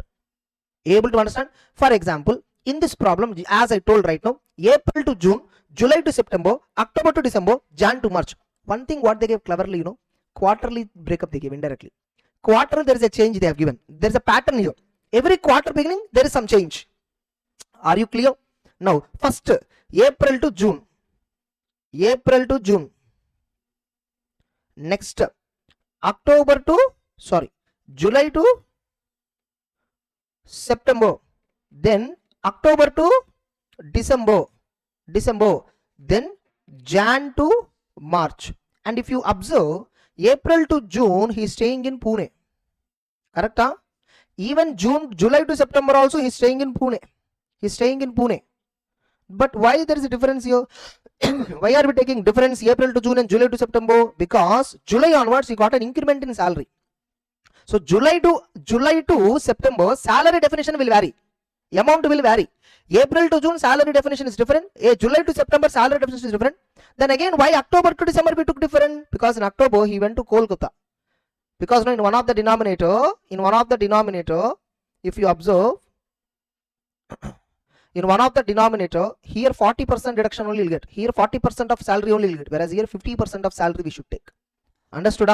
Next, Jan to December, no deduction for HRA. Jan to March, sorry. Last quarter, Jan to March, he purchased his own house and staying in that own house. Means he is staying in a own house where he is not paying any rent. Therefore, HRA deduction is not available. Are you clear? He is staying in his own house means what? He is not paying rent. When you are not paying the rent, there is no deduction for HRA. Now, next. Now, first I will compute certain points. Salary I will compute for all these periods. Salary means what? Basic plus DA for retirement, commission as a percentage of turnover. Now, if you see, basic is 50,000. Yes or no? DA is 20,000. Commission and all they have not given. Correct? So 70,000 rupees is the basic salary for April to June. Agreed? April to June 70,000 per month. Yes or no? By the way, how many months here? 3 months. Correct? So 70,000 per month. Correct? 70k multiplied by 3. How much is the basic salary? No. Sorry. I will not do like this. Basic salary 70,000. Correct? And no. 70 only. Correct? Full salary is 70. Correct? No. Basic is 50. DA is 20. Therefore, total salary is how much? Commission is not there. 70k multiplied by 3 months. How much is the salary? 2,10,000. Next, 1st July onwards, 10,000 increment is there. Okay. 1st July onwards, the basic salary is going to be, basic plus DA is going to be 80,000 into 3 months, 2,40,000. Whereas even here also, 80,000 into 3 months, 2,40,000. Because in all the cases, the information is constant. Later on, yes or no? There is no salary change happened after 1st July. Correct? Next, second ingredient. Rent paid how much? I'm calculating rent paid how much. Okay. Now, if you observe, 40,000 is the amount of rent that he is paying. Yes or no? And in Kolkata also, 1st October onward, same rent is paying, but city changed. Okay. So 40,000 is a rental expenditure. There is no change at all. So 40k per month. Correct? Now tell me, here it is 3 months into 40, 1,20,000. Everywhere 1,20,000 will come. Correct? Everywhere 1,20,000 will come. Third column it will not come. Fourth column, sorry, last column it will not come because he's staying in his own house. Okay. Then we have got calculated rent paid, salary we calculated. Enough. This information is enough. We can directly calculate now HRA exemption. Correct? Now I will calculate HRA exemption. HRA exemption I will calculate. First tell me how much amount he received HRA. How much amount he received? How much amount he received HRA? Every month he is receiving 40,000 per month. Yes or no? 4 3s are 1,20,000 he received. Every month he receiving 1,20,000. Correct? 1,20,000 and 1,20,000 minus exemption. Exemption under 10 subsection 13A. Here 0. Okay. In all these 3 cases, I will have to fill it. What are the actual amount? Okay. 40 or 50% of salary, rent paid minus 10% of salary. Here I will not calculate at all because in the 4th column he is staying in one house, so I will not calculate exemption. Now actual amount how much? Actual amount of HRA received is 1,20,000. Here also 1,20,000. Here also 1,20,000. Okay. Now first 2 column 40% of salary. Salary we know 40% how much? 2,20,000 into 40%, 84,000. Correct? 84,000. Whereas here 2,40,000 into 40%, 96,000. Whereas here Kolkata 50%, 2,40,000 into 50% of salary. Yes or no? Whereas here 50%, here 40%, here 40%. Next, rent paid. We know rent paid minus 10% of salary. Rent paid minus 10%. Correct? Now 1,20,000 minus 1,20,000 minus 21,000. Will you agree? Here it is 99,000 rent paid. We saw 1,20,000 minus 10% of salary. 2,10,000 into 10%, 21,000, 99. Again here rent paid 1,20,000 minus 24,000, 96. Correct?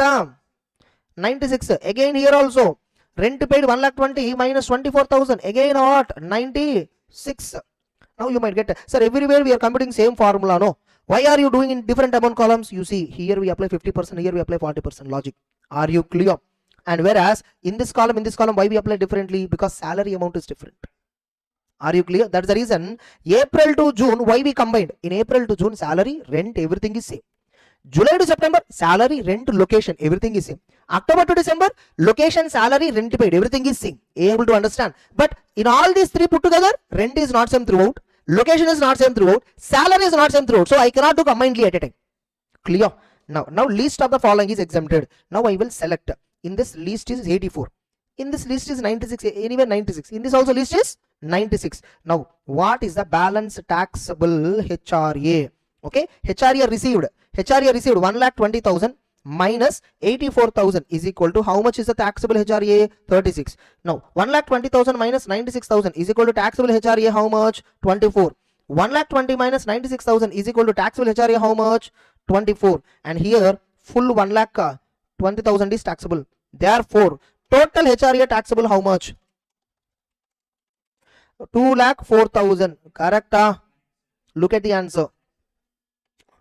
2,04,000. That's it. This is how you should do. Easy. Next. So that's HRA exemption.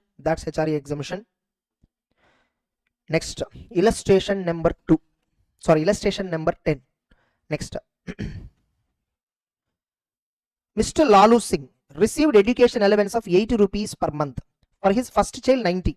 Oh, for first child, entire 90 is exempted. Per child, it is only 100 exemption. Remember, education allowance is exempted per child only 100. Hostel education allowance is exempted per child only 300. Yes or no? And for a second child, 120. Oh, for second child, no, 20 rupees is taxable. Okay. For second, 80 here. Sorry.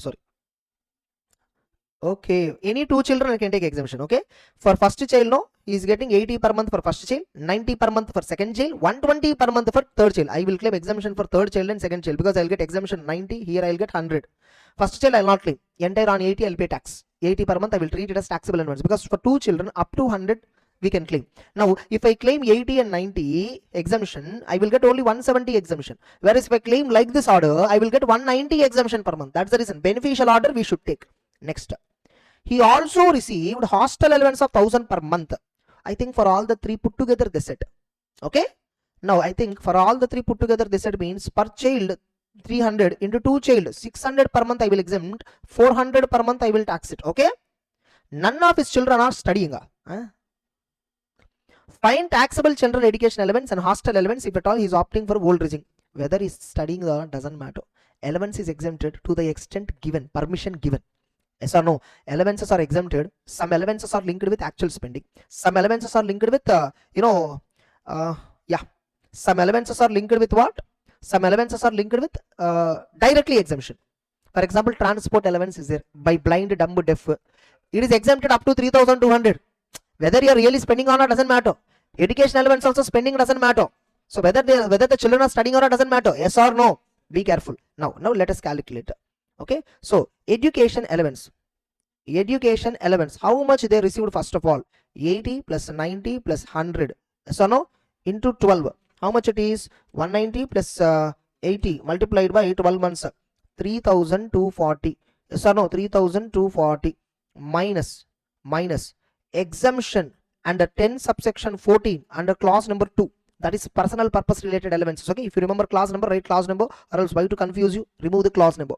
Now how much is exempted per child? First child I will claim 100 exemption, second child 90 exemption multiplied by 12 months. Yes or no? This much one I will claim. Correct? Is equal to 2,280. So minus 3,420, 960 is taxable. Children education allowance is this much. Now hostel allowance. I assume hostel allowance is received is 12,000 minus 600 into 12. Two children. Yes or no? Remember I already told. Okay. 7,200. So therefore 4,800 is taxable. Yes or no? Plus 960 is equal to 5,760 is taxable. What is the, by the way, what are they asking? Find out taxable allowance and hostel. We computed. Exempted 4,8 correct. Children education allowance 3,480. I think they did some wrong calculation. Check out once. 100 plus 90 plus 80 into 12 is equal to 3,240. Correct. 190 into 12 exemption 2,280. 960. Here how much? Here they did wrong calculation. These numbers they put correctly. The totaling was wrong. 3,480 minus 2,280. How much is the total? I think this amount mentioning is wrong probably. For us, how much we got? 3,240, 2,280. They gave wrong number. 3,240 it is. Yes or no? Hey, wait. It is 120 pa. Here we took 100. Allowance received is how much? What total value? Here 120 number they give. Yes. 120 plus 90 plus 80 is equal to into 12. 3,480 we received. Correct only. 3,480 minus 2,280. Then what is taxable is 1,200. Then total amount taxable is 6,000. Just that we took a wrong number here. That's why please tell me when I'm totaling, because I can't focus on all numbers, or else I have to stressly, I have to think about it. What is the point of you sitting then? Okay, you be attentive. That's why carry books always. Next. Mr. and Mrs. X have 3 children and 2 of them are not studying. Okay. It doesn't matter whether they're studying or not, doesn't matter. Both Mr. X and Mrs. X, they are working in A Limited and getting children education allowance. They are getting children education allowance of 500 per month. Okay, it is not per child. They mentioned that totally for 2 of them, 2 children were there, for 2 put together 500 per month. And for hostel, how much they are getting? 1000. Compute taxable allowance. Very simple. 300 in education, it's taxable. 12 is equal to 3600. In hostel, it is 400 is taxable, is equal to 12. 4800 is taxable. Therefore, both put together 8400. That's it. Easy or not? Taxable allowance. And if you see here, one twist is there. Okay. Mr. X and wife, both of them are working in the company and both of them are getting allowance. Both of them can claim exemption. Both of them can claim exemption. There is nowhere in the law where it says if husband is claiming deduction, wife should not claim. If wife is claiming, husband should not claim. No. Therefore, in the hands of X, 4,000 exemption he will get. Wife also will get exemption. Are you clear? That's it. Next. What is the next one? Illustration number 12. Wow. So many were there. Allowances. Fine. Here, compute gross taxable salary. Okay. For assessment year 25-26, assuming he's opted for old regime. Remember, they are asking us to compute gross salary. Okay, fine. Let us compute one by one. Now, gross salary. How much is the gross salary? First of all, no, first gross salary computation. Sorry, basic salary. Basic salary. How much is the basic salary? 75,000 per month. 75,000 per month. When I'm writing here, you just confirm with the amount once again. Okay, 9 lakhs. What is it? 9 lakhs. Next. Dearness allowance 2,000 per month, 50%. Oh, they gave specifically 50% only for retirement. Okay, 12,000. Yes or no? DA. How much is that, by the way? 2,000 per month. 2,000 per month. 2,000 multiplied by 12. By the way, 50% only retirement. Correct? 24,000.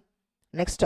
Education allowance. He has 1 son and 3 daughters. Total is getting 1,000. But how much is exempted? Education allowance, how much is exempted? 1,000 into 12 is equal to 12,000. He is getting minus 200 into 12. 200 rupees per month only. 100 rupees per child. Yes or no? Next up. Now, so 200 into 12 is equal to 2,400. So balance amount is 9,600. Okay. Next. Now, by the way, I just want to give one observation here. Previously, we solved 8 rupees, 90 rupees, 120. They are getting exemption. No. Yes or no? Some students, what they do, per child 100 rupees up to 2 child. They directly claim 200 rupees exemption. No. Exemption per child cannot exceed allowance even first. Per child, if I am getting 8 rupees allowance only, then 8 only exempt. Per child, if I am getting more than 100, then 100 is exempt. Are you clear? You should always calculate exemption per child basis only. You cannot calculate total minus 200. No, you can't. Now here, they give 1,000 per month for all children put together. I assume that 1,000 rupees is equally for all 4. 250, 250, 250, 250. So now exemption for 2 children, how much? 100 and 100. Clear? That's it. Next. Hostel allowance 2,000. Okay. 300. Okay. Hostel allowance. So first of all, he getting 24,000. Correct? Now 600 per child. 7,200 exempt. Correct? 24,000 minus 7,200. 16,800 is taxable. Next. Medical allowance fully taxable. It doesn't matter actual expenditure. Medical allowance is fully taxable. Is there anywhere that we discussed exemption? Medical allowance 1,000 rupees per month he received 12 months. Full 12,000 is taxable. Yes or no? Even when we are discussing medical facility concept, there also I told medical allowance is fully taxable. Transport allowance being used for office and residence. Remember, they have not given anywhere indirectly or directly whether he is blind, dumb, deaf. They have not given. Yes or no? Only for blind, deaf and dumb. Yes or no? A transport allowance is exempted up to 3,200 per month. Here, since they have not given any information, I assume that he is not a blind, deaf and dumb. I assume like that. Okay? 1,800 per month into 12 fully taxable. Yes or no? Transport allowance 1,800 into 12 months. How much it is? 21,600. Correct? Is equal to 21,600. Okay, next up, servant allowance. You remember under optional tax regime, there are 3 allowances: uniform allowance, servant allowance, uniform allowance, servant allowance. There is one more allowance under optional tax regime. These 3 are exempted to the extent spent. Okay, uniform elements, research elements, servant elements.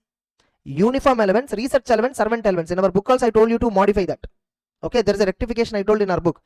Okay, uniform elements, servant elements, uniform, servant, research. These three elements only under optional tax regime you will get exemption. That too, how much you will get? How much ever you spend only you will get.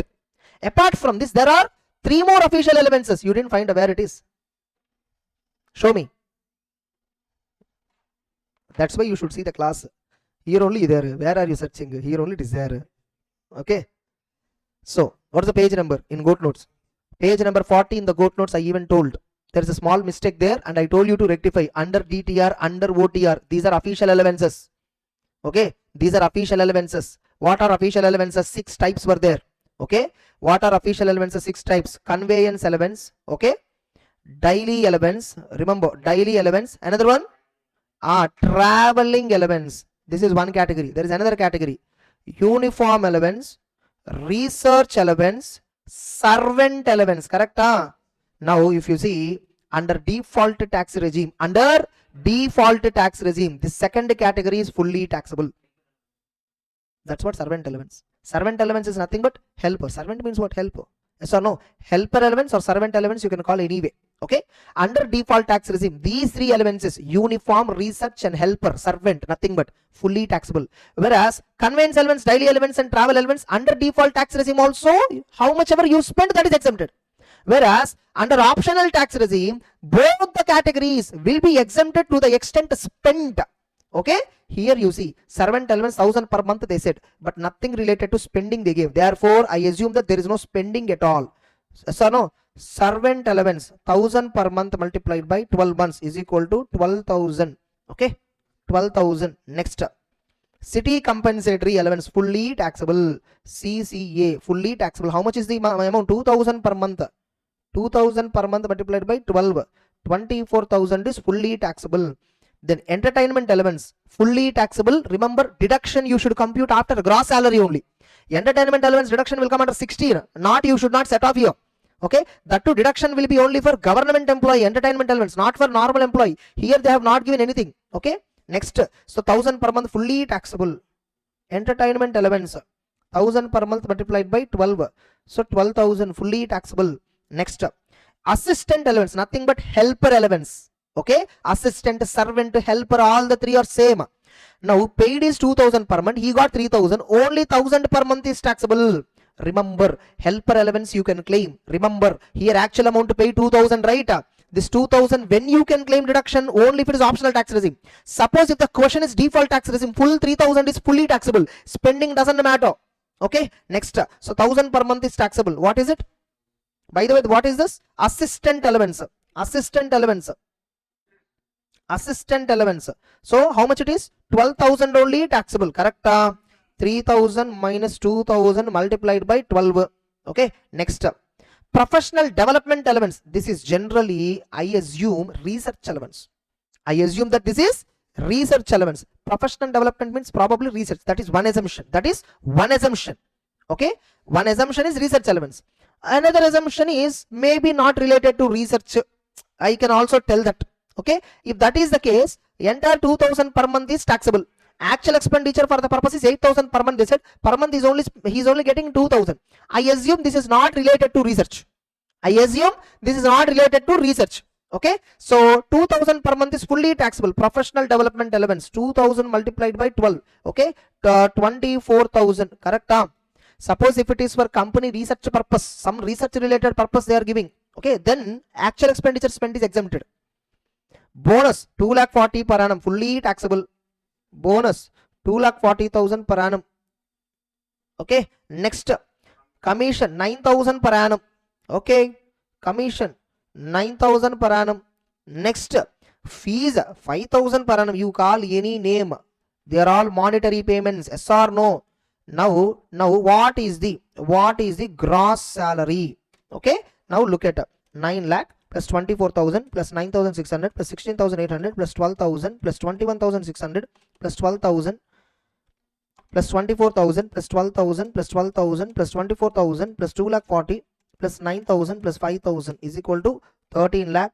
Okay, 22,000. 13 lakh 22,000. What answer they gave?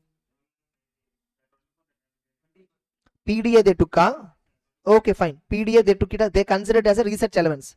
They considered it as a research allowance. At that time, this 24 will not be taxable. If I remove this 24, our answer is correct again. Okay, I told you there are two possibilities you can take. There are two possibilities you can take. Correct? Now again, here they are asking, assume is opted for old regime. What if, however, if the SS is declaring on a default tax regime, how much? Okay, now research allowance, default tax regime. Under default tax regime, PDA is fully taxable. Okay, PDA is fully taxable. Now, education allowance, fully taxable. Correct? Hostel allowance, fully taxable. Medical allowance, anyhow full taxed. Servant allowance, full taxed. Assistant allowance, 3,000 per month, 36,000 fully taxable. Under default tax regime, these are the numbers. Now you look at again, 9 lakh plus 24,000 plus 12,000 plus 24,000 plus 12,000 plus 21,600 plus 12,000 plus 24,000 plus 12,000 plus 36,000 plus 24,000, 2 lakh 40 plus 9,000 plus 5,000 is equal to 13 lakh 55. 13 lakh 55 600. This is under default tax regime. Yes or no? 12 lakh 98. 12 lakh 98,000 is under optional tax regime. Correct answer? That's it. Easy or not? Next, another question they gave. Illustration number 13. Miss Sonal, being a citizen of India and government employee has received the following. Okay, immediately Indian citizen government employee means allowances are exempted, like that they will feel. No, there is a section called 10 subsection 7 which is giving exemption for allowances received by government employee outside India. Okay, it is not, it is in India only. Now remember, she is a government employee. Okay, where, again, what is the question they are asking? Computer gross salary, assuming she opted for old regime. Now basic 52,000 per month. I will compute directly.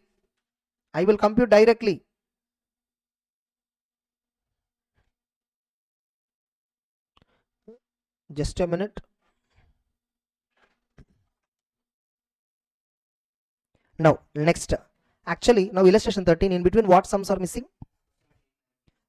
12 just now we solved. No, 10 11 we need to solve. 10 11 we missed. We'll go back and then solve 10 and 11 also. Okay, first we will solve illustration number 13. Okay, then we'll go back to 10 and 11 illustrations also. Next, now, so look at basic salary, how much? Now basic salary, how much? How much it is? 52,000 per month. Correct? 52,000 per month into 12 months. Why again? I'll directly write here. 52,000 into 12 is equal to 6,24,000. DA 23,000 into 12, 2,76,000. Correct? Dearness pay, all are same only. 12,000. Okay, 12,000 fees, 50,000 per annum they said. HRA, oh, we need to calculate HRA. Exemption we need to calculate. Okay, we will do working note 1 and then calculate.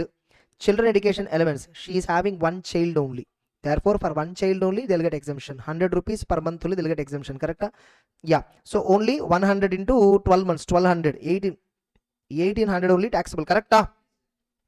Children allowance. Remember, in exam, don't confuse. Children education allowance is different from children allowance. Children allowance is fully taxable. Children allowance is fully taxable. So entire. Okay. By the way, wait. So 3,000 per month, ma. Okay, minus 100 rupees only exempt into 12 months, 34,800. Okay, you got 3,000 per month minus 100 rupees only. So 2,900 per month is taxable. Children allowance, entire 12,000 is taxable per annum. Hostel allowance, one child only she has, per month 300 exemption, 1,700 only taxable per month. So 1,700 into 12 is equal to 20,400. Correct? Yes. Next, dress allowance, nothing but I call it as uniform allowance. Uniform allowance is exempted under optional tax regime. Actual amount spent, yes or no? So 5,000 per month, actual expenditure 10,000 per month. So fully exempted, yes or no? Fully exempted. Oh no, they gave separately uniform allowance below. Dress allowance is not uniform allowance. That means because they gave uniform allowance separately, I assume dress allowance means for casual purpose. So dress allowance is fully taxable. Okay, 5,000 into 12, 60,000. Correct? Next, uniform allowance, 2,000 per month into 12, 24 minus 12,000 exempted. So how much is taxable? 12,000. Correct? Tiffin allowance, fully taxable. Allowances are fully taxable. Remember, food voucher. Okay, food voucher, food voucher, non-alcoholic beverages and food consumption purpose. If a company is giving voucher up to 50 rupees per meal is exempted. And remember, in this problems right now we have not yet reached perquisites calculation. Okay, we are only discussing at allowances level. Okay, next, tiffin allowance, entire amount is taxable, 12,000. Education allowance for her own education, fully taxable. So 2,000 per month into 12, how much it is? 24,000. Are you clear? Now here, her own education, they said, right? Again, there is a possibility that this can be considered as a research allowance. If it is considered as a research allowance, 1,500 per month you can give exemption. Okay, but I am going with assuming that this is not a research related allowance. Okay, they have taken research allowance they have taken. Okay, so they have taken allowance that it's a research allowance. They have taken assumption that is a research allowance. Therefore 500 per month only taxable into 12 months is equal to how much? 6,000 is only taxable. Are you clear? Next, now HRA, working note. Remember, rent paid for Kolkata house is 20,000 per month. Kolkata, they gave rent paid details, they gave. Now HRA exemption. Yes or no? HRA exemption. How much she received? HRA 15,000 per month, which means 1,80,000 she received minus exemption. Actual amount 1,80,000. Next, rent paid minus 10% of salary, 50. Kolkata, right? Therefore 50% of salary. Salary is equal to basic plus DNS allowance for retirement plus commission as a percentage of turnover. Basic how much per month? 52,000. Correct? 52,000. DNS allowance. How much is the DNS allowance? 23,000 plus 1,000. How much it is? 24,000 DNS purpose. Yes or no? I assume that both are considered for retirement. Okay. Plus commission did they give? No. That's it. 0 is equal to 52,000 into 24,000 is equal to 52,000 plus 24,000 is equal to 76,000 multiplied by 12 months is equal to 9,12,000 is the salary per annum. Okay. So 9,12,000, 10% of salary means 91,200. Rent paid 20,000 per month in Kolkata. Yes or no? See that information. Rent paid 20,000 per month only Kolkata. Yes or no? 2,40,000 minus 91,200 is equal to 1,48,800. This will be 9,12,000 into 50% is equal to 4,56,000. List of the following: 1,48,800. Therefore 1,80,000 minus 148,800 is equal to 31,300. That's it. What is the answer? Correct? 31,200. Now to calculate the total amount. Okay, 6,24,000 plus 2,76,000 plus 12,000 plus 50,000 plus 31,200 plus 34,800 plus 12,000 plus 20,400. Okay, plus 60,000 plus 12,000 plus 12,000 plus 6,000 is equal to gross salary 11,50,400. Right? That's it. Easy or not? Next, nothing, no new difficult point, just that some allowance names they're using different name. Okay, here education allowance for own study, they considered it as research allowance. Okay, they considered as research allowance. So sometimes these assumptions are very careful. Whatever problems you're solving here, same question will come in exams. Maybe numbers will change, the logics and all are same exactly. You can consider. For example, in the above illustration, how shall we answer different? If Sonal is working outside India and rent paid for house in Japan, when where she is paying rent paid doesn't matter. Even if the house is outside India, exemption you will get under HRA. Now since it is outside India, Japan, house is not in Kolkata, 40% only she'll get deduction. Remember, only 40% she'll get deduction. Okay, wait. Government employee, I told at the beginning this point. She is a government employee and working outside India. Remember, if a government employee working outside India is getting any allowance, all allowances are exempted. For a government employee under 10 subsection 7, any government employee and citizen of India working outside India, if she is getting any allowance, all allowances paid to her by government is fully exempt. Therefore, allowance don't need to consider. Directly basic plus fees. DA is also allowance. Remember, DNSEA is also allowance. A new point, yes or no? 6,74,000. Are you clear? DNS pay, DA, both are allowances. Fees is not an allowance. Technically, fees is also a type of allowance. Fees is also a type of allowance. Are you clear? Any other name you call, it's allowance basically. Basic alone is taxable to best of my knowledge. But they did not consider fees as allowance. Therefore, it is taxable.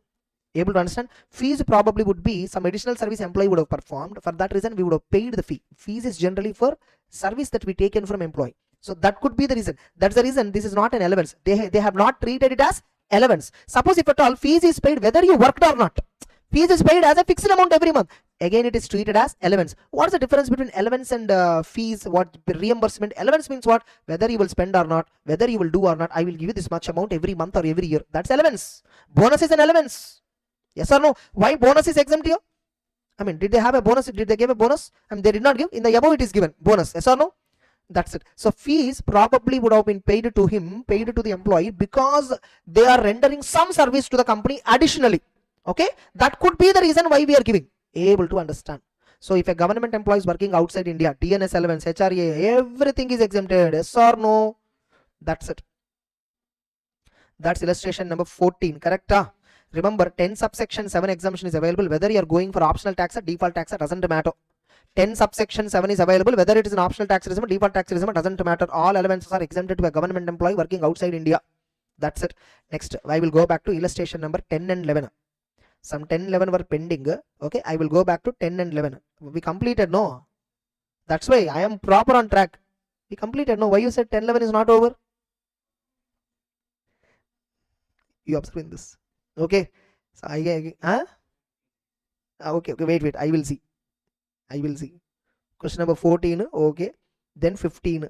You said 11, 10 and 11 we didn't work, we worked, no? Then enna confusion Purna. Next,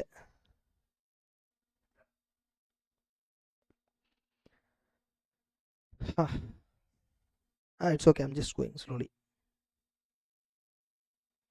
Oh, RFA related information also given here. Very good, fantastic. Okay. Yeah. Illustration number 15. Okay. Mr. Chauhan has the following salary structure. By the way, what is the question they are asking? Compute taxable value of accommodation in the hands of Chauhan in the following cases. Assuming he has opted old regime. For a RFA purpose, perquisites valuation. Remember, in entire perquisites valuation, only food voucher up to 50 rupees per meal, that point alone is different in optional tax regime, default tax regime. Remaining all other perquisite valuation is same. Yes or no?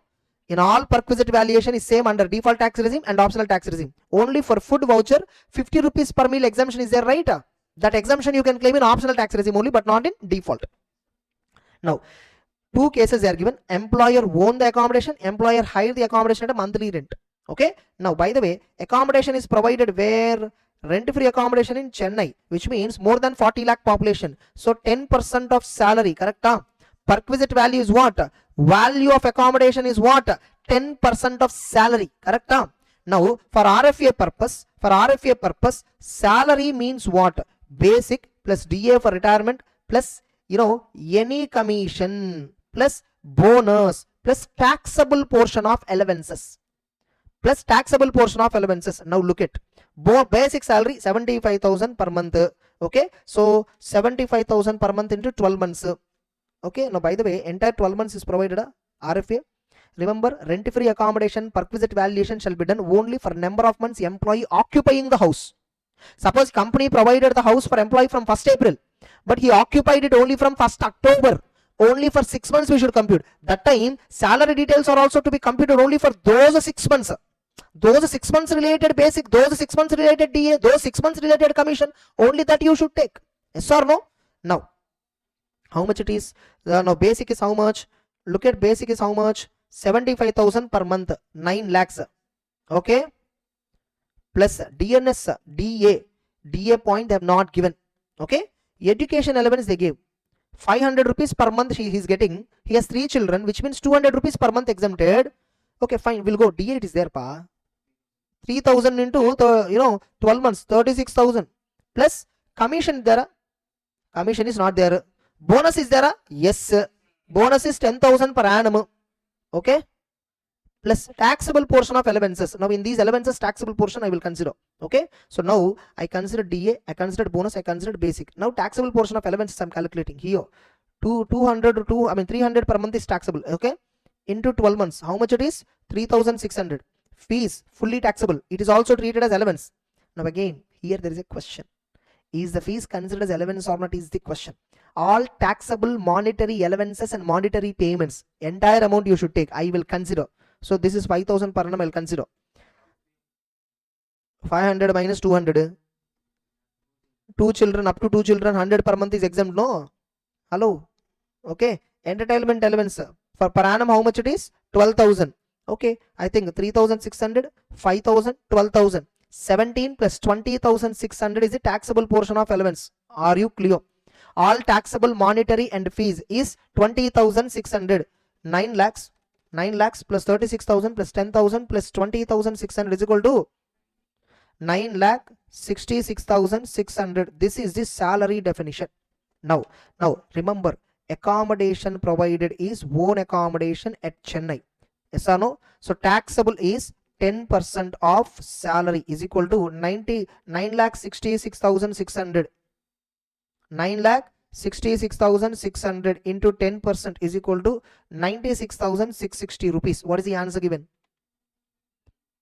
What is the answer given? 95,220. Okay, 95,220. We'll see what exactly happened. So salary for work. Okay, computation of RFA. Basic 90. Basic they gave how much? Basic how much they gave? 75 per month. No, idiots. Why they computed wrongly? Okay, again all the amounts are wrong only. Okay, as per that we consider. Did we consider bonus basic? Yes, we considered. Yes or no? We considered basic. Yes or no? Yes, we considered 9 lakhs. It's actually 9 lakhs probably. Okay, then DNS allowance, did we consider? Did we consider DNS allowance? Yes, they considered and we considered it. Entertainment allowance, did we consider? Yes, we considered it. We considered it here. Yes or no? Then education allowance 3,600. Yes, we considered. Then bonus 10,000 we considered. Yes, we considered 10,000. Yes or no? Then fees 5,000 considered. Yes, within this 5,000 is also considered. Yes or no? You see here 5,000 is considered. So our calculation is only right. Here the answer is wrong. Here the answer is wrong. Okay, so basic salary for all, this is actually 9 lakhs. Bonus is how much? 10,000 per annum. Per annum. Fees is 5,000 and all this. Just total this here. 9 lakhs plus, I think all this 9 lakhs here, no number they entered wrong. 9 lakhs plus 10,000. 9 lakhs plus 10,000. 5,000. This is correct. Ours, where we went wrong? Wait. You didn't get the point. Plus 12,000 plus 3,600. 9 lakh 52,200 they are getting. Okay. But why we got how much? 9 lakh 66,600. Why we got 966? That is the reason. How much DNS allowance they took here? Okay. Did they give any retirement? DA? Did they give any information?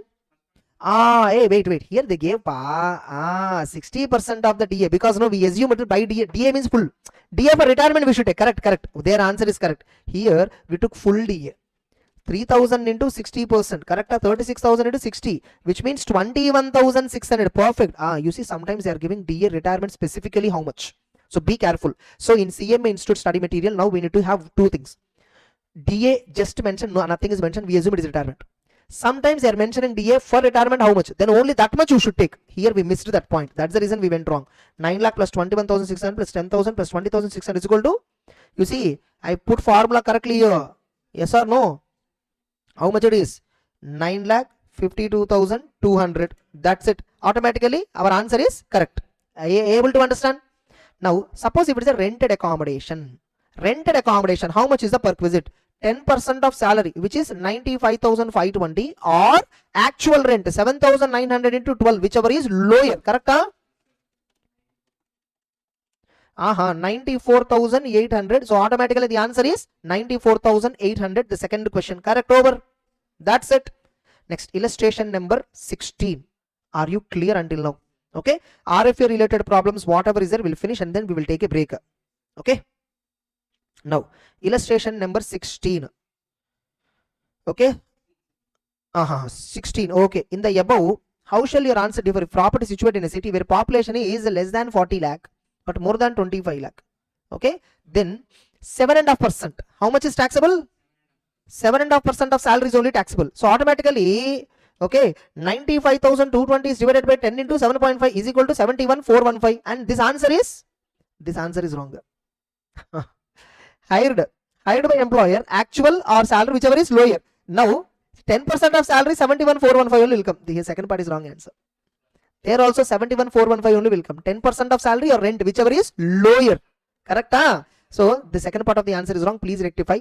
Okay. Illustration number 16. Kindly rectify. I think till now this is the only mistake we found. Yes or no? Till now we did not find any mistake in this book. Correct? Yeah. Hired by employer. They gave the equation correctly, but by copy pasting they did exact copy paste. Okay. The second point is also 71,415. Remember, this is the correct answer. Are you clear? Next. Hey, wait. Hired by employer. Correct only. No. Correct only. Wait. In case of hiring, it's always 10% of salary or actual rent, whichever is lower. If it is own accommodation in a city where population is less than 40 lakh and more than or equal to 25 lakh, more than or equal to 15 or 25, some number is there. Okay. 7.5%, that's fine. But rented accommodation is separate perquisite valuation. 10% of salary or actual, whichever is lower, that amount will not change. Rented accommodation will not change because of city. Correct. That is correct only. 10% of salary only correct. We by mistake took 7.5 here. Here it is not 7.5, it's 10 only. You open and see RFA. You will understand. Rented accommodation, it's only 10% of salary or actual rent, whichever is lower. That's it. Next, correct only. That provision is correct only. Okay. Next. That's why when you're solving every time in problem, you always recollect once the provision so that you will not do a mistake. Okay. Next. That's what. Okay. Miss Tuti. Suppose if again 10% of salary rate, if it is hotel accommodation, 24% of salary, you see. 24% of salary if it is hotel accommodation. If accommodation is provided in a hotel or a rent, whichever is lower. That's it. Miss Tuti has following salary structure. By the way, what are they asking? Oh, find her gross taxable salary. Appa, so much is there. Find her gross taxable salary. It's okay. We'll compute. In this RFA is there? Rent-free accommodation is there. Rent-free accommodation is there. We'll do one thing. We'll take a break and come back. Okay. These are all now comprehensive problems they are giving. Find her gross taxable salary. All are comprehensive problem from illustration 17. Okay. It's okay. They'll be very good. Another half an hour, another 1 hour max. I think we will finish this problems. That's it. Yes. So illustration 17. Miss Tuti. Okay. She has the following salary structure. We need to find gross salary. Okay. Fine. Let us find one by one. And here they specifically give DA not forming part of retirement. So they gave specifically. Okay, fine, anyhow. So let's compute it. Gross salary we need to find out. Okay, first basic salary. How much is the basic salary? 15,000 into 12. By the way, is she retired anywhere? No, nothing. Okay, so 12 months, which is equal to 1,80,000. Correct? Then DA 5,000 per month into 12. DA, this is not for retirement, which is 60,000 per annum. Correct? Next, hostel allowance 1,000 per month. She don't have any children, therefore no exemption at all. Correct? If number of children are there, 2 children are there, then for 2 children exemption will get. So entire 1,000 per month taxable. Children education allowance is 12,000 taxable. Correct? Next, tiffin allowance fully taxable 500 per month. Tiffin allowance, okay, 6,000 per annum, nothing but. Correct? Next, transport allowance 200 per month, fully taxable. You know how much it is? 2,400 per annum. Next, bonus fully taxable. Bonus per annum itself they give. Yeah, bonus 20,000. Okay. Next, commission 15,000. Commission. By the way, they did not mention anything, so I assume that not percentage of turnover, remember, but whatever it is fully taxable basically. Yes or no? Next, free refreshment in office worth 5,000 per annum. Refreshments provided 5,000 per annum. I think this per day 50 rupees we can take exemptions. Okay. No, wait. See, actually food and alcoholic beverages refreshments, one point will be there. Remember, food, alcohol beverages and free refreshments, nothing but tea, coffee like that. Refreshments means tea, coffee like that, fully exempt. Refreshments no need to be taxed. Okay, refreshments no need to be taxed. Remember, meals means 50 per day exemption. 50 per meal actually they say, but per day 1 meal they had, we can take an exemption. Refreshment, nothing is taxable. Mobile phone facility, mobile phone exempted. Computer facility exempted. Yes or no? Mobile phone, telephone facility exempted, computer facility, both are exempted. She has been provided with RFA in Kolkata. The house was allotted her with effect from 1st, but she could occupy only from 1st June. Okay, house was allotted on 1st May, but she occupied only from 1st June. Means only for 10 months we should calculate RFA, correct? Now, rent-free accommodation, working note 1. Okay, remember, owned by the employer in Kolkata. 10% of salary is the perquisite, correct? RFA, what is a 10% of salary? Remember, what is salary? Basic plus DA for retirement. Yes or no? DA for retirement is not there. Plus any commission, plus bonus, taxable portion of allowances. All taxable portion of allowances I need to take. You see, yes or no? On all these rounded items, 10% you should apply. 1,80,000 plus 12,000 plus 6,000 plus 2,400 plus 20,000 plus 15,000. This is salary definition, correct? Why? Basic, DA for retirement is not there. Any commission, bonus, taxable portion of allowances only I am taking. Yes or no? Therefore, 2,35,000 in 10% means 23,540. Therefore, what is the gross salary? 1,80,000 plus 60,000 plus 12,000 plus 6,000 plus 2,400 plus 20,000 plus 15,000 plus 23,540 is equal to 3,18,940. Look at the answer. 3,15,017 they said. Hey, wait. Is there any information they gave? Nah, nothing. That's it. How they considered? By the way, 180 bonus commission they considered. DS allowance they considered. Hostels fully taxable. Tiffin allowance fully taxable. Transport allowance 2,000. Everything is considered correctly. Rent free accommodation 10%. No. Arey, what happened? Hey, 10 months. No. Hey, we should take 10 months. No. Yet Ayapan, we should take 10 months. No. Here we took full value. This is year figures, sir. 12 months figures, 10 months figures, 12 months figures. But we need to calculate for 10 months. We consider that point. Amma, we should be careful. 23,540 into 10 divided by 12. 19,000. 19,617. Be careful that, okay? Now the answer will be correct. That's it. Now the answer is correct. Yes, everything correctly computed. Correct? Be careful. It was given. We already observed it. But when we are solving, we are missing it. This is how in exam also we do mistakes. If at all we do as many mistakes as possible in the class and realize it that this is how a mistake can happen, that will be stored in your mind as a checkpoint. So whenever you are calculating RFA, when you are calculating salary, take only for that many months for which it is provided. Okay, always. That's why you should always compute salary separately for RFA purpose again. It's always better. You see here, yeah. You see here, salary they computed separately again. Yes or no? They didn't compute, they just did 10 by 12. Next. Again, illustration number 18. Find her gross salary, assuming she has opted for old regime. Okay, fine, let it be. Okay. Now, how much is the basic salary? So in the question also 6,000 per month, which is 72,000. By the way, from when she joined in the company, nothing is given. Okay. So how much it is? 72,000 per annum. Correct? DA 3,000 per month. If DA nothing is mentioned, we assume that part of retirement. Is there anywhere given information related to DA? Nothing, nowhere. So we assume that it is part of retirement. So D earnest allowance 3,000, 36,000 per annum. Correct? Next, academic development allowance. Remember, optional tax regime 1,000, expenditure incurred 700, 300 rupees per month only is taxable because it is treated as research allowance. Yes or no? Academic development allowance 3,600. Next, entertainment allowance fully taxable. Entertainment allowance, yes or no? 6,000 fully taxable. Correct? Next, she has been provided with a rent-free accommodation in Purulia. Okay. On 1st July, she was posted to Kolkata. A new house further allotted to her on the same date. Wow. Okay, 2 accommodations were there.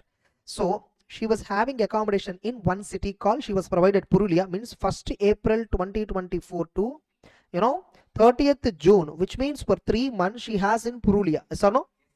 Where since Purulia means, I think it might be a mid city, mid category city, I will assume. Okay, 7.5%. Okay, 7.5% I will take accommodation. Mid city I will assume. See, actually they are supposed to give population details here. They didn't give. Full information is not there. Whereas on 1st July, Kolkata she posted a new house further allotted. Remember, it was a further allotment to her on the same date. But she surrendered. She surrendered Purulia house only on 31st December. Because of a change of place, if at all you were given another accommodation, 3 months, 90 days, you can have both accommodations. Yes or no? You can have both, any one only is taxable. Whereas after 3 months of transfer, if at all 2 accommodations you are enjoying, 2 accommodations fully taxable. Be careful. Now look at the dates here. First, CTP and CTK Kolkata. Correct? 1st April 2024 to 30th June 2024. This we will tax it pakka. Anyhow, because accommodation we need to tax it. Whereas 1st July 2024 onwards to 31st March 2025. Yes or no? Because no Kolkata house, whether she surrendered or not, nothing is given. Okay? For all these months, we need to tax it. Basically, we need to tax it. But the problem is, in between July to okay, December. You see, I gave a gap intentionally. Wait, July to December, Purulia house, whatever CTP, she's still using it. Means for 6 months in the year, she's using 2 accommodations simultaneously. Correct? She's using 2 accommodations simultaneously. And we know that if at all on account of transfer an employee went to another city, up to 90 days means July to September, nothing but. Okay? Now July to September, no doubt it is taxable. Again, October to December, it is also taxable. Are you getting it? But for first 90 days, which means I will split here. I will split this one also, Kolkata property also. July to September, October to March. Now if you observe the question, 1st April to 30th June, only Purulia house fully taxable. July to September, she has Purulia house and October, this one. Now between these two, lower accommodation value taxable. Lower value only taxable, only taxable, any one. But once 3 months crossed after transfer, from October to December, whereas here October to March, fully taxable again. Purulia house is taxable. This one also is taxable. Remember, just in our GOAT notes, open RFA concept. Open RFA concept in GOAT notes. RFA, I even showed. Okay. Yeah, you see here. You see below, I mentioned it. 90 days logic.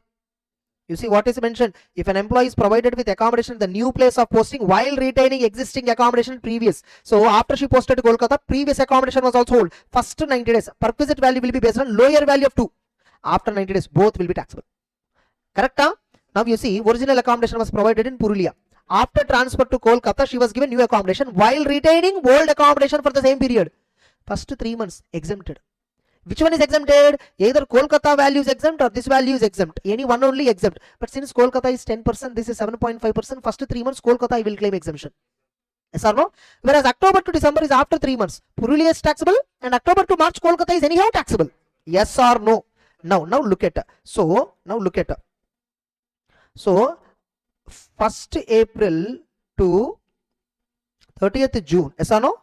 7.5% of salary. Because Purulia city it is given. Yes or no? Next. 1st July to 30th September. Here Purulia house is there, Kolkata house is there. Because no, this is exactly 90 days after transfer. I assume month means 30 days. Okay.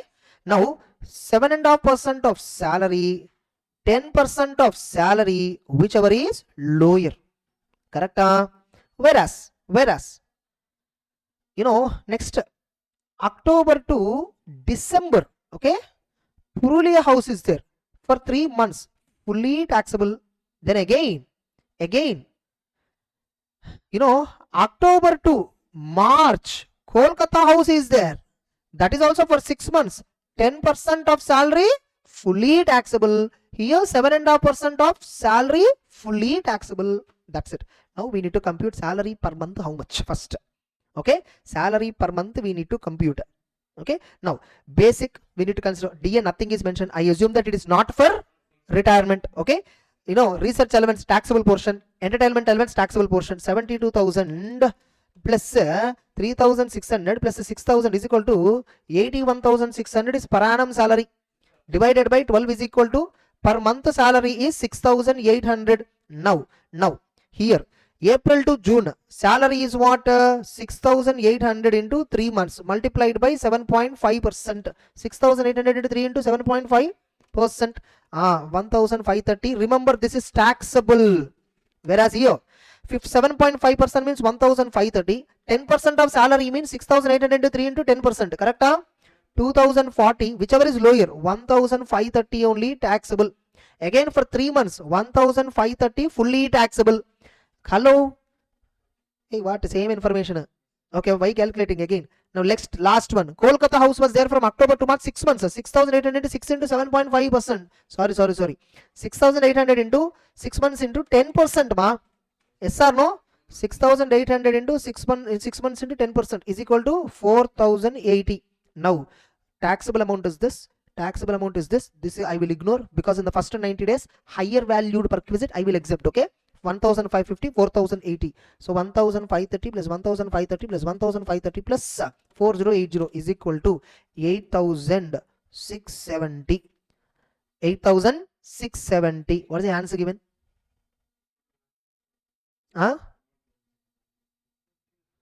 8,670. Rent free accommodation, they said 10,380. We'll see once. Is there any other elements we have, by the way? She has opted for old regime. DA, by the way, DA, if nothing is given, CMA material, we need to assume that it is part of salary, no? We need to assume if nothing is mentioned for retirement, no? I didn't assume. I didn't take DA. Did I take DA? No, I didn't take you. You see, I put wrong mark. I didn't take. In CMA material, this is a problem. In CA, if DA is given, nothing is mentioned, we assume not for retirement. Whereas in CMA, if nothing is mentioned, we assume that it is for retirement. Once again. Okay. So salary means what? DA, if nothing is given, we assume that it is for retirement. 72,000 plus 36, 72,000 plus 36,000 plus 3,600 plus 6,000 plus 8,000. Sorry. No, 8,600 RFA. That is wrong calculation. We need to do consider again. So total salary per annum is what? 1,17,600 divided by 12. Per month salary how much?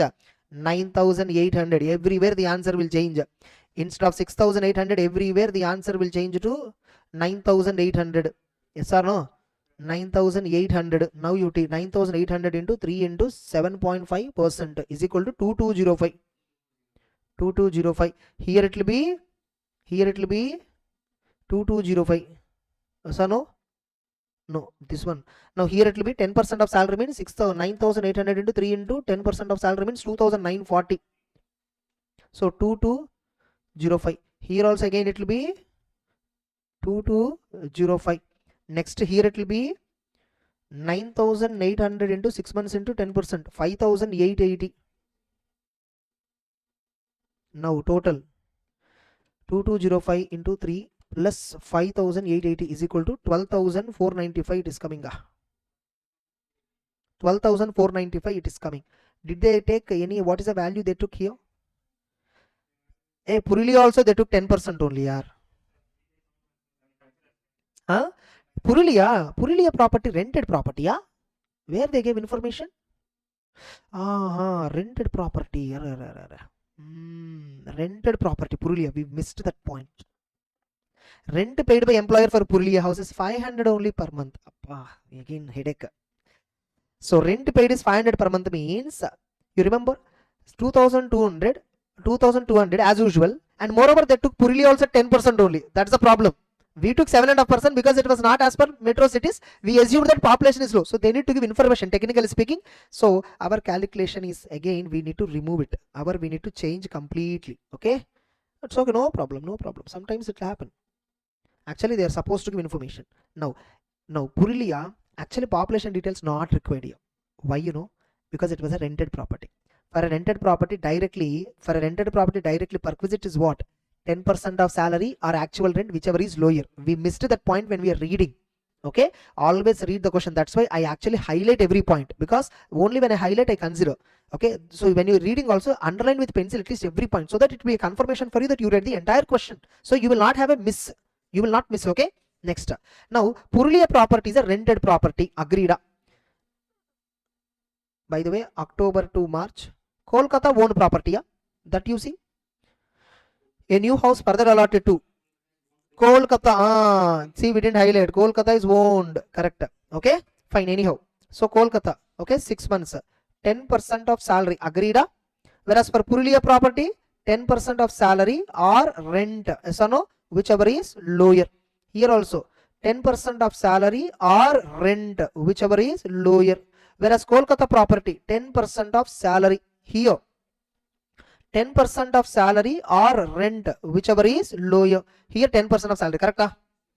Now salary for every 3 months, how much? By the way, 9,800 into 3, 29,400 is salary. Everywhere 29, no.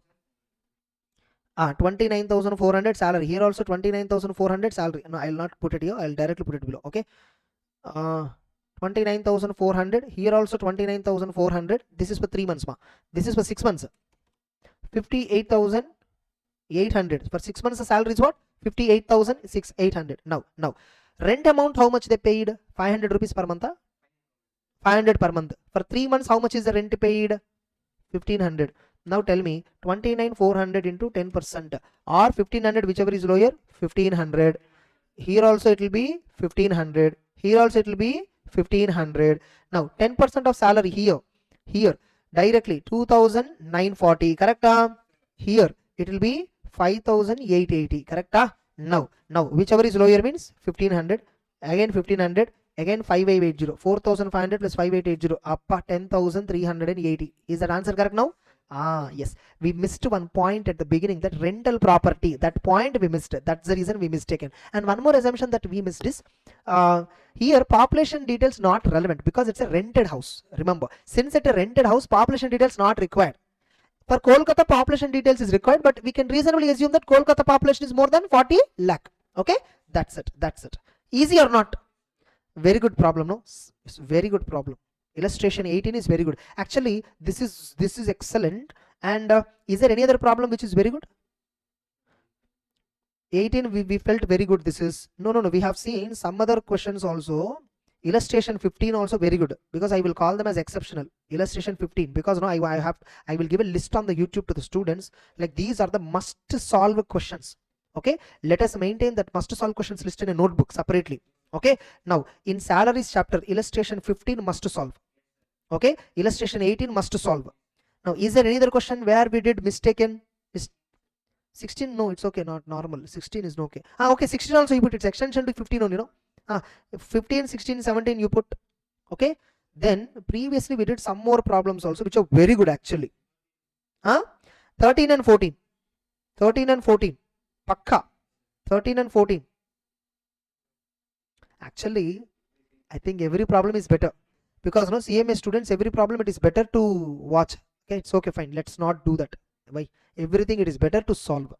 Next, let's not make any difference. Maybe for CA students purpose I will do it. Okay, let us do one analysis for CA students purpose, and then we will highlight them. We will tell them to watch this. Okay, because no, this kind of adjustments were not there in CA book.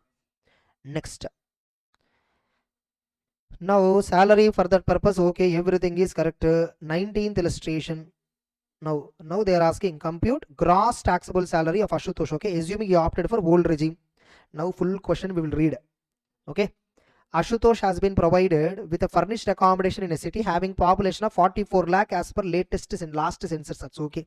Municipal value of the house was 80,000, whereas fair rent of the house is 1 lakh. Okay, wait, owned by employer. Municipal value fair rent information is not relevant for us.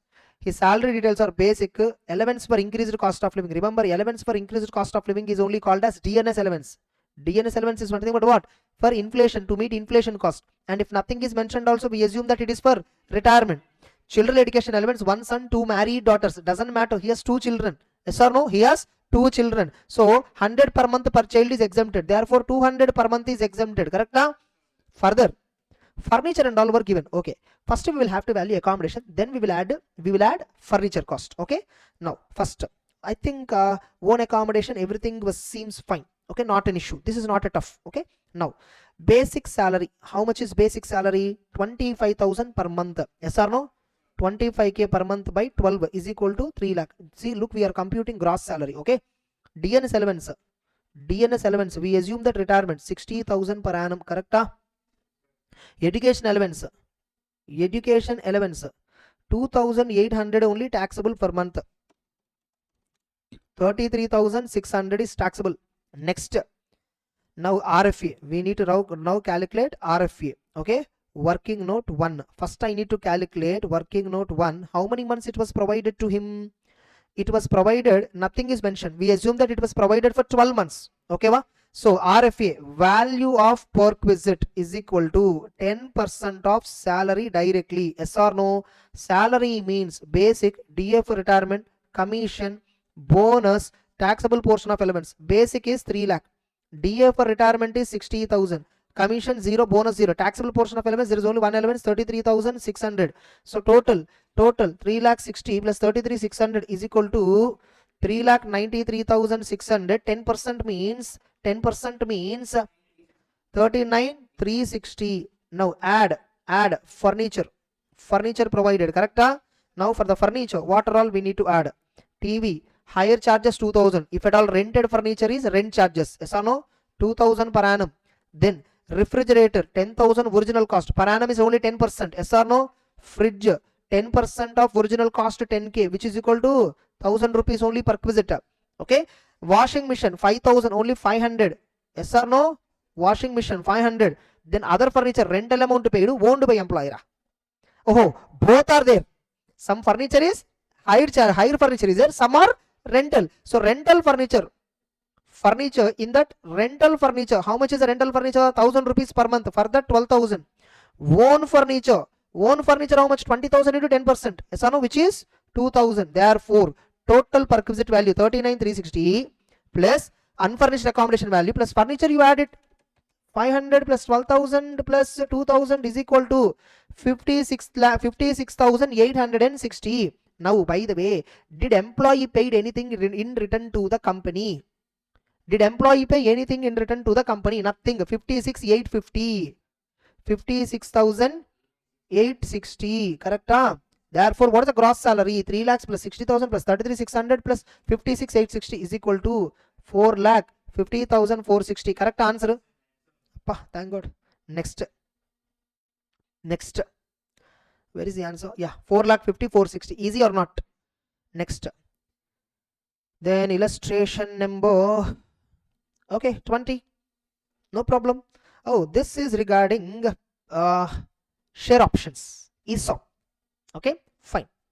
A company X grants option to employee R on 1st April 2019 to apply for 100 shares of the company for making available right to the intellectual property of the company at a predetermined price of 50 rupees per share, with the date of vesting the option begin 1st April 2020.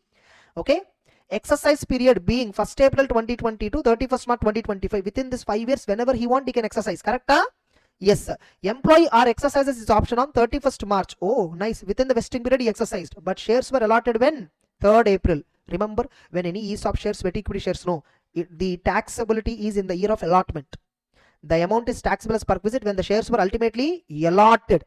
Are you clear? When they were ultimately allotted. But if it is eligible startup, after 4 years of allotment, it will be.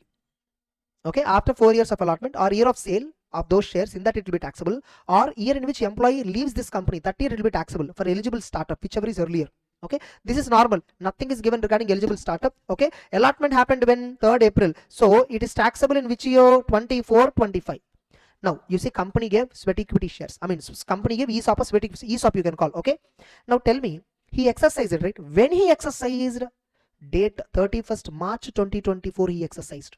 Now what is the value of the perquisite? Market value on exercise option 440 rupees. 31st March he exercised, 440 rupees worth of share he exercised. Yes or no? At the time price, how much he paid to the company in return? 50 only he paid. So how much is the benefit? 390 into 100. How many shares? 100. So total perquisite value is 39,000. That's it.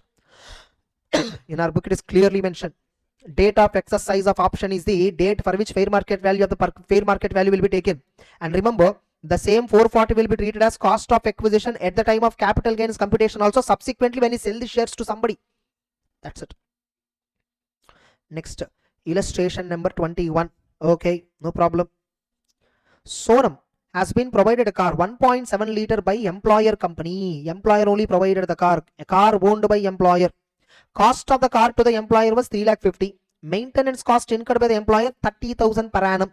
Chauffeur salary paid is also 3000 per month. Find value of the perquisite. If the car is used for fully official purpose, 0. Fully for personal purpose, motor car 10% of original cost. Car 3,50,000, so 35,000 for usage, plus maintenance expenditure also fully taxable 30,000. Yes, on actual expenses, plus driver actual expenditure 36,000 per annum. Therefore 35,000 plus 30,000 plus 36,000 is equal to 1,01,000. Remember, here it is used fully for personal, means car usage fully for personal, 10% of the original cost, because it's a owned car. So for car using we charge. Company only incurring maintenance, fully for personal, fully benefit. Driver salary company only paying, it's a full benefit to us. Therefore 101. What if it is used for both purpose? Then deemed perquisite taxation will apply. Yes or no? If car is owned by company, employees, company is only maintaining expenses also, then and car liter capacity is more than 1.6 liter, then deemed perquisite value is 2,400 per month. If chauffeur is also provided, 900 per month. So 2,400 plus 900 into 12 months is equal to 39,600. This is the car perquisite valuation. Are you clear? Yes or no? Look at the answer. Where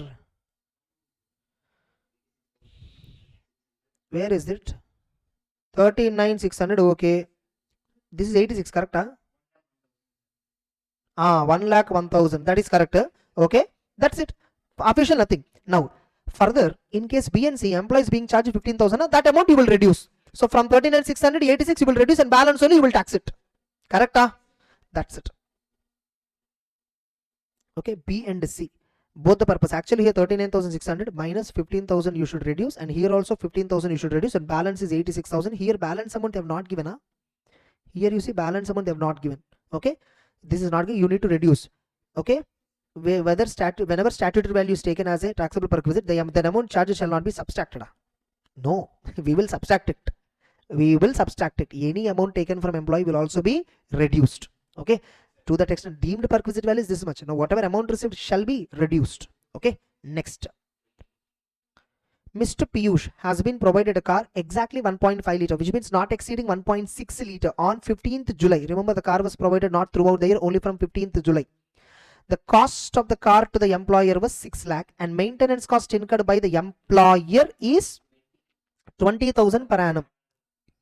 Chauffeur salary was paid by the employer 4,000 per month, and the car is 40% used for office, 60% is for personal. I assume that records are maintained. Charges paid by employee for such facility 5,000 per annum. Find out the taxable perquisite. Now if you remember, okay, here they have given clearly, they have given clearly 40% only for office, 60. I will only calculate for 60%. Clear? Actually, no, nothing but it is used for both the purpose. It is used for both the purposes. When a car and fast facility is used for both the purpose, they gave the breakup. But do they have records? We don't know. Records maintained, because records maintenance is compulsory. If that point only was given, then I will charge only 60%. But records charges have not given, so I assume that a deemed taxation will apply. So now remember, car facility, month means calendar month. Even in July, one day you have got. For entire July we should consider. So 9 months we should consider 1,800, because the CC capacity is not exceeding 1.6. Yes or no? So 1,800 into 9, yes or no, is equal to how much? 1,800 into 9, 14th July onwards, pa.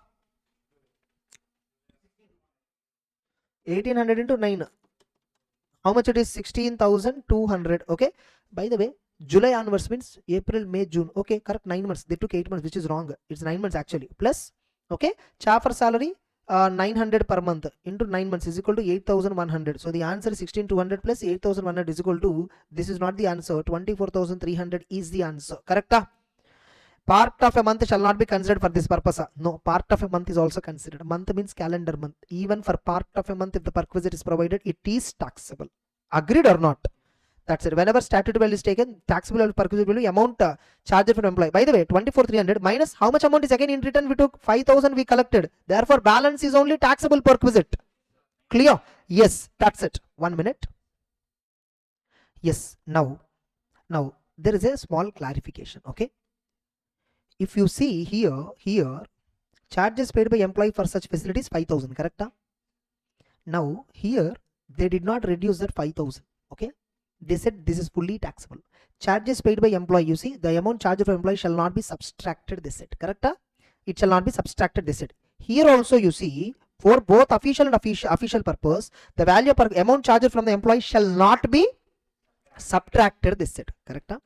That is a misinterpretation in law. Okay, I will show you right now. Okay, for example, you open income tax rules directly. This is what given in the IC book also. For example, this is rule number 3 in the income tax rules, where car is owned by the company, employer, or he might have hired it, whatever, is exclusively used for performance of official duties, no value. Is used exclusively for personal. Okay, then actual amount of expenditure, you know, here last line you see reduced by any amount charged from employee for such use. Since they said any amount charged from employee, you reduce it if it is exclusive personal use. And in this question what we did, exclusive personal use amount charged is reduced, correct? Next, then C point, you see, sir, it is used partly for business, partly for official. Then you see 1800 rupees if it is cubic capacity up to 1.6, if it is beyond the 2.4. Here they did not mention reduced by amount recovered from employee, reduced, they did not mention. This is the benefit, correct? This literally they followed in CMA study, but they literally followed. Even in the CA book also literally they gave, this question is not there. This kind of questioning they didn't give, but provision is given as it is, like whatever rule is there, they said. Now amount charged from employee, whether private, whether official or personal. Okay, what rule says? Explicitly the rule says amount charged from employee reduce here, they said, when if it is fully for personal. Whereas if it is both official and personal, any amount charged from employee don't reduce. They did not say don't reduce, but they were quiet. Above they are explicit, below they were silent. So what the people interpreted, here deduction will not come, they interpreted, which is logical. From the first point context, second point you should not deduct, logic is correct. But my question, there are two employees. To one employee I gave a car, both official and personal. To another employee I gave a car, official and personal. Both are less than 1.6 liter or more than 1.6 liter, whatever it is. Okay, and what is the deemed perquisite value? Deemed perquisite value for you 1600 per month, 1800 per month into 10 months. Let us assume 10 months only provided, 18,000. For you also 1800 into 10 months, 18,000 per annum. Yes or no? But from one employee I am collecting 5,000 in return. For another employee I didn't collect anything. If at all this rule as it is applied, for both of them we are taxing same amount, even though the one of the employees paying in return 5,000 back to the company, correct? Is this correct logic? No. Reasonable interpretation is what? This is deemed benefit value given to you. If at all you paid anything in return, we should reduce it. But CMA Institute book, they are not reducing. Very simple. If a car is owned by the company, employer, car is owned by the company, and maintenance also he is also incurring. Employee is using the car for both official and personal purpose. Any amount recovered from employee, don't reduce it, because the law is silent on that. It's not that law is not permitting it. The law is silent on that. Are you clear? So don't reduce it. Let us take that interpretation. But in reality, when we are applying the same provision practically, we can reduce it. Nothing wrong. Why? Otherwise, both employees, one is paying some money in return, another one not paying at all in return, yet we are taxing both of them same amount, which is unfair. Are you clear? So the provision interpretation is not that. Definitely provision intention would have not been this. When both purpose is used, assumed purpose they would have calculated, but they would have missed that point to add there. Reduced by, they would have missed it. Are you clear? Intention of the law, first calculate provision minus amount collected, reduce it always. Any amount collected is intention of the law, reduce it. But letter of the law, at one place fully private purpose only, reduce word is used. Official and private both mixed purpose, reduce what they didn't use. That's it. But intention is reduce always. Clear? So from, sir, now for CMA exams point of view, what should I remember? Reduce. Okay, reduce for personal only. If it is both official and personal, don't subtract. Here also, since official and personal, don't subtract. I showed you with the proof and I showed with example that this logic is not correct. Okay, even in CA books also this kind of problem is not given till date. Okay, this kind they have not given till date. Okay, like amount recovered from employee, this incident was never given. We don't know in CA inter book if at all this incident was given, amount recovered is given, official, personal both, and amount recovered from employee. If that incident is given, what would be the consequence in CA Institute material? We also don't know. Are you clear? Next, very good question actually. Next, Mr. Vikram, being a government employee, has a car. Okay, 1.7 used for office as well as personal, means you should not reduce. During the year he incurred 40,000 on maintenance. Okay. Hey, remember, he has a car.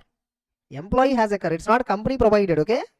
Used for office and personal. So he is using fully for office and personal. So actual expenditure spent totally 40 plus 60, 40 plus 20, 60,000 he spent minus amount. The entire cost is reimbursed by employer. Find taxable perquisite.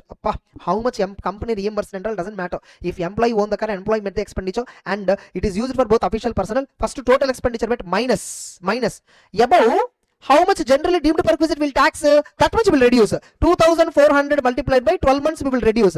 Yes or no? And since the driver is also provided, 900 multiplied by 12 months we will reduce. Correct?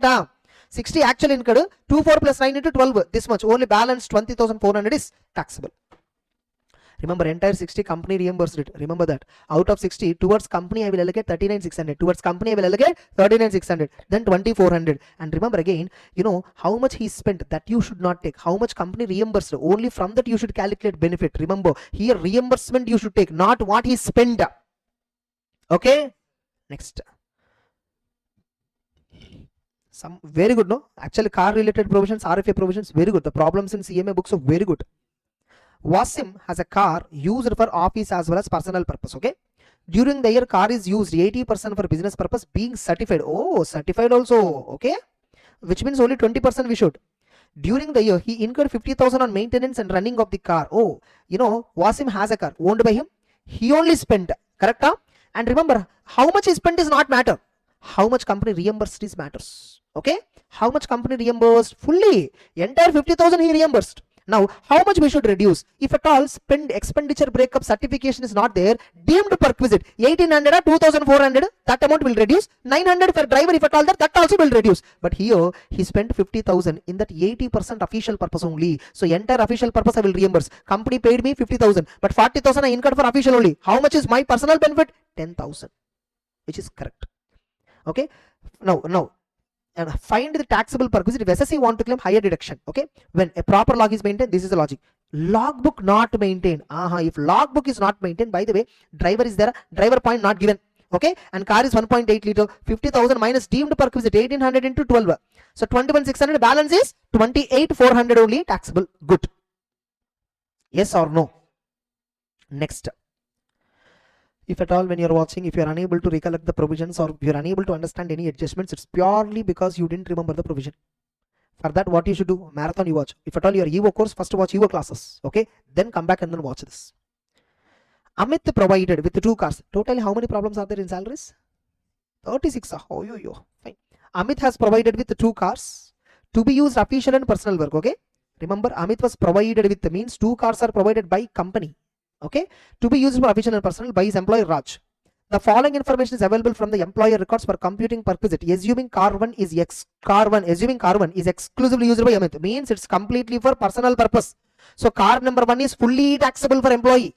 Whereas car number 2, I don't know whether car number 2 is exclusively used or not, they didn't mention. Since if nothing is mentioned in a car, I assume that it is used for both personal and official. Hello? Yes or no? Yes. Now next. Sometimes no, employee will be given 2 cars, nothing they will mention. Which car is used for personal, which car is used for official and personal, we don't know. Any one car only we assume that it is used for both official and personal. The other car we assume that it is fully personal.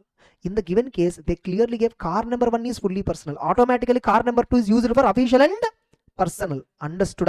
Again, if car number 3 is there, that is fully personal. Able to understand? If an employee was given multiple cars, any one car is only considered as fully official or official and personal. Suppose if a company says clearly 2 cars are fully official purpose, then do whatever the fact given I will consider. Next. Now car number 1, cost of the car, company owned into 10% is equal to 60,000. This is fully personal, fully taxable. Running expenses 40,800, driver salary company only bearing it, so fully taxable. 60,000 plus 40,800 plus 24,000 is equal to 1,24,800 fully taxable. Now car number 2, I assume that it is fully official and personal, and when it is official and personal, any amount recovered will be ignored. Yes or no? Full official. Now, by the way, car capacity is what? If nothing is mentioned, I assume that it is less than 1.6 liter. So 1800 into 12 months is equal to 21,600. 900 into 12 months driver is equal to 32,400. That's it, over. Okay, 1,24,000 and 32,400, 1,57,000. The answer is over. Next. Mr. Vijay, manager, has been provided the following car facilities with kitchen. Oh my God, 3 cars. Okay. 1 car, official as well as personal. 2 cars is it. They said 2 cars are for official and personal. But we only assume 1 car is for official and personal. Other car we assume it is personal fully. Okay. Whereas 3rd car company itself gave it is fully personal. Okay. Now case number A. Mr. Vijay hold 17% equity share capital, 30% preference share capital, and his wife hold 13% equity share capital. Assuming his total salary during the year other than perquisite is 40,000. Appa, what is this information for? Why they gave this information? Without looking at the answer, you should tell. Specified employee. Remember, facilities, car, fridge, sweeper, gardener, gas facility, all these are taxable only when the employee is a specified employee. If at all he is not a specified employee, nothing is taxable. What is a specified employee? Specified employee can be 3 categories. An employee who is a director, or an employee who has more than 20% minimum ownership in the company. Only his share you should consider. Relative share should not be considered. Or an employee drawing more than 50,000 monetary salary.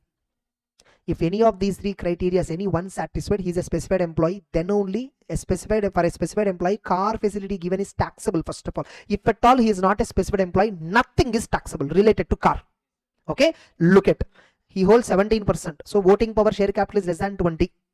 And his monetary salary was only 40, less than 50, and nothing is given that he's just a manager, not a director. Therefore, he is not a specified employee. In case number A, 0 taxability.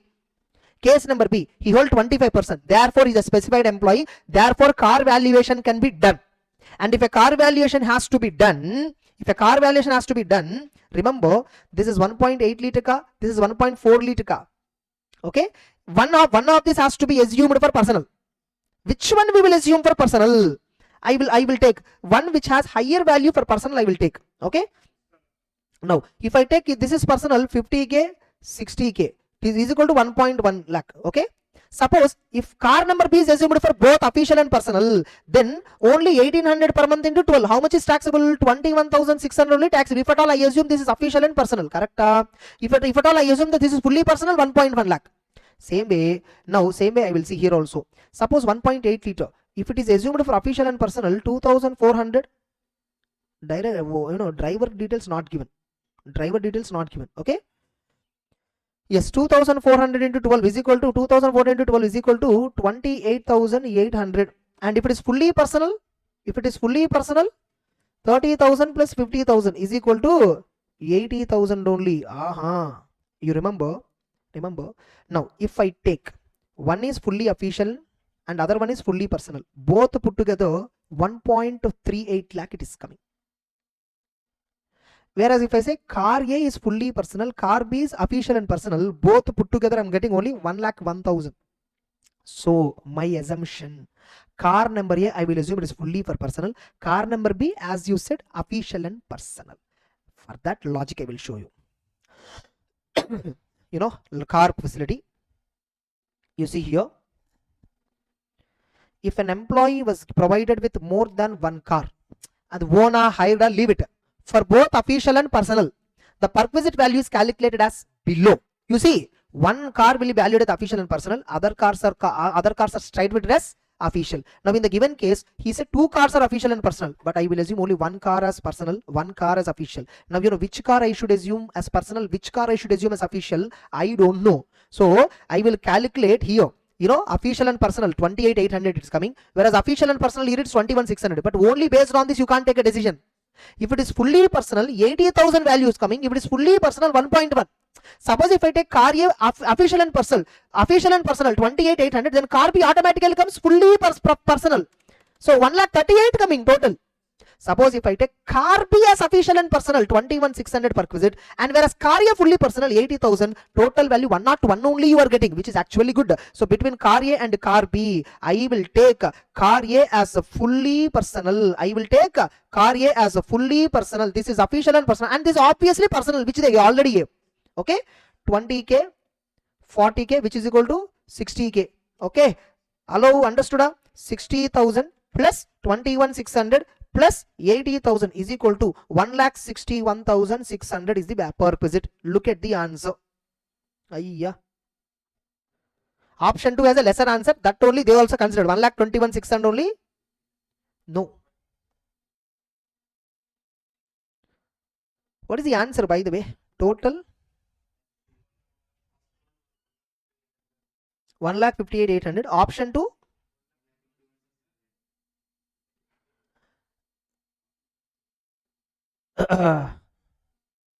Wait, I think did we calculate wrongly? Array, yeah, wait, yeah. Here, maintenance expenditure incurred by employee at this 40. We will not. Is only 20k. Okay, 1,61,600 we got. Correct? 600 minus 40 you reduce. 1,21,600 is the answer. Correct only. Here you see everything we did correctly. One small observation we missed. Maintenance expenditure of car number C, employee bearing. That is not a perquisite, no. So here it is only 20. We thought maintenance expenditure without reading this word. We assumed that it is employer. First we added that 40. That's why we got 161,600. Actually our answer is correct. Easy. You able to understand? So good provisions, no? So good problems. Salaries. Very nice the problems are. It's okay. Fine. Very good actually. The sums are very good. Fine. Now next. So 26th one over, right?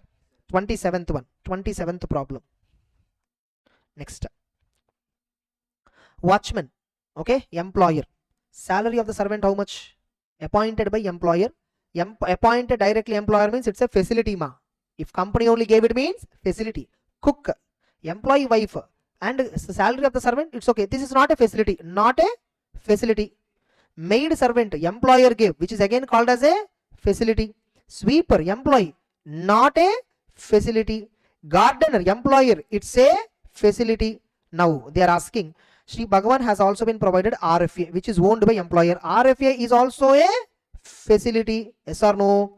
Find the taxable value of the servant facility. Okay, if he is a specified employee. Specified employees only facilities are taxable. Sorry. Specified employee facilities and reimbursement both are taxable. Both are taxable. Okay, both are taxable. Fully taxable. For specified employee, fully taxable. 12,000 plus 3,000 plus 12,000 into, I mean all monthly, 12,000 plus 3,000 plus 1,000 plus 500 plus 1,000. Okay, into 12 months is equal to 2,10,000. Only servant cost. Okay. 2,10,000 is a taxable amount for specified employee. Sir, he is a non-specified employee. Then non-facilities or reimbursements only taxable. Facilities is not taxable for other employees. Okay. Suppose if the non-specified employee is other employee, only reimbursement taxable. Non-facility, not a facility. Only these two are taxable. Correct?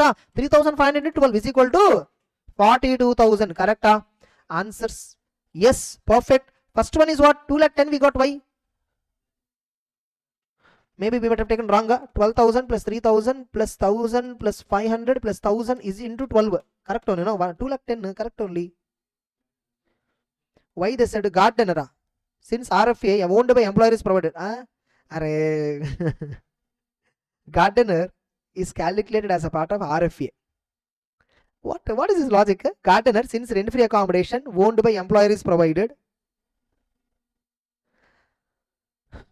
That is also facility, no? Basically, gardener facility is, no? I don't know why they didn't consider. Okay, what logic they are saying is gardener is a facility. We consider that here. Okay, but what are they saying? Since rent-free accommodation owned by employer is provided, nilla. Here they are only asking servant-related taxability. Okay, this is also one of the kind of servant only, but I really do not understand why they did not consider. Okay, because anyhow, see, we will consider that as a part of RFA probably. No, we will not. We will tax it. We have to tax it. This is wrong actually. Okay, here how much it is? 1,000 per month, which is actually 12,000. Therefore, the answer is 2,10,000. This is correct, ma. Since rent-free accommodation owned by employer is provided, no, that wrong. That RB is provided RFA, which is owned by employer. No, that's not correct logic. That's not correct logic at all. Okay, that's not a correct logic. It will be taxed here. Next.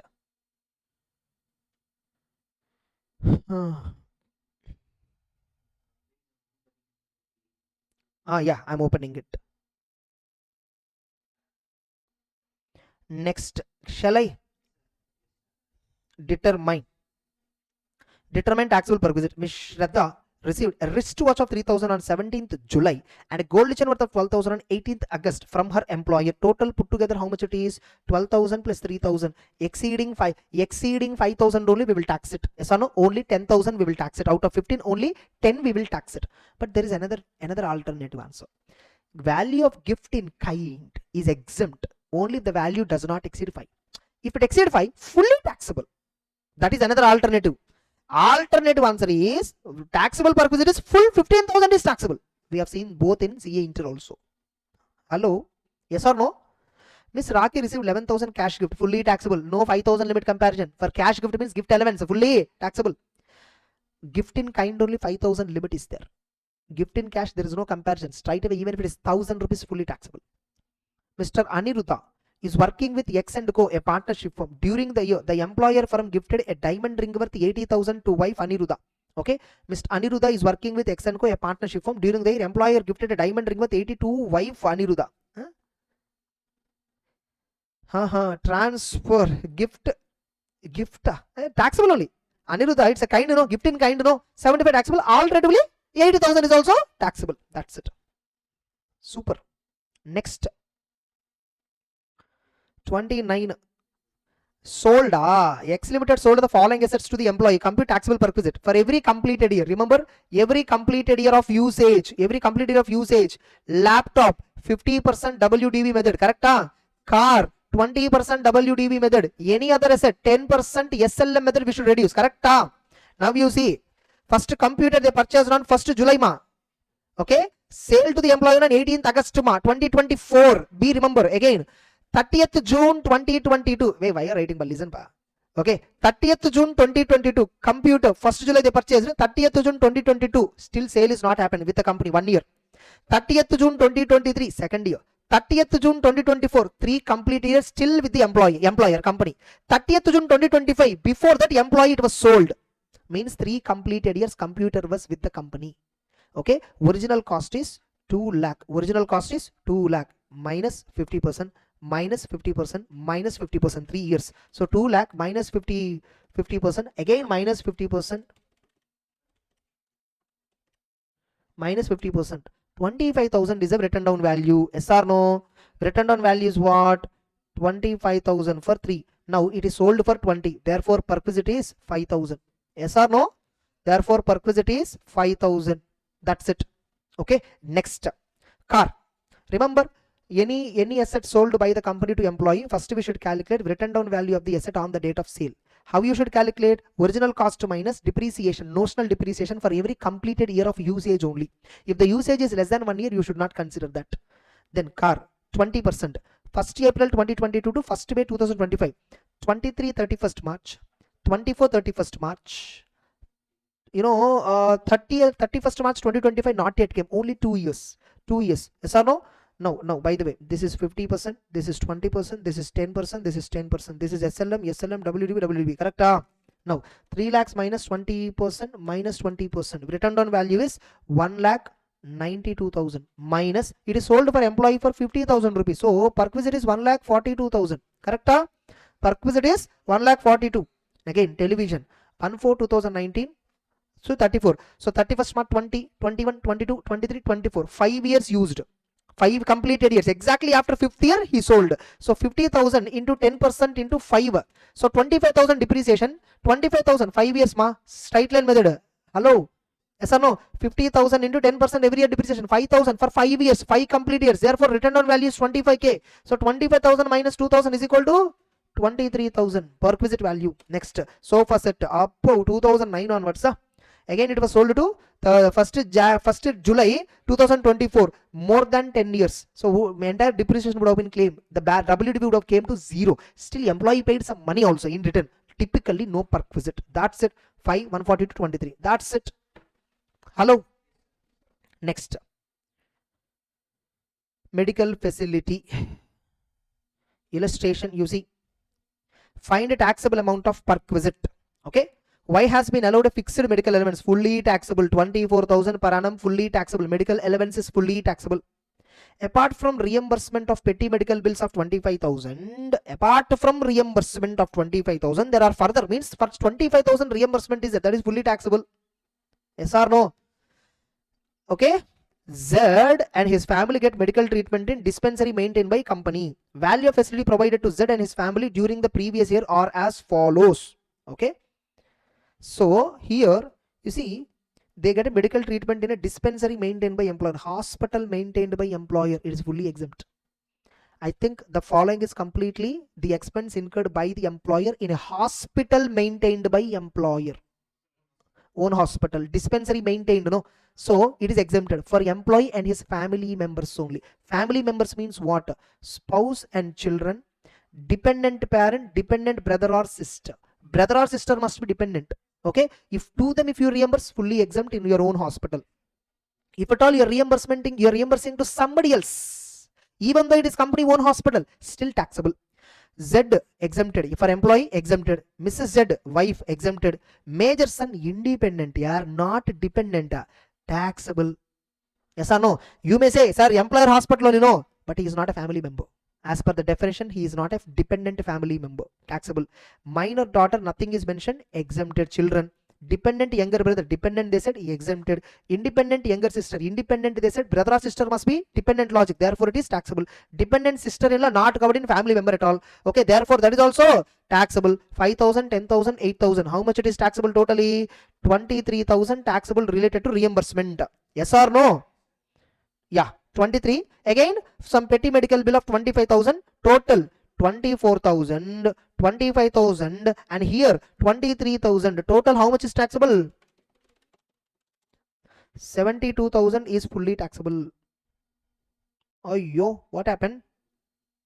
Okay, I think no. Apart from reimbursement of petty medical bills of 25,000, I think I don't know why exactly this amount they didn't consider, because we considered that also. Minus 25 if you remove, no, it will be 47 you are getting. Taxable perquisite in the hands of Mr. Z is as under. Huh? That's wrong actually. For independent it is taxable. Yes or no? Independent it is taxable. Then again independent sister they consider taxable. Hey wait, first one, major son, no. For children dependency condition not required. You see, I told definition. For children, dependency condition not required. Only for brother or sister dependency is required. Yes. This is not taxable. 8,000 not taxable. 23,000 minus 8,000 you remove. 15 only. It is actually 15 only. 15,000 only. Correct? 15. Now 24,000 plus. Okay, the 24 separately is there. Leave it. Now here you see. Independent son, no, it is not taxable. Correct? They're not taxable. How much is taxable? Minor daughter of Z. Daughter is exempted. Yes or no? Only 15,000 is taxable, ma. Only 15,000 is taxable. Medical reimbursement 25 is there, na. 40 is taxable. Correct. Our analysis is correct. Our analysis is completely correct. Okay. Only one place, son word we fail to observe.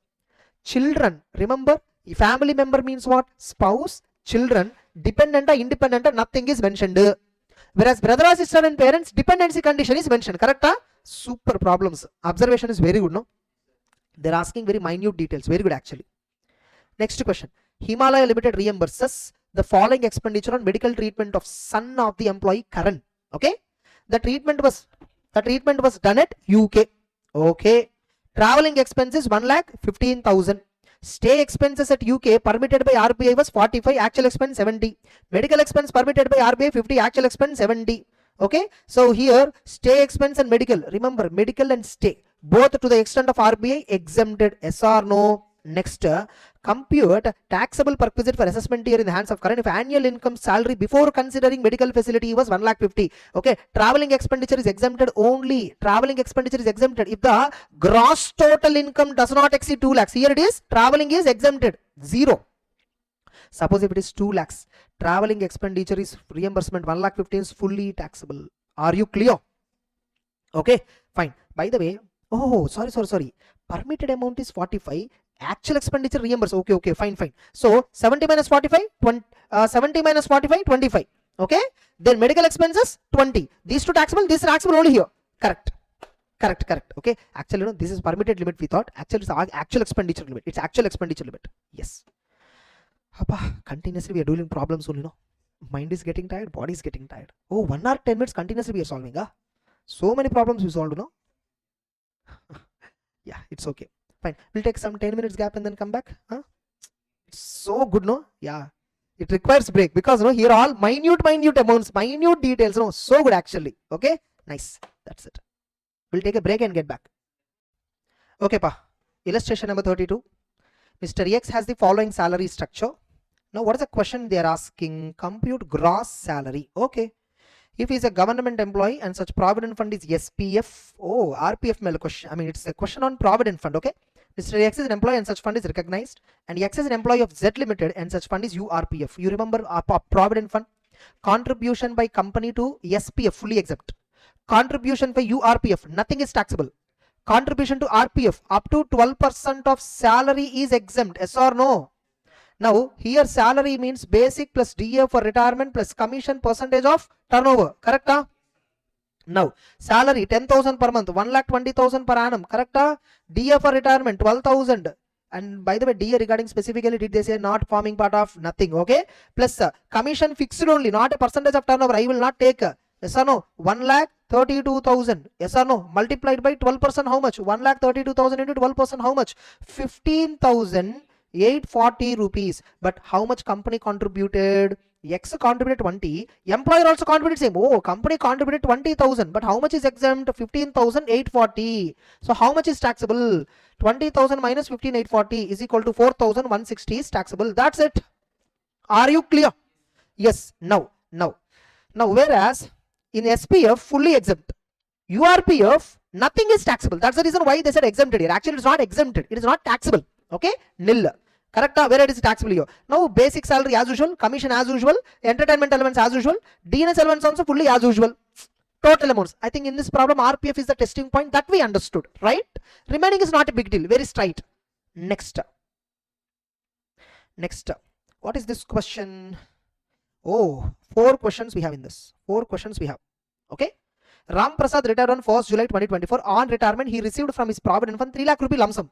What this 3 lakh consists of? Employer contribution 125, employee contribution 125, 250, remaining 50,000 would have been interest. Interest it would have been. Okay. Mention the treatment if the provident fund is URPF or if the provident fund is RPF. Or if it is RPF, 4 categories they asked. Okay, fine. First URPF I will ask. URPF withdrawal is fully taxable except employee contribution. Okay, total amount withdrawal is how much? 2 lakh, 3 lakh. Minus employee contribution is how much? 1,25,000. Balance is how much? 1,75,000 is fully taxable. In other words, employer contribution 1,25,000 taxable. Employee contribution 1,25,000 not taxable. Now interest on employer, interest on employee, they took it as equal. This is an assumption which they took. 50,000 remaining, 50,000 interest balance. So for employee 25, they took assumption. Employer contribution related interest 25 taxable as salary. Employee related contribution 25 taxable as other sources. This we know. We have a similar problem in our CA Inter also. We did that in our classes or no? Next. What if it is RPF? After 23 years exempt. Yes or no?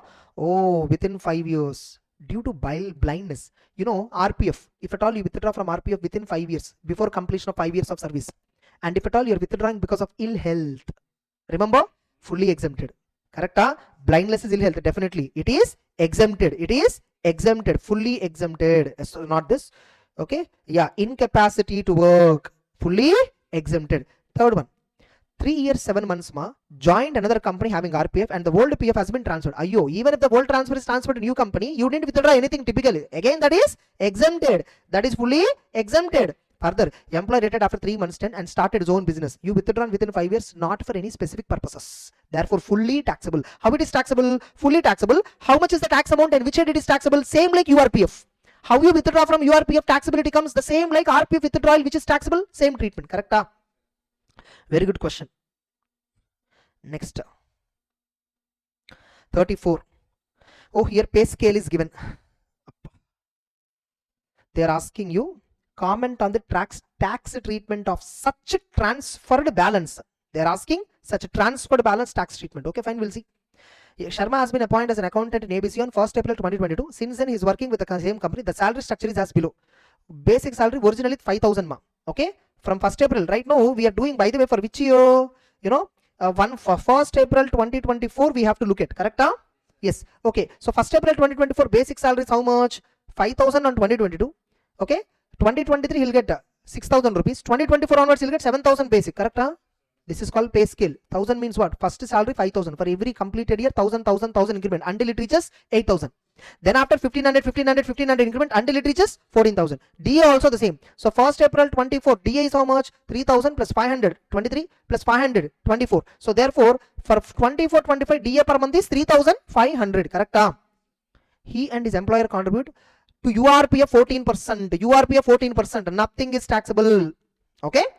Every year, 9% interest is credited to such fund. As on 1st April, the fund gets recognition. Hence, accumulated balance. Hence, accumulated balance in URPF was transferred to RPF. Section 7. It's deemed to be received in India. It's deemed to be received in India. Open section 7.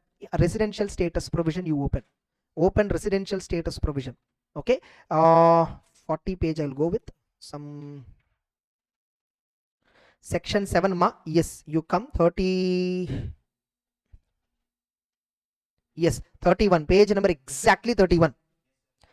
The following incomes are received or deemed to be received. Amount transfer from URPF to RPF. Whenever it was transferred, what is it? Employer contribution interest thereon. Both is treated as income deemed to be received in India in the current year. Are you clear? This is very important observation. Okay. So when it is deemed to be received, it is taxable in that year. Okay. So you see, originally for first 2 years, for first 2 years, now you look at here, look at here, 22-23. How much is that? 22-23. His basic salary was 5,000. Dearness allowance was 2,500. Correct? 23-24. His basic salary was 6,000. Dearness allowance was 3,000. 24-25. This is a year for which we are doing. His basic salary was 7,000. Whereas DNS allowance was 3,500. Correct? And if nothing is mentioned in DA, we assume the DA is for retirement purpose. And here also, they are giving 14% of basic. Now, first one, 7,500 into 12 months is equal to how much? 7,500 into 12. How much it is? 90,000. Now, here, 9,000 into 12 months is equal to 1,08,000. Yes or no? Now, on this 14% company is contributing. Agreed. 90,000 into 14% is equal to 12,600 company contributed. 1,08,000 into 14% company contributed 15,120. On this, for 2 years interest you calculate. At what rate interest company is paying? 9%. Hello? Yes or no? 12. Are you able to understand? Now, by the way, interest amount is credited to such fund. Generally, interest amount is credited on opening balance. Okay? So, interest. This is for 22-23 interest. No, average balance we should do, because transfer will be on a monthly basis. Average balance we should take.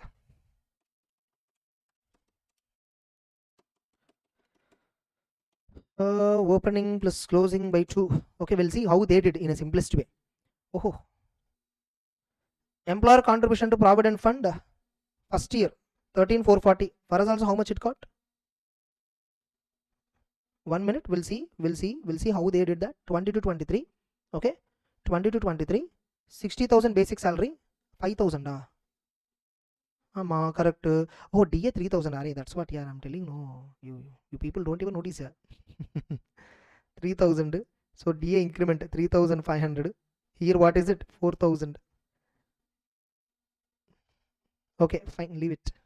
Okay, so now look at this is 8,000 into 12 8s are 96,000 into 14%. 96,000 into 14%, 13,440. Okay, next. Then here it is 9,500. I'm taking information wrongly. You should observe it and then you should have told me. 1,14,000.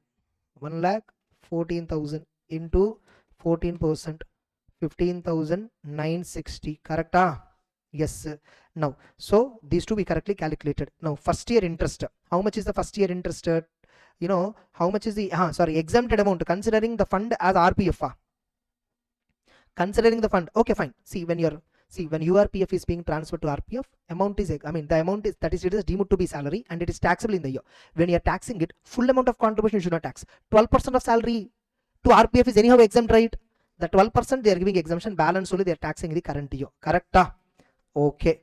So taxable salary. Now, Further, current year 24-25 contribution shall be treated as RPF and taxable amount will be fine. Current year anyhow RPF contribution. Current year what is the salary by the way? Current year what is the salary by the way? 11,000 into 12 is equal to 1,32,000. Yes or no? Into how much is exempted? 12%. Sorry, first of all, company is contributing 14. 1,32,000 into 14%. 18,480 minus 1,32,000 into 12%. 15,840 is exempt. So 18,480 minus 15,840 is equal to 2,640 is taxable. Is that given correctly? Yes, 2,640 is given correctly. That too. Now sir, what about interest income? In URPF originally you contributed and 2 years after that you transfer to RPF. When URPF is transferred to RPF, it is deemed to be income in that year. Now when you are claiming income, no, when you are taxing income, no, if at all originally it was contributed to RPF, 12% exemption will come, right? That you reduce it, balance only you tax it. Okay, this is section 7 treatment. This is section 7 treatment. Okay, fine. So and interest amount up to 9.5% exempt. So that's why with respect to interest, nothing is taxable. Therefore, total taxable salary on account of RPF in the current year is 1. Conversion of old balance to RPF and current year contribution minus 12% of salary in each year. Fantastic question. Correct? Huh? Yes. We solved all this, remember, in our books. But this complication we didn't solve. This is a new question. Very good complication. Next. Illustration 35. What we completed 34 only right now. Okay. Illustration now 35. Okay. Illustration 35. Compute taxable entertainment elements and net salary. Oh, net salary also they're asking. Of Hanuman Prasad. Okay. Basic salary 8,000. By the way, 12 months they gave. Okay, fine, no problem. We'll solve it. Basic salary. Basic salary how much? 8,000 per month into 12 is equal to 96,000. Dearness annuals. Specifically they didn't mention. We assume that for retirement too. 2,000 into 12 months, how much it is? 24. Then okay, taxable perquisite 35,000, fully taxable. Okay, taxable perquisite how much it is? 35.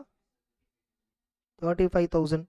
Next, entertainment elements 4,000 per month. Out of elements 20,000 is expended. How much you incur doesn't matter. Balance amount doesn't matter. Okay, full 4,000. Entertainment elements full 4,000 is taxable, which is 48,000. Correct? Now okay, now like fine. Now gross salary how much? Gross salary is equal to 96,000 plus 24,000 plus 35,000 plus 48,000 is equal to 2,03,000. This is gross salary. Now government employee opts for old regime. Old regime means first standard deduction. How much it is? 75,000 standard deduction plus minus entertainment elements. How much reduction you get? 3 criterias. 20% of basic salary, nothing but 1/5 of basic salary they call.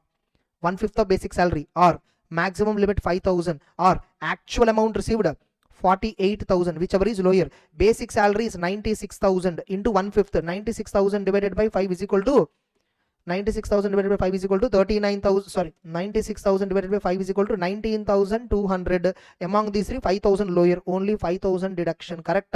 Profession tax paid data they have not given. 2,03,000 minus 75,000 minus 5,000 is equal to 1,23,000. Are you clear? Yes or no? Next, another question. Non-government employee opts for old regime. If it is non-government employee, this 5,000 deduction won't be there. So the answer will be 1,28,000. Correct? That's it. The answer. Look at. Correct? 128. For government employee, entertainment elements deduction will come. No. Why they didn't consider? This is okay. They missed. Actually, they might have not. They missed it. Okay, they missed it actually. Here they did wrong answer. Entertainment elements 5,000 rupees. They will get a deduction. They didn't even mention the reason. Entertainment elements is exempted to the extent of minimum of the following. 203. Standard. Okay. Old regime, no. Old regime, no. We are calculating both the cases old regime. Old regime, no. Old regime it is 50,000, no. Old regime, no. First we are calculating. Look at. First question is what? Old regime. Old regime standard deduction is 50. Default tax regime only. Correct. Which means again. By the way, old regime only we can claim 5,000. Correct? Yes or no? Now how much is the answer? 1,48,000. 1,48,000. No, sorry, wait. 203,000 minus 55,000, 1,48,000, correct? Now again, suppose if he is a non-government employee, this 5,000 they will not get. So 1,53,000 for non-government employee. Correct. Sir, what if it is a new regime? In a new regime, only standard deduction you will get. Default tax regime. You won't get entertainment elements, whether it is a government or non-government, it doesn't matter. Profession tax EA won't get, only standard deduction. Suppose if it is a new regime, only entertainment elements, 75,000 only they'll get deduction. That's it for both of them, 75. So 203 minus 75,000 is equal to 1,28,000 in both the cases. Correct? Perfect. Very good question, no? Did they ask new regime also? Oh, how shall be your answer if at all they have not opted for old regime? So default tax question they asked, optional tax regime both they asked. Very good question, extraordinary question. Okay, next 36. Is this the last question? 38. Mr. Rohit, a non-government employee, has the following salary details. Find his taxable salary if at all he is opting for old regime. Standard deduction 50,000 rupees only. Old regime, remember. Now basic salary how much? Now how much? Basic salary. I'm directly solving for the first time all these problems. Still I'm getting accurate answers, no? Yeah. Maybe 4 or 5 mistakes. That too not provisional mistakes. Just that calculation errors we are doing. Okay. 5,000 into 12 months. Because no, we are running out of time now. Because I have to do little faster. So 60,000. Entertainment elements 3,600. Correct? Entertainment elements. Next, LIC premium paid by the employer. LIC premium paid by the employer means, again here two interpretation. Personal accident insurance exempted. This I assume normal. Okay, 3,600 per annum. Okay, LIC premium paid by employer is how much it is? 3,600 per annum. Okay, 3,600. Next, professional tax paid by the employer on his behalf. How much it is? 1,600. You see here, 1,600. So professional tax paid by the company 1,600. Next, DA 24,000. Correct? We assume that it is for retirement. 24,000. Okay. Next, profession tax paid by employee. This we will claim deduction. Income tax paid by employee, ignore. These two ignore. Okay. I mean, we will, this 600 rupees we will claim deduction.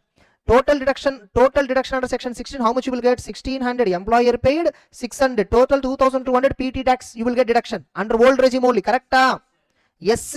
Gross salary how much? Is equal to 92,800. Flat 50,000 deduction for this one and 2,200 for profession tax minus 50,000 minus 2,200. 40,600 is the answer. What is the answer? Appa, thank God. Next, can I proceed? When he takes HRE, when he not take HRE, all that is given. Fine, we'll see. 37th problem. Almost no salaries till now we spend 3 hours 10 minutes. This including together these two problems, another half an hour it will be overall 3.5 to 3 hours 45 minutes only salaries problem took us. Okay, but it's actually good exercise. Mr. Bharat of Siliguri is offered an employment by Vimal and Company Limited, Kolkata, on basic salary 5,500. Other allowances are DNS allowance. Oh, they clearly gave not forming part of retirement 4,000 per month. By the way, here what are they asking? By the way, question. Okay, fine. Let us read the question. Medical allowance 1,000 per month. Bonus being 1 month basic salary. In which month they pay bonus? That also they didn't give. The company gives an option to him either to take a rent-free accommodation in Kolkata of a fair value 1,000 per month, okay, or accept a house rent allowance of 1,000 per month. He decided to accept HRA and takes a house in Kolkata at a monthly rent. He has opted for old regime. Old regime means HRA exemption is available. Do you think he has made a wise choice from advantage taken?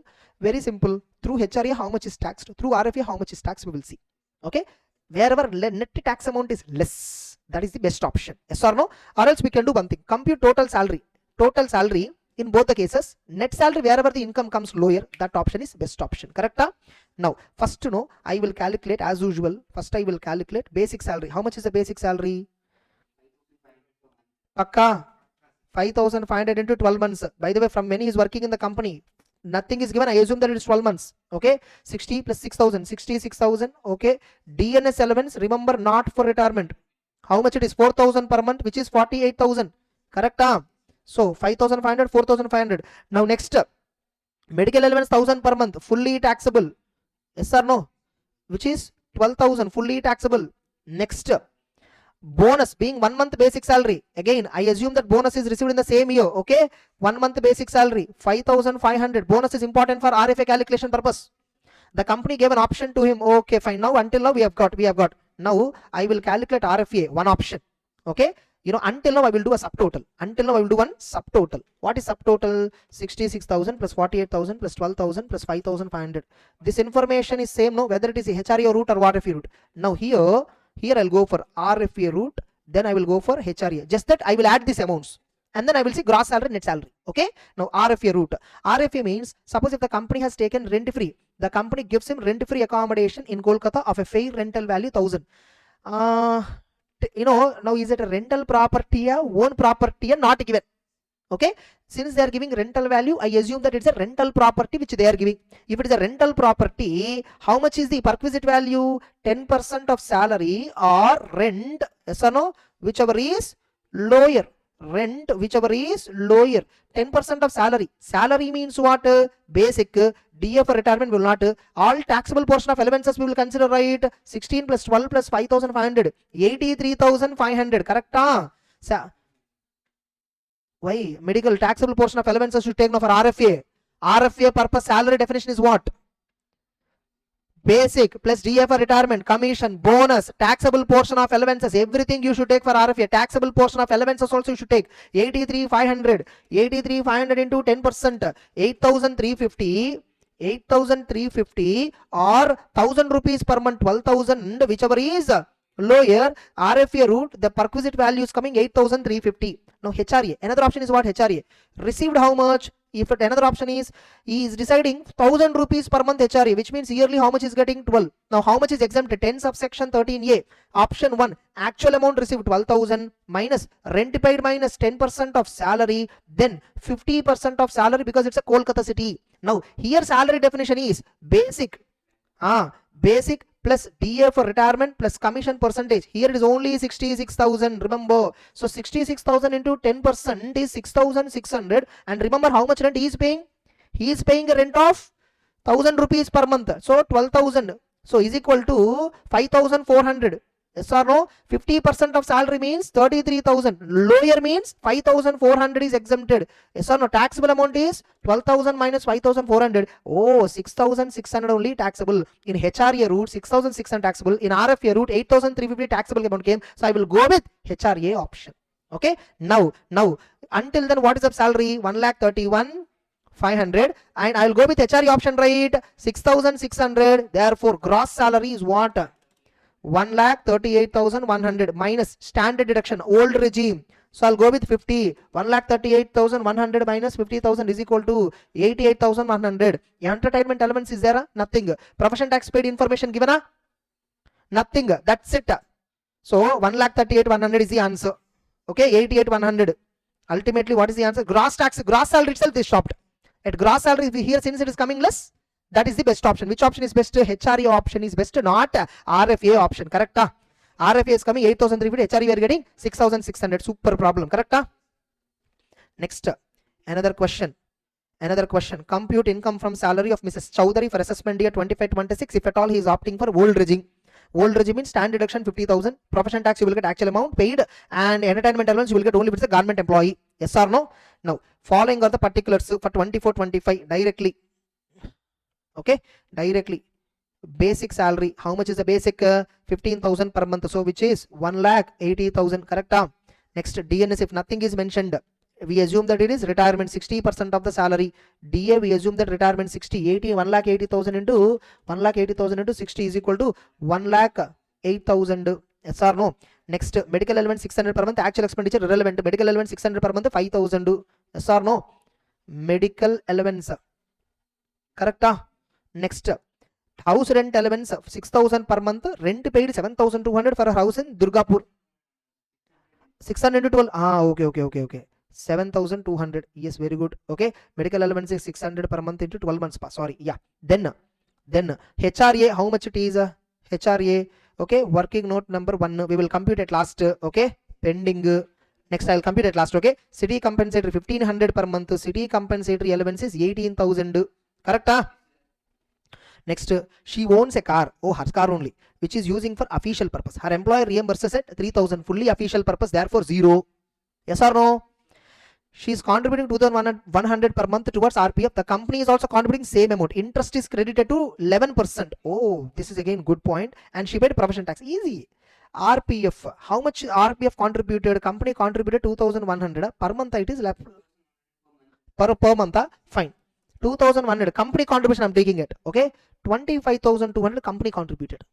Hello. Minus how much is exempted? 12% of salary is exempted. Salary means what? Basic 1,80,000 plus DA for retirement 1,08,000 plus commission 0. So 1,80,000 plus 1,08,000, okay, into 12% is equal to 34,560 is exempt. Okay, company contributed 25,200 only, but exemption is up to 34. Therefore, RPF contribution nothing is taxable. Are you clear? Whereas interest on RPF, remember company contributed 25,200, correct? Interest on that, you know how much they paid? 11. But how much is exempted? 9.5. 2.5% is taxable, no? Yes or no? How much is the interest amount, by the way? 2,200 is the interest. Oh, they gave interest amount. So 2,200 interest they gave for 11, but 9.5% only exempt. So indirectly, how much is taxable? 11 minus 9.5. 11 minus 9.5 is equal to 1.5 ma. It is 1.5. Yeah, 1.5. Okay. 2,200 into 1.5 divided by 11 is equal to 300 rupees only taxable. Correct? Now HRA working note. HRA received how much, by the way? HRA received how much? Above it is given, you see. Above you given 6,000 per month received, which means 72,000 received minus exemption. Actual amount 72,000. Rent paid minus 10% of salary. And where is the location it is? Where is the location it is? Rent paid Durgapur, other than Kolkata. Therefore 40% of salary. Salary means what? Basic plus DA for retirement plus commission as a percentage of turnover. Per annum salary is what we already computed. 1,80,000 plus 1,08,000 is equal to salary is 2,88,000 into 40% is equal to 1,15,200. Now here 10% of salary means what? 28,800. Okay. Okay, rent paid how much? She's paying rent how much? 7,200 per month she's paying rent. 7,200 into 12 months, 86,400 she's paying rent. So rent paid in excess of 10% of salary is 57,600. Yes or no? 57,600. Therefore least is 57,600 is exempted. Therefore 72,000 minus 57,600 is equal to 14,400. What is it? 14,400. Substitute here. With this you will get the gross salary 14,400. What is the gross salary? 1,80,000 plus 1,08,000 plus 7,200 plus 14,400 plus 18,000 plus 300 is equal to 3,27,900. Remember, it is old regime. Therefore standard deduction is 50,000. And profession tax paid, she gave information. Profession tax 1,800 she paid profession tax. It is not paid by company ma. If at all company paid it, add it in the above first, then deduct it. Yes or no? Now what is the answer? Minus 50,000 minus 1,800 is equal to 2,76,100. We'll see. 2,76,100 minus 2,75,800. How much difference is there? 300 rupees difference is there. The 300 where we taxed some 300 rupees amount. No. What is the 300 rupees amount? Interest on RPF. Okay. Interest on RPF. Why they did not consider? They missed it. Interest on RPF. Up to 9% only they calculate exemption. Up to 9.5%, no, basically in our CA inter it is 9.5. Okay, so again here there is one more difference. So interest on RPF as per CMA material only 9% is exempt, not 9.5, which means 2,200 divided by 2 into 11 is equal to 2,200 divided by 11 into 2. 400 only taxable. Even then 400 is taxable. That is okay. Okay. So here by the way we got our answer how much? By the way we got answer 2,76,100. 2,76,100. In that we reduce 300, add 400. Our revised answer will be 2,76,100 minus 300 plus 400 is equal to 2,76,200. Still 275,800. We are getting 400 difference ma. We are getting 400 difference. Maybe they might have done totaling mistake. We'll see first. Employer contribution to RPF, nothing is taxable, correct? Interest 400 taxable. Okay, as per CMA book they consider 9% exempt, so which I agree also. Gross salary answer 327,900. They get 327,600. Okay, we'll see once. HRE how much they're taxing it? 14,400. How much we got? Correct only. Okay. Basic correct. This is correct. This is correct. This is correct. Everything correct. This is also correct. Okay. And only 400 is also correct. Everything correct, no? 180, 108, 7,218 correct, no? Here it is 400. I think we might have done wrong totaling. 1,08,000 plus 7,200 plus 14,400 plus 18,000 plus 400. 328 we are getting. Our totaling is correct, ma. Their total only wrong. We'll see once their total, okay? Their total we'll see. 1,80,000 plus 1,08,000 plus medical element 7,200 plus 18,000 plus taxable HRA 14,400 is equal to 3,27,600 plus 400 they need to add, no? Here they did wrong. 3,28,000. Our answer only right. This 400 they didn't consider. Their totaling is wrong. Our totaling is right. Okay, our problem is right. Even here, originally we computed 300. Our analysis is right as per CA Inter, because as per CA Inter book up to 9.5% we claim exemption, whereas in CMA Inter 9%. So interest on RPF by employer or employee 9% only exempt as per CMA study material. Remember this one more observation, which is different from our book.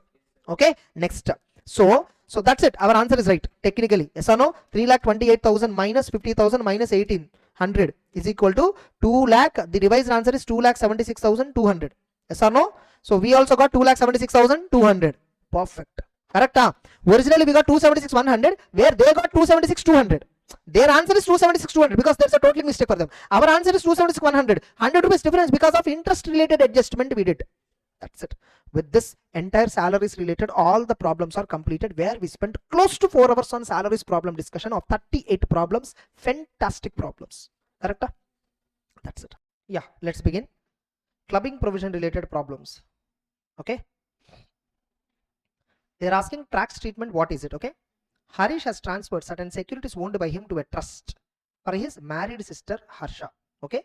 As on 1st July 2025. Okay. He has the power to revoke the trust at his desire. Okay, it's a revocable transfer. Any transfer under revocable transfer, income on that asset will be taxed in the hands of the transferor only. On 31st March, he revoked such a trust.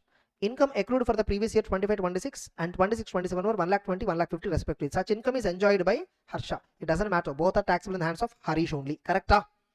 Since the asset has been transferred in revocable clause, the income on securities will be taxable, shall be taxed in the hands of Harish. Correct?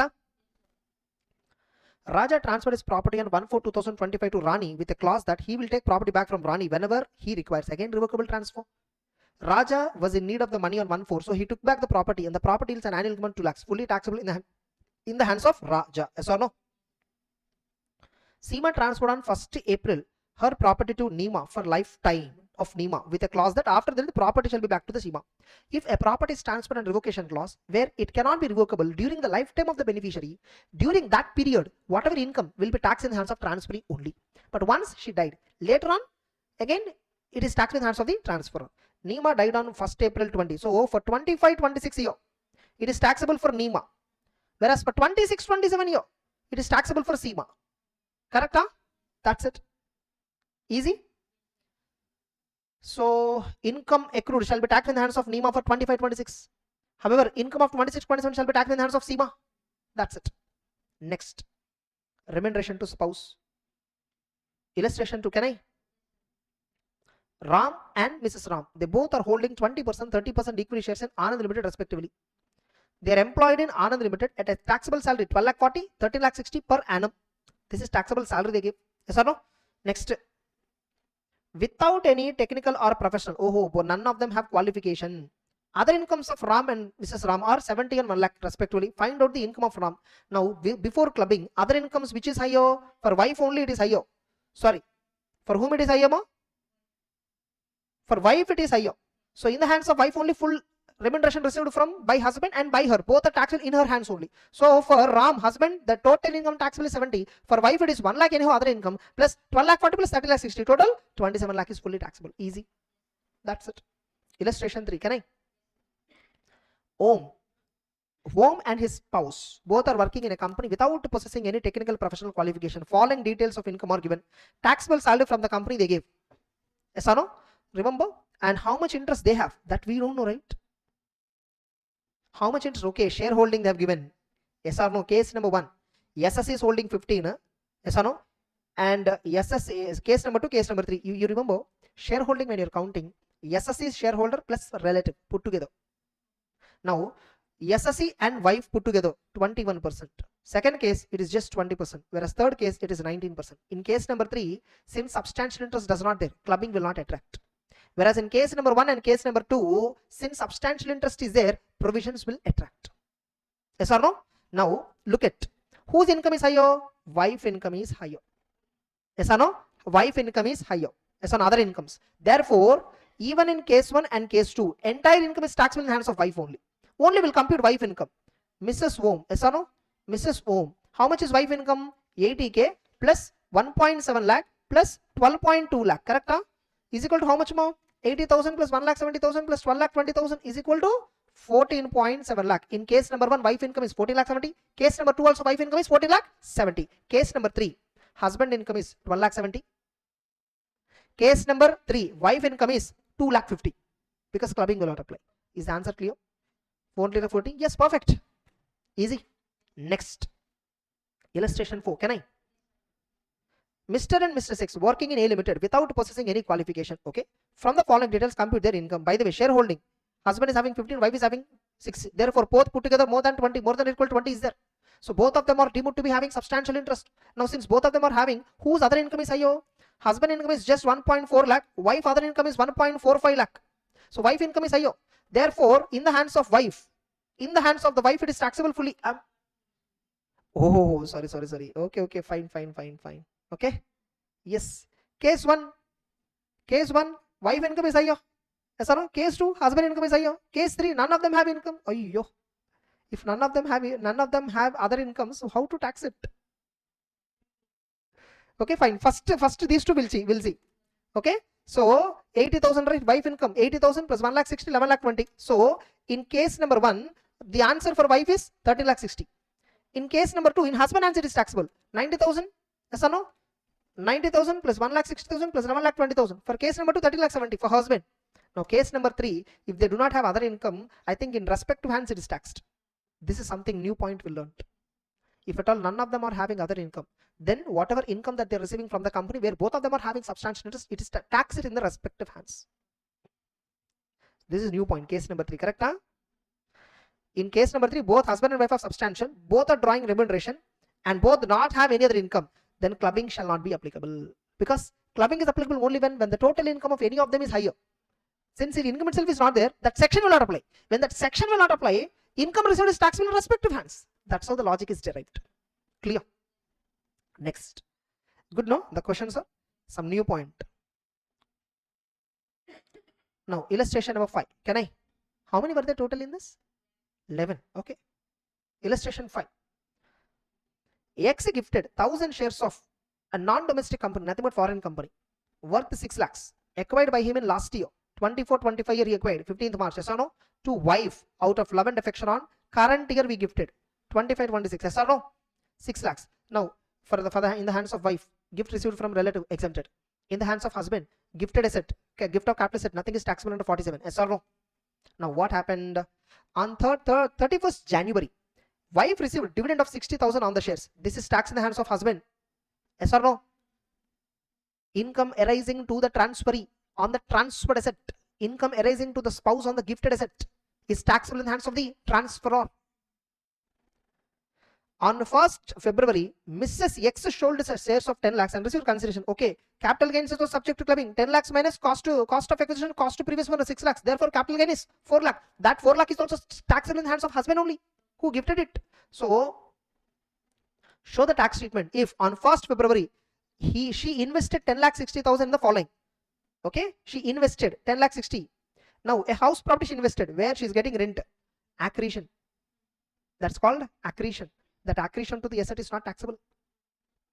Am I right? Actually, rent accrued, this is rent amount. So minus 30%. So no, 53,000 minus 30%.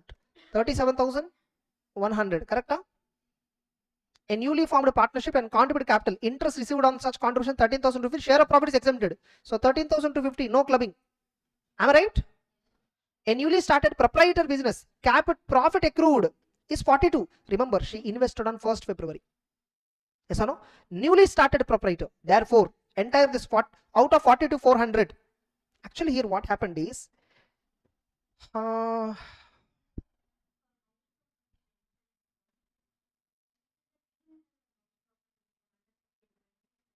No, because husband did not gift house property. He gifted shares and wife sold the shares and then invested in house property. But here actually what will happen is, what will happen is, we have a provision, income on transfer asset clubbed. Income on income is not subject to clubbing. Now 10 lakhs is the sale consideration when she sold the shares, right? That's not income on the transfer asset. That's the asset value. Yes or no? This she invested in house property. Simply she changed the property nature. Technically she changed it from shares to house. So this is not accretion concept. Yes or no? So I assume 53,000 I will divide into 10 is to 0.6. 10 lakhs into 60,000 ratio. Okay. So or else net income from house property is 37,100. 10 lakh into 60,000 ratio. So 37,100 into 10 divided by 10.6, 35,000 is clubbed. Okay. 2,100 is not clubbed. Why? Because 2,100 is income related. This is a rental income, house property income related to 60,000 investment portion. This is not subject to clubbing. Whereas 10 lakhs, no, she just changed the form of asset. It's not accretion to the asset. So that's the logic. I think rest all other clear. You see here, I don't know whether they applied this logic correctly or not. Yeah, correct. 37,100 income from house property, that we correctly done.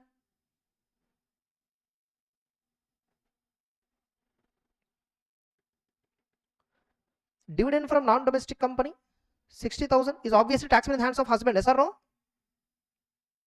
Case number A, short-term capital gain. Yes, it is taxed in the hands of husband. Correct? Huh? Income from house property in both the hands is taxing it. Why? I think no. Probably how they might have applied is 6 is to 4.6 ratio. 37,001 because husband gifted at the time of 6 lakhs value. Later value appreciated by 4 lakh. And 4.6, 60,000 she invested. Let us apply this ratio. 37,100 into 6 divided by 10.6. 21,000. Yeah, correct. They apportioned under which ratio, Yes. Gifted money 6 lakhs. Capital gain 4 lakhs. Because capital gain is income on transferred asset. Yeah, correct. Agreed. Correct. So these two are ignored. Incomes. Income is invested in house property. On that she is getting income. Income on income is not subject to clubbing. So 6 is to 4.6. Actually, we applied 10 is to 60,000 logic. That's wrong. It's actually 6 is to 4.6, which is correct. Fantastic question, no? So, whereas 4.6 portion is tax in the hands of wife itself because that's an accretion. That's it, case A. What about case number B? What if she invested the entire amount in a partnership firm? Again, same ratio. Same ratio, a newly formed partnership firm contributed initial capital. Interest received is 13,250. So 13,250 into 6 divided by 10.6 is equal to 7,500. Yes or no? Into 13,250 into 4.6 divided by 10.6 is equal to 5,750. That's it. Proprietary concern. Same, entire 40 to 400, same ratio. Fantastic actually. If this question comes in CA Inter, people can't even answer. They can't even think. Because no, look at, husband gifted asset worth of 6 lakh. Then wife made an income of 4 lakhs profit of capital gain, 60,000 dividend. These are accretion to the asset. And total asset value 10.6 now. Total gifted total value which wife has is 10.6. Out of his 6 lakhs is gifted asset. 4.6 is accretion she made. So that is the ratio we need to club. Fantastic question. But see, only when we have tremendous grip on the provision, we can do like this quickly. Otherwise, it's impossible to do so quick. Next. Very good, actually. Next, illustration number 6. Can I? Wow, so many were there. 7 children.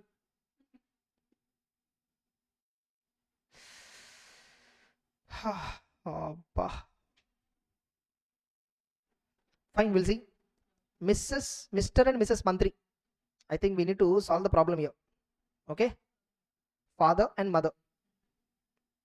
Okay, fine. Father and mother. If at all we are able to find parents' income correctly, that's more than enough. Have income under PGBP of 13 lakh and 14 lakh respectively. Okay, 13 lakh. Or else we'll write full.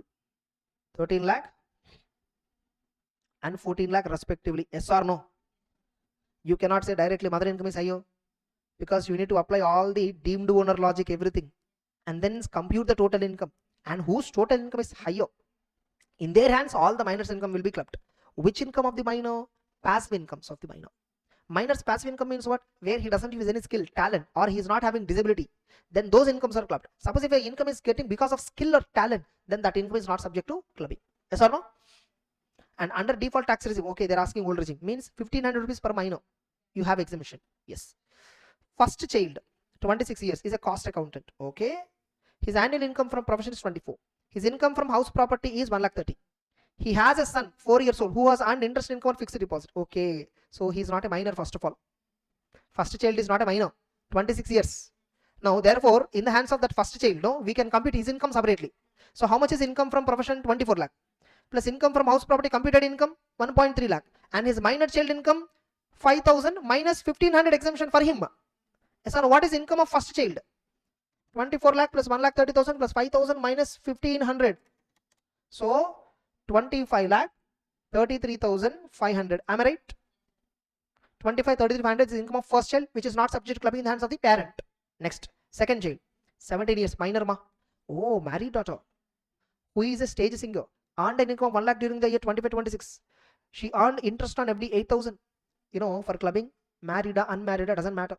This 8,000 is subject to clubbing. Such a deposit was made out of such singing income, that doesn't matter. Okay, singing income is out of active talent, that's okay. But interest amount is passive.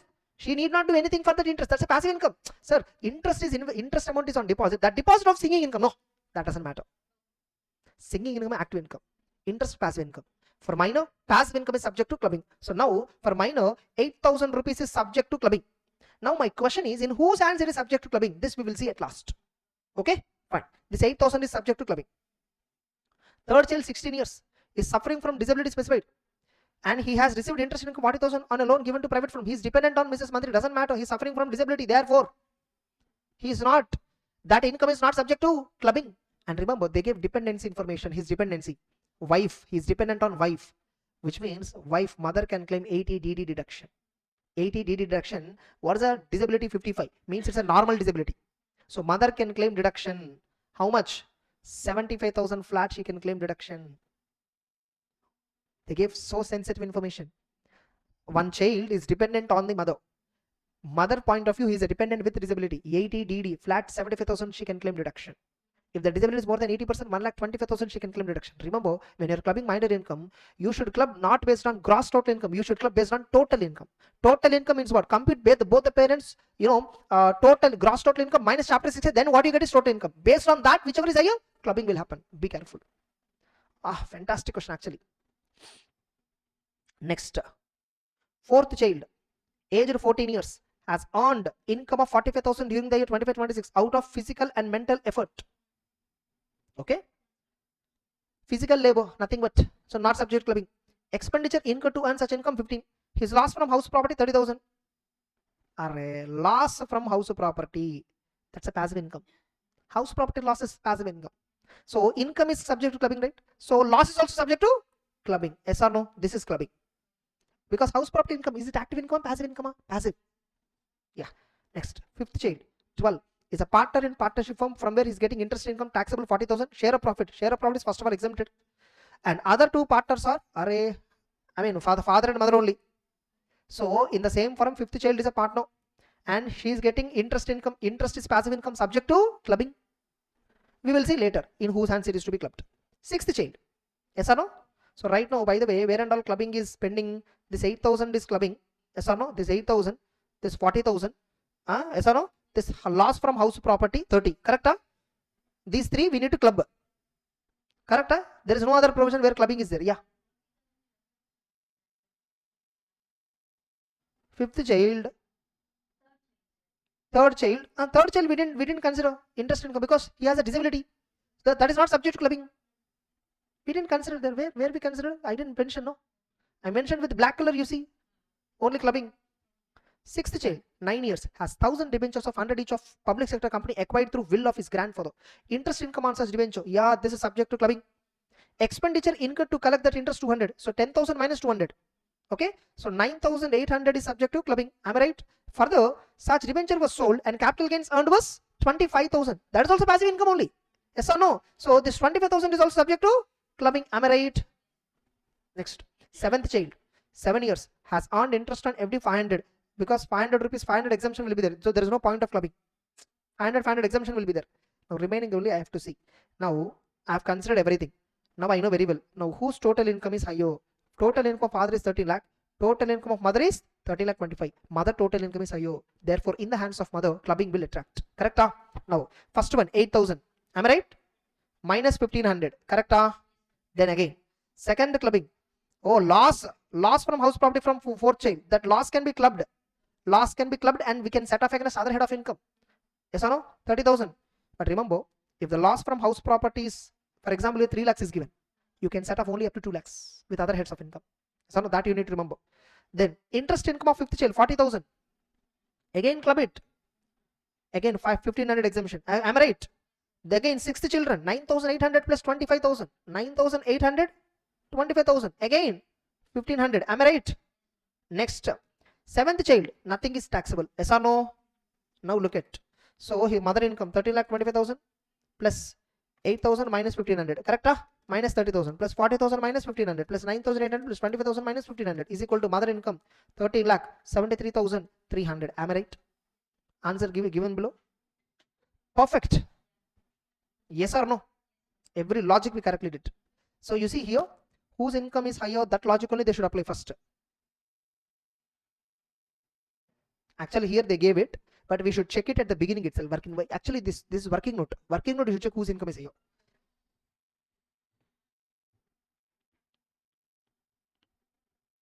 Next illustration number 7, 64 subsection 2 provision. Mr. Todi is a member of HUF consisting Todi, wife and major son, okay, and minor son. On 1st April 24, he transferred his house property acquired through his personal income to HUF without any consideration. Still, entire income is taxable in the hands of the Todi only. Yes or no? So for 24-25, nothing but assessment year 25-26, entire income shall be clubbed in the hands of Todi. On 1st July, value of property is 80,000 and that for 25-26 1 lakh. Okay, this is I think annual value. They didn't mention the value, annual value 1 lakh. State tax treatment. In both the years it is same logic. Did they mention partition? They didn't mention the question partition, no? Partition took place on 1st July. They gave in the answer. So hence treatment will be as below. Since here I think it is missed. Okay, partition happened on 1st July. So for 3 months, full income tax it in the hands of Todi. For 9 months, okay, since partition happened. So after partition, what will happen?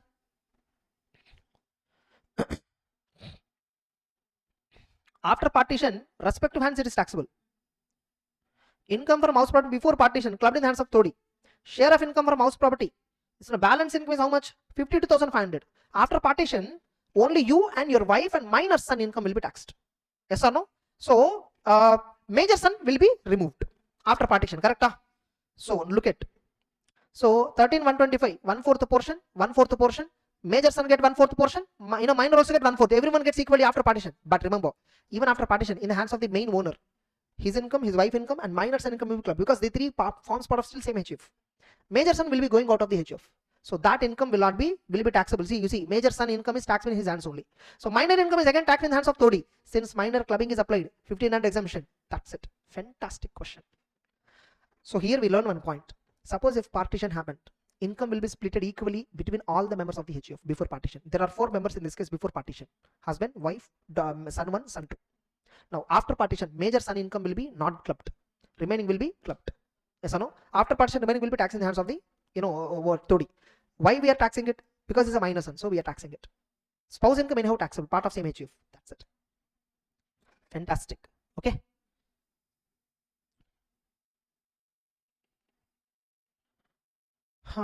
This is also very simple. Can I? Illustration 8. A proprietary business was started by Sonam in 2023. On 1st April 24, her capital in the business was 3 lakhs. Okay. 24-25 year information that is.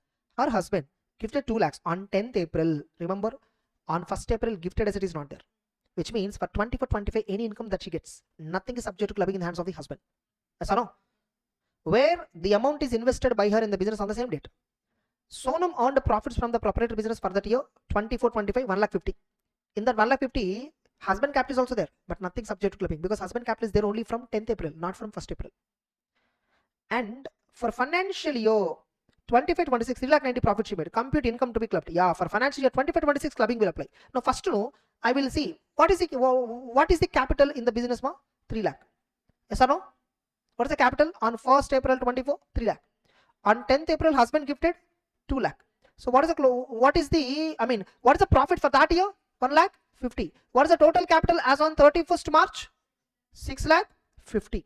Now again, on 1st April 25, gifted capital is there no 2 lakhs divided by what is the opening capital totally? 6.5. For 25-26, how much income?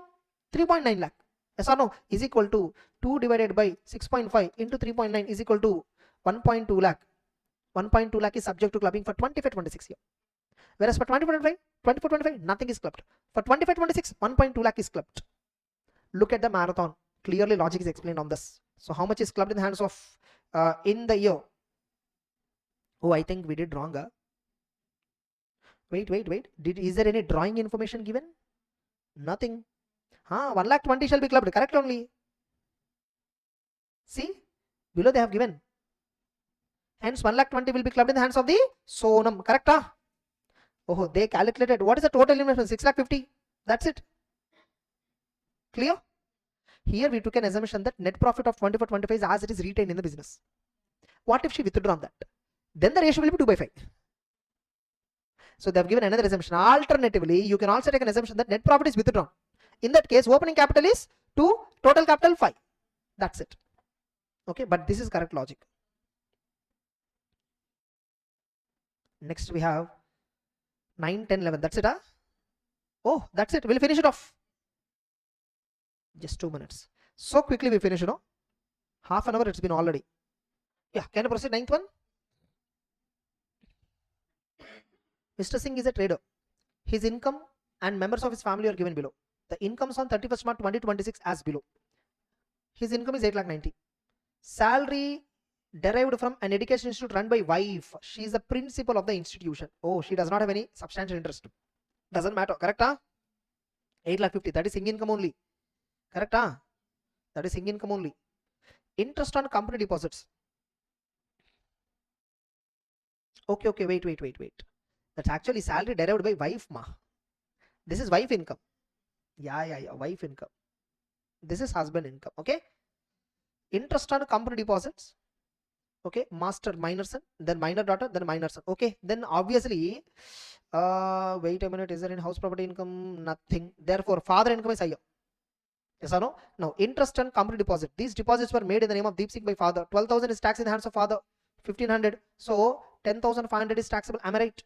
Old regime only. Do you see the last line? Then receipts from sale of paintings. Paintings is a special income, though not subject to clubbing. Income by way of lottery. Again, lottery is a special income. Sorry, it's not a skill based passive. So 1,500 exemption. 4,500 only. Yes or no? So 8.9 lakh minus 10,500. 4,500. Yes or no? Total 15,000. 9,05,000 is father income. Correct? You see the answer? That's it. Next page.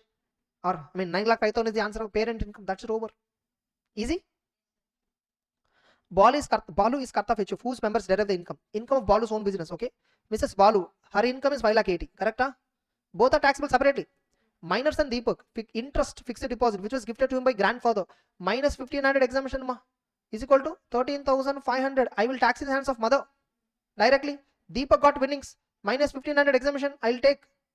Yes or no? No. Deepak already we gave one exemption. Once again, exemption you will not give. Okay, 2 lakhs. We'll just add it. So mother income is 5,80,000 plus 13,500 plus 2 lakhs. Totally, mother income is 7,93,500. That's it. Father income easy. Next, can I proceed? Oh, this is very big. This is big problem. So we'll solve it.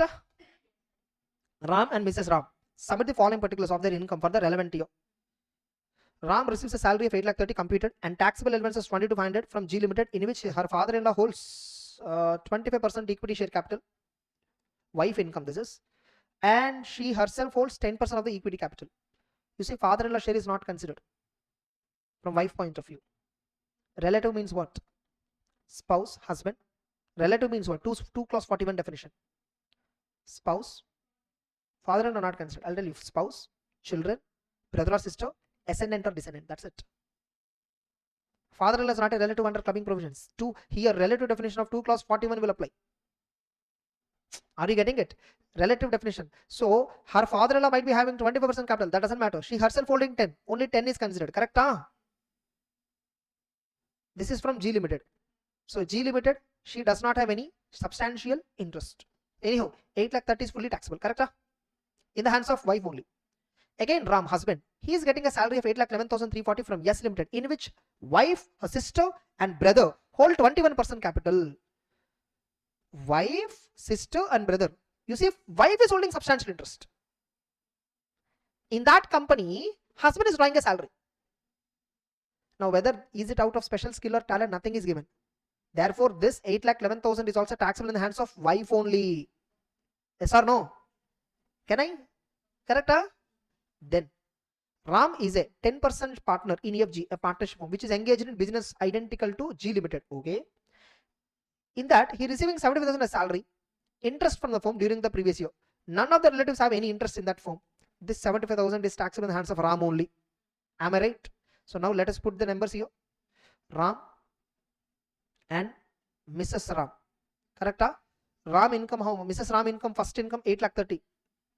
Second income, husband income is also taxable here, 8,11,340. Am I right? 8,11,340. For Ram, only 75,000 is taxable till now. Am I right? Correct? Mrs. Ram is employed by a firm EFG on a salary of 9,000 per annum. Remember, Ram does not have substantial interest in that partnership firm. Therefore, that 9,000 is taxable in the hands of wife only. Am I right? Then, interest of minor daughter Ram from partnership firm. Interest income, 1,500 exemption is there. 42,000. This we will club in the hands of the parent whose income is higher. Based on the given information, until now we feel wife income is only higher. Therefore, that 42,000 is clubbed in the hands of wife. Correct? You know, they're asking old regime only. No problem. Happy. Okay.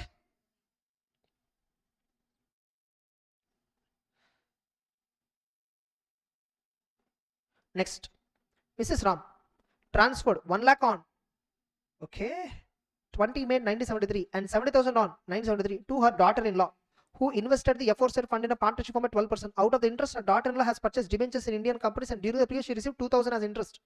It is accretion, that is not taxable. Whereas 1 lakh into 12%, 12,000 is clubbed. Am I right?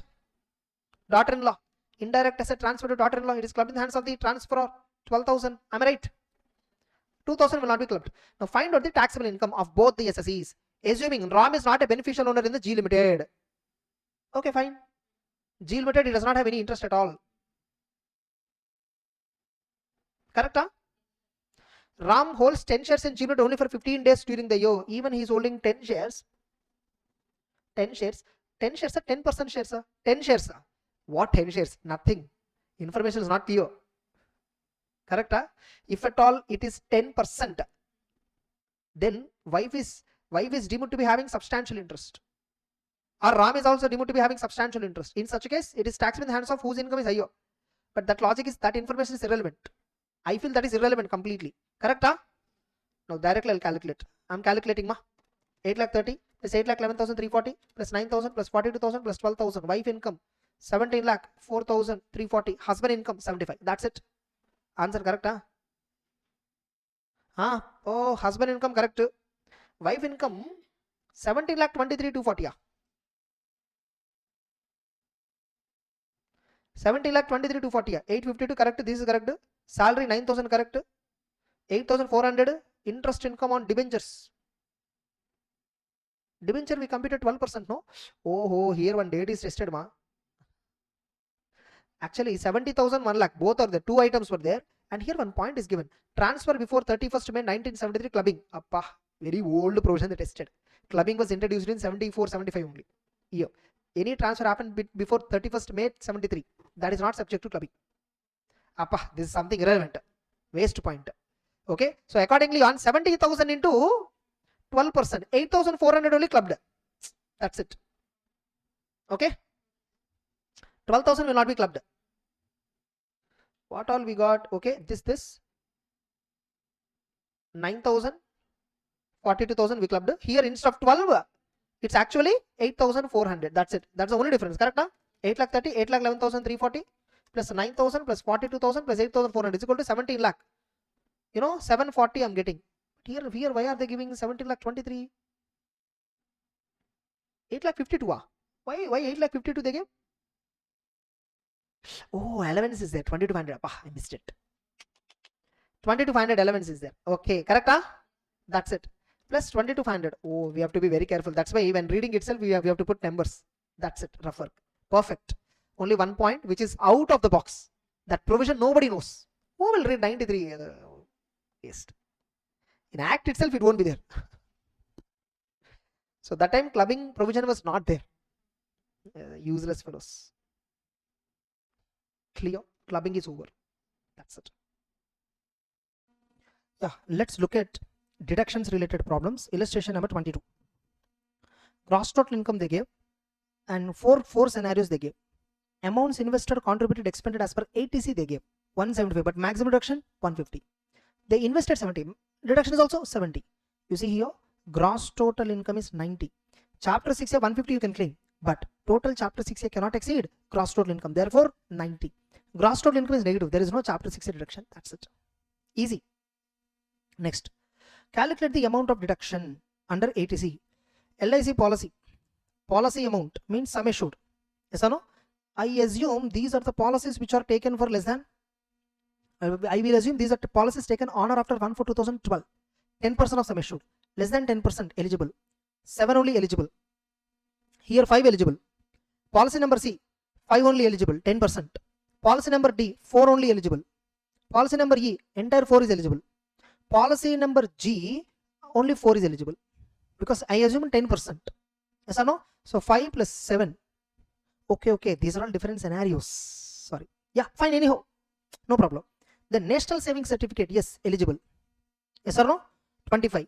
Repayment of housing loan, eligible. Contribution to ULIP, eligible. School fee paid for one child, eligible. Amount deposited in PPF, eligible. Notified units of mutual funds, yes, eligible. And you see what is the total? 5 plus 20, 45, 55, 65, 70, 70 plus 50, 120. Yes, 120 is the answer. Correct? That's it. Next, maximum here eligibility is what? 7. That's what we took. Yes or no? 7. Yes or no? 7 plus 15, 23. 23 plus 25, 48. 48 plus 5, 53. 63, 68. 68 plus 40, 108. 108 plus 80, 188. But maximum deduction is 180. Sorry, 150. I think remaining is dead easy. I'm not doing it. They're easy. Yes or no? Next.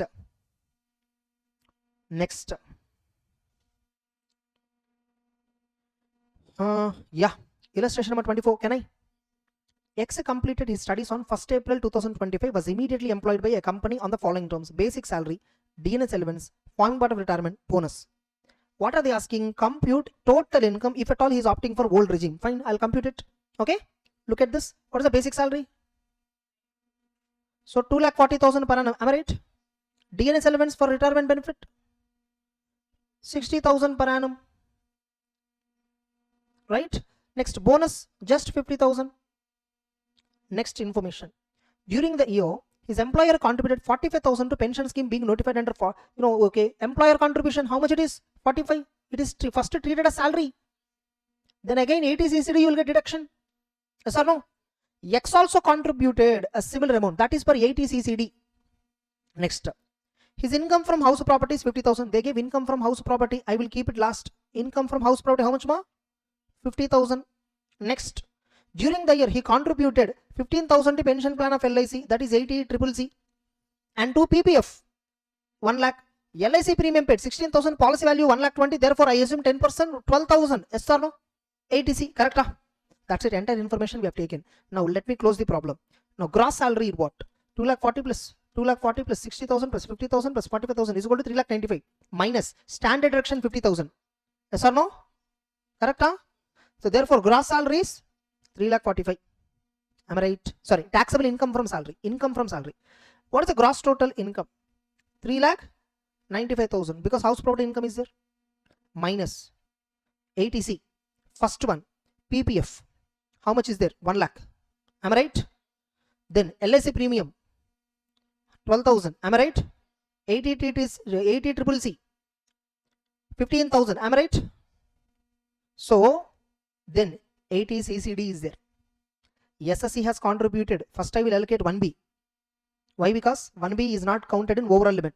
How much company contributed? 45. Oh, SSC also contributed 45. This is eligible. Yes or no? Employer contribution, subsection 2. How much employer contributed? 45K. But this is subject to optional tax regime, 10% of salary. 10% of salary. What is 10% of salary? Basic plus DF retirement. Yes or no? Basic is how much? 2.4 lakh plus DF retirement 60. Yes or no? Into 10%. 3 lakh into 10%, 30,000. Okay, this is only eligible for 30K. Both are eligible directly, 75,000. Am I right? Yes or no? Whereas these all put together, 1 lakh 37,000. No problem. Sorry, 27,000. Yes or no? So total answer, final answer, 3,95,000 minus 1,27,000 minus 75,000. That's it. 1,93,000 is the answer. What happened? This is correct only. 1B correct. 1B correct only. We also allocated correctly. No, they did wrong. I'll tell you this. Okay. 80C 1,12,000 we got. 80 triple C 15,000. Both are correct. Correct? 80 CCD employer contribution. Correct? Own contribution first they allocated. Yeah, ultimately they gave 30 plus 15, 45 they claimed as a whole. We directly allocated up to 1B. See, generally towards subsection 1, subsection 1B. First I'll allocate to 1B for better purpose, better calculation. Generally here they did 1 to 1B also they did. But you should always allocate 1B first so that you'll get a better answer. Okay. But anyhow, here they got the correct answer only. No problem. Yes or no? Okay. This is the reason they got. So here overall limit logic is applicable. 7,000. That's wrong. You should allocate directly for 1B directly 50. So if you allocate no, then in such a case directly it will be 45,000. Here it will be 1,27,000. This is what we did. Then 30,000 for employer contribution. That's why they have 7,000 higher answer. Yes or no? We have 1,93,000. That's 1,93,000 is correct answer. Because in 80 CCD SSC contribution, first I will allocate for 50,000 to 1B up to 50 because 1B is not counted in overall limit. Here they by mistake allocated subsection 1. Balancing were allocated to 1B. That's wrong. Are you clear? This is beneficial allocation. What they did is right only as per the provision. Beneficial is wrong. Beneficially to 1B you need to allocate first. Clear? We did much more better answer. That's it. Next. You understood that provision? Next. X 40 years old paid the following sums by check. Medical insurance premium for X. Oh, parent, everything is there. Yes or no? What is the age of the X? Nothing is okay. 40 years is given. Yes or no? Okay, no problem. Fine. So here two categories were there. SSC. Yes or no? Category 1. Parents. Category 2. Parents, are the senior citizen? Any? Yes. Father, mother-in-law. Oh no, not mother-in-law. Father is there. One of the parent is senior citizen. Therefore, automatically for second category maximum limit is 50K. For first category maximum limit is 25K. Fine. Now look at premium for X. Yes, 18,000 allocate here. Am I right? Medical premium paid for Mrs. Spouse. Yes, you can 5,000. Yes or no? Contribution to central government health scheme for dependent daughter. That's enough. Yes or no? Dependency condition also not required. 80D. Children enough. Is there any logic dependent children? No such logic. 3,000 allocate here. Category 1 SSC and children. Yes or no? Medical insurance for son not dependent. Doesn't matter. Eligible. Correct? Next. Contribution to central government brother not eligible. SSC and children. That's it. Mother-in-law not eligible. Mother, yes, eligible. 26,500 medical premium. Mother, category 2. Mother comes under category 2 of 80D. Watch marathon or watch my regular class. Clearly. No. Why? Why 25,000? Parents category, any one senior citizen enough. If any one parent is senior citizen enough, that entire parents category 50 limit applicable. Correct? No. See, father is 70 years. Sorry, not that. Father is 61 years. That's why I told at the first. Yes or no? So you don't have to see mother and father separate age. Entire category 2 is for parents. If any one parent is senior citizen, entire category 2 50K limit applicable. That's it. Okay. Next, Grandparents not eligible. Medical insurance premium for father not dependent, doesn't matter. 32 eligible. Yes or no? I will knock off load total at last. Contribution to health scheme of father, yes, eligible. Yes or no? Now you see total limit is 26,500 plus 32,000 plus 2,000. 60,500 but restricted to 50,000.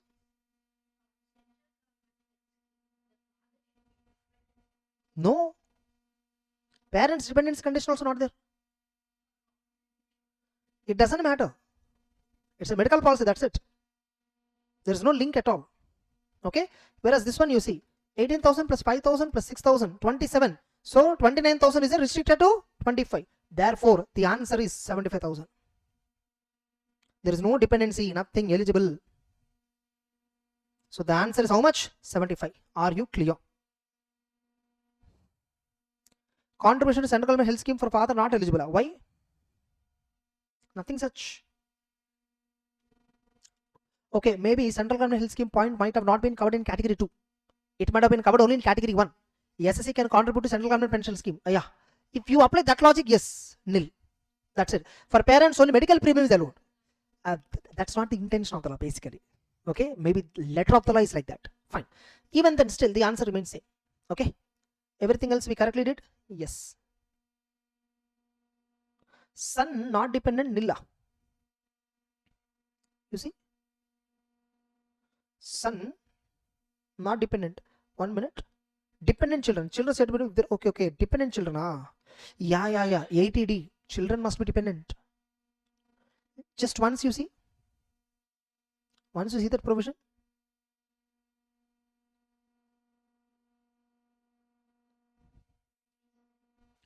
In our book also it is clearly given. Spouse, there is no dependency condition. In income tax, there is no dependency condition anywhere for the spouse. Only for 80DD it is there. Yeah, I think dependent child only. For 80C, dependency is not required. I think 80D dependency is there. 1 minute I might have given. Very rare we forget. Yeah, dependent children, correct. Parents, there is no dependency condition. Dependent or independent, both. Parents, no problem at all. Father, mother, doesn't matter. Dependency doesn't matter. That's why only this answer was different. Only this alone. These are all not eligible, that we know. That's it. Everything else is correct. Correct? Huh? Next. 38 years. And father 62. Therefore, category 2 50K limit applicable. Category 1 25K limit applicable. Himself eligible. Spouse eligible. Dependent children eligible. 9 plus 8, 17 plus 3, 23K till now. Father eligible. Health, medical, preventive health checkup. Preventive checkup eligible. How much is eligible? Maximum 5. Preventive health checkup for himself, paid in cash. It doesn't matter. Preventive health checkup. Out of which 2,000 I will claim here. So for category 1, 25K filled. Preventive health checkup total 80D 5,000. So for parents, only 3,000 I will claim. So 21K. So 25 plus 21, 46K is the answer. That's it. Easy. Next. See, all these problems when we are solving, we assume that you have already watched our CA Inter classes. Regular plus all the problems solved in CA Inter. In addition to that, CMA problems you need to solve. That's what we always tell to our CMA students, because these are the free classes given to CMA Inter students who join with us. Problems we will not be solving in the main class. So we'll be solving and then putting on the YouTube. That's it. So those who already watched the class, this approach of solving, they would have understood. You're able to follow? Then fine, very good. Sham 40 years. Premium paid, by the way. Mother 676. Therefore, category 2 50. Category 1 25. So 12,000 eligible. Spouse eligible. So till now it is 23,000. Paid for dependent children 26. So 27 it came. Restricted to 25. Category 1 answer over. Category 2. Medical insurance premium for 76 is eligible. Preventive health checkup for mother 5,000 no I'll claim. 18 plus 5. 23. Medical expenditure for father. Probably for father there is no medical policy. So therefore, 23,000 maximum I'll claim here. Now for that category 50K limit applicable. So for father 27K I will take. So therefore 50K. So the answer total is 75. You see 27 father correctly did. Clear? Next. Oh, so many were there. Medical premium. Fine. He is 55 ma. Parents. So category 2 50K limit applicable. Category 1 25K limit applicable. Self eligible. Spouse eligible. Dependent children eligible. So already 25K limit exhausted. Mother. Yes eligible. Father also medical insurance. Yes, eligible. Preventive health checkup.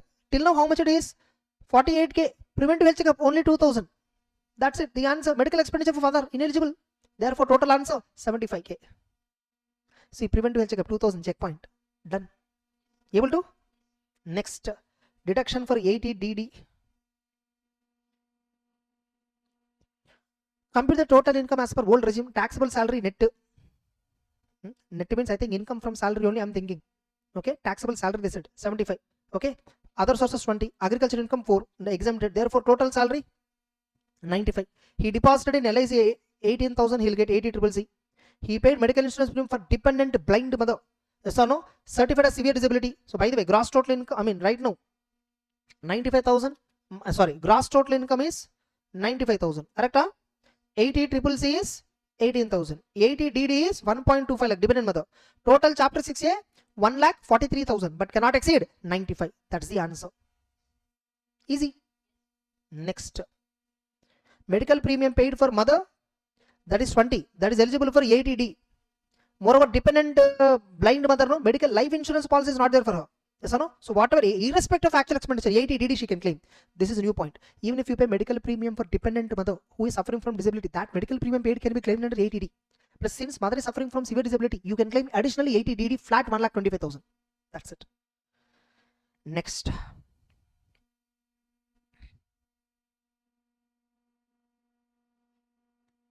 This is 80DDB. Okay. 80DDB is eligible only for residents, no? Resident individual. Yes or no? Whether RO or RNO doesn't matter. Yes or no? No. Mr. R, he cannot claim because he's a non-resident. Am I right? Yes, rest all other can claim. Expenditure incurred 6,000. Age of the brother 28. 6,000 they can claim. Expenditure incurred 80. Age of the brother 63. But maximum 40. Specified disease. Yes or no? Yeah, remember, generally if at all dependent is senior citizen, you can claim up to 1 lakh. But senior citizen means what? He must be resident. If my brother is not my brother, you see, dependent is not a resident, non-resident. When dependent is non-resident, age doesn't matter. He is treated as normal citizen. And for normal dependent, so maximum limit is 40. Yes, 72 he incurred. Brother is 88 years resident. Up to 1 lakh you can claim. But 72 incurred, therefore 72. Yes or no? T. So medical insurance received 8. Therefore 72 only you can claim. Wait. 80,000 you incurred. T. Resident. Medical expenditure. 72 you can claim, no? Okay, here actually by mistake, here they updated 80. They took 40 in the answer. It's actually 72,000 ma. Or you can make it 40 here. Okay, that's it. Clear? Easy.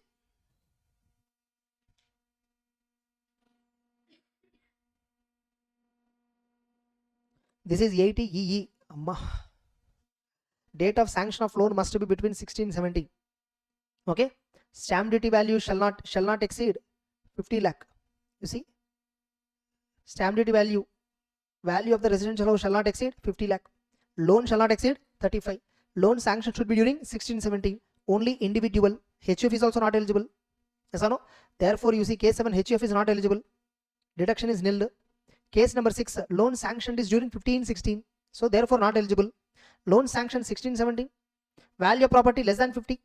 Amount of loan less than 35. Interest paid 40. Therefore eligible 40. Correct? Then loan sanctioned correctly. Loan not exceeding 35. Value does not exceeding 50. Is there any residential property owned by the SSC on the left section? Yeah, this is not a first time home buyer. Therefore 0. No, he does not have any property. Value exceeding 35. Loan, therefore he cannot claim 80E. Loan is below 35 but value exceeding 55, therefore he cannot claim. Loan sanction, no other property. First loan, first time house buyer. Loan is below 35. Value is that value of the property below 50. Interest 1.2 but maximum reduction is 50k. Super question, no? In 80EA 2019 to 31st March 2022. Yes or no? A similar question. 19 to 22. Even that is also eligible for first time home buyers. You see, sanction of amount of loan. Is there any other property? No. Yeah, 80EEA we can look. Yes, no.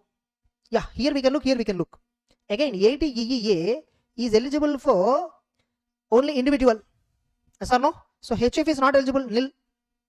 Yes or no? Now we'll look at. This is during 18-19, not between 2019 to 22. Therefore, again, not eligible. Now, these are all, yes, within the limits. Now, value of the loan amount condition not there. Only here, value of the property condition is there. Value of the property shall not exceed, stamp duty value of the property shall not exceed 45. You see here, loan amount, there is no limit. Sanction, value of the house, stamp duty value, only SDV should not exceed 45. Here you see stamp duty value of the house 45. Eligible, correct? This is not eligible, therefore nil. Eligible, correct? So we are filtering one by one. Maximum reduction is 1.5, correct? That's it. So we need to see only these two. So now look at satisfied, eligible 1.5 lakh, correct? Here case number 3, 1.2 only spent, therefore 1.2 he can claim. That's it. Fantastic questions, no? But quickly we are able to do. If you remember provisions, this solving will be dead easy. Can I proceed? 80G problem. Oh my god. Compute total income of Deepika. PGBP income. Can I directly compute here? Yes or no? Yes. Other sources? Yes. Long time capital gain. Remember, no chapter 6 here on this. Be careful. Yes or no? Long time capital gain, nothing is given. I assume it is 112. Yes or no? Payment of medical premium for home life, 80D. Yes or no? This I will reduce. Donation to, all these are donations. Fine. Now, you remember, you observe adjusted total income 80 plus 10, 90K minus payment for medical premium 80D, 5K. So, adjusted total income is 85K. Agreed? Yes. Maximum chapter 6A cannot exceed right now 90K. Total. Now look at National Foundation for Communal Harmony, category 1. Donation to fund set up by Gujarat government for providing, category 1. Prime Minister Drought Relief Fund, category 2. Approved Charitable Trust, category 4. Central government for promotion of family planning, category 3. Poor boy education, no category. Donation to cloth, donation of cloth, not eligible. Donation in kind is not eligible. Donation to charitable institute for construction of home for particular community. Charitable institute approved or non-approved, they have not given. I assume it is not approved, so not eligible, correct? I assume that they are not eligible. Last one, last 3 not eligible. One is kind, another one not specified anywhere. Another one, donation to charitable institute, is it approved or non-approved? They have not given. I assume it is non-approved because in the above they said approved. So here I will assume non-approved. That's it. Now category 1, yes, you can claim 4,000 as it is. Category 2, category 1, yes, you can claim. Category 2, flat 50%, 2,500. Am I right? Category 4, category 3, put together 15K is there, but adjusted income 8,500. Sorry, 85,000. 10% means 8,500.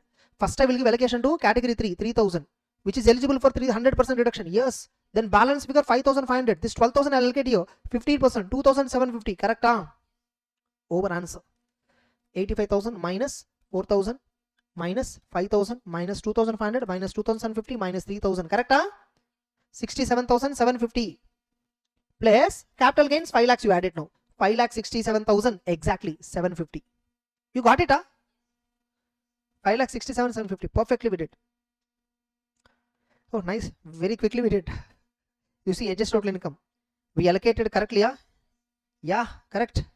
85. Out of this, we allocated 5,500 for category 4.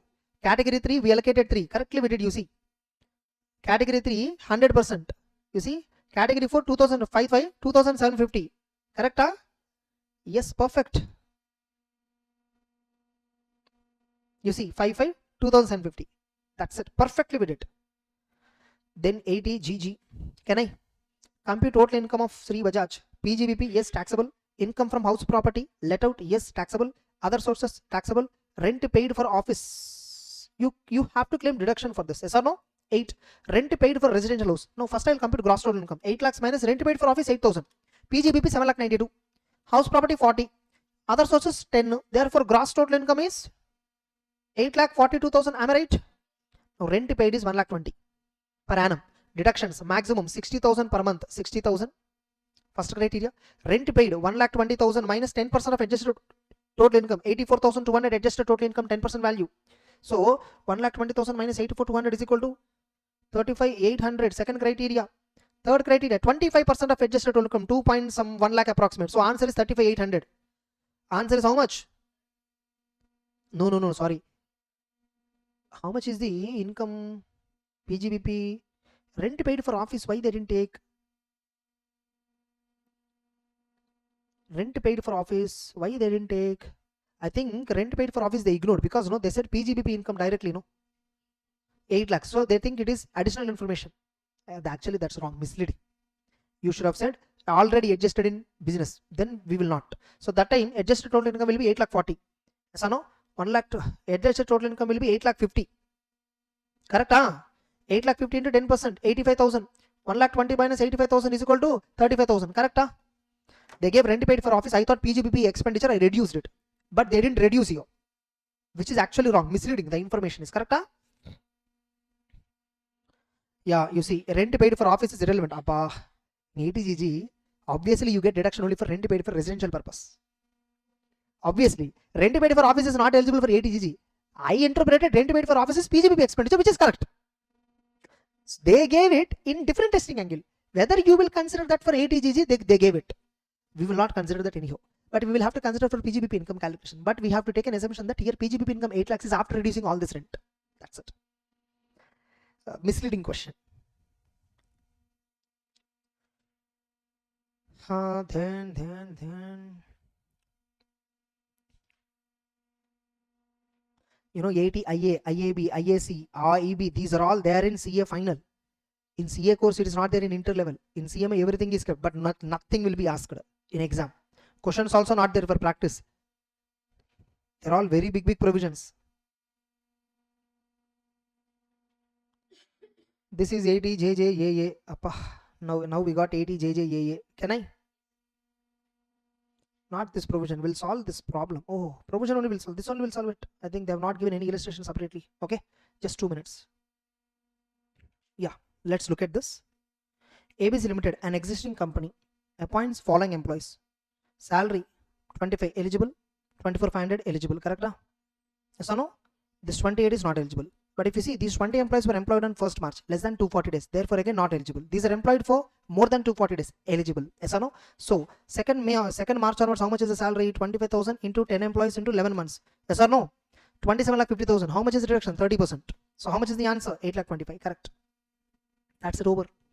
Then, there is another company, ABC existing company, appoints 50 employees during this year. Details: 25 plus 25. Salary per month is 20. This is 30. This is not at all eligible directly. Yes or no? Out of 25, 2 were employed for less than 240. So 23 I'll take. Yes or no?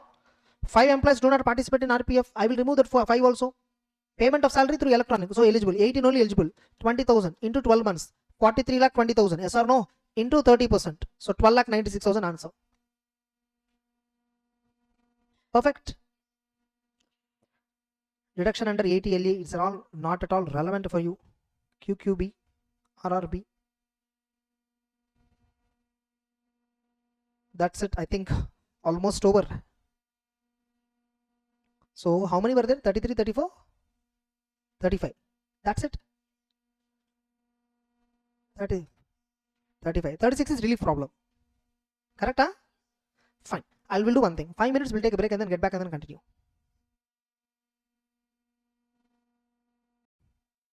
So let's continue the discussion in total income chapter, okay, where I am beginning with 34 illustration onwards, okay.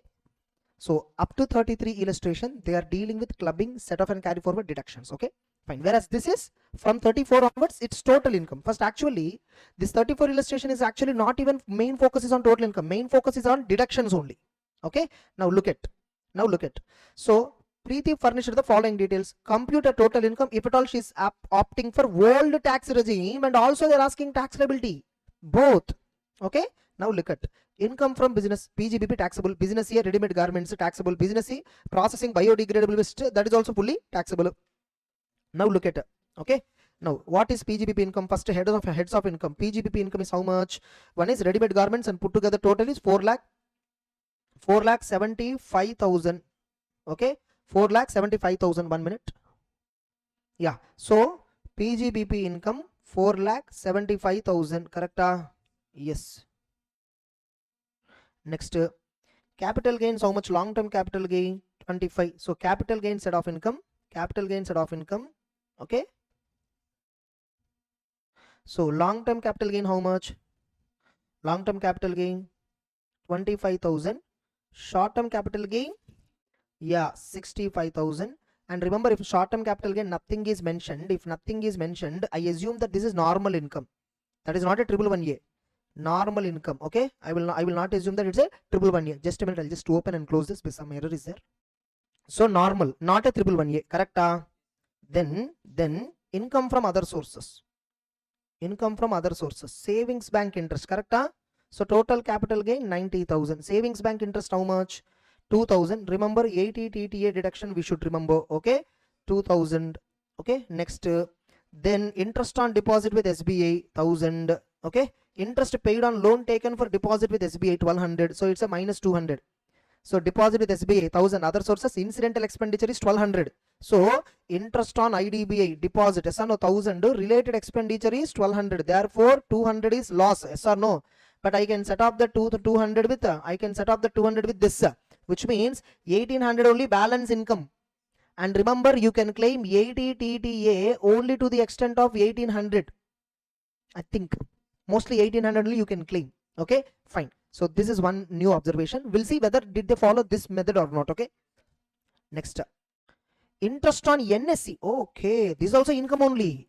Interest on NSC including last year interest 1,500 is equal to 4,200. Okay, interest is 4,200 including last year interest. Last year interest we would have already taxed in the previous year. Okay, so right now how much it will be? 2,700 current year. Correct? Interest on NSC how much it is? 2,700. Correct? That's it, 2,700. Remember, this interest on NSC will be reinvested again. Generally we don't receive it. This will be reinvested. So again we should consider this for ATC. 2,700 we should again consider it for ATC, because NSC interest we won't receive it actually. It will be reinvested. So when you accrue it, you are showing as income. When you're reinvesting again, you will claim it as deduction. Investment in NIC, this is ATC. Correct? LIC premium paid on behalf of mother. Parents not covered in ATC. Only spousal children covered. Spouse and children, no deduction at all. Investment in LIC annuity plan 80CCC. Okay.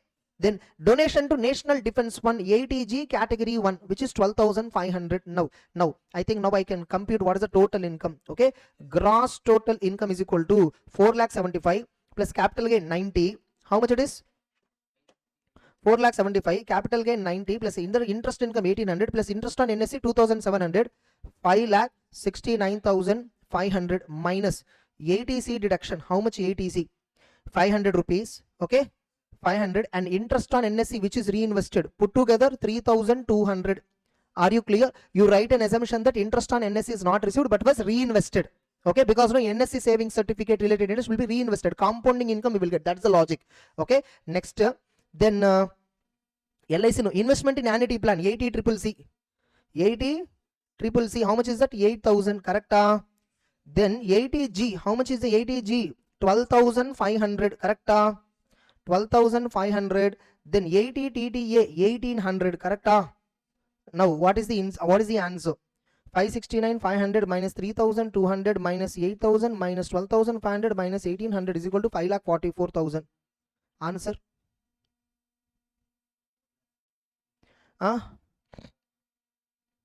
Wait a minute. Is there any other income? Is she having any disability like that? Interest on NSC. How much they got? By the way, gross total income how much they got? 5,71,000. Business income correct. Capital gains correct. Okay. Now this 2,000 is correct. Interest on NSC 4,200. What 4,200?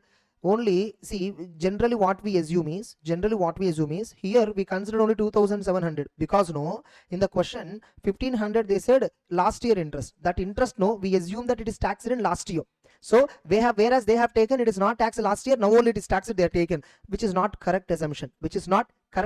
According to me. Okay, maybe they might have given some reason. Let us see. Again 80C, this amount they correctly computed. 500 plus 2,700, this reinvestment they correctly computed. Okay, interest on NSC, LIC, I think deductions answer is right. This is correct. Dependent, dependent blind mother. Oh, very good adjustment. Okay, LIC premium paid on dependent blind mother, indirectly it's a 80D DD. Dependent with disability, blind comes under disability. 80DD, if nothing is mentioned, it's a normal disability, flat 75,000. Wow, fantastic observation. Actually, indirectly they give blind mother 75,000. You reduce 75,000. Okay, you get how much the answer? 4,69,000. How much is the answer which they got? How much they got? 4,73,300. Correct? Fine. Again, you know what we did actually? Okay, yes, here again they did a beneficial treatment. You know what we did? This 200 we set off with 80 savings interest. So below we claimed only 1,800. But actually here this 200 they can set off with interest on NSE, no? So entire 2,000 is there. Here you will get, here also you will get 2,000. Actually first, no, when we are solving also, if you see, we first did this, then only we computed this. We should not set off always first. We should first compute all within the head sources, then apply beneficial set off. That time how you will get, you know, these two I will set off 2,500. This will be 2,000. So here it will be 2,000.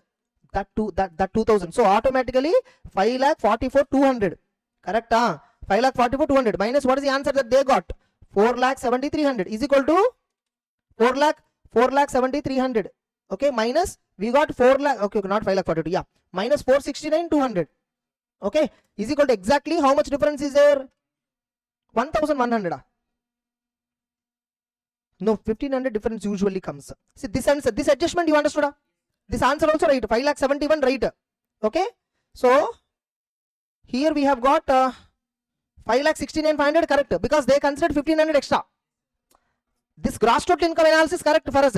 1,500, why difference is there? 1,500 difference because interest on NSE last year we assumed that it is taxed in last year. Correct? So that is one difference. ATC we computed correctly, triple C we correctly computed, dependent blind mother flat deduction we computed, donation we computed. 80 JJA, you have a new section. Okay, in CMA Inter, no, you have a section called business of processing biodegradable waste. This is not there. 80 JJA, that section is not there for CA Inter. Okay, it is there only in CMA Inter. Okay, fine. Related deduction, how much deduction they claimed? Whatever the business income is there, 25, that entire business income related deduction they claimed. Okay, now we will see the provision. Okay, then 80 TTA 2,000. So that's it. That is one main difference. Now let's go back and see 80 JJA. Okay, 80 U, 80 TTB, TTA, above that JJAA, this is, okay, patents, okay, royalty related, this is also royalty related. Then 80 IA, 1 minute, deduction under 80 LA, oh my god, you have LA also, it's not required. Okay, deduction for offshore banking and all, banking related 80 JJAA, this is JJA, above this JJA, this is 80 JJA, this is JJA, this provision we will discuss. Okay, this provision, because we have a problem. Deduction under 80 JJA in respect of PGBP of collecting and processing biodegradable waste applicable to all SSCs. It may be individual, it may be HUF, all that. Now, SSC engaged in business of collecting and processing treating of biodegradable waste for what purpose? Generating power, fertilizers purpose, pesticide purpose, or producing biogas, or making pellets or briquettes for fuel or organic manure. Then 100% profit derived from such business for 5 consecutive years from commencement of the year of the business. Okay, for 5 consecutive years, how much is exempted? 100%. Double deduction is not allowed. Inter-unit transfers, some provisions are there. Return of income shall be filed on time. No deduction shall be, deduction has not been claimed in written. Now here you see, here what are they saying here? Biodegradable waste in 34th problem. It's been 10 years they said, no. Okay, where is 34? Yeah, started 10 years ago. Array, you will get deduction only for 5 years. Okay, so they cannot claim technically this deduction below. Okay, they cannot claim. Probably when they are copying answers from past 5 attempts, they are just copying the answer as it is, forgetting the fact that 10 years it's been started. Are you clear? So that could be the reason. That is 80 JJA, because you will get only for 5 years. You will get 100% reduction only for 5 years. The answer is 4,70,300 plus 25,000 is equal to 4,95,300. This is the answer. Are you clear? Okay, that too, I will not agree in this 1,500 rupees taxation. In other sources 4,200 they tax. Actually it is only 2,700. So I will reduce another 1,500. So I will tax only 4,93,800. In other words, I will once again, you see, in other sources this number 2,700 only income, 1,500 is not current year income, and this amount also they will not get deduction. Correct? That's it. So this is a new point that we learned. If a company is engaged in biodegradable waste, okay, treatment, so they are eligible for first 5 years 100% of the business profit. So let us assume it is started just not 10 years ago. Let us assume that it is not started 10 years ago. This point, let us assume it is within 5 years. Okay, then if that is the case, then 25,000 entire business profit can be claimed as deduction. That's it. Are you clear? Next illustration number 35. Now, by the way, they're asking tax liability also, man. Tax liability also. Okay, let us go with this only. Let us go with their income only. Okay, 4 lakh 300. So now special incomes. Okay, only one special income. Yeah, long-term capital gain. How much is that? Long-term capital gain, how much is that? 25,000. Okay. Now, when this long-term capital gain came also, we don't know. We assume that it is after 23rd July. So, therefore, 12.5%. Yes or no? Into 12.5%. By the way, SSC category, they didn't mention. SSC, what is the age? What is the age of the SSC? Computer total income and tax liability. It's okay. So, balancing figure income is normal income. 4,73,300 minus 25,000 is equal to 4,45,300. Basic exemption is 2,50,000. So automatically balance is what? 1,95,300, which is taxable at 5%. Correct? Is equal to 9,765. Agreed? Hello. The total amount how much? Plus 9,765 plus 3,125 is equal to 9,765 plus 3,125 is equal to, wow, 12,890 is the basic tax. And if you remember, the total income is not exceeding 5 lakh. Therefore, individual resident is eligible for rebate up to 12,500. So 490 plus 4% tax. Yes or no? 490 plus 4% tax. 510 rupees round off. How much is the tax amount? 390 plus 4%. 390 plus 4% is equal to 400 rupees is the tax. 400 rupees is the tax. Correct? They gave wrong answer here also. That's what 400 rupees tax round figure. Here they gave wrong answer. Tax, they gave nil. They gave nil. Total income is within exempted limit. What exempted limit? Old regime. Okay. Total income is 4,70,000. Their answer is wrong. So total income is how much is the tax? 400 rupees will be the tax. Okay. By the way, long-term capital gain, how she got? Nothing is mentioned. I assume it is not 112A. I assume normal 112 on or after 23rd July. Wrong answer. Entire question wrongly computed.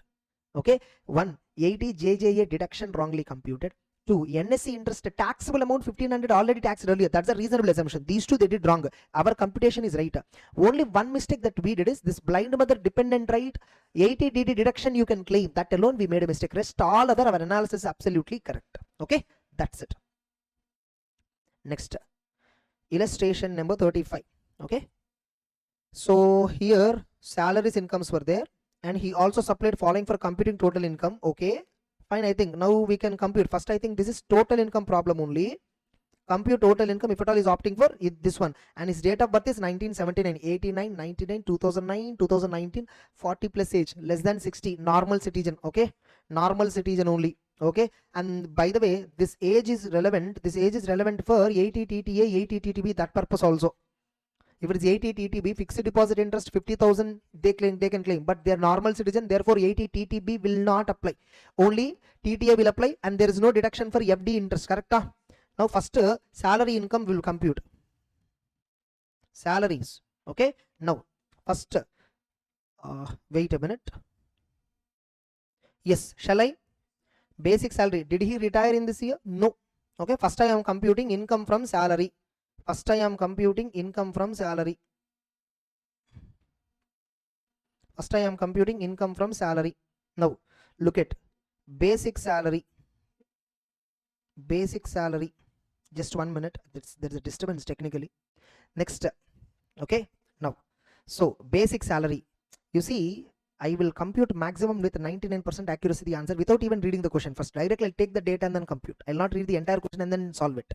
Okay, that's it. If I read entire question and solve it, if I spend little more time, I will not make a mistake also.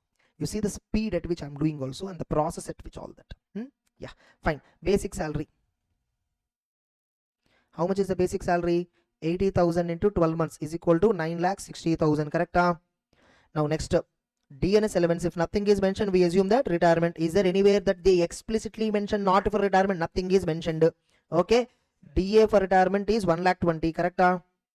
Yes or no? 10,000 per month. That's why. Entertainment allowance is fully taxable. Entertainment allowance is fully taxable, 6,000.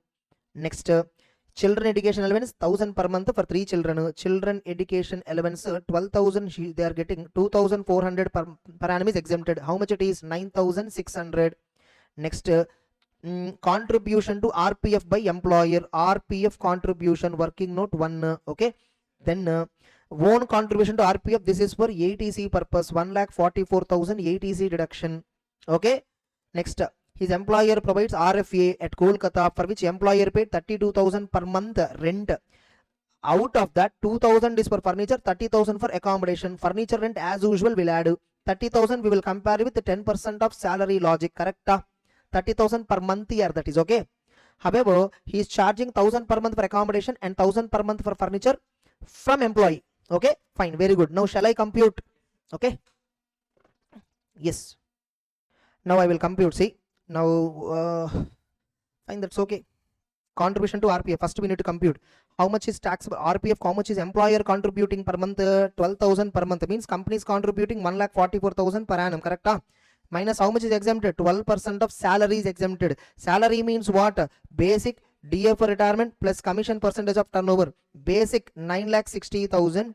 DA for retirement 1,20,000 commission. So 9,60,000 plus 1,20,000 plus commission is equal to 10,80,000 multiplied by 12%. Okay. So 12% of salary is coming 1,29,600. The excess is taxable. Correct? So 1,44,000 excess of 12% of RPF is taxable. You know how much it is? 14,400 is taxable. Correct? Then RFA working note 2. I'm doing below itself. Okay. For RFA alone I will do working note separately. So working note to RFA. Now first of all, it's a rented accommodation. For rent for accommodation is paid 30,000 per month is equal to 3,60,000, or 10% of salary, whichever is lower. Salary means what? Basic plus DA for retirement, any commission, bonus, taxable portion of allowances, correct?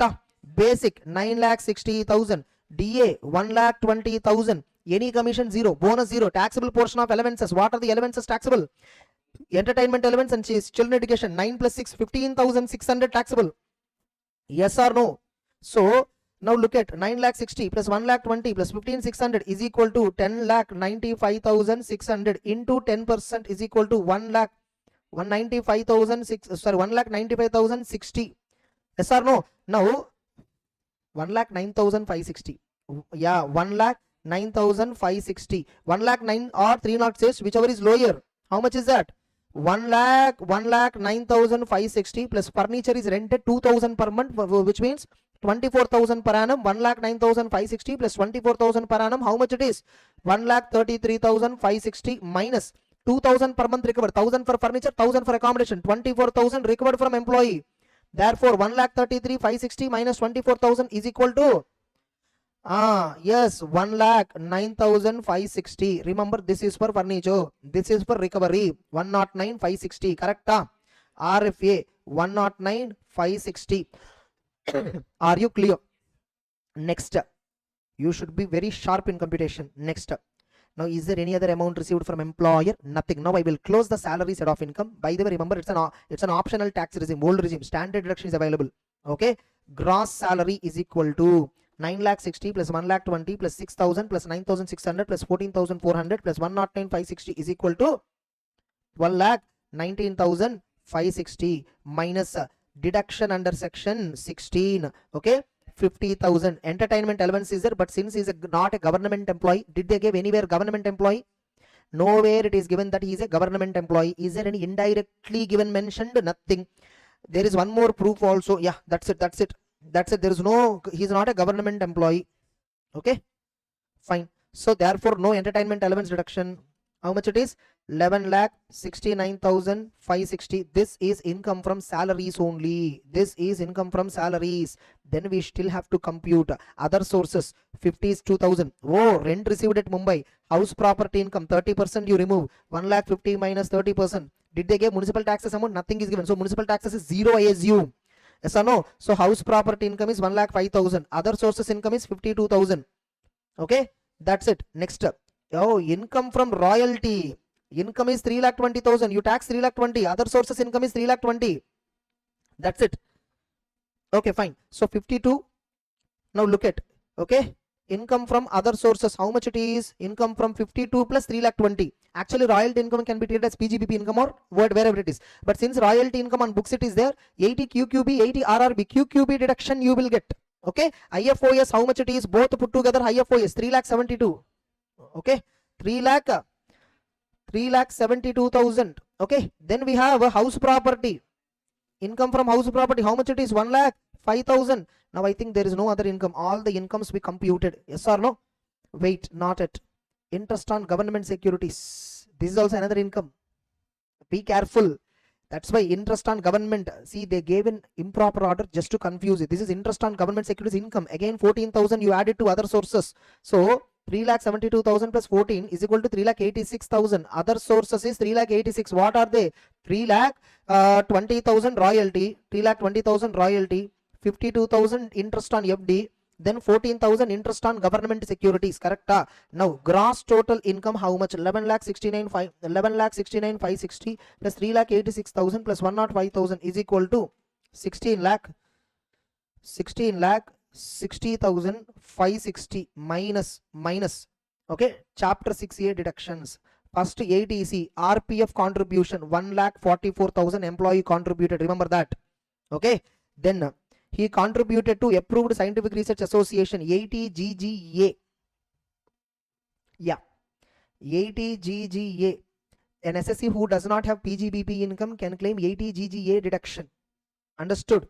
Yes. How much is that? Scientific research association 5,000. I assume that it is paid in other than cash.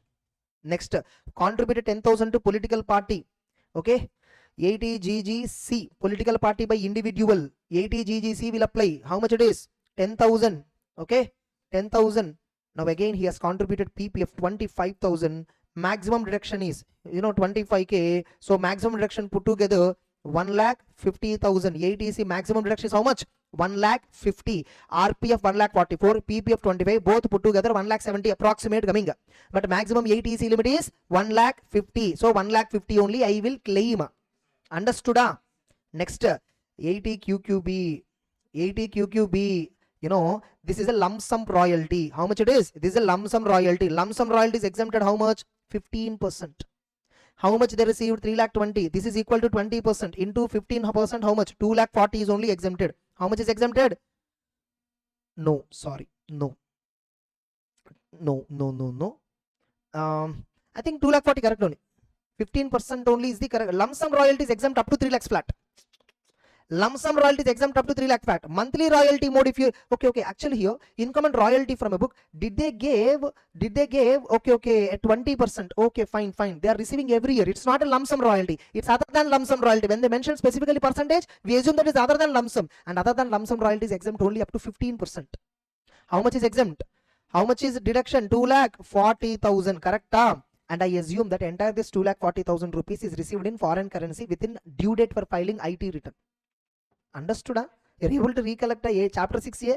Yes. Now tell me, 16,60,560 minus 80cc, 80c, 1,50,000 minus 5,000 GGA, approved scientific research, 10,000 political contribution, 2,40,000 royalty is equal to 12,55,560. How much is the answer? 5,000 difference is coming up. Maybe this 5,000 approved scientific research association. We'll see that. No problem. Remaining all correct? Oh, nice. Okay, ATC, own contribution to PPF. Hey, own contribution, how much they made, pa? 12,000 per month, How much? Here they did wrong. Own contribution to RPF, 1,44,000. Yes or no? And this is 25. So, this is the answer. 1,50,000 is the answer actually. They missed it. So, they are getting 5,000 extra answer, correct? Actually, we got answer 12,55,560. They got 1,260, which is actually wrong answer because they considered 10,000 per month. Yes or no? 1,20,000 they thought, but actually it is how much? You see here. How much? Own contribution to RPF. How much here? 12,000 into 12 months. 1,44,000. Correct? Yes or no? 1,44 and 25, 1,69, restricted to 1,50. ATC answer 1,50. So their answer is wrong. Ours is correct. Entirely correct our answer. Good. Yes or no? That's it. That's it. And maximum reduction under this section is 3 lakhs. That's anyhow we know it. Maximum reduction under QQB is RRB 3 lakhs. Okay. That's it. We computed so nicely, you know. This one. Next. Relief problem, we will come back later. That's a very easy concept. Relief concept is what, you know, very simple. Sometimes, you know, what happens is in previous years, I'm eligible for increment. But that year they might have not granted increment. Especially in government, you will get like this only. This year, government would have approved increment amount. And that increment they didn't approve from current year. They approved it retrospectively from 3 years back onwards. So 3 years back onwards, whatever extra increment you are supposed to receive, entirely you are receiving now. As per arrears concept, it is taxable in the year in which it is received. But employee argument, that amount I should receive that time. Not now. That time I'm in 20% slab only. Now because of this arrears, I'm in 30% slab. Okay. Now entire arrears, if I tax it now, I have to pay extra tax which I don't have to pay technically. I will pay 20% tax rate. That time I'm in 20% slab that year. Okay. Moreover, that year tax rates are low. Okay. I have more benefit. So that kind of differential relief is called as relief. Okay. I will explain relief concept separately. Maybe when I'm doing problems, I'll do it. Clear? Next. Then we are now coming to 36. Correct? Next. Determine tax liability. Oh my god. Net salary they gave. Annual value of the property they gave. Annual value means income is 42,000. Correct? Annual value means net annual value. Minus 30% 42. Lottery income 50. Business income 50. LIC premium paid 80C. Okay. Ratan deposit LIC annuity plan 80 triple C. Paid medical premium 80D. Okay, fine, we'll do it. All this you total first. 2,85,000 plus 42,000 plus 50,000 lottery plus 50,000. Gross total income 4,27,000. Correct? 4,27,000. Now remember, in this 50,000 is lottery income. Only 327 is eligible for chapter 6 reduction. LIC premium 10, 80 triple C 12, 80D. So 10 plus 5, 15 plus 12, 27. Oh, which means total income is 4 lakh. Yes or no? Now 4 lakhs. How to compute tax on this? Okay, 50,000 is lottery. Remaining 3.5 lakh. It's lab rates. Correct? Now SSC age. Nothing is given, so I assume normal citizen. That to old regime. Correct? So 1 lakh into 5%, 5,000 rupees into 30% is equal to 15,000 rupees. Total tax is 20,000 rupees. Since total income is not exceeding 5 lakh, 12,500 rebate. So 7,500 plus 4%. Correct? How much it is? 7,800. What is the answer given? 285 correct. 42 correct. PGBP correct. 4,27,000 correct. SS is handicapped. Where they mentioned? Who is handicapped? Oh, SS is handicapped. Oh my god. See here they are giving blind handicap details. So like, you know, be careful. Okay. Camouflage. This is called. So the observation you can't make an 75,000 flat deduction is there. 80U. What is the 80U? Flat deduction 75. So which means your income will be 3,25,000 only. Correct? Yes or no? 50K. So 50K here. So 3,25,000. So 50K if you remove it is only 2,75,000. So which is 25,000 is taxable at 5% is equal to 1,250. Correct? Okay. This is 15,000. So total 16,250 minus 12,500 rebate. So 16,250 minus 12,500 is equal to 3,750. 4% is equal to 3. That's it. 3,900. Is that the answer correct? Handicapped point. Earlier also we saw blind mother dependent 80DD like that they are asking. Okay, be careful. That's it. Next 37. Can I compute taxable income and tax liability? Tax liability. So be careful. Okay.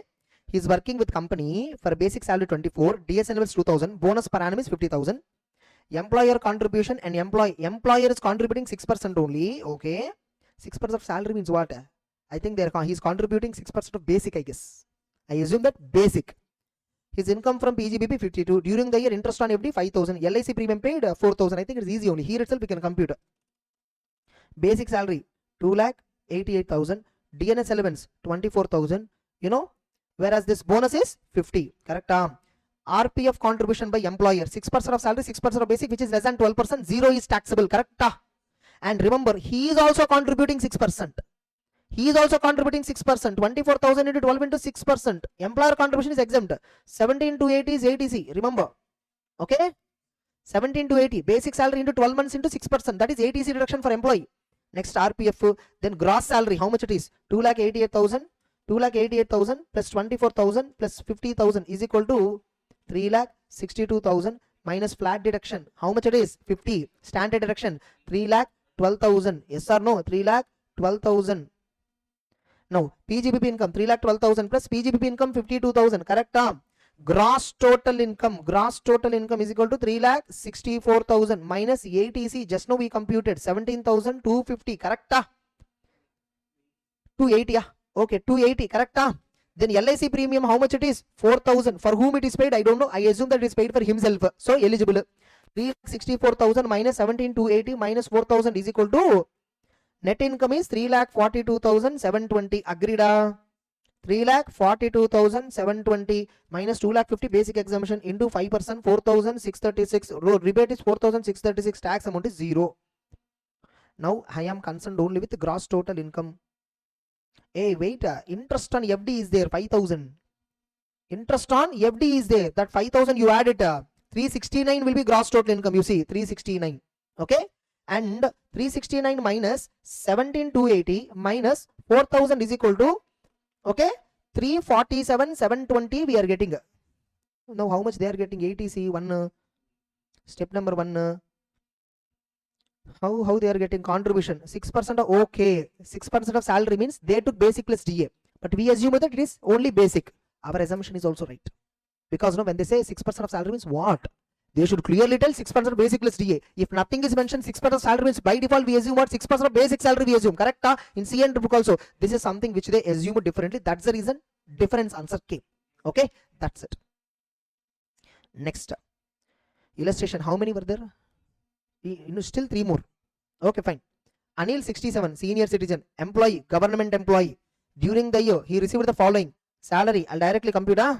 Oh, rent-free accommodation is there. No. So we need a paper then. Okay. Now you see salary. How much is the basic salary? So 2,40,000. By the way, is there any retirement concept? No. So which means I can take entire full year computation. Okay. DRS elements I will assume retirement purpose. So 48,000 per annum. Correct?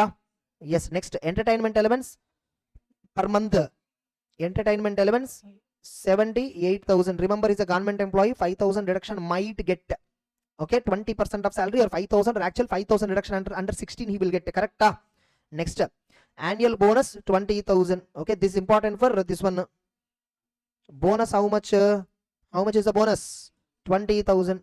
Yes or no? Now next, rent-free accommodation where license fee is 30, whereas pay rent. License fee only we will take.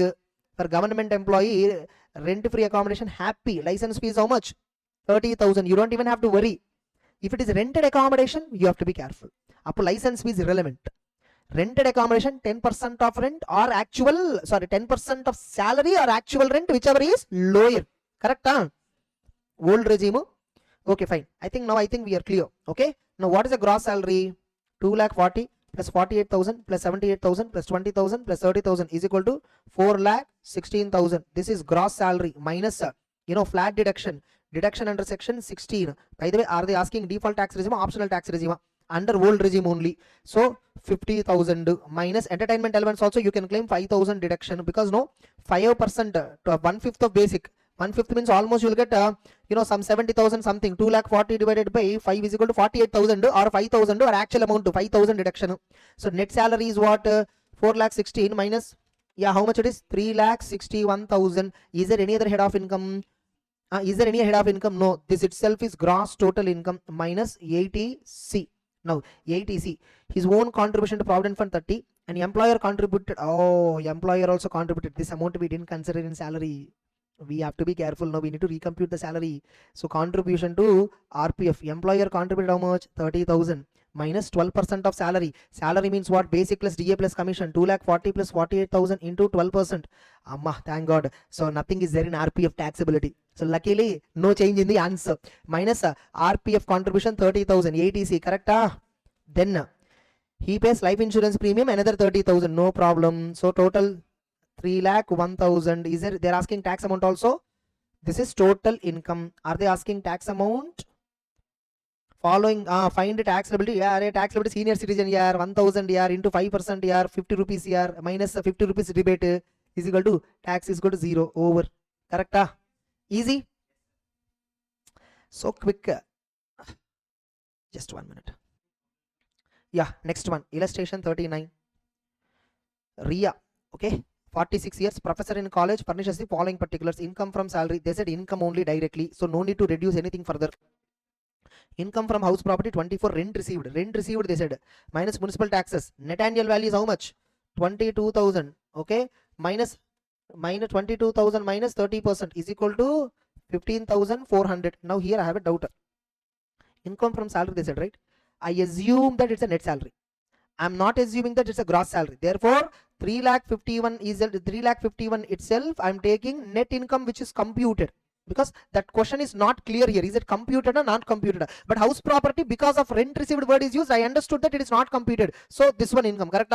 Other sources, bank deposit 12 taxable, 10 interest dividend taxable, remuneration taxable, all put together. Other sources income 12,000 plus 10,000 plus 5,700 is equal to 27,700. Other sources income, correct? Next, deposit in PPF 40,000 is ATC deduction. Own contribution to RPF 12,000, correct? Paid premium on own health, ADD deduction 16,000. Donated 10,000 to National Relief Fund. How much it is? 10,000. And 15,000 to registered trust. This is category 4 donation, restricted to 10% of adjusted total income. After adjusting 50% deduction, you should click. Okay, fine. First ATG alone I will not touch. First rest all other I will compute. Here the major testing point is ATG. The major testing point is ATG. Income from salaries how much? Income from salary how much? 3,51,000. Income from house property how much? 15,400. Okay. Next, income from other sources how much? 27,700. Correct? Now gross total income is how much? 3,51,000 minus 50. 3,94,100 minus ATC how much? 40 plus 12, 52. Correct? 52. This is RPF plus PPF. ADD how much? ADD how much? 16,000. What is it? 16,000. ATG working note. Okay. Now ATG point of view, these if you set off, you will get adjusted total income. Okay. 3,94,100 minus 52,000 minus 16,000 is equal to 3,58,100. This is adjusted total income. 3,94,100 minus 52,000 minus 16,000 is equal to 326. Correct ma? Sorry. 3,26,100 adjusted into 10% is equal to 32,610. Category 3, category 4 donation shall be less than, amount paid shall be less than this. Therefore, category 1, category 4. By the way, category 1 donation how much? 10,000. You can claim flat 10,000. Okay, you can claim flat 10,000. Category 4 how much they paid? 15,000. Since 15,000 is less than 10% of adjusted, entire 15 is eligible, but you can claim only 50% deduction, 7,500. Correct? Here no. Suppose if this amount is 40,000, if this amount is 40 for example, then I will take only 32,610. Okay, but since category 4 value 15 only is there, 15 itself is eligible, that is qualifying amount into 50% 75. Now look at what is the answer. Same, all this reduced now. 3 lakh. That's it, over. Now they're asking tax also, no? By the way, normal citizen 46, 12,100 rebate 0. By the way, total income answer correct? That's it, 3,08,600. Are you clear? Here you see they put star as a payment is within the limit. What limit? Adjusted total income 10% limit. What is adjusted total income? Gross total income minus chapter 6A except ATG. Correct? Yes, next. Total income problems not that difficult, no? Next, Shri Chandan Shah Saha furnished the following information. Okay, but actually only total income problems were not difficult. Rest all other chapters it was difficult. Salaries was difficult. House property is difficult. Yes or no? Income from salary, net salary, that specifically mentioned. Okay. House property income, they said, I assume it's income. Short term capital loss, I can set up only against long term capital gain, I can set off. So balance long term capital gain. Hello. Short term capital loss I can set up with long term capital gain. So balance is 25. Okay, therefore capital gain set of income over interest on bank FD. Okay, other sources, dividend also other sources. He made the following payments. Okay, fine. First I will compute gross total income. 6 lakh salary plus 1 lakh 40 plus capital gain, which is long term capital gain, only 25 after set off, plus 25,000 other sources income, dividend other sources. 8 lakhs is gross total income. Agreed? Minus deductions. LIC premium 25,000, policy taken on 15th August 2 lakhs. Okay, 10% only limit. Remember, ATC, if policy is taken on or after 1st April 2012, maximum 10% of the sum issued, which means 20,000 only you can claim. Correct? Deposit 1 lakh 40 PPF. Own contribution to RPF 20,000. But you see, all ATC put together is more than 1 lakh 50. Therefore, I will claim only 1 lakh 50. Medical insurance premium for own health 10,000. For spouse 8,000. Total 18,000 ATD limit. For this category 25,000 limit applicable. Still it is 18,000. No problem at all. So 8 lakhs minus 1 lakh 50 minus 18,000 is equal to total income is equal to 6 lakh 32,000. They are asking tax also. So total income is equal to 6 lakh 32,000. Remember, in this 25,000 is long term capital gain. Balancing figure 6 lakh 7,000. What is the age of the SSC? Nothing is given, so I assume normal citizen. Okay, up to 5 lakhs income, the tax is 12,500. Balance on 1 lakh 7,000, I will tax 20% is equal to 10,7, 21,400. Yes or no? Both put together 21 plus 12, 33,900. Whereas long term capital gain, I assume it is 12.5%. On or after 23rd July, I will assume. Suppose if I assume on or before 23rd July. No, wait. They gave a date. They gave a date. They gave a date. Don't assume. They gave a date. 20th June. Before 23rd July. Rate is 20%. The capital gain tax rate is 20%. Is equal to. Fantastic question. Yes or no? So, my basic tax is equal to 33,900 plus 5,000 is equal to 38,900. Since total income is more, no rebate, plus 4% is equal to 40,460 rupees round off. What is the answer? Correct? That's it. You see, 5 minutes I'll be doing. Problem 5 to 10 minutes max. Where?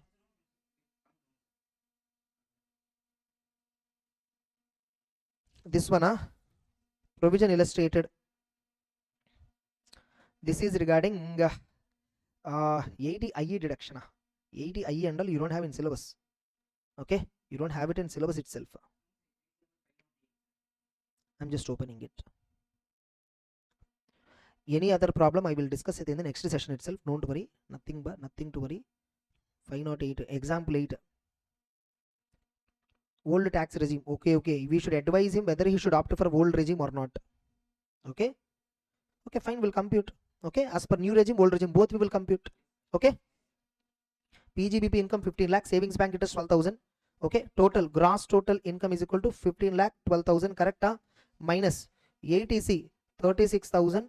Okay, minus ATC both put together 1.5 lakh. So entire ATC deduction is how much? 1 lakh 50,000. Now what is the total income? Is equal to how much? 13 lakh 62,000. Now on this compute tax, 3 lakh 62,000 minus into 30%, 1 lakh 12,500 is equal to 2 lakh 21. Under optional tax regime, 2 lakh 21,100 plus 4%. Okay, is equal to 2 lakh 29,948. This is optional tax regime. Hello? Okay, now wait. Yeah, correct. Interest on savings deposit is there, na? Interest on savings deposit 10,000 is there, na? So now tell me 15 lakh 12,000 minus 1 lakh 60 is equal to 13 lakh 52,000. Okay, so now basic tax how much it will come? 3 lakh 52,000 into 30%. Correct? Now up to 10 lakh 1 lakh 12,500 is equal to 2 lakh. Do basic tax is coming 2 lakh 18,100 as per normal slabs optional tax regime for 4%. Correct? 2 lakh 26,824. Correct? Now suppose if it is default tax, this itself is total income. ATC, ATTTA will not come. Okay, 15 lakh 12,000. Now as per default tax regime, up to 15 lakh the tax amount is 1 lakh 40 ma. Up to 15 lakh the tax amount is 1 lakh 40 plus 12,000 into 30%. 12,000 into 30%. 3,600 plus 1,40,000 plus 4%. Oh, under default tax regime 1,49,340 rupees only total tax with cess. Therefore, I will advise him not to opt for old regime. I will advise him to go for default tax regime. But remember, once an SSE chooses default tax regime, business SSE, forever he should go with the default tax. Suppose if he withdraw, he can never go back to default tax regime unless business is discontinued. That's it. What is the answer? Perfect. Okay. Next. Yeah, they rounded off. Next. Over. Problems. That's all. Huh? Wow. Total income problems over. Huh? So in advanced tax studies, only small questions were there. Huh? That's it. With this total income problems are over. We still, we little started total income early. We still have to discuss about some other topics which we kept pending. I'll do recording. Okay, that's it. So we'll start problems on residential status.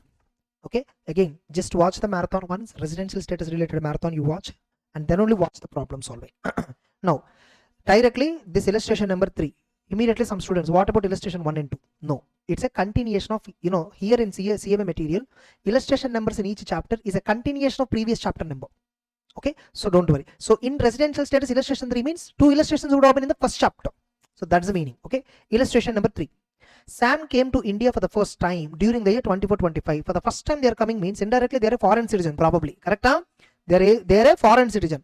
But there could be a possibility she might be Indian origin. Possibility could be there. What is an Indian origin? If parents or grandparents were born in India, then this person will become Indian origin. Okay. During the previous year, he stayed in India for option 1, 50 days. What is the residential status? Option 2, 180 days. What is the residential status? 153. Only in second case, she is a resident. And again, since B1, again, category 1, I am checking first category 1. Category 1, B1. 182 logic. Here 182 not satisfied. Third case 182 not satisfied. But second case 182 logic satisfied. Okay, in first case and third case, no. I will apply category 1, B2. 60 days logic not satisfied. Okay, here 60 days logic satisfied, but last 365, 4 years, that logic not satisfied. So B2 will not, B2 has not been satisfied. B1 and B2 both are not satisfied in 1 and 3 category, whereas in second question B1 condition is satisfied. Therefore, she is a resident in India. Now again, is she an ordinary resident or not ordinary? A1, A2 we should check. A1, last 7 years, she was not been in India, failed. So automatically she is a RNO or in question number 2, whereas in question number 1, non-resident, and here also non-resident. Because in 1 and 2, B1, B2 both failed, whereas in 2, B1 satisfied. Are you clear? Now again, sir, B2 can we apply here? Absolutely. B2 can be applied, B2 can be checked. B2 when we will not at all check. B2 when we will ignore completely. Indian citizen leaving India for employment. Indian citizen, Indian origin, visiting India. Indian citizen as a crew member of foreign bound ship. For these 3 cases only we will think about this. Are you clear? Next, illustration number 4. Andy, a British national, comes to India for the first time. Oh, again first time. By the way, here first time is in 2021, not 24-25. Right now we are doing 24-25. Be careful, okay?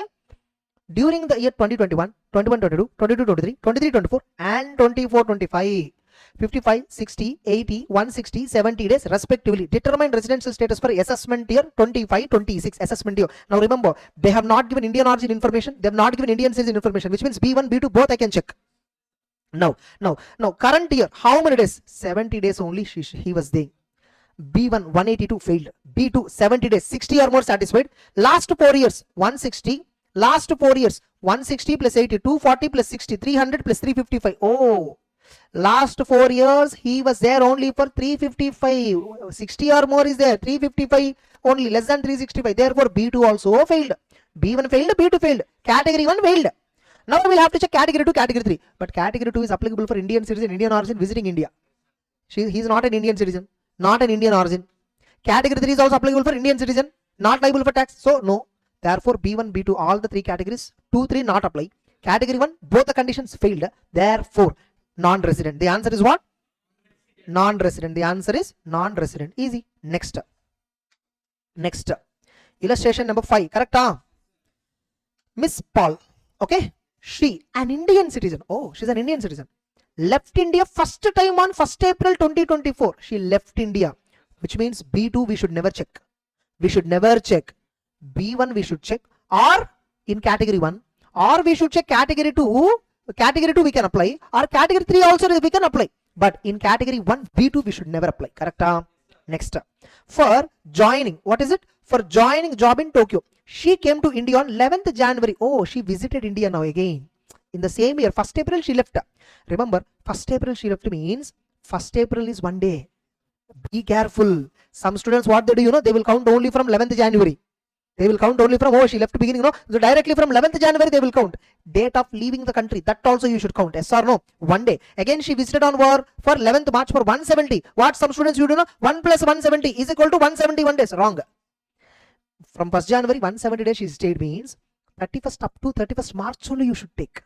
You should take only up to 31st March. So January 11th onwards to 31, 21 days. Okay. February 28 days. March 31. All the three put together how many?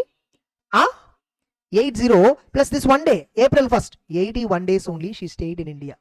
Now you see. B1 182 or more in the current year. Not satisfied. B2 will not apply. Category 2 120 days or more in current year. 80 only. Category 3, whether she is liable for outside India tax or not, nothing is given. So I don't think category 3 also applicable. Therefore, all the three categories she didn't satisfy. Therefore, the answer is non-resident. Easy. Next.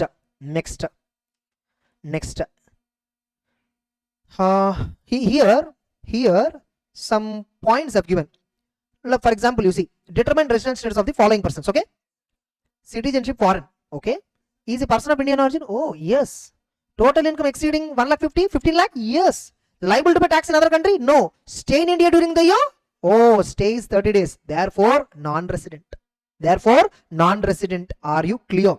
Okay. Stay in India in the past 4 years. Stay in India in the past 4 years is? In the past 4 years, immediately preceding previous year, 380. See, first category 1 I will check. Category 1, foreign citizen, B1, B2 information. First B1, B2 I will check. Stay in India in the current year is less than 180 to less than 60. I will not check. Yes or no? I will not check. By the foreign citizen, since it's a foreign citizen, B1, B2 I will check. Category 2, 120 days logic, will not check. Category 3, deemed resident logic also we will not check. Be careful. Okay. So here, this information is irrelevant. This information, oh, Indian origin. So category 2 will applicable.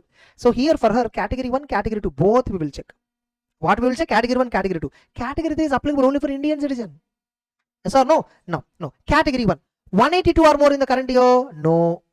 182? No. 60 days or more B2? That is also not satisfied. Category 2, 120 days or more? That is also not satisfied. Therefore, non-resident. Correct? Now next B. Indian citizen. They said what? Indian citizen, which means category 1, 2, 3. All the three we should check. Now, category 1. Category 1 means what? B1, B2 we should check. Now, in India, how many days? 30. Which means both B1, B2 failed. Category 2 failed. Because category 2, 120 days logic. That is also failed. Category 3. Is she liable for any tax in other country? No. She is not liable for tax in other country. Look at this. No. Indian. Look at this. Yeah. No. Indian citizen. Sorry. Indian citizen. Correct? Not liable for tax in other countries. Total income is also not exceeding 15 lakh. Deemed resident logic also will not apply. Whereas in the third case, total income is exceeding 15 lakh. Foreign income. Yes or no? Not liable for tax in other country. She is a not ordinary. RNOR. Yes or no? Next. Now you see, Mr. D you see. For D also Indian citizen. Okay. Indian origin. Yes. Total income exceeding 15 lakh. Total income is exceeding 15 lakh. Is liable to pay tax in other country? Yes. This is the problem. Which means deemed resident logic will not apply. Category 1, category 2 only. As per category 1, category 2, Indian citizen, 182, 60 or more, 120 or more, any of this. Therefore, she is a non-resident. See how good this problem, It's so good. Everything. Foreign citizen, category 2, category 3, we will not check. Oh, Indian origin, category 2, we will check. Yes or no? Stay. Oh, 138 days she stayed. Yes or no? 138 days she stayed. So, she is a foreign citizen, Indian origin, 138 days she stayed. Last 4 years, 365 or more. Income exceeding 15 lakh. She is a not ordinary resident as per category 2. Next. Foreign citizen, Indian origin, which means category 3 will not come. Category 1, category 2 we will check. 185 in the current year. Oh, B1 satisfied directly. B1 directly satisfied. Resident. Now, whether ordinary resident or not, we don't know. But they said ROR. Okay, they said ROR. I don't know on what basis they said ROR. Because last 7 year data they have not given. Okay, last 7 year data they have not given. Last 10 years, 2 years residence data not given. They assume that it is ROR. Okay, oh, note number 6 they gave. He is satisfied 180 days correct dual condition. Okay, they said they assume that dual condition is satisfied. Is there any question like this additionally? There is no question continuation. They might have taken assumption here. Okay, then again Indian citizen, all the 3 categories applicable. Yes or no? 85, oh, 182 logic does not satisfy. 60 days logic satisfied. 365 or more satisfied. 60 days logic, okay, I think here Indian citizen, probably they might have taken Indian citizen leaving India. They might have been taken Indian citizen leaving India. Here in the G question, no, information is not sufficient. Okay. H, foreign citizen, Indian origin also not possible. So category 2, category 3, both we will not check. Only category 1 will check. As per category 1, 182 or more, that we should check. 60 or more there, 365 or more there. So automatically resident is pakka. Odd resident or not, information is not given. They assume it's ROR. Clear? Next.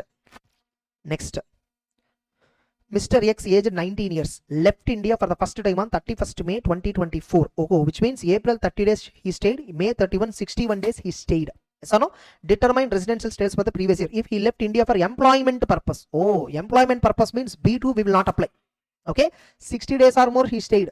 Last 4 years, 365 or more he stayed. But B2 we should not check. Therefore, B1 not satisfied, B2 not satisfied, but he is India leaving India, right? Indian citizen leaving India, right? Category 2 visitors it is applicable. Category 3 information not given. Therefore, I will assume non-resident.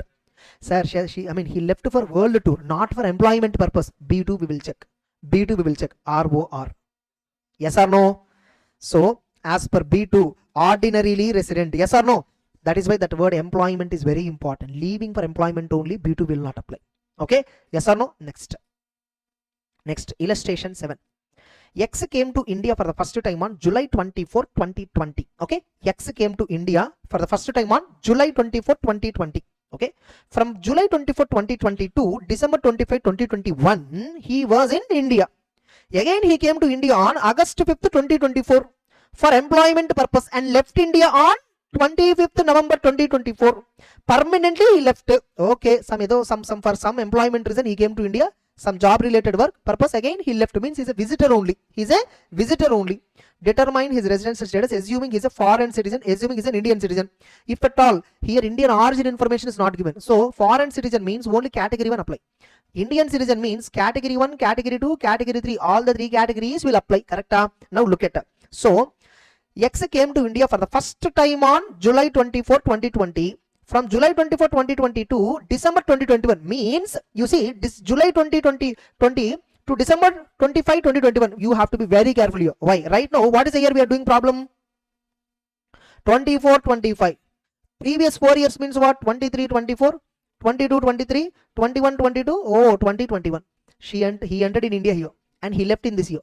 If you observe, last 4 years. Here when he entered 24th July. Okay, 24th July. Okay, 24th July to 31st March 2021 only I will check first. 24th July means July month 7 days. August 31, September 30, October 31, November 30, December 31, January 31, and 2021 is not a leap year. Okay, 28 February and March 31, which means 250 days. In 2021, she stayed for 250 days. Whereas in 21-22, April to December month, December 25th he left. December 25th he left. Yes or no? So 21-22, 22 is also not a leap year. 2022 is not a leap year. Remember, 2020 is a leap year, 2024 is a leap year, 2028 is a leap year. Be careful, okay? Fine. Now, so 365 days minus, I will go reverse calculation. March 2022, he is not there. February 2022, he is not there. 28. January 2022, he is not there. Yes or no? 275 till now minus. In December, he is not there only for 6 days. 26, 27, 28, 29, 30, 31. 6 days only is not there, which means he is in India for 269 days. Correct? Hello? Now, in the past 4 years, more than 365 days is there. In the past 4 years, more than 365. Now, in 24-25, how many days she is there? How many days he is there? That we need to check. 24-25, August 5th, he came. November 25th, he left. August 5th means 31 minus 4. 27 days in August, he stayed. August, September 30, October 31, okay? November 25. So, all 25 will take. Oh, 113 days. So, in the current year, how many days? 113. Okay, now the game is clear. B1, 182 or more, not satisfied. B2 left India permanently, not satisfied. Yes or no? B2 will not apply. B2 we will not apply. We will not at all apply because they came. This is a visitor. She came first time long back. Again now she came visitor. Again left India. And by the way, is an Indian citizen? Okay. We are first considering from Indian citizen. Second question point of view, we are considering. We are considering from second question point of view. Okay. So Indian citizen visiting India. B2 will not check. Category 2, 120 or more, failed. Category 3, not liable for tax in other country. That information also not given. Non-resident. If at all she is a Indian citizen, non-resident answer. Sir, she is a foreign citizen. He is a foreign citizen. If it is foreign citizen, B2 logic we will apply. Correct? B2 logic will apply. 360 days or more satisfied? Yes. 365 days or more in the past 4 years satisfied? Yes. Therefore, she is a resident. So first part of the answer, the answer is, hey, what they gave? First part, he is a foreign citizen. Foreign citizens are not covered by exception to AMA. That's not covered by, means they are covered in B2. That's what they mean to say. Where is the answer first? Did they give answer? Further he was resident. He is a resident. As per foreign citizen logic, resident. Now Indian citizen logic. See, actually here, Indian citizen logic. So as he satisfies condition 6 months, he is a resident. Okay, 1 month 3 days is there. So both put together 365 or more logic is there. For Indian citizen, foreign citizen, for both put together they said it is resident. For both put together they said is receipt. Here they gave. His coming in India for employment purpose is not covered by exception. Okay, they took one assumption that, though they came for employment in India, I consider that as visitor. We assumed that it's a visitor case because they again left back. Yes or no? We interpreted it as visitor. Therefore, we did not apply B2. They interpreted it as, since they come into India for employment, not leaving India. On that logic they interpreted, and they are saying B2 will apply again. Okay, they said B2 will apply. If B2 is applicable, Indian citizen or foreign citizen, in both the cases he is resident. But actually the question is not clear. They visited India and they left again India. So it's a visitor kind of case only. It's a visitor kind of case only. Correct? So they interpreted something beyond and they said it's not a visitor logic. They said since they are visiting India for employment, it's not leaving India for employment, it's visiting India for employment. B2 condition exception and all will not apply. Therefore B2 we should check. That logic they interpreted. Understood? That's it. So this is bit debatable, this answer. Okay, so you follow the same logic given in the institute study material in your exam purpose. That's it. Okay, here she came India for employment, right? He came in India for employment and again left.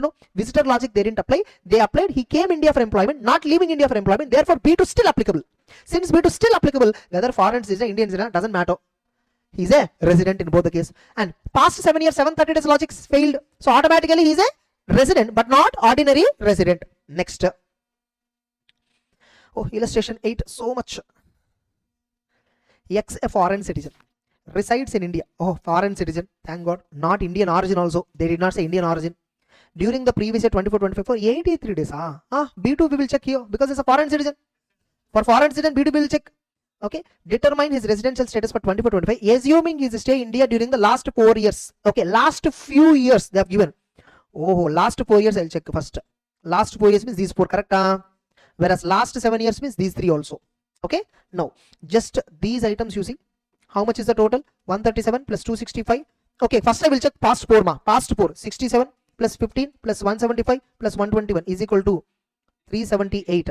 Oh, B2 60 or more satisfied, 365 or more satisfied, B2 satisfied. Now I need to check A1, A2.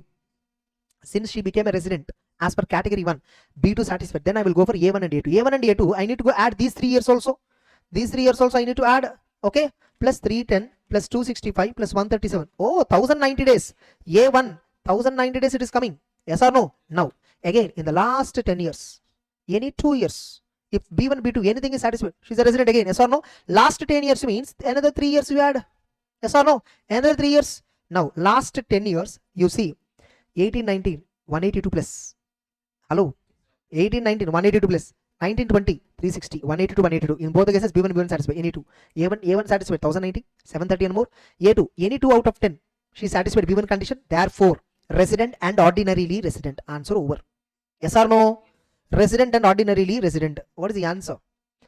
They've given. He is a resident and ordinarily resident. Easy. Yes or no?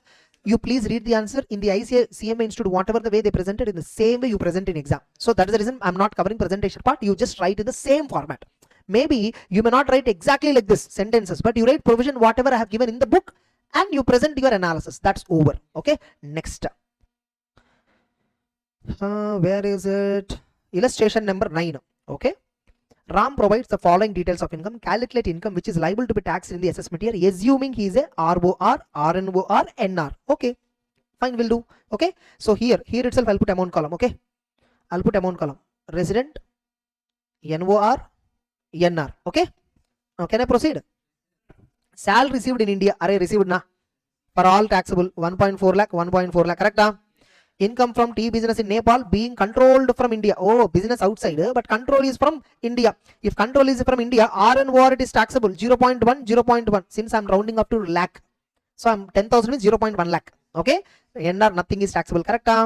Interest on company deposit in Canada. Array source is outside, but for global, for ROR global income is taxable. Yes or no? Whereas from NR and RNOR only received 10,000 is only taxable, correct? Then profit from business in Mumbai controlled from UK. Array Mumbai sources in India, yaar. 1 in all the 3 cases taxable.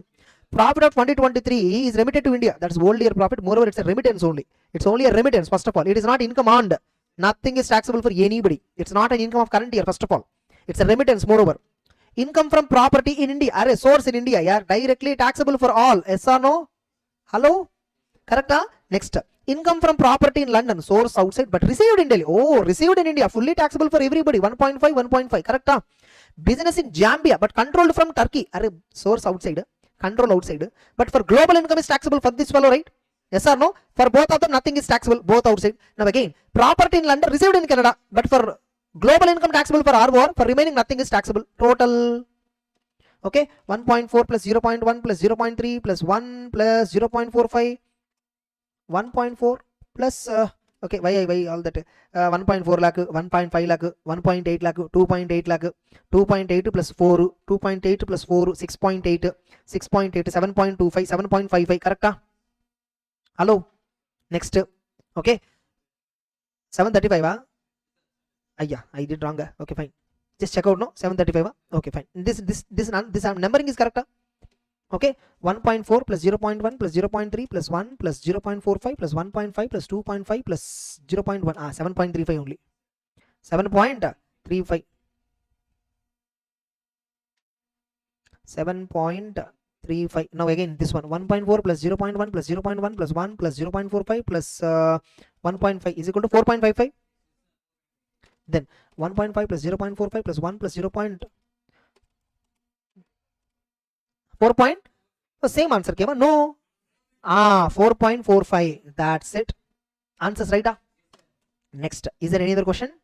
Done. That's it. Now that's it. Okay. Easy. Hey, some illustration is there, yaar. Okay. Whatever it is, everything we should cover. General illustration. We'll cover everything. Some general illustration. Yeah. They said income, not rent. Here one question is in the previous question, just now whatever we covered, income from house property in India, they said. Okay, some amount they gave. They said income. I also assumed that it is computed income. I am not thinking that it is rent. If at all I assume a rent, no, 30% reduction we can claim. So what they gave assumption? They assumed income only. They did not deduct 30%. Alternatively, we can assume that as rent, 30% you can reduce. Are you clear? That's it. Next. Now here, what is it? Illustration A. Okay. Miss Monica, foreign national, comes India every year for 90 days. Remember, foreign citizen. Therefore, B2 condition can be checked. Category 1 B2 condition can be checked. Category 2 will not apply. Category 3 will not apply.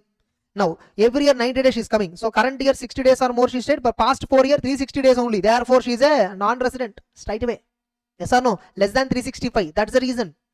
Then will your answer be different? If she comes for 100 days instead of 90 years, then in that case my answer will be resident only. She is a resident, not ordinary resident. Why? 7 years it's only 700 days. For past 7 years it is only 700 days. But past 4 years 400. In this year 100. B2 condition satisfied. A1. Last 7 years 700 only she is staying. Therefore A1 failed. Therefore she is a resident but not ordinary resident. So a non-resident R and OR. Correct? Not ordinary resident. Second answer. First answer non-resident. Easy. Next. Siddh, a British national, joined XYZ company as an engineer in India on 1st May 2014. On December 31st, 2015, he went to Sri Lanka on deputation. Okay, for the purpose of employment, he left on December 2015. Correct? On 1st April 2020, he came back to India and left to Sri Lanka again on 31st May 2020. So in 2020 year, how many days he stayed? So 30 days April, 31 days. Okay, in 2021, he stayed for 61 days. He again returned to India and joined his original post on 1st July 2024. Oh, he came back again to India permanently, which means B2 condition, is it applicable or not applicable? Applicable. Because B2 is not applicable for whom? Who is visiting India? Not applicable. She came back and joined fully. Leaving India, B2 will not apply for current year. Now they came back India, B2 will be applicable. Now current year B2, 1st July, yeah. So up to 31st March 2025, she'll be there. Obviously more than 182. Oh, B1 satisfied. We don't even have to worry about B2. Yes or no? B1 satisfied. Now A1, past 7 years. Past 7 years less than 730 days. Past 7 years less than 730 days. You see the information past 7 years? Past 7 years.